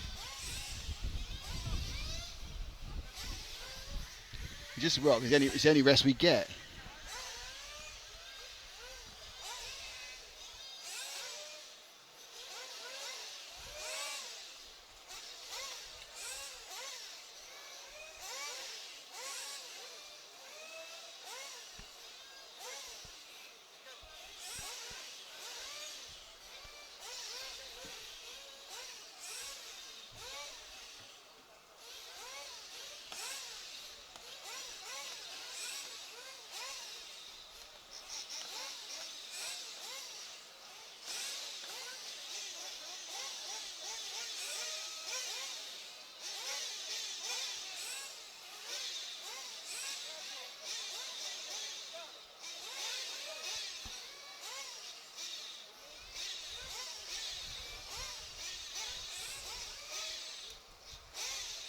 Richard Mercer from France.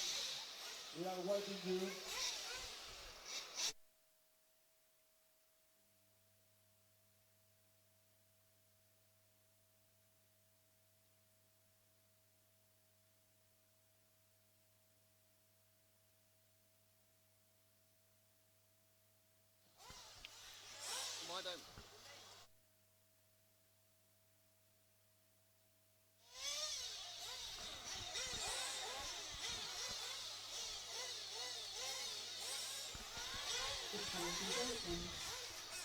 So track is open.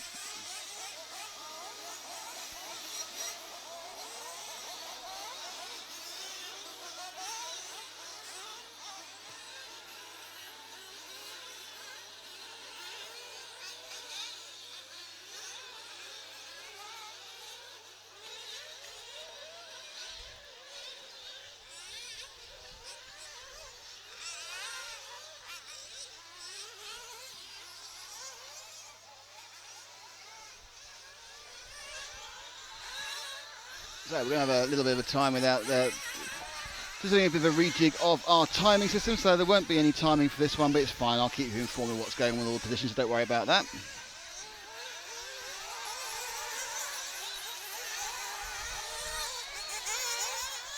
Were they flat?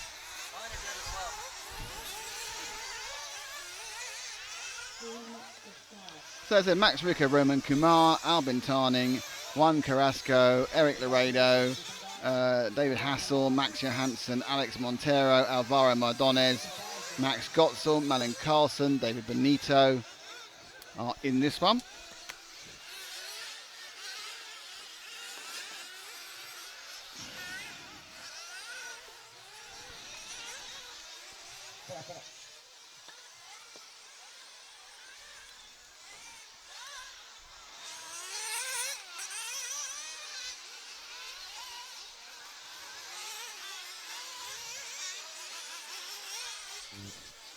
It's got two outputs, isn't it?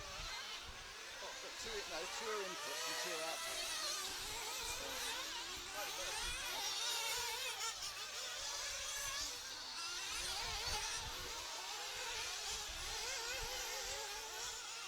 All vehicles to the pit lane.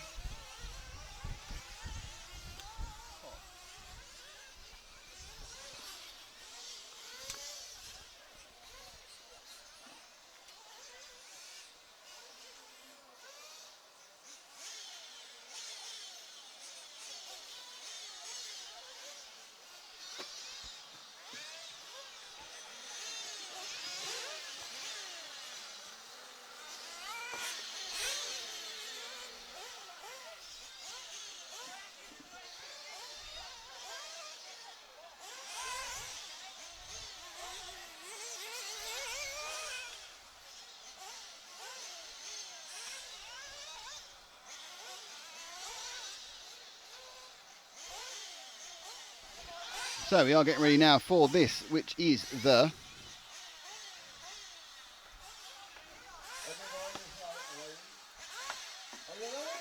Are you ready? Yes, we're all ready. We're ready. Max Ricker, Roman Kumar, Alvin Tarring, Juan Carrasco.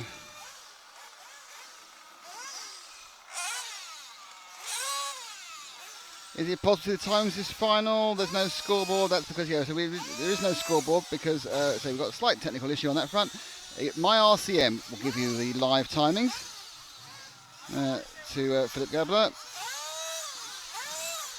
So occasionally things get hot and things get slightly broken, but they will have it, I'm sure, better. So no car 2, so we don't have Roman Kumar in this one. It's a bit of a surprise. Off they go, 4 bump up this 128 B final. So in the 128. So anyway, so right.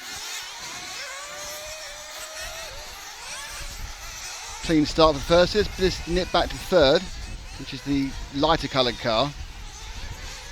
They sprint down the straight and then move around.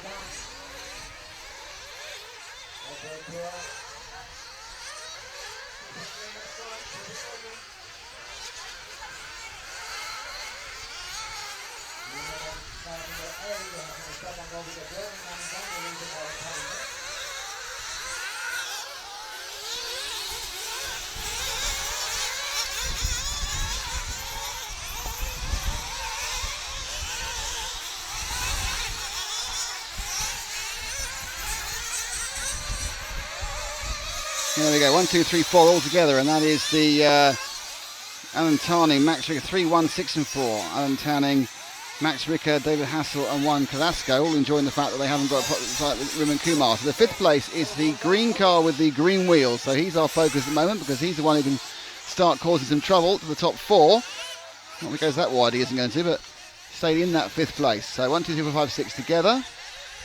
Little bit of a gap between 3 and 4, but I'm sure that'll bridge back again very quickly.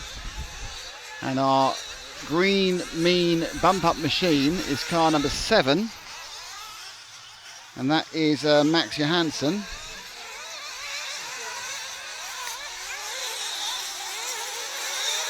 He has green and blue when he gets close to you. It looks green from the distance away. That's 7. They come under as a bunch of screaming wasps. And it's 3 from 1 from 6, and a nasty mistake, and upside down for 4, and he's just kind of blown himself literally there. Nice bit of backhand marshalling there from the 4. The 12 would appreciate it. So that was Juan Carrasco who's got a problem.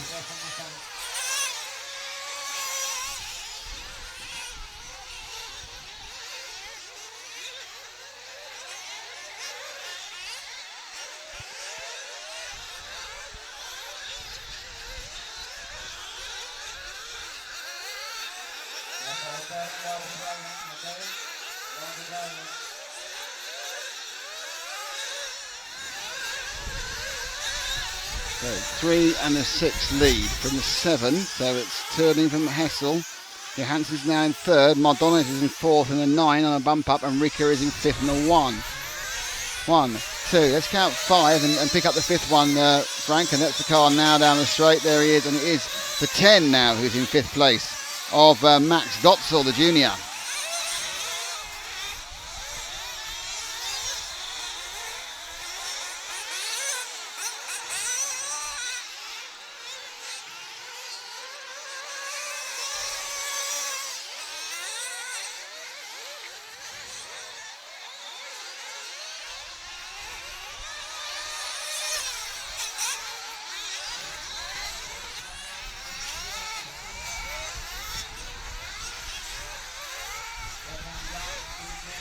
So we've lost the car that's just Marshall sort of looking at it like it's ill. So Johansson's moving forward. We're with the 10 machine. So I think now has pinged into 4th, hasn't he? After we've lost a couple of cars in the last few seconds. Most recent one being run back, I think, is the 6. Is it the 8? Hard to tell. Might be the 6, might be the 8. It's the 6. So David Hassel started so well is out. And 1, 2, 3, 4, 5 are raining down. So you need. Blimey, massive. Oh my god! Look, this massive bug just landed on me. What size is that bug? Ah. Bit kind of. Ooh! So Carlson is in 8th, those who are interested, but she's not quite on with the pace of the 1, 2, 3, 4, 5, 6, 7. So it's car 3 that's leading from car 7. We are with car 10 as 6 retires and 4.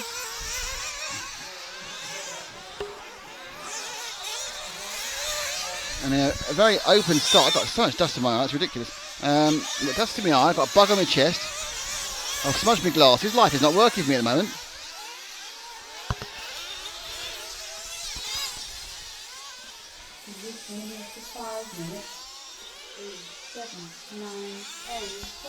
Five minutes down, 10 to go.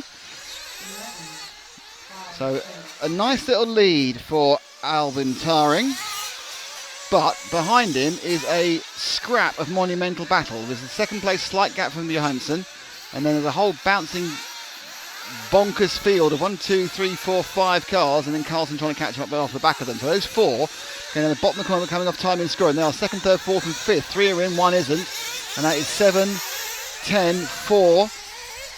And in 5th place, it is car number 9 of Alvarez. So two double bump ups in this help by the fact that 2 cars aren't there. And now they're coming in for, no, they're not right. Stick with 9. 9 picks up 4, but it's in a field. Oh, you don't want to do that 4. And 12's come through nicely in David Benito, who just crept in last time.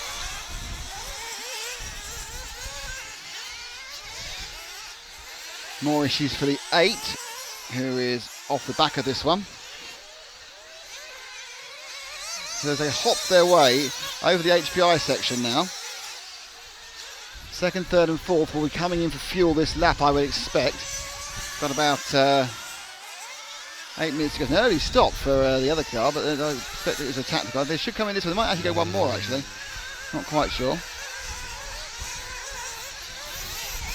Some people with fuel guns standing ready. And there's a kind of that tension in the pits you get when they're about to make a stop. So of these 3, how many are going to stop this time?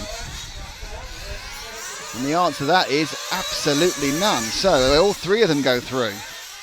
10, 9 and 12. Gutzel, Mardones and Benito, who are 2, 3 and 4. The 5th place is the 4 car of Juan Carrasco.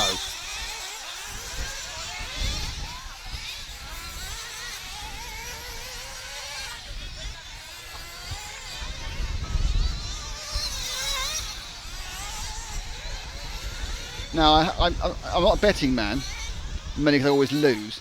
But my money actually is on what will happen now is they will actually come in this time. So 3 of them drop down the hill together, and the 4th one is who is in 5th place is catching as well. In the train, Gotza, Mardones and Benito. All of them bump-uppers. So we've got 3 bump-uppers in the top 4 at the moment. And there's Benito gets a little bit close to Mardones, but I'm sure the 3 of them are going to try and pick up some fuel here. And they are in a queue. They go in the queue. Will they come out of queue? The leader's gone in and through. Fuel gun 1. Oh, a great start from the 0. And a problem for one of them. So we've got a problem for one as a refueling issue. No, a double flame out for the 12. So the 12 had a bit of a nightmare there of Benito. All of which means that with 8 minutes, just under 7 minutes to go, need to let it settle out again. Those 3 trundle along, still happily out in the lead is car 3. Now with Benito dropping back, it makes it that Max Johansson now has picked up the mantle in the 7, and he's now in 4th. And what we need to do very quickly as 09. Oh, that's not a good idea, and that's not. Oh, Christmas card list off there, but actually, oddly, he banned him again and turned him round.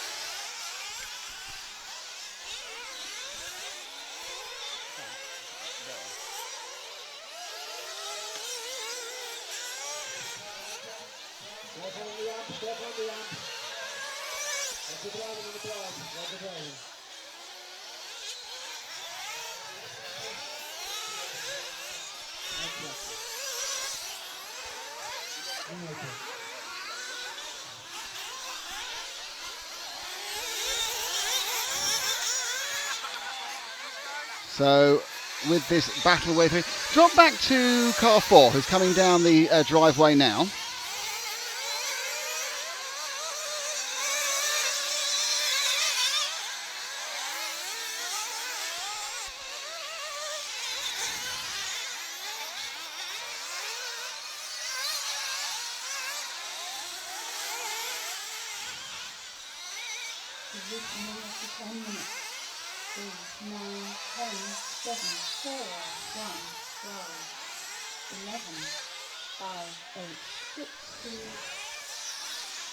So Albon Touring still leading by about 7 seconds from Mardones, Gotzo, Johansson and Carrasco. Carrasco with at the moment in the 4, who's trying to catch up. Last time around he was 6 seconds back, so he needs to do a little bit of a super catching up. Oh, but there's been an accident, and just being marshalled is the 0 of Gotzel. So Gotzel now is not that far ahead of Carrasco with about 4 minutes to go. So Carrasco can now see his aim, target acquired as such. As the 7 takes on more fuel, but they're not really in the running.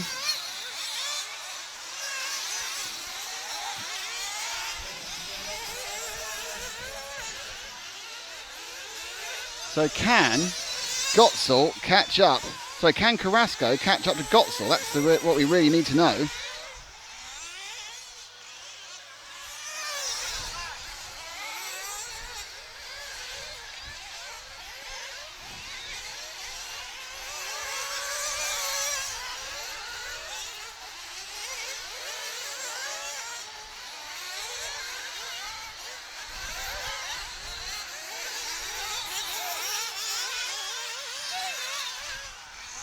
We've got another flame out. It's the 8th this time, so it's still timing from Mardonius, from Gotzel, from Johansson, from Carrasco. Carrasco right on his tail now.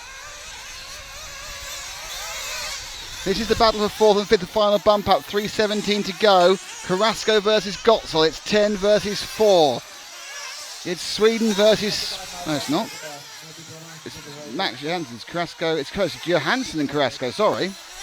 It's the 7 now who's dropped back. So it's Sweden versus... Oh, and that was looking good. Now Carrasco going... Oh, and he's just dead. It's all gone over. Kicking his legs in the air, kicking and streaming like a dying child. No, that sounds horrible. Sorry, a dying beetle. Which landed on me a second ago. It's very hot. Not only our computer's not working, my analogies aren't working either. I've actually shocked myself with the ridiculousness that I just said, though. Anyone listening, I apologise for that. I meant a dying beetle. And I'm not saying John, Paul, George or Ringo. Stop laughing at me. It's not funny.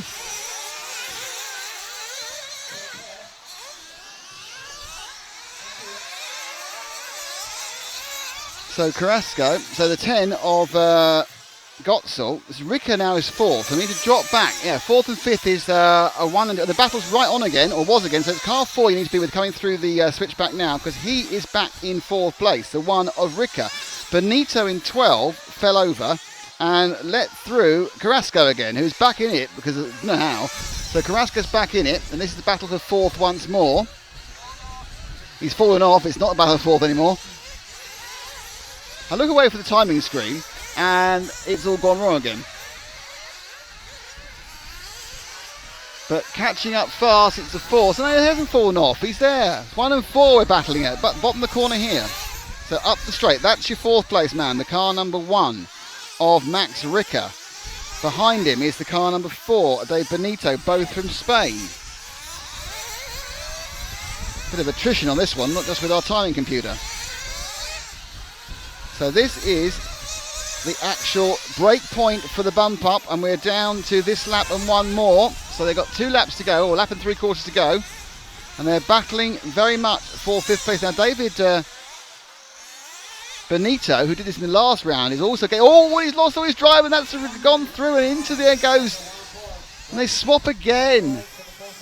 So Ricker, Max and 1, Ricker and Carrasco, they're swapping as they go.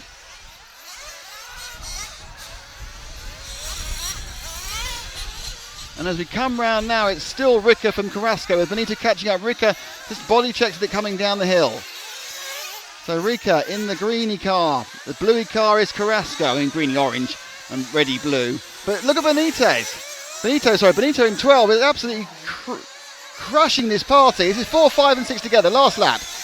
Once again, Benito's finding himself in a big battle on the last lap to get it for another bump up. This will be the bump up of the 64th final. They go round. Currently, it's owned by the 1 machine of Max Ricker. Oh, hang on, no, wait a second, because that's changed again, because Ricker's in 3rd, so they need to drop back. It's 4th and 5th, it's 4 and 12. So somebody else has dropped out of that. So it's now Carrasco against Benito is the last 2 positions of 4th and 12th. 2 of these 3 will qualify. And look at there, Benito's going to get Carrasco. Benito gets Carrasco with about 4 corners to go for a double bump up as a 5 breaks down. Benito gets Carrasco. But can he get back? It doesn't really matter now. It's really just what Carrasco does with 4 corners to go, because these 2 are qualified unless they hit each other. Carrasco, no! Carrasco's gone, and they're just going to get around the corner there. Albin Tarning's won this one. Max Gotzel 2nd. That's your 3rd place man, Max Ricker. 4th place man, David Benito, got the last lap. 1 Carrasco, drops out, nowhere near. Looks like Malin Carlson's going to pick up a 6th overall, which is nice. Good qualifying for her. And Eric Laredo after that. So...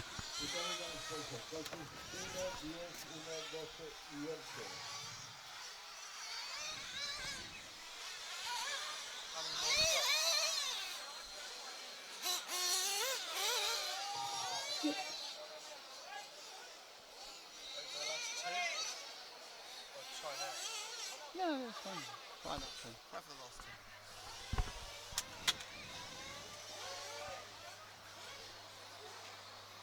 So that was the 120. No, it wasn't. It was the 256 B final. No, I'll start again. That was the 128th A final. Thank you. Now, the good news is that by tomorrow we'll be finished because we are really suffering from the sun at the moment, doing things it shouldn't do to our electronics. 2 very, very hot races in a row we've had. Okay. Oh, guess who's in this one? You're right, Hoodie. No, he didn't even bother turning up. It's Luca Kruger. Luca Kruger, car 1. Pablo Landaburu is in 2. Alex Valls is in 3. Kiko Navarro is in 4. Enrique Lopez is in 5. Stefan de Roche is in. So Paul is 6. Stefan de Roche and Henrik Steiner, Hannes, Lewis Jones, Orlando Perez, and Ricardo Sainz. Turn it on.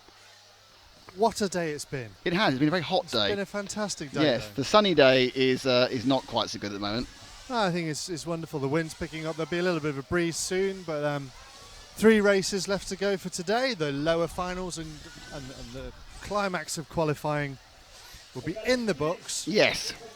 And it's been fantastic. It's been HPI Friday, Nick. Well, that is why it's fantastic, obviously. It's been hashtag HPI Friday. And what that means is you have the chance of winning an HPI ready-to-run Nitro 1/8 scale buggy. No! It looks like the ones on the track, pretty much. Wow! Performs pretty much like they do, but you get it straight out of the box.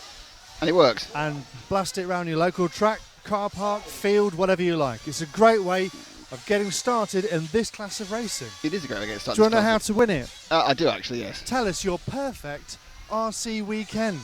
It could be anything. You don't have to have had it happen. Not too rude. It could be anything. You just make it up. Ideally not be rude. Your perfect RC weekend and use the hashtag HPI Friday.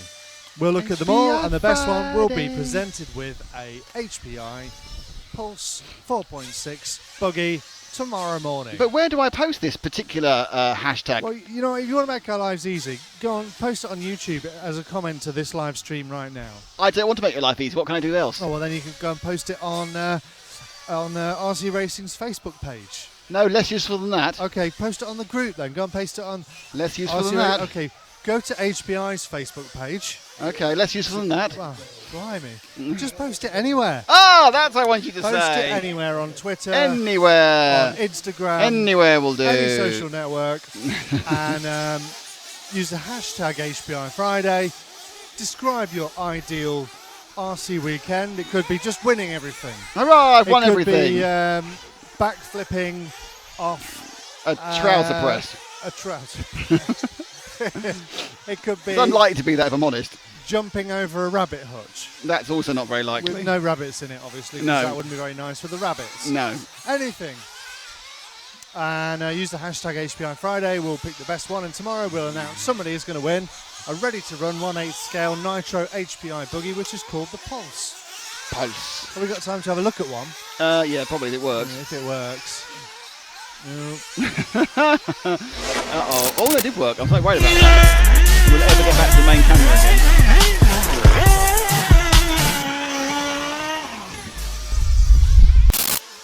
There you go. You heard it. It's not too late. You can still win that HPI. Perhaps now we've called it the again. Perhaps replays are working again. Perhaps they are. Perhaps they are. Let's see. Huh? Why don't we find out? Why don't we find out? Okay. Well, let's get some cars coming through camera 2, which is, you can see it's pointing at the driver's stand, and you can actually see us. Hello. Right, the car's coming. Obviously, here we go. Timing Oh, that's an exciting car. Car's coming. Is it exciting? There we go. It had got too hot, hadn't it? It had, yeah. Well, that's good news about a timing computer then, possibly. It is good news, yeah. And no. Oh no, here they come. Okay, okay, well that's good news. That we are currently doing retrograde to prevent the heat, and we've probably taken a few degrees out of things. That's great, wonderful. So replays are working. Thank you to VRC Pro. Thank you to X-Ray. Thank you to HPI Racing. Thank you to TKR Graphics. Thank you to EFRA, and thank you to Frank. Thanks, Matt. And thank you, Nick. I haven't done anything yet. And thank you, all the viewers. Both of them. I'd thank Brian and Gary, the viewers. Okie Smoky. We are now getting ready for the next final. Ale Stefan Dorox. Landar Buru for president. Follow Andrew Hara. We don't follow anyone specifically in finals. What we do in finals is we do what we do. A big thumbs up. I assume that's Phil taking a photographizing of you. Is it? Yeah. You two are a little bit too close, if you ask me. Something suspicious about his. What are you doing? Oh. We'll look stupid. We'll look stupid.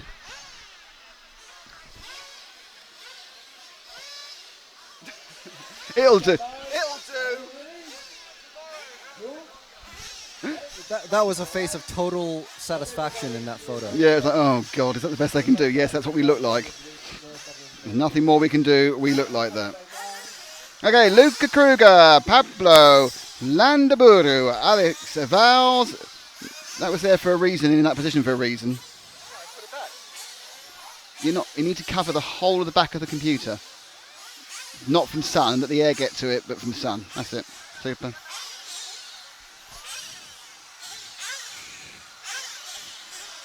It's very advanced, our cooling systems here. Okay, we're getting ready for the 128B final. Often known as the 128B final. Here we have a complete complement of 12 starters. 5 seconds to go. Not shaking. They're down. 3 seconds.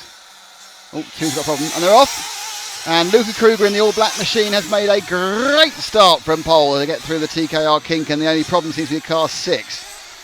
So they scream off on this one. They really are moving at a rate of knots.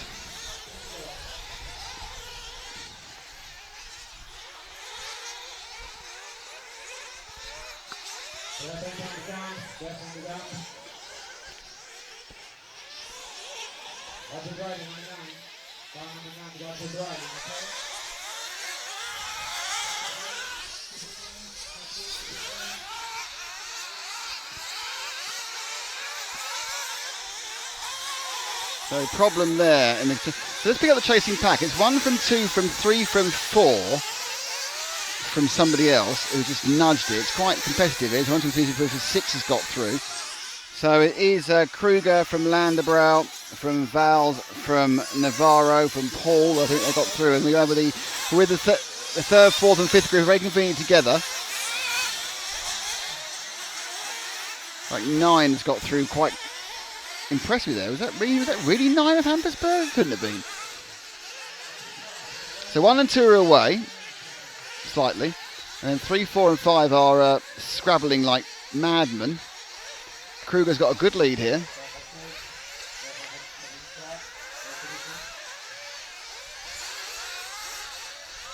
Whoa!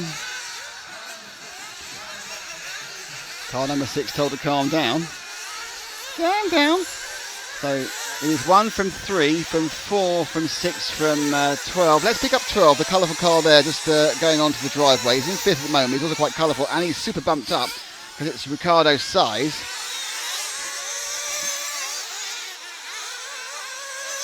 The size is sizing up. Oh, and look at that. That just fell over. Oh, wow. That just fell over on the track and got back going again with the 6 of Marcel Paul. He fell over, got hit and kept going on. Just literally tripped himself. Let's look at that one again. For the VRC Pro Replay. They come around. The key instant is when they go up the straight here.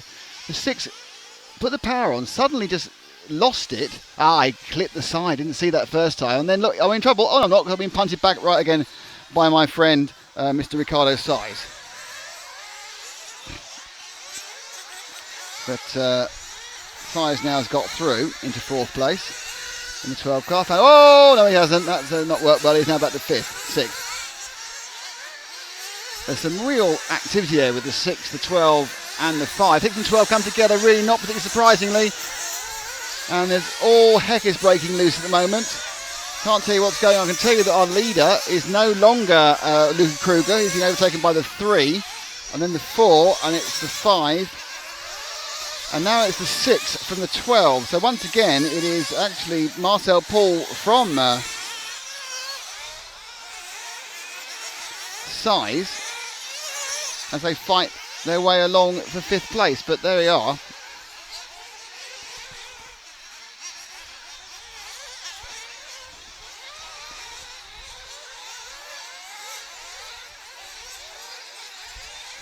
We're still with the 12 car. Let's move forward the car that's on the patio coming up it now. Finish the bumps. That is going once again. Oh, he's upside down.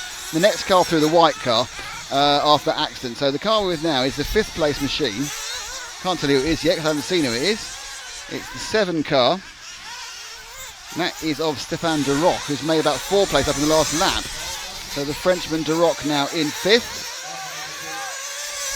Holding off a swarm of angry bees of cars. This is a real kind of a let's all try and be in as many positions as possible at the same time. And an early stop and go penalty, I think, for number 2. No, it's an early fueling for number 2. It's very early fueling for 2. He can't possibly stop twice, so he's just decided to go early, I think.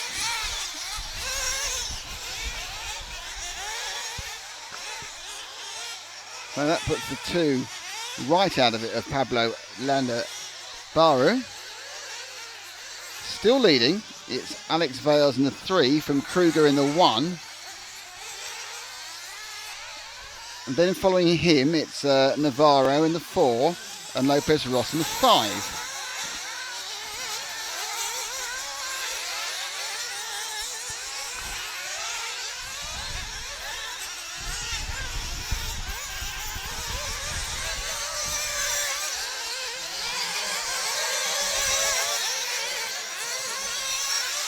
So not an awful lot of forward progress made during that lap by our white card friend Stefan Duroc.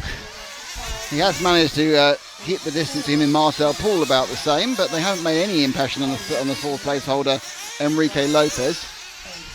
And we are now a third of the way down, 5 minutes down, and 10 to go. So any minute now, some form of pit stop might happen. Not immediately, obviously.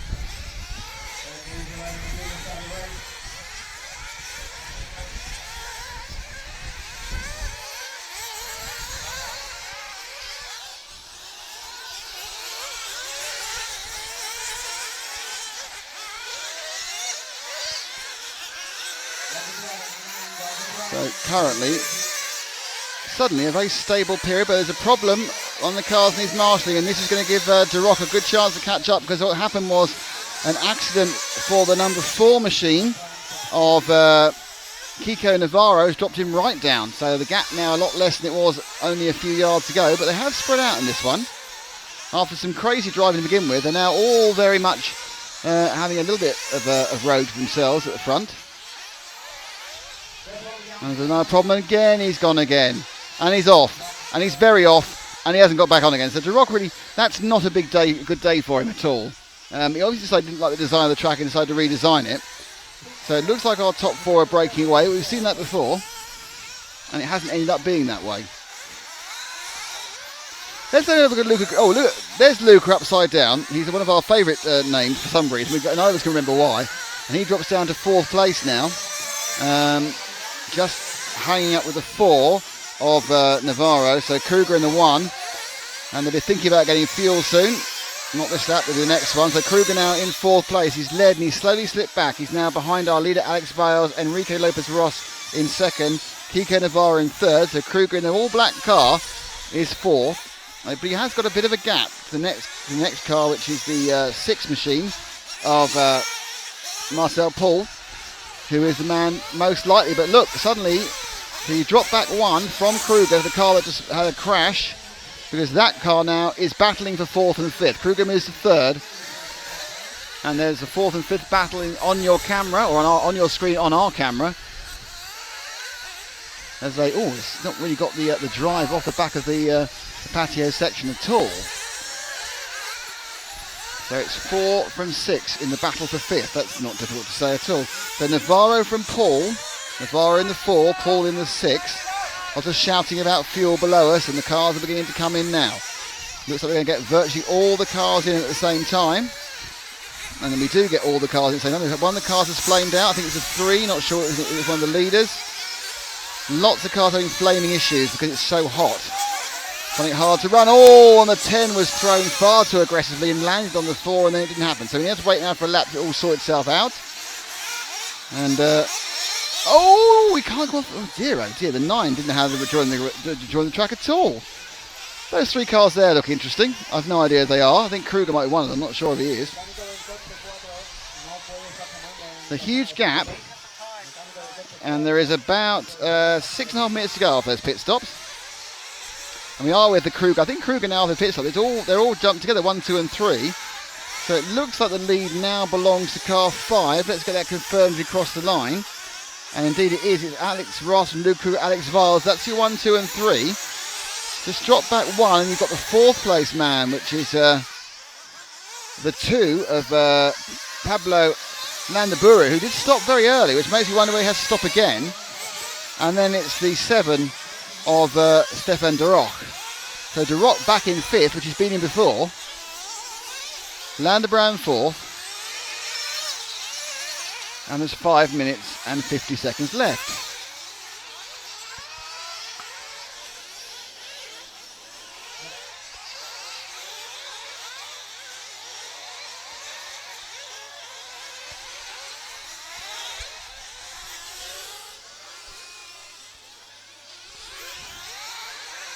So in a kind of a moment now where we're trying to work out what's going on.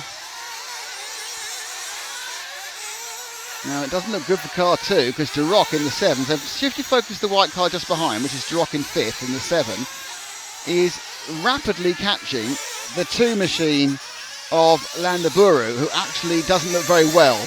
I don't think that car's working. No, brings it into the pits. It didn't look like it was happy. Now it is a refill or a retirement. Refill, so he did need a 2-stop strategy. He's very, very thirsty, that engine, but it seems to be running badly as well. So Duroc picks up 4th place, which he now tries to lose the car right behind him, who then tries to lose it as well, as neither of them can take the roller coaster section properly. As the 8 drops out of the race, Henrik Steiner.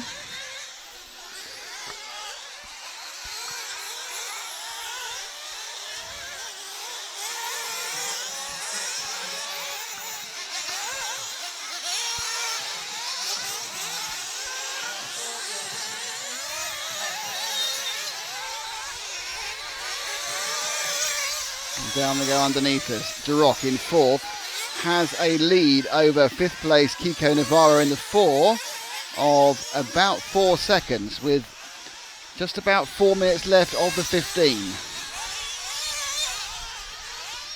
So drop 1 car back from Duroc and we'll go back to Navarro, who's just a bit further back on the roller coaster.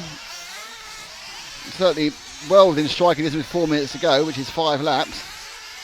Or this lap and 4 more, I would say. Oh, and one of the leaders has just rolled upside down and Duroc's gone past him, so Navarro's much closer, and that was the 5 of Lopez Ross. So Lopez Ross now is in 4th place and can be caught by Navarro. So Navarro we're with has now got a much closer target of Lopez Ross. So Navarro, mainly red with a white roof. Lopez Ross, one of the many cars that starts off sort of green and ends up red as you go through the body shell. Lopez Ross has a lot of ground speed though.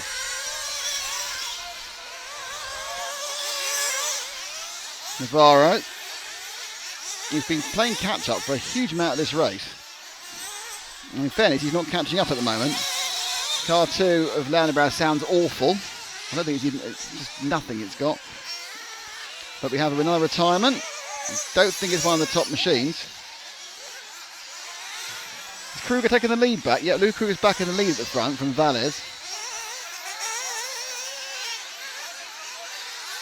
I think Duroc now maybe in 3rd. Yeah, Duroc's gone and we've got 2 minutes to go. So actually Duroc's now 3rd. Lopez Ross is 4th. Yep, that's right. And then it's this man here who's coming up towards timing and scoring. And over the timing and scoring, that's the 4 car of Navarro as somebody else stops working. Again, it's the 8, so it's not important. But the target for Navarro is the car immediately ahead of him, the 5 of Lopez Ross. There is about 2 minutes and 10 seconds left of the 15 minutes, so there's this and 2 more laps, or perhaps just this and 1 more lap actually. No, 2 more laps in this.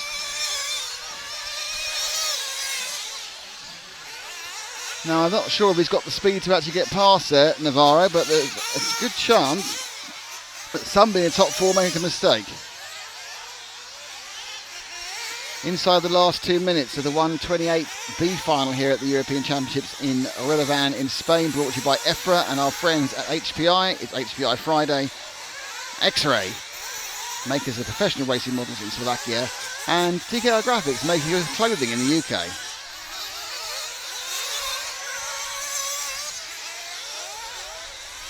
So really, Navarro needs to put a bit of a hurry up. Last time round he was 0.2 of a second faster, which with 2 laps to go isn't much point. 1:15, there's this lap and 1 more. He's certainly trying to back it into the TKR turn then, but as he goes through the X-Ray switchback, nice and low, but not all adding up to a particularly fast lap time. Oh, and that's really not helped with a lap and a half to go. Kruger leads at the front, Valles is second, De Rock is third. Lopez Ross is fourth, and the man we're with is our 5th place man, but it's not looking very good at all for Navarro. As we come down to the last half minute, so they will get this 1 extra lap. There they go. Kruger came in for a late splash and dash, and has actually dropped himself way down the field. Oh, right. Well, that's that then. So, yeah, let's not bother. The world's one of the worst piece of marshalling, and the car's dead too. Okay, so that's the end of that race. Our leader is, I think it's that green car there. Is our leader because Kruger had a smash and dash, and will finish 3rd. That's your leader, car number 3 of Alex Valles. Kruger came in for a splash and dash. Don't know why. I think he must have just belt and bracing the whole thing. That's Valles over the line, he's won. In 2nd place it's De Roche, he's done really well, come up through in a sensible run. Kruger played safe at the end with a fuel stop, bit of stunt driving from our winner. And in 4th place, in the final bump up spot, it is Lopez Ross, and I'm going to press the on switch on the other computer.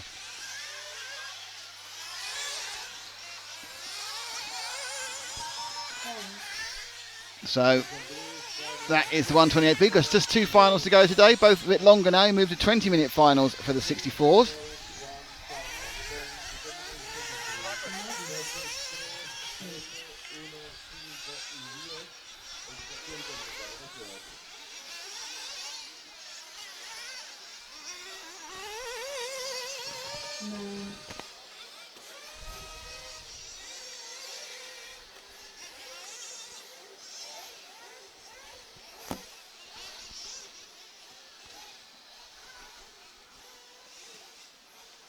The final is the quarter final. Is Marcelin by 512 of final. Okay, so next up, it's a few minutes away, is the 164th A final. Nuno Casa-Ribeiro, Max Haas, Vincent Mertens, Carlos Huertas, João Lopez, Mattia Minabe, Tiago Aguilar, Birkin Kilic, Albin Turingi bumped up, Max Gotze bumped up, Max Riku bumped up, and David Meters bumped up twice in dramatic last lap fashion on both occasions. Little show off. HPI Friday from Victory, my ideal RC weekend is one where I remember to glue my tyres before I put the car on the track and not halfway through a race when I see the tyre slide slowly off the rim. Good one, Felix. Nick, we can't see the position list. No, you can't because it's not there. The results feed has not failed, Mark. It's having a little bit of a heat stroke incident. That's all. Might be back on again in a minute. Who knows?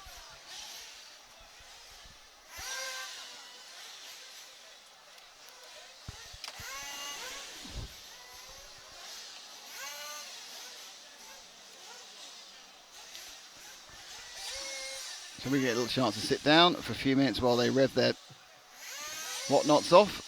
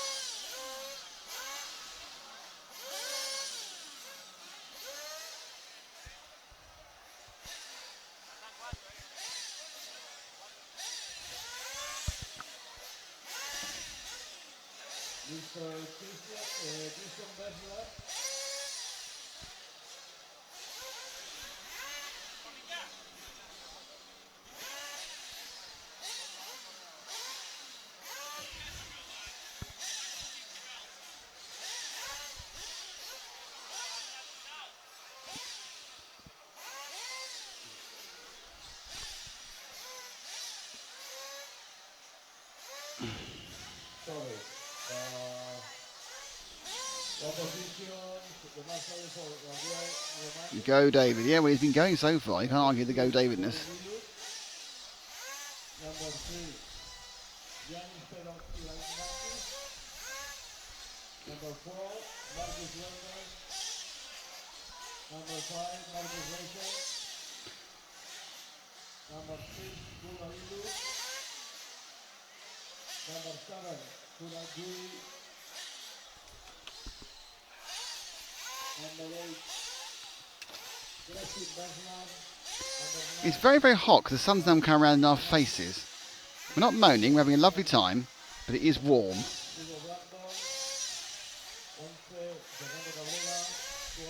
I'm not sure whether anyone really cares. I care.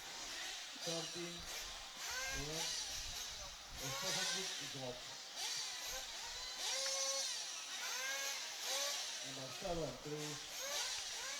Mr. Kuliki. To Marshall position, number 7.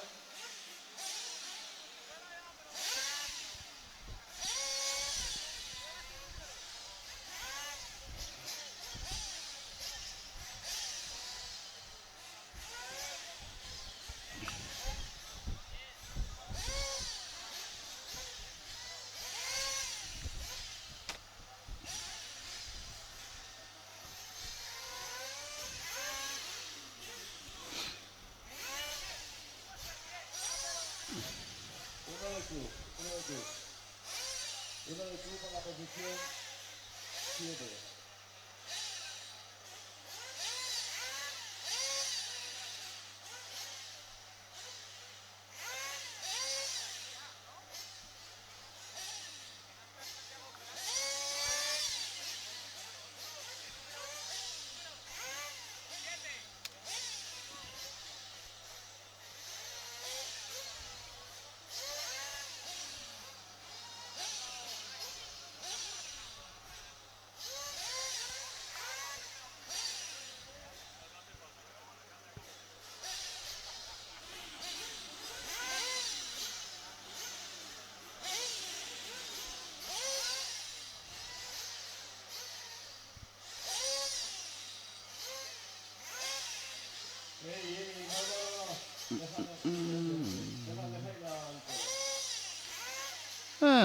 Right, so the sub-final count is the 64th.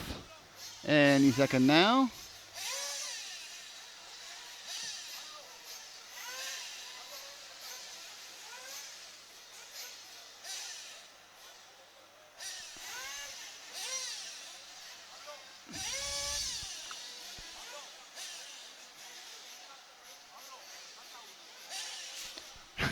That's arguing with the computer. It's really funny.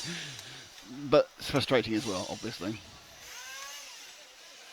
Gabriele Romani dell'Italia, per favore, alla sua posizione. Alla 1, Gabriele Romani.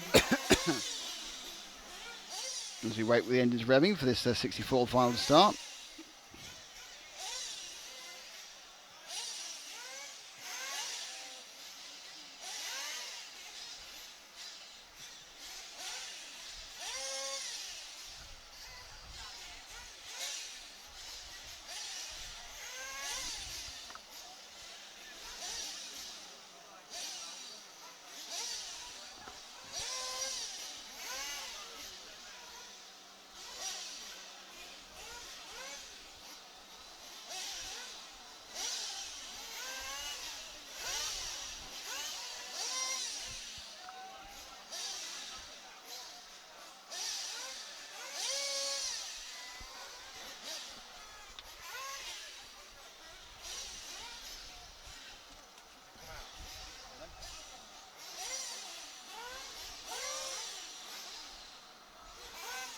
El consecuente de la 12. Va Elliot, sí, okay.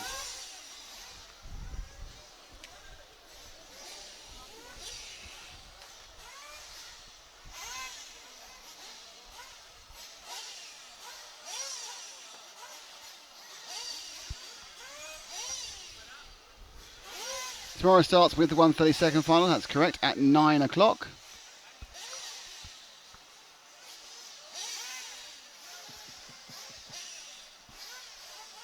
Okay. Are you ready? Although we haven't got anything else. Sure? Sure? That bit's working. Okay, that is open.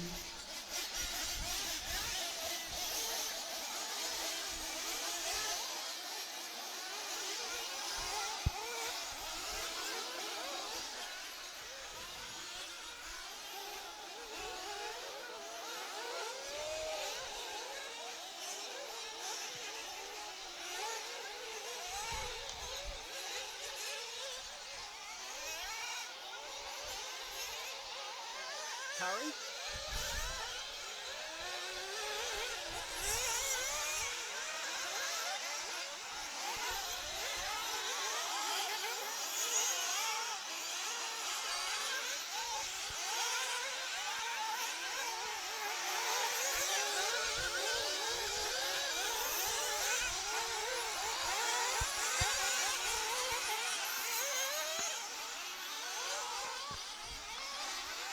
So now on the warm-up for the 164, 2 minutes to start.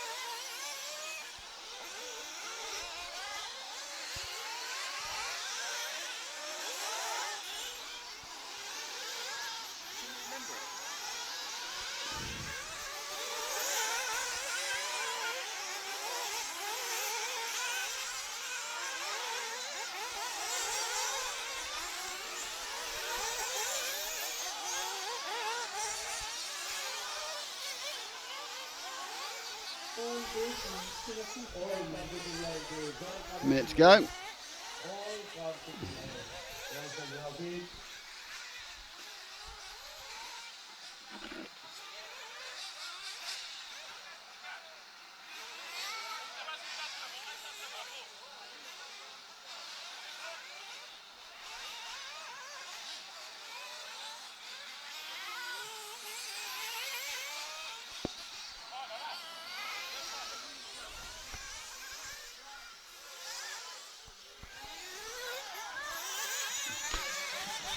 Don't have a registration of Max Hess, so hopefully he's going to be taking part in the thing.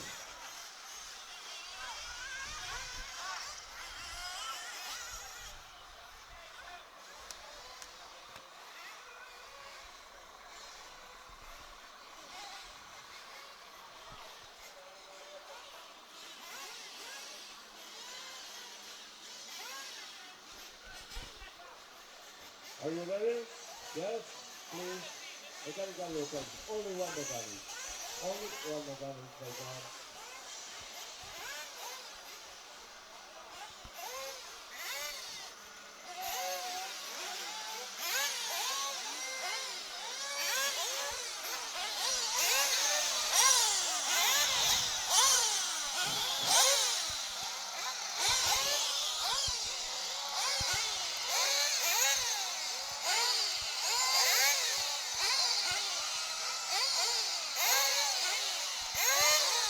Get ready to go now with about 10 seconds, the 164th. 10, 9, 8, 7. Max Hess is there in second place. On Powell.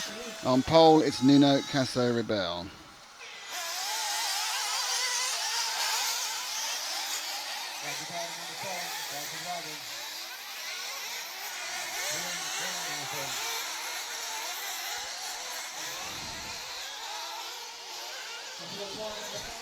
So a good, clean start.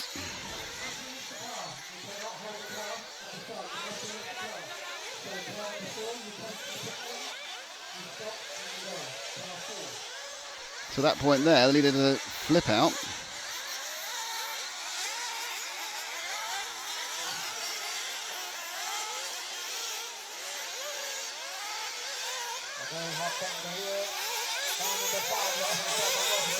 So 1, 2, 3, 4. They go through the order. It is Caceribel, Huertas, Mertens, Kilic, and Lopez are the 1, 2, 3, 4, 5. Car 5 is in 5th.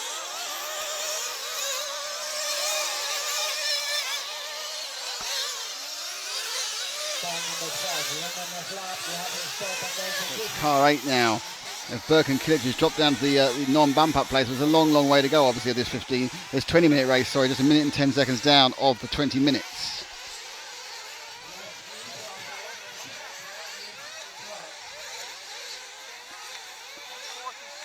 That's all right.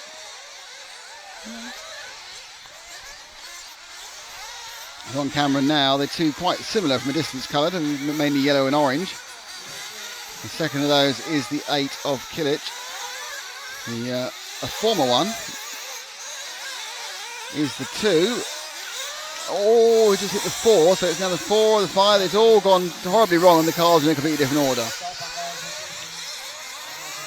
So the leader now is the 1 by a fair, Nuno Caceribel by a fair distance. 3 of Mertens is second. The 2 of Hess is third. Then it's the 9 of Albin Taring.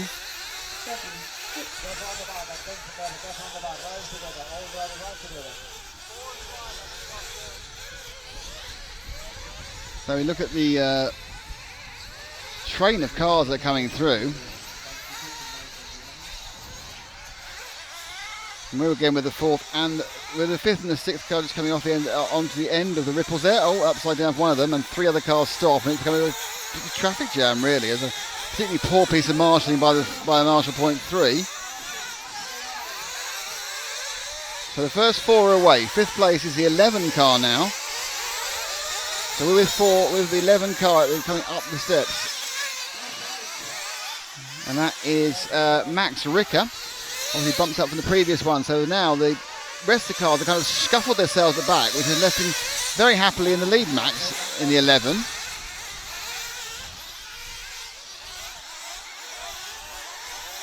All looking particularly good.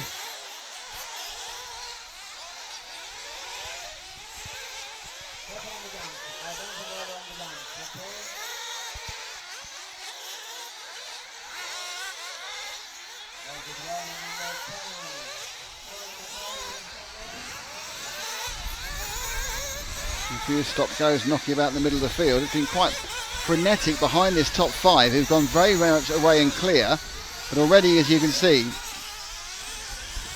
closing down Albin Tarning as Max Ricker. Both of them of course bumped up, so can Ricker catch Tarning, and this is the battle for 4th and 5th. Top 3 last easing away. Tarning being slowly eased into by Ricker.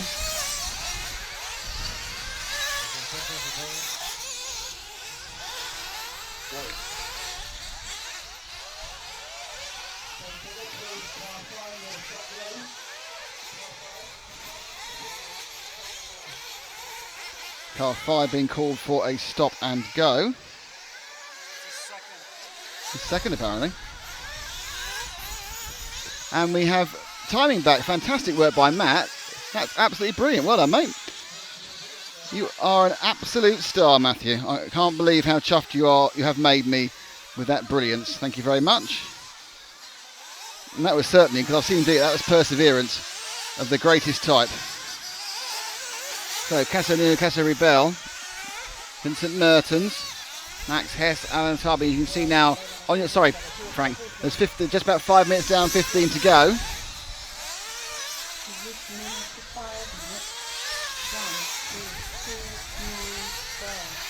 And this is a scrappy one. This is not really, I don't know whether you feel that, Frank, on the camera. I'm not seeing a pattern from this one yet. Scrappy, scrappy, scrappy. Up front, you have got Nuno Caceribel and Hess. There's Mertens now, apparently, who's picked up second place.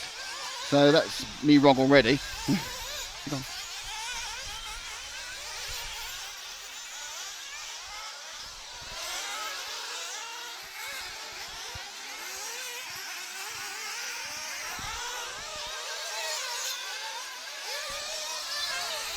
Oh, okay.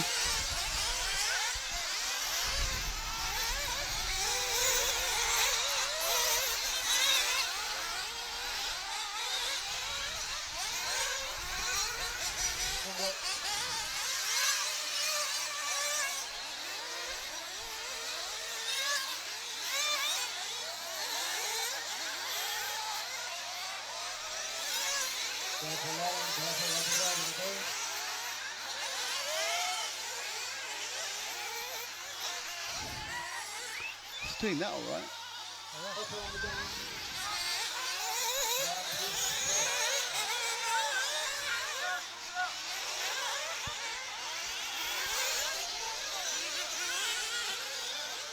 There's a problem there with one of the cars.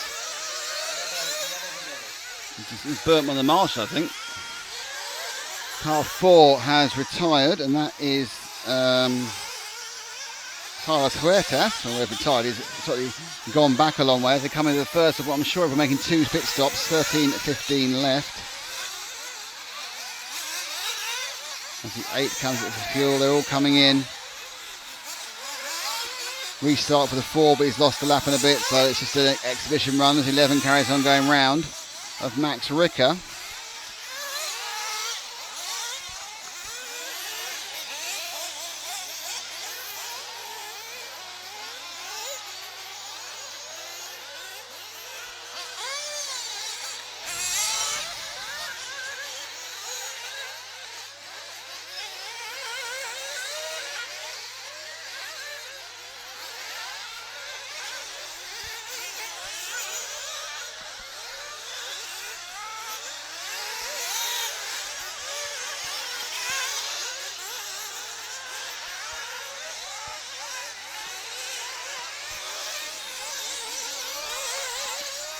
Fine. So currently with the 11 machine, who's in 6th place, which is Recut, so we need to move forward 1 to the 5th place man, who is a long way away. So it's the number 8 car going down the loop there. That is Kilic. It currently has a bell from Mertens, from Hess, from Tarning. 11, just 12 minutes to go. 8 minutes gone. And I think we're in the middle of the 1-stop, 2-stop strategy environment here. Who's going to be doing what and why in the 164th A final.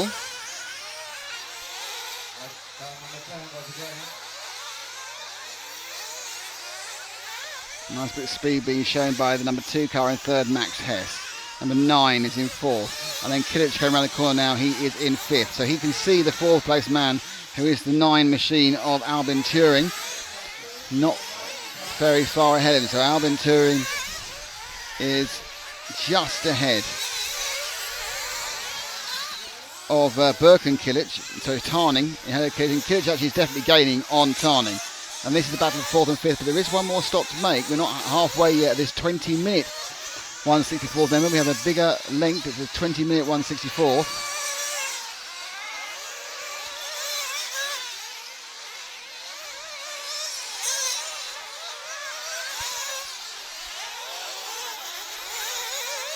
Error up ahead, so we're still sticking with these two. It's getting closer and closer and closer, the 9 and the 8. Tarring and Kilic. Kilic now looking to pick up that 4th place in the final bump up to tomorrow. Don't forget, this isn't just bumping up a race, you're bumping up a whole day. Birkin Kilic right on the tail of Tarring.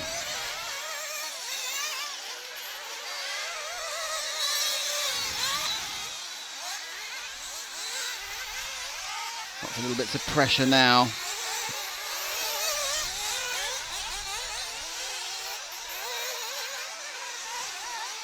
Oh, and he's just so Kilic gets through smallest of errors by Tarning, and he now becomes the hunter, and Kilic becomes the hunted.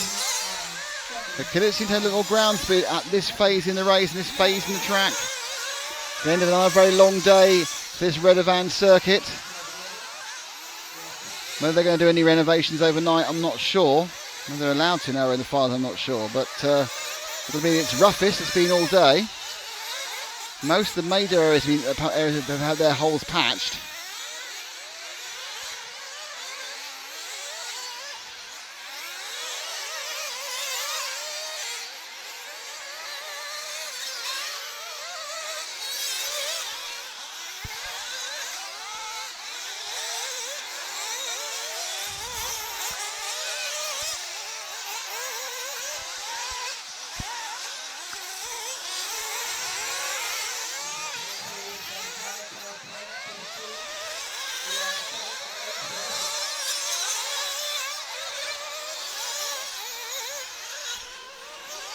And another problem for, that's car 3. So the second car of Vincent Mertens had a problem.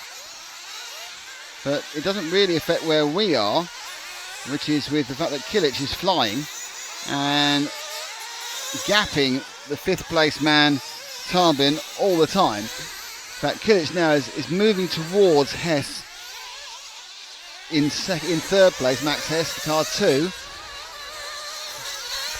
So Kilic, probably a couple of finals lower than he would have expected.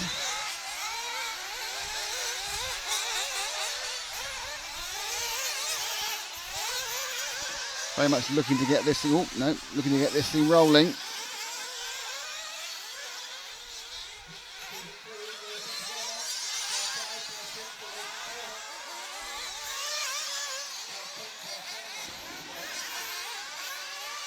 As we now enter 8 minutes to go. 12 minutes gone, 8 minutes to go. Might be starting to think about having second pit stops as Kilic bears down on Hess for 4th place. I know this isn't the biggest, the third place, sorry, but now it's a big gap back to 5th. 1st and 2nd are very close on the track as well. And second stops are beginning to be thought of.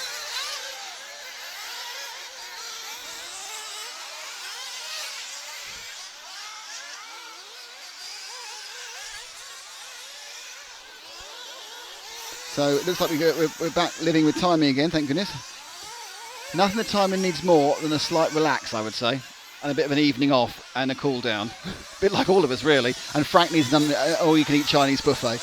That's certainly for sure. So this race does see Kilic trying to cut down Haas. That's not really going. We're down to the last remaining 7 minutes. It can only be described as a rather uneventful race, but we do have another set of pit stops. This could all still fire into life. Move forward, Frank. That's 1st and 2nd battling, and there's nothing else happening. Let's watch the 3 and the 3 and the 1 of Mertens and Nuno Casaribel. As Mertens comes into fuel, we'll take Casaribel. And he's upside down. As soon as we got him, he's upside down. He's upside down. So that's best part of the pit stop. It's not a big thing. That's the lead. But let's see what happens in his pit stop. They've upset the fuel tank. There might be some air in the line. Will he get a cutout now? Probably not. I'm trying to build it up probably a bit too much. I think I'm trying to over-egg this particular thing. But will we see Nuno Casaribel cut out, or will he manage to achieve a very smooth second stop, which we expect to happen in this lap with 6 minutes now of the 20 left, 14 gone.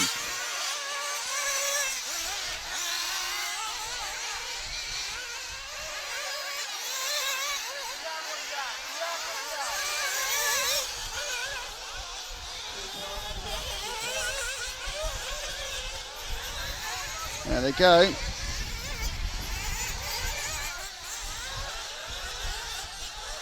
And in he comes.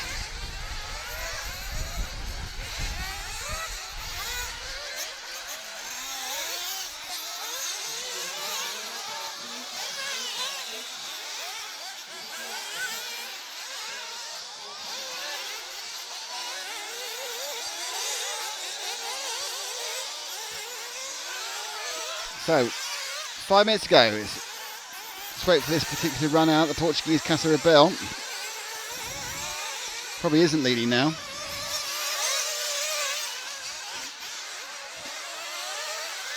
As the sun comes right round our face and gets very, very toasty indeed.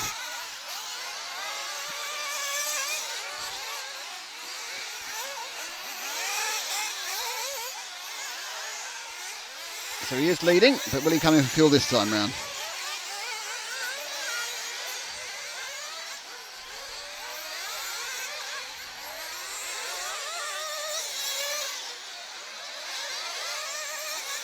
Second place. Third place is Kilic. 4th place is Mertens. Tarning is a long way behind in 5th. And it does seem that the 4 cars bumping up to tomorrow will be Ribeiro, Hess, Kilic and Mertens. Many a slip, 4 minutes 22 seconds to go.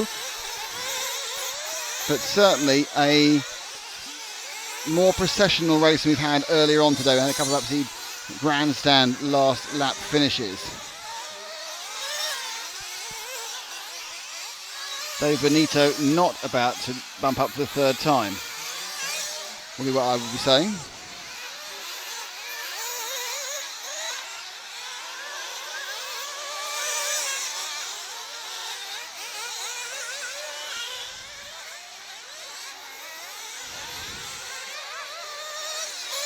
Still Ollie. Drop back one car. And we're now with our second place man, car 2. And his battle with Birkin Kilic for second place.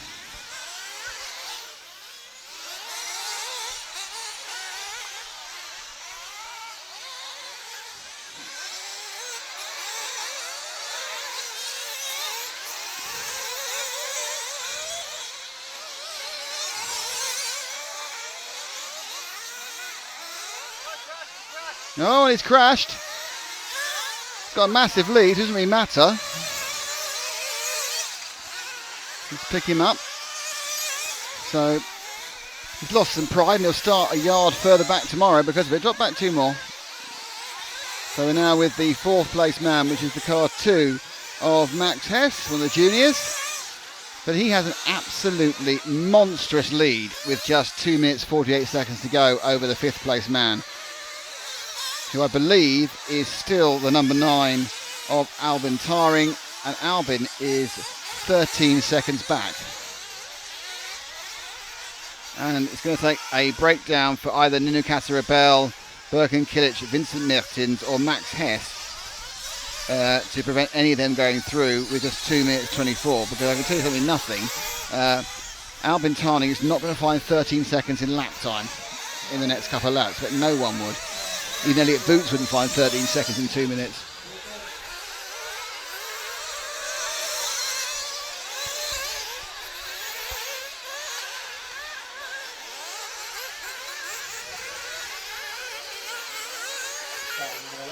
Hess trying to make up for his previous mistake.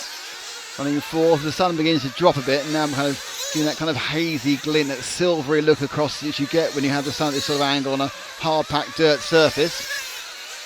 Adding to the romance, the noise and the smell of 1/8 IC buggy racing at the blisteringly hot Redovan circuit near Alicante. And when I say blistering hot, I mean absolutely blinking, boiling. Despite the promise of some cloud cover, we didn't get any of that.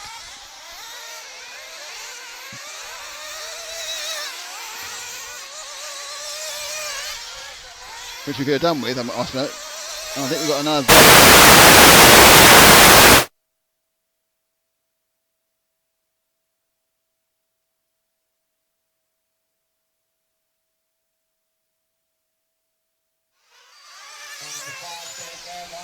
Apologies for that. Right, having a bit of a hot weather day. Anyway, so Sil Ribeiro from Kilic, from Mertens, from Hess, with Taring.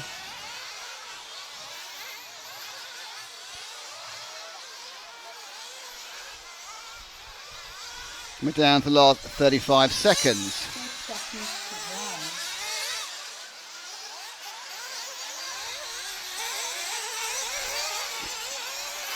I think even Frank's not ranged in this final, and Frank's interested in all the finals. Very processional. Taring not really put him. In fact, Hal Lopez has got past Taring now, but he's 15 seconds behind Hess. So it's all kind of fading into nothing, because as they finish their laps, no one else can pass the start-finish line before they can. In fact, Max Hess has already finished in 4th. He is solid in 4th. Nuno Catarabel is solid in the bump up. Birkin Kilic is solid in the bump up. Vincent Mertens is solid in the bump up. And Hal Lopez, Albin Taring, Mattia Manubi, Tiago Aguirre, Max Ricker, Max Gotzel, David Benito and Carlos Hertz have not qualified to the final day of the event. They will be watching as we will. Probably not from as good a vantage point as we've got, but they're watching as we will all the activity tomorrow. Which is, unless of course they're in a junior final, which is possible I suppose for some of these guys. So it's a bit of a watching brief for them as we come to the end of the penultimate race of the day. And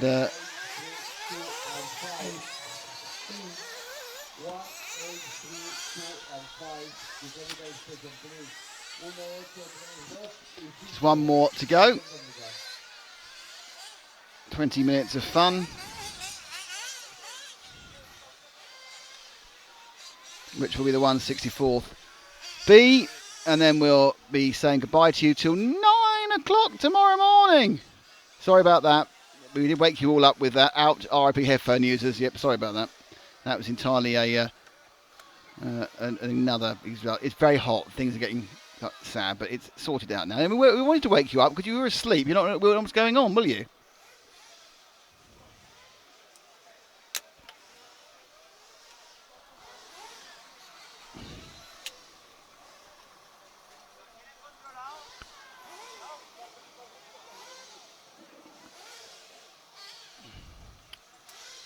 So this is the final RC Tech Bogota. This is the final of the day. It's not the final. There's loads tomorrow. It's the final of the day. It's the 164th B final coming up.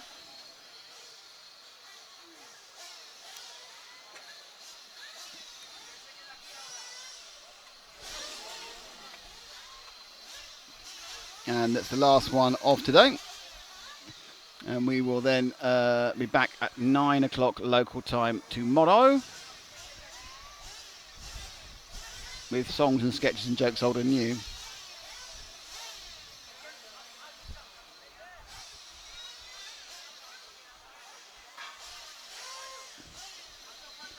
So who is in this next final, I hear you ask? Next final. Tell us about it. Okay, it's close enough for this time of the day. Not going to argue the point. It is Cedric Lopez. It is Yale Zerflu. It is Giancarlo Mello, Martin Roca, Pablo Ortuno, Miguel Angel Trillo, Mitchell Booth, Michael Todd, and the four bump ups, which were Alex Vallis, Stefan De Rock, Luca Kruger, and Enrique Lopez Ross. So everyone's going to be two-stopping. Well, I say everyone, I think everyone will be. I'm expecting everyone to be two-stopping anyway.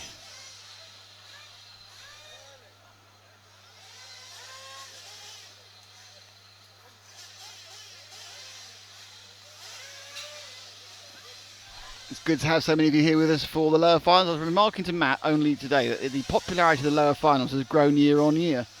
It used to be that no one really watched it, and now people do. What is it today?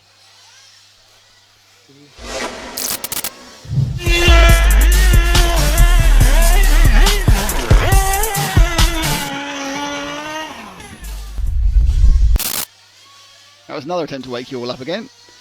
That's going to give you your last chance. Well, it's not your last chance. You can any time today. It's your last chance to be told what to do. HPI Friday. James Parry, hello, driving home. We needed you about half an hour ago. It was either this or Radio 1. What do you think? Hang on, you're driving home. How are you typing that in? Texting and driving. On his watch.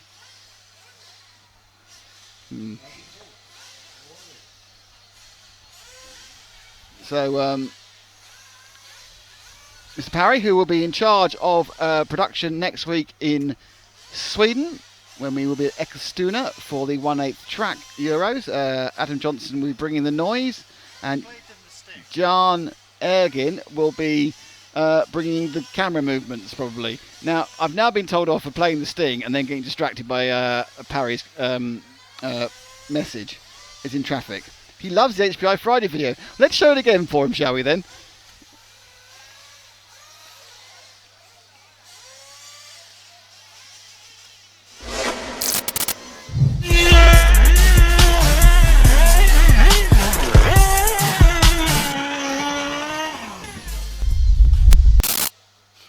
Yay, there it is. Right.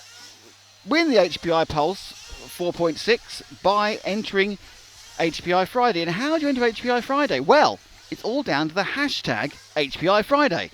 All you have to do is describe your ideal weekend. So you're on a Friday, it's an HPI Friday, you're looking forward to the weekend. What's your dream RC weekend? Tell us, but you have to have the hashtag HPI Friday so we can find it. Now, it'd be easiest if it was on the stream YouTube. Second easiest on Facebook. Third easiest elsewhere. But wherever you put it, we'll find it, and someone will, by tomorrow, have won an HPI Pulse 4.6. Which we can kind of give to you as part of a birthday present for our birthday tomorrow. Do you want an example? Do you want an example? Yes. Crushing a drone with a Savage XL. That's my hashtag HPI Friday. Is that not a hashtag? That's what Frank does most Tuesdays. So we are on the warm-up for the final race of the day. They have 2 minutes and 27 seconds. Lovely shot, that. It's actually a very pretty shot. I'm not sure how good it is as a race shot, but it's a lovely, pretty shot going back up to the pits. That is the pit area. Club Radio Control Redovin from one of our little mini cameras around the track.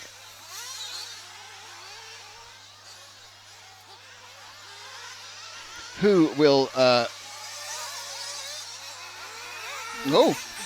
Julius Makeware, as much as I love my Mugans, I would love to spend my weekend sharing an HPI with friends and newbies. Hashtag HPI. That's very good. We like that. Don't forget, HPI racing and Mugan can absolutely coexist. They can 100% coexist. And you know what? You're watching this thinking, I want to get involved in this kind of buggy racing. Well, you need to get an HPI ready-to-run buggy, a nitro one. Learn how to tune it, learn how to adjust it, learn how to make it work well on the track. And then, I think there's every chance, after you've learned what you're doing with your HPI buggy, that you might want to get an X-Ray. Yes. I think that would be perfect. That's the perfect upgrade to get you competing at this level. And when you do get your X-Ray, how about using one of our previous friends, LRP, for the electronics? Use LRP for the electronics, but you don't want to do it naked. No, you're going to do it with TKR Graphics branded clothes. Oh, and on the body shell as well. Yes, yeah.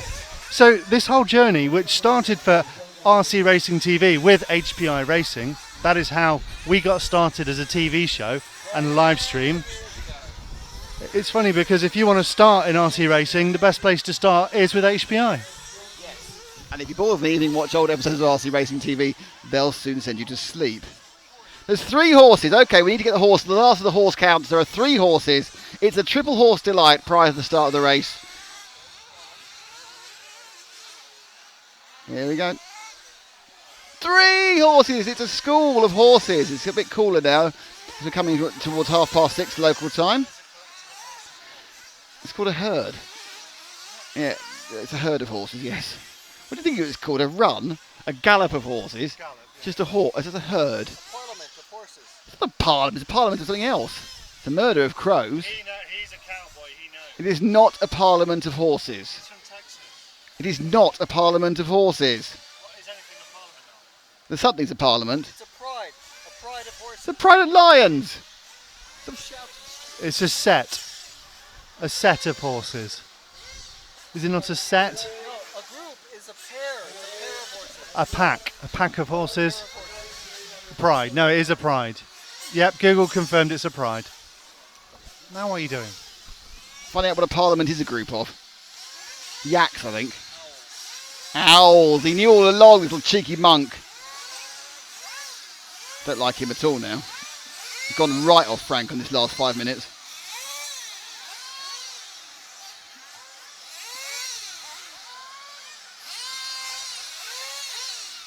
Two-stroke for me says so much advertising LOL. We could tell everyone about that. We'd be very happy to say we are prepared to support our sponsors in the downtime between the races. That's the whole point of it. That's how we can be free. If you want to pay, there are other products out there. But we quite fancy being free. Okay. If I don't get the right page though, I'm going to do my job properly. I'll have to sack myself. Lopez, Zerfuel, Mello, Rocker, Ortuno, Trillo, and they're away. And through the TKR kink and into the X-ray switchback. Oh, that's gone. That's not good. I can see Luca Kruger at the back. Just I want to say Luca Kruger a few more times before, in case he gets eliminated later. Last race of the day for us. The 164th B final, 20 minutes of action to decide who bumps up to tomorrow and who has to pack up and watch from the sidelines tomorrow. I'm sure they won't go home unless they live down the road. The hotel's probably booked.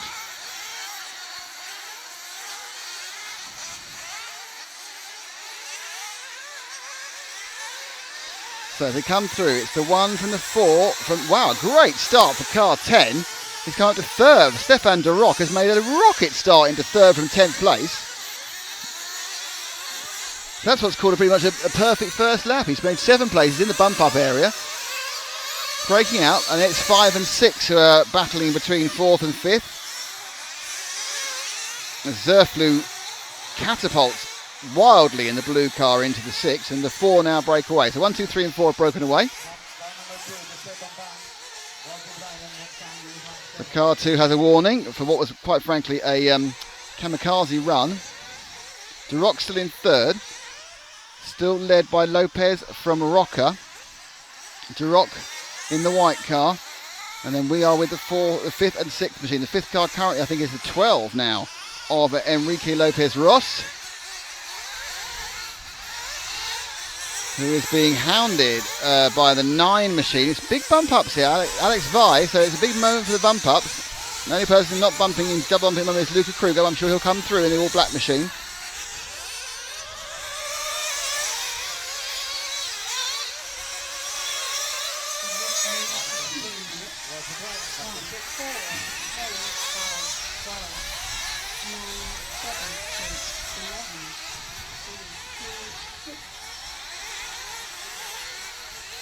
And they sprint down again. So 1, 2, 3 and 4. Right, let's move 1, 2, 3 and 4 because they're right together. I mean, nothing's really developing behind at the moment. So the top 4 are all together. Going up the patio and turning over the ripples. 3 of them locked together. They come down the hill. Now entering the section which will lead into timing and scoring. The big red line in front of us, which the number 1 machine of Cedric Lopez has just crossed to tick another lap off. But this is not about laps, it's about time. We've got 17 minutes to go, 3 minutes to down, but it's a nice position. We make a nice steady start. It's always a good position to be in. You're not catching up, you're not panicking. Anyone in the top 4 right now is relatively happy, and for Stefan de Roche, starting in 10th and now in 3rd, is chuffed to bits. Martin Rocca is the 4th place man now. It's still 9 car of Valles who is running in 5th. But Mitchell Booth making a move in 6th. So 5th and 6th now looking to bridge the gap to the top 4.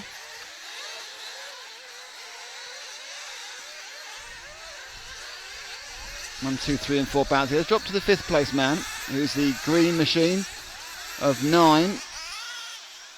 Vales with Mitchell Booth behind him in the 7th. So those two are sort of, they're all sprinting up behind the top 4, and now of course that's Vales into 4th. Booth is not quite in 5th because Duroc got put back on again. And so it's Duroc now in the white car who's 5th. Booth still in 6th, but with a different 4th place as more problems happen.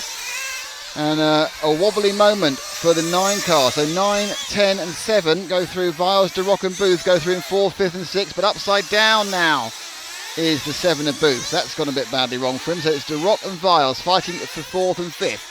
Viles in the green wheel car, Duroc in the all white machine.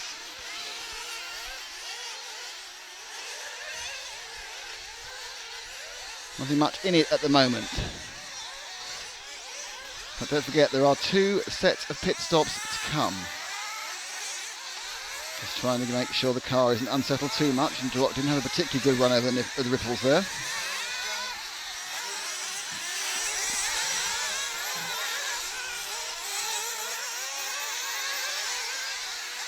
So Duroc dropping slightly back in 5th place.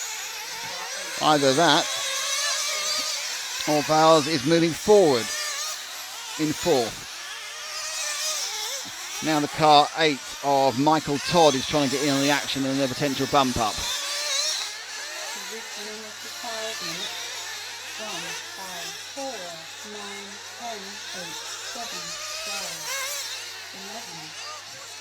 No, the 4's gone over.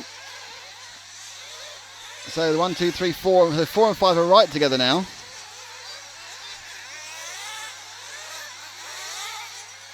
Nine, 10, 8. So 9 is in 4th, 10 is in 5th, Vowles is in 4th, Duroc is in 5th, Green is in 4th, White is in 5th, and we are 5.5 minutes down, 14.5 minutes to go. With all these races, it's all about the 3 stages, these 20 minutes races. It's the first part, the first pit stop, the middle section and the last part. But a lot of cars made a good start. Very close down 4th and 5th. Duroc looking to get to the inside of Vowles. And they're helped out by the man behind them in 6th has fallen over. They now have a nice little cushion. Top 3 ahead of them. Vowles pushing it. Duroc reinterpreting the track quite interestingly there. But we're now going to be getting quite close to when people are thinking about making a pit stop. We're 6.5 down. 6.25 down. So by the time they come round in front of the pits, they'll be 6.5 down. And of course the following lap, 7.5 down. 20 minutes into 3 chunks is 6.5, 6.5. So whether they're going to run long in the first one. Nope. Everyone coming towards the pits now. The 5, the 3. In fact, Duroc's the only person to stay out, so he stays in the lead. Slight problem. Oh, some unsafe releases down there in F1 parlance. So drop back, because let's just stay with Duroc. Let's see what happens. He should stop next lap, and let's see where he comes out. With some relatively poor pit stops in there, if I'm honest. Well, the stops are all right. It's more the actual dropping down by the pit crew. So Duroc out in the lead due to the fact he's not stopped and everyone else has. We are 7:15 in, so he'll be near enough 7:45 before he, or 7:40, 7:45 before he gets past start finish again. Not start finish, gets past the fueling station again. And will he come in now? Or is Duroc trying to do something clever? He doesn't need something clever now because he's got enough pace without making it. Oh, that's not a good idea. Just hold it together. And he does stop 1 lap later. So where will Duroc come out? Usefully, he's the first person. There's the 5's gone past. The 4's gone past. He's going to come out in 3rd, just ahead of the 9s. He comes ahead of Vowles, but behind Ortuno and Rocca. But the 1, 2, 3, 4 are miles ahead of anyone else. As Duroc goes way wide and drifts in a real Ken Block style there. Right out wide.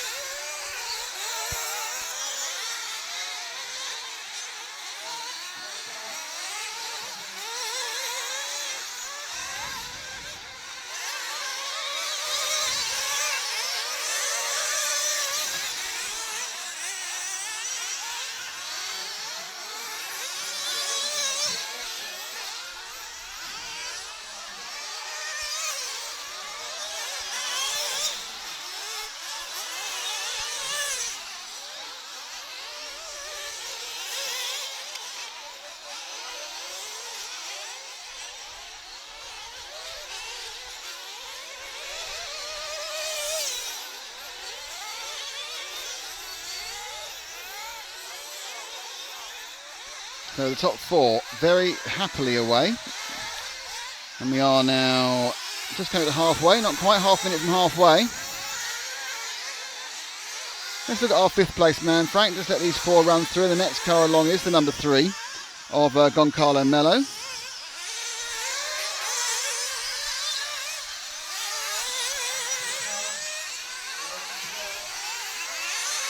Mello making a lot of smoke out there as he power down.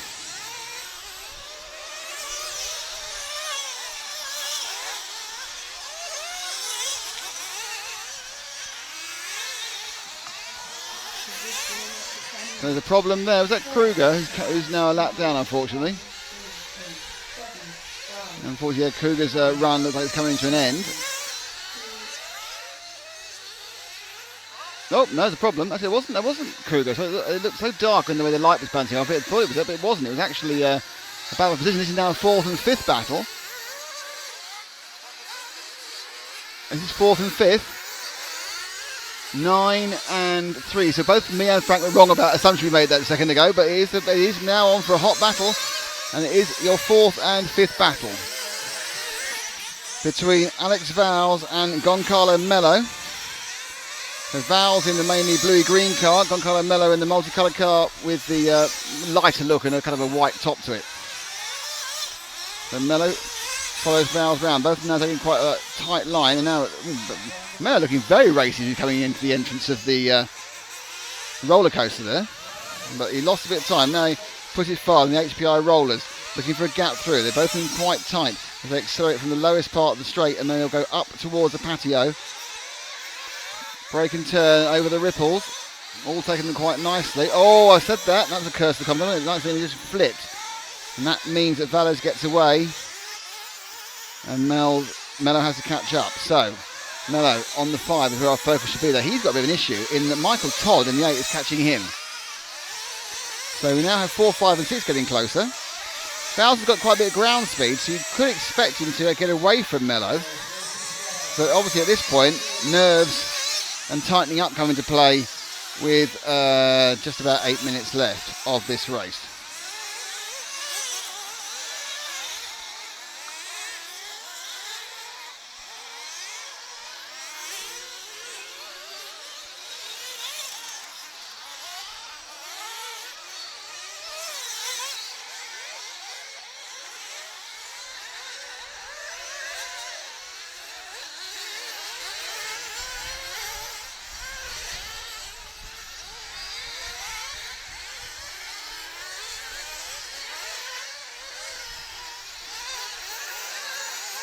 Yep. So with the 9, we've got Duroc. So Duroc now in 3rd has dropped back. With the 9 of Valles who's in 4th. Mello's in 5th. So you've now got 3rd, 4th and 5th sort of together. A little bit spread. A couple of seconds back. Well, a second and a half from 10 to 9. And then Mello's right on the tail with the 4th and 5th battle now as they drop down. Mello's very quick in that section after the X-ray switchback.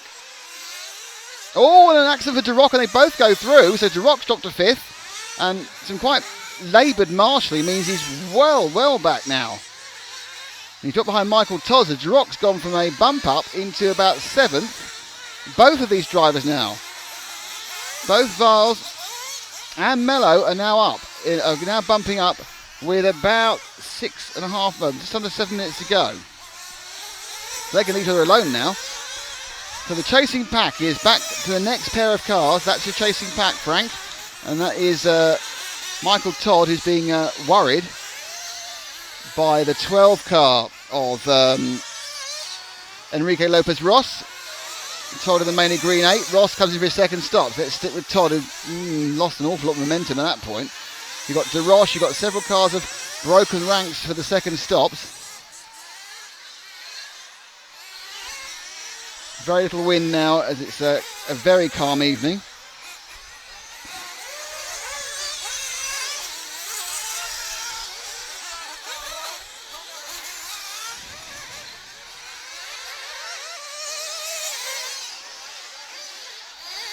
And cars at the front of the field are making mistakes.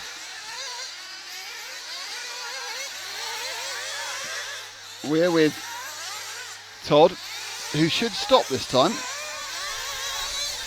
Not guaranteeing it, I'm just saying he should. Because there are now just 5.5 minutes to go. Todd. I'm expecting he may peel in. Nope, Todd's decided he's going to run a bit longer. Todd does peel in. I was watching Duroc at that point. And off he goes. Now, where is he overall is the question. I think there's still a case of, I think Duroc still needs to stop. So it's Paolo Ortino from no one who's now leading in the 5. My guess is he's not stopped or he's done something remarkable, because Paolo Ortino, we've not mentioned his name at all, and now he's shown at the top of timing and scoring, and that's him now going over the line. It's before the 5 car onto the garage driveway. So from nowhere, Ortino is our leader. I can only assume he still has to stop for fuel. I can only assume wrongly. So Pablo Ortuno, who is not mentioned at any point during this race, is now leading.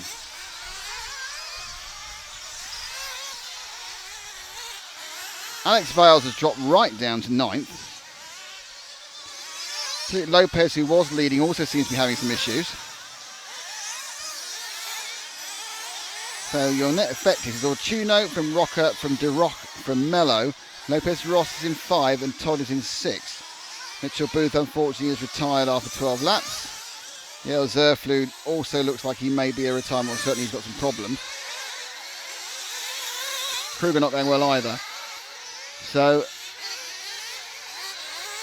5's a problem. He's leading by miles. I have no idea how this happened. I mean, perhaps I mentioned his name and didn't remember it, but Ortuno is so far ahead from nowhere. So let him go through.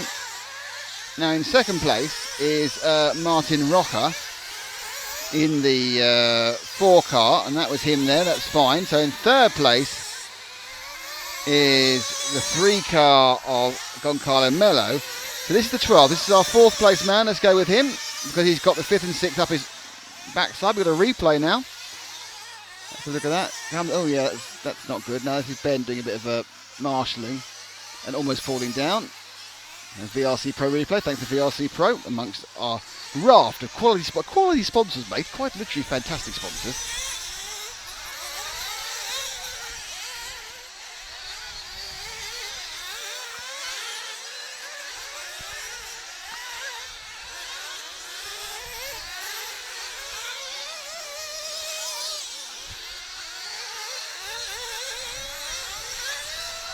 Oh, big accident there. Now, this is it. That's 4th and 5th gone back. Oh, Vanessa Venda didn't want to get run over.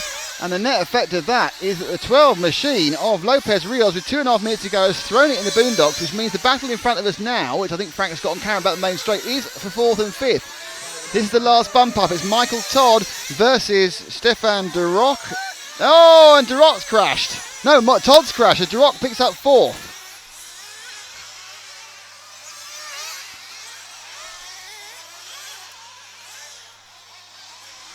Duroc crashes, Todd picks up 4th. So Todd crashes, Duroc picks up 4th. It's all going wrong in my head now.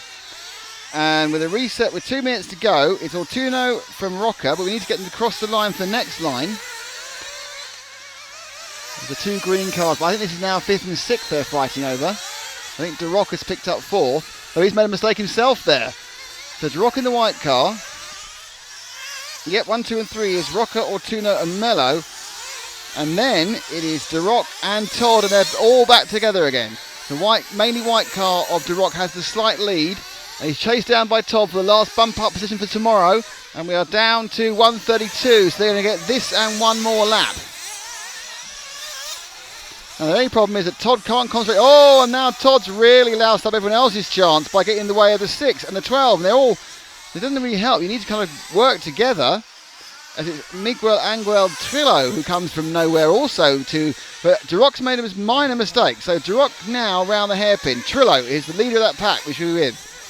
So if you're on Duroc, drop back 1 car, Frank, to the colourful car that is Trillo, who's come through the pack and is now fighting, and they have 1 more lap to do it when they go round here. So he's got this 2 corners and a lap to try and catch up Duroc. Trillo in the 6 has come through at the last minute to challenge Duroc, but Duroc has a pretty decent lead. He's got a half a mistake lead. Duroc comes through a TKR turn, can't afford to tighten up now because Trillo's absolutely on his tail. It's a youngster against an over 40. Who will bump up into tomorrow? That is the question, starting with the 1:30 tomorrow morning at 9 o'clock. Trillo coming down the hill. Duroc's not being loses some drive, and Trillo's getting much closer. He's not in the right place either. So Duroc is under all sorts of pressure for the last bump up place of the day. Trillo now has Duroc in his sights. Duroc, he can land out. They're coming through. Trillo on the outside through the ripples. It's as close, but he's got the inside. No, yes, he's got it. No, he hasn't. Oh, it's 2 wheels and Trillo. Oh, and it was so close. And there he goes. Trillo gave it his all, but Duroc's not home and host yet. He's blown it, and he goes to the 12. At the end of the day, it was the 12 of Enrique Lopez. Oh my Lord. 2 cars shot themselves in the foot on the last corner. Do we have that to see again, Matt? Because that was a classic finish to a day's racing. As no one wanted to win, suddenly Trillo put himself, let's watch it from there with the VRC play replay. Trillo put himself in a position to win. Okay, so this is what the previous one to there. This is when Trillo went for it. We keyed this one up for you. Look at that, slid in. It was all up 2 wheels. It was getting nasty, and he just went too wide. And then, of course, the following corner, we had a roll from Duroc, and he rolled out. So your 4 bump ups are Martin Roca, Pablo O'Dono, Goncalo Mello,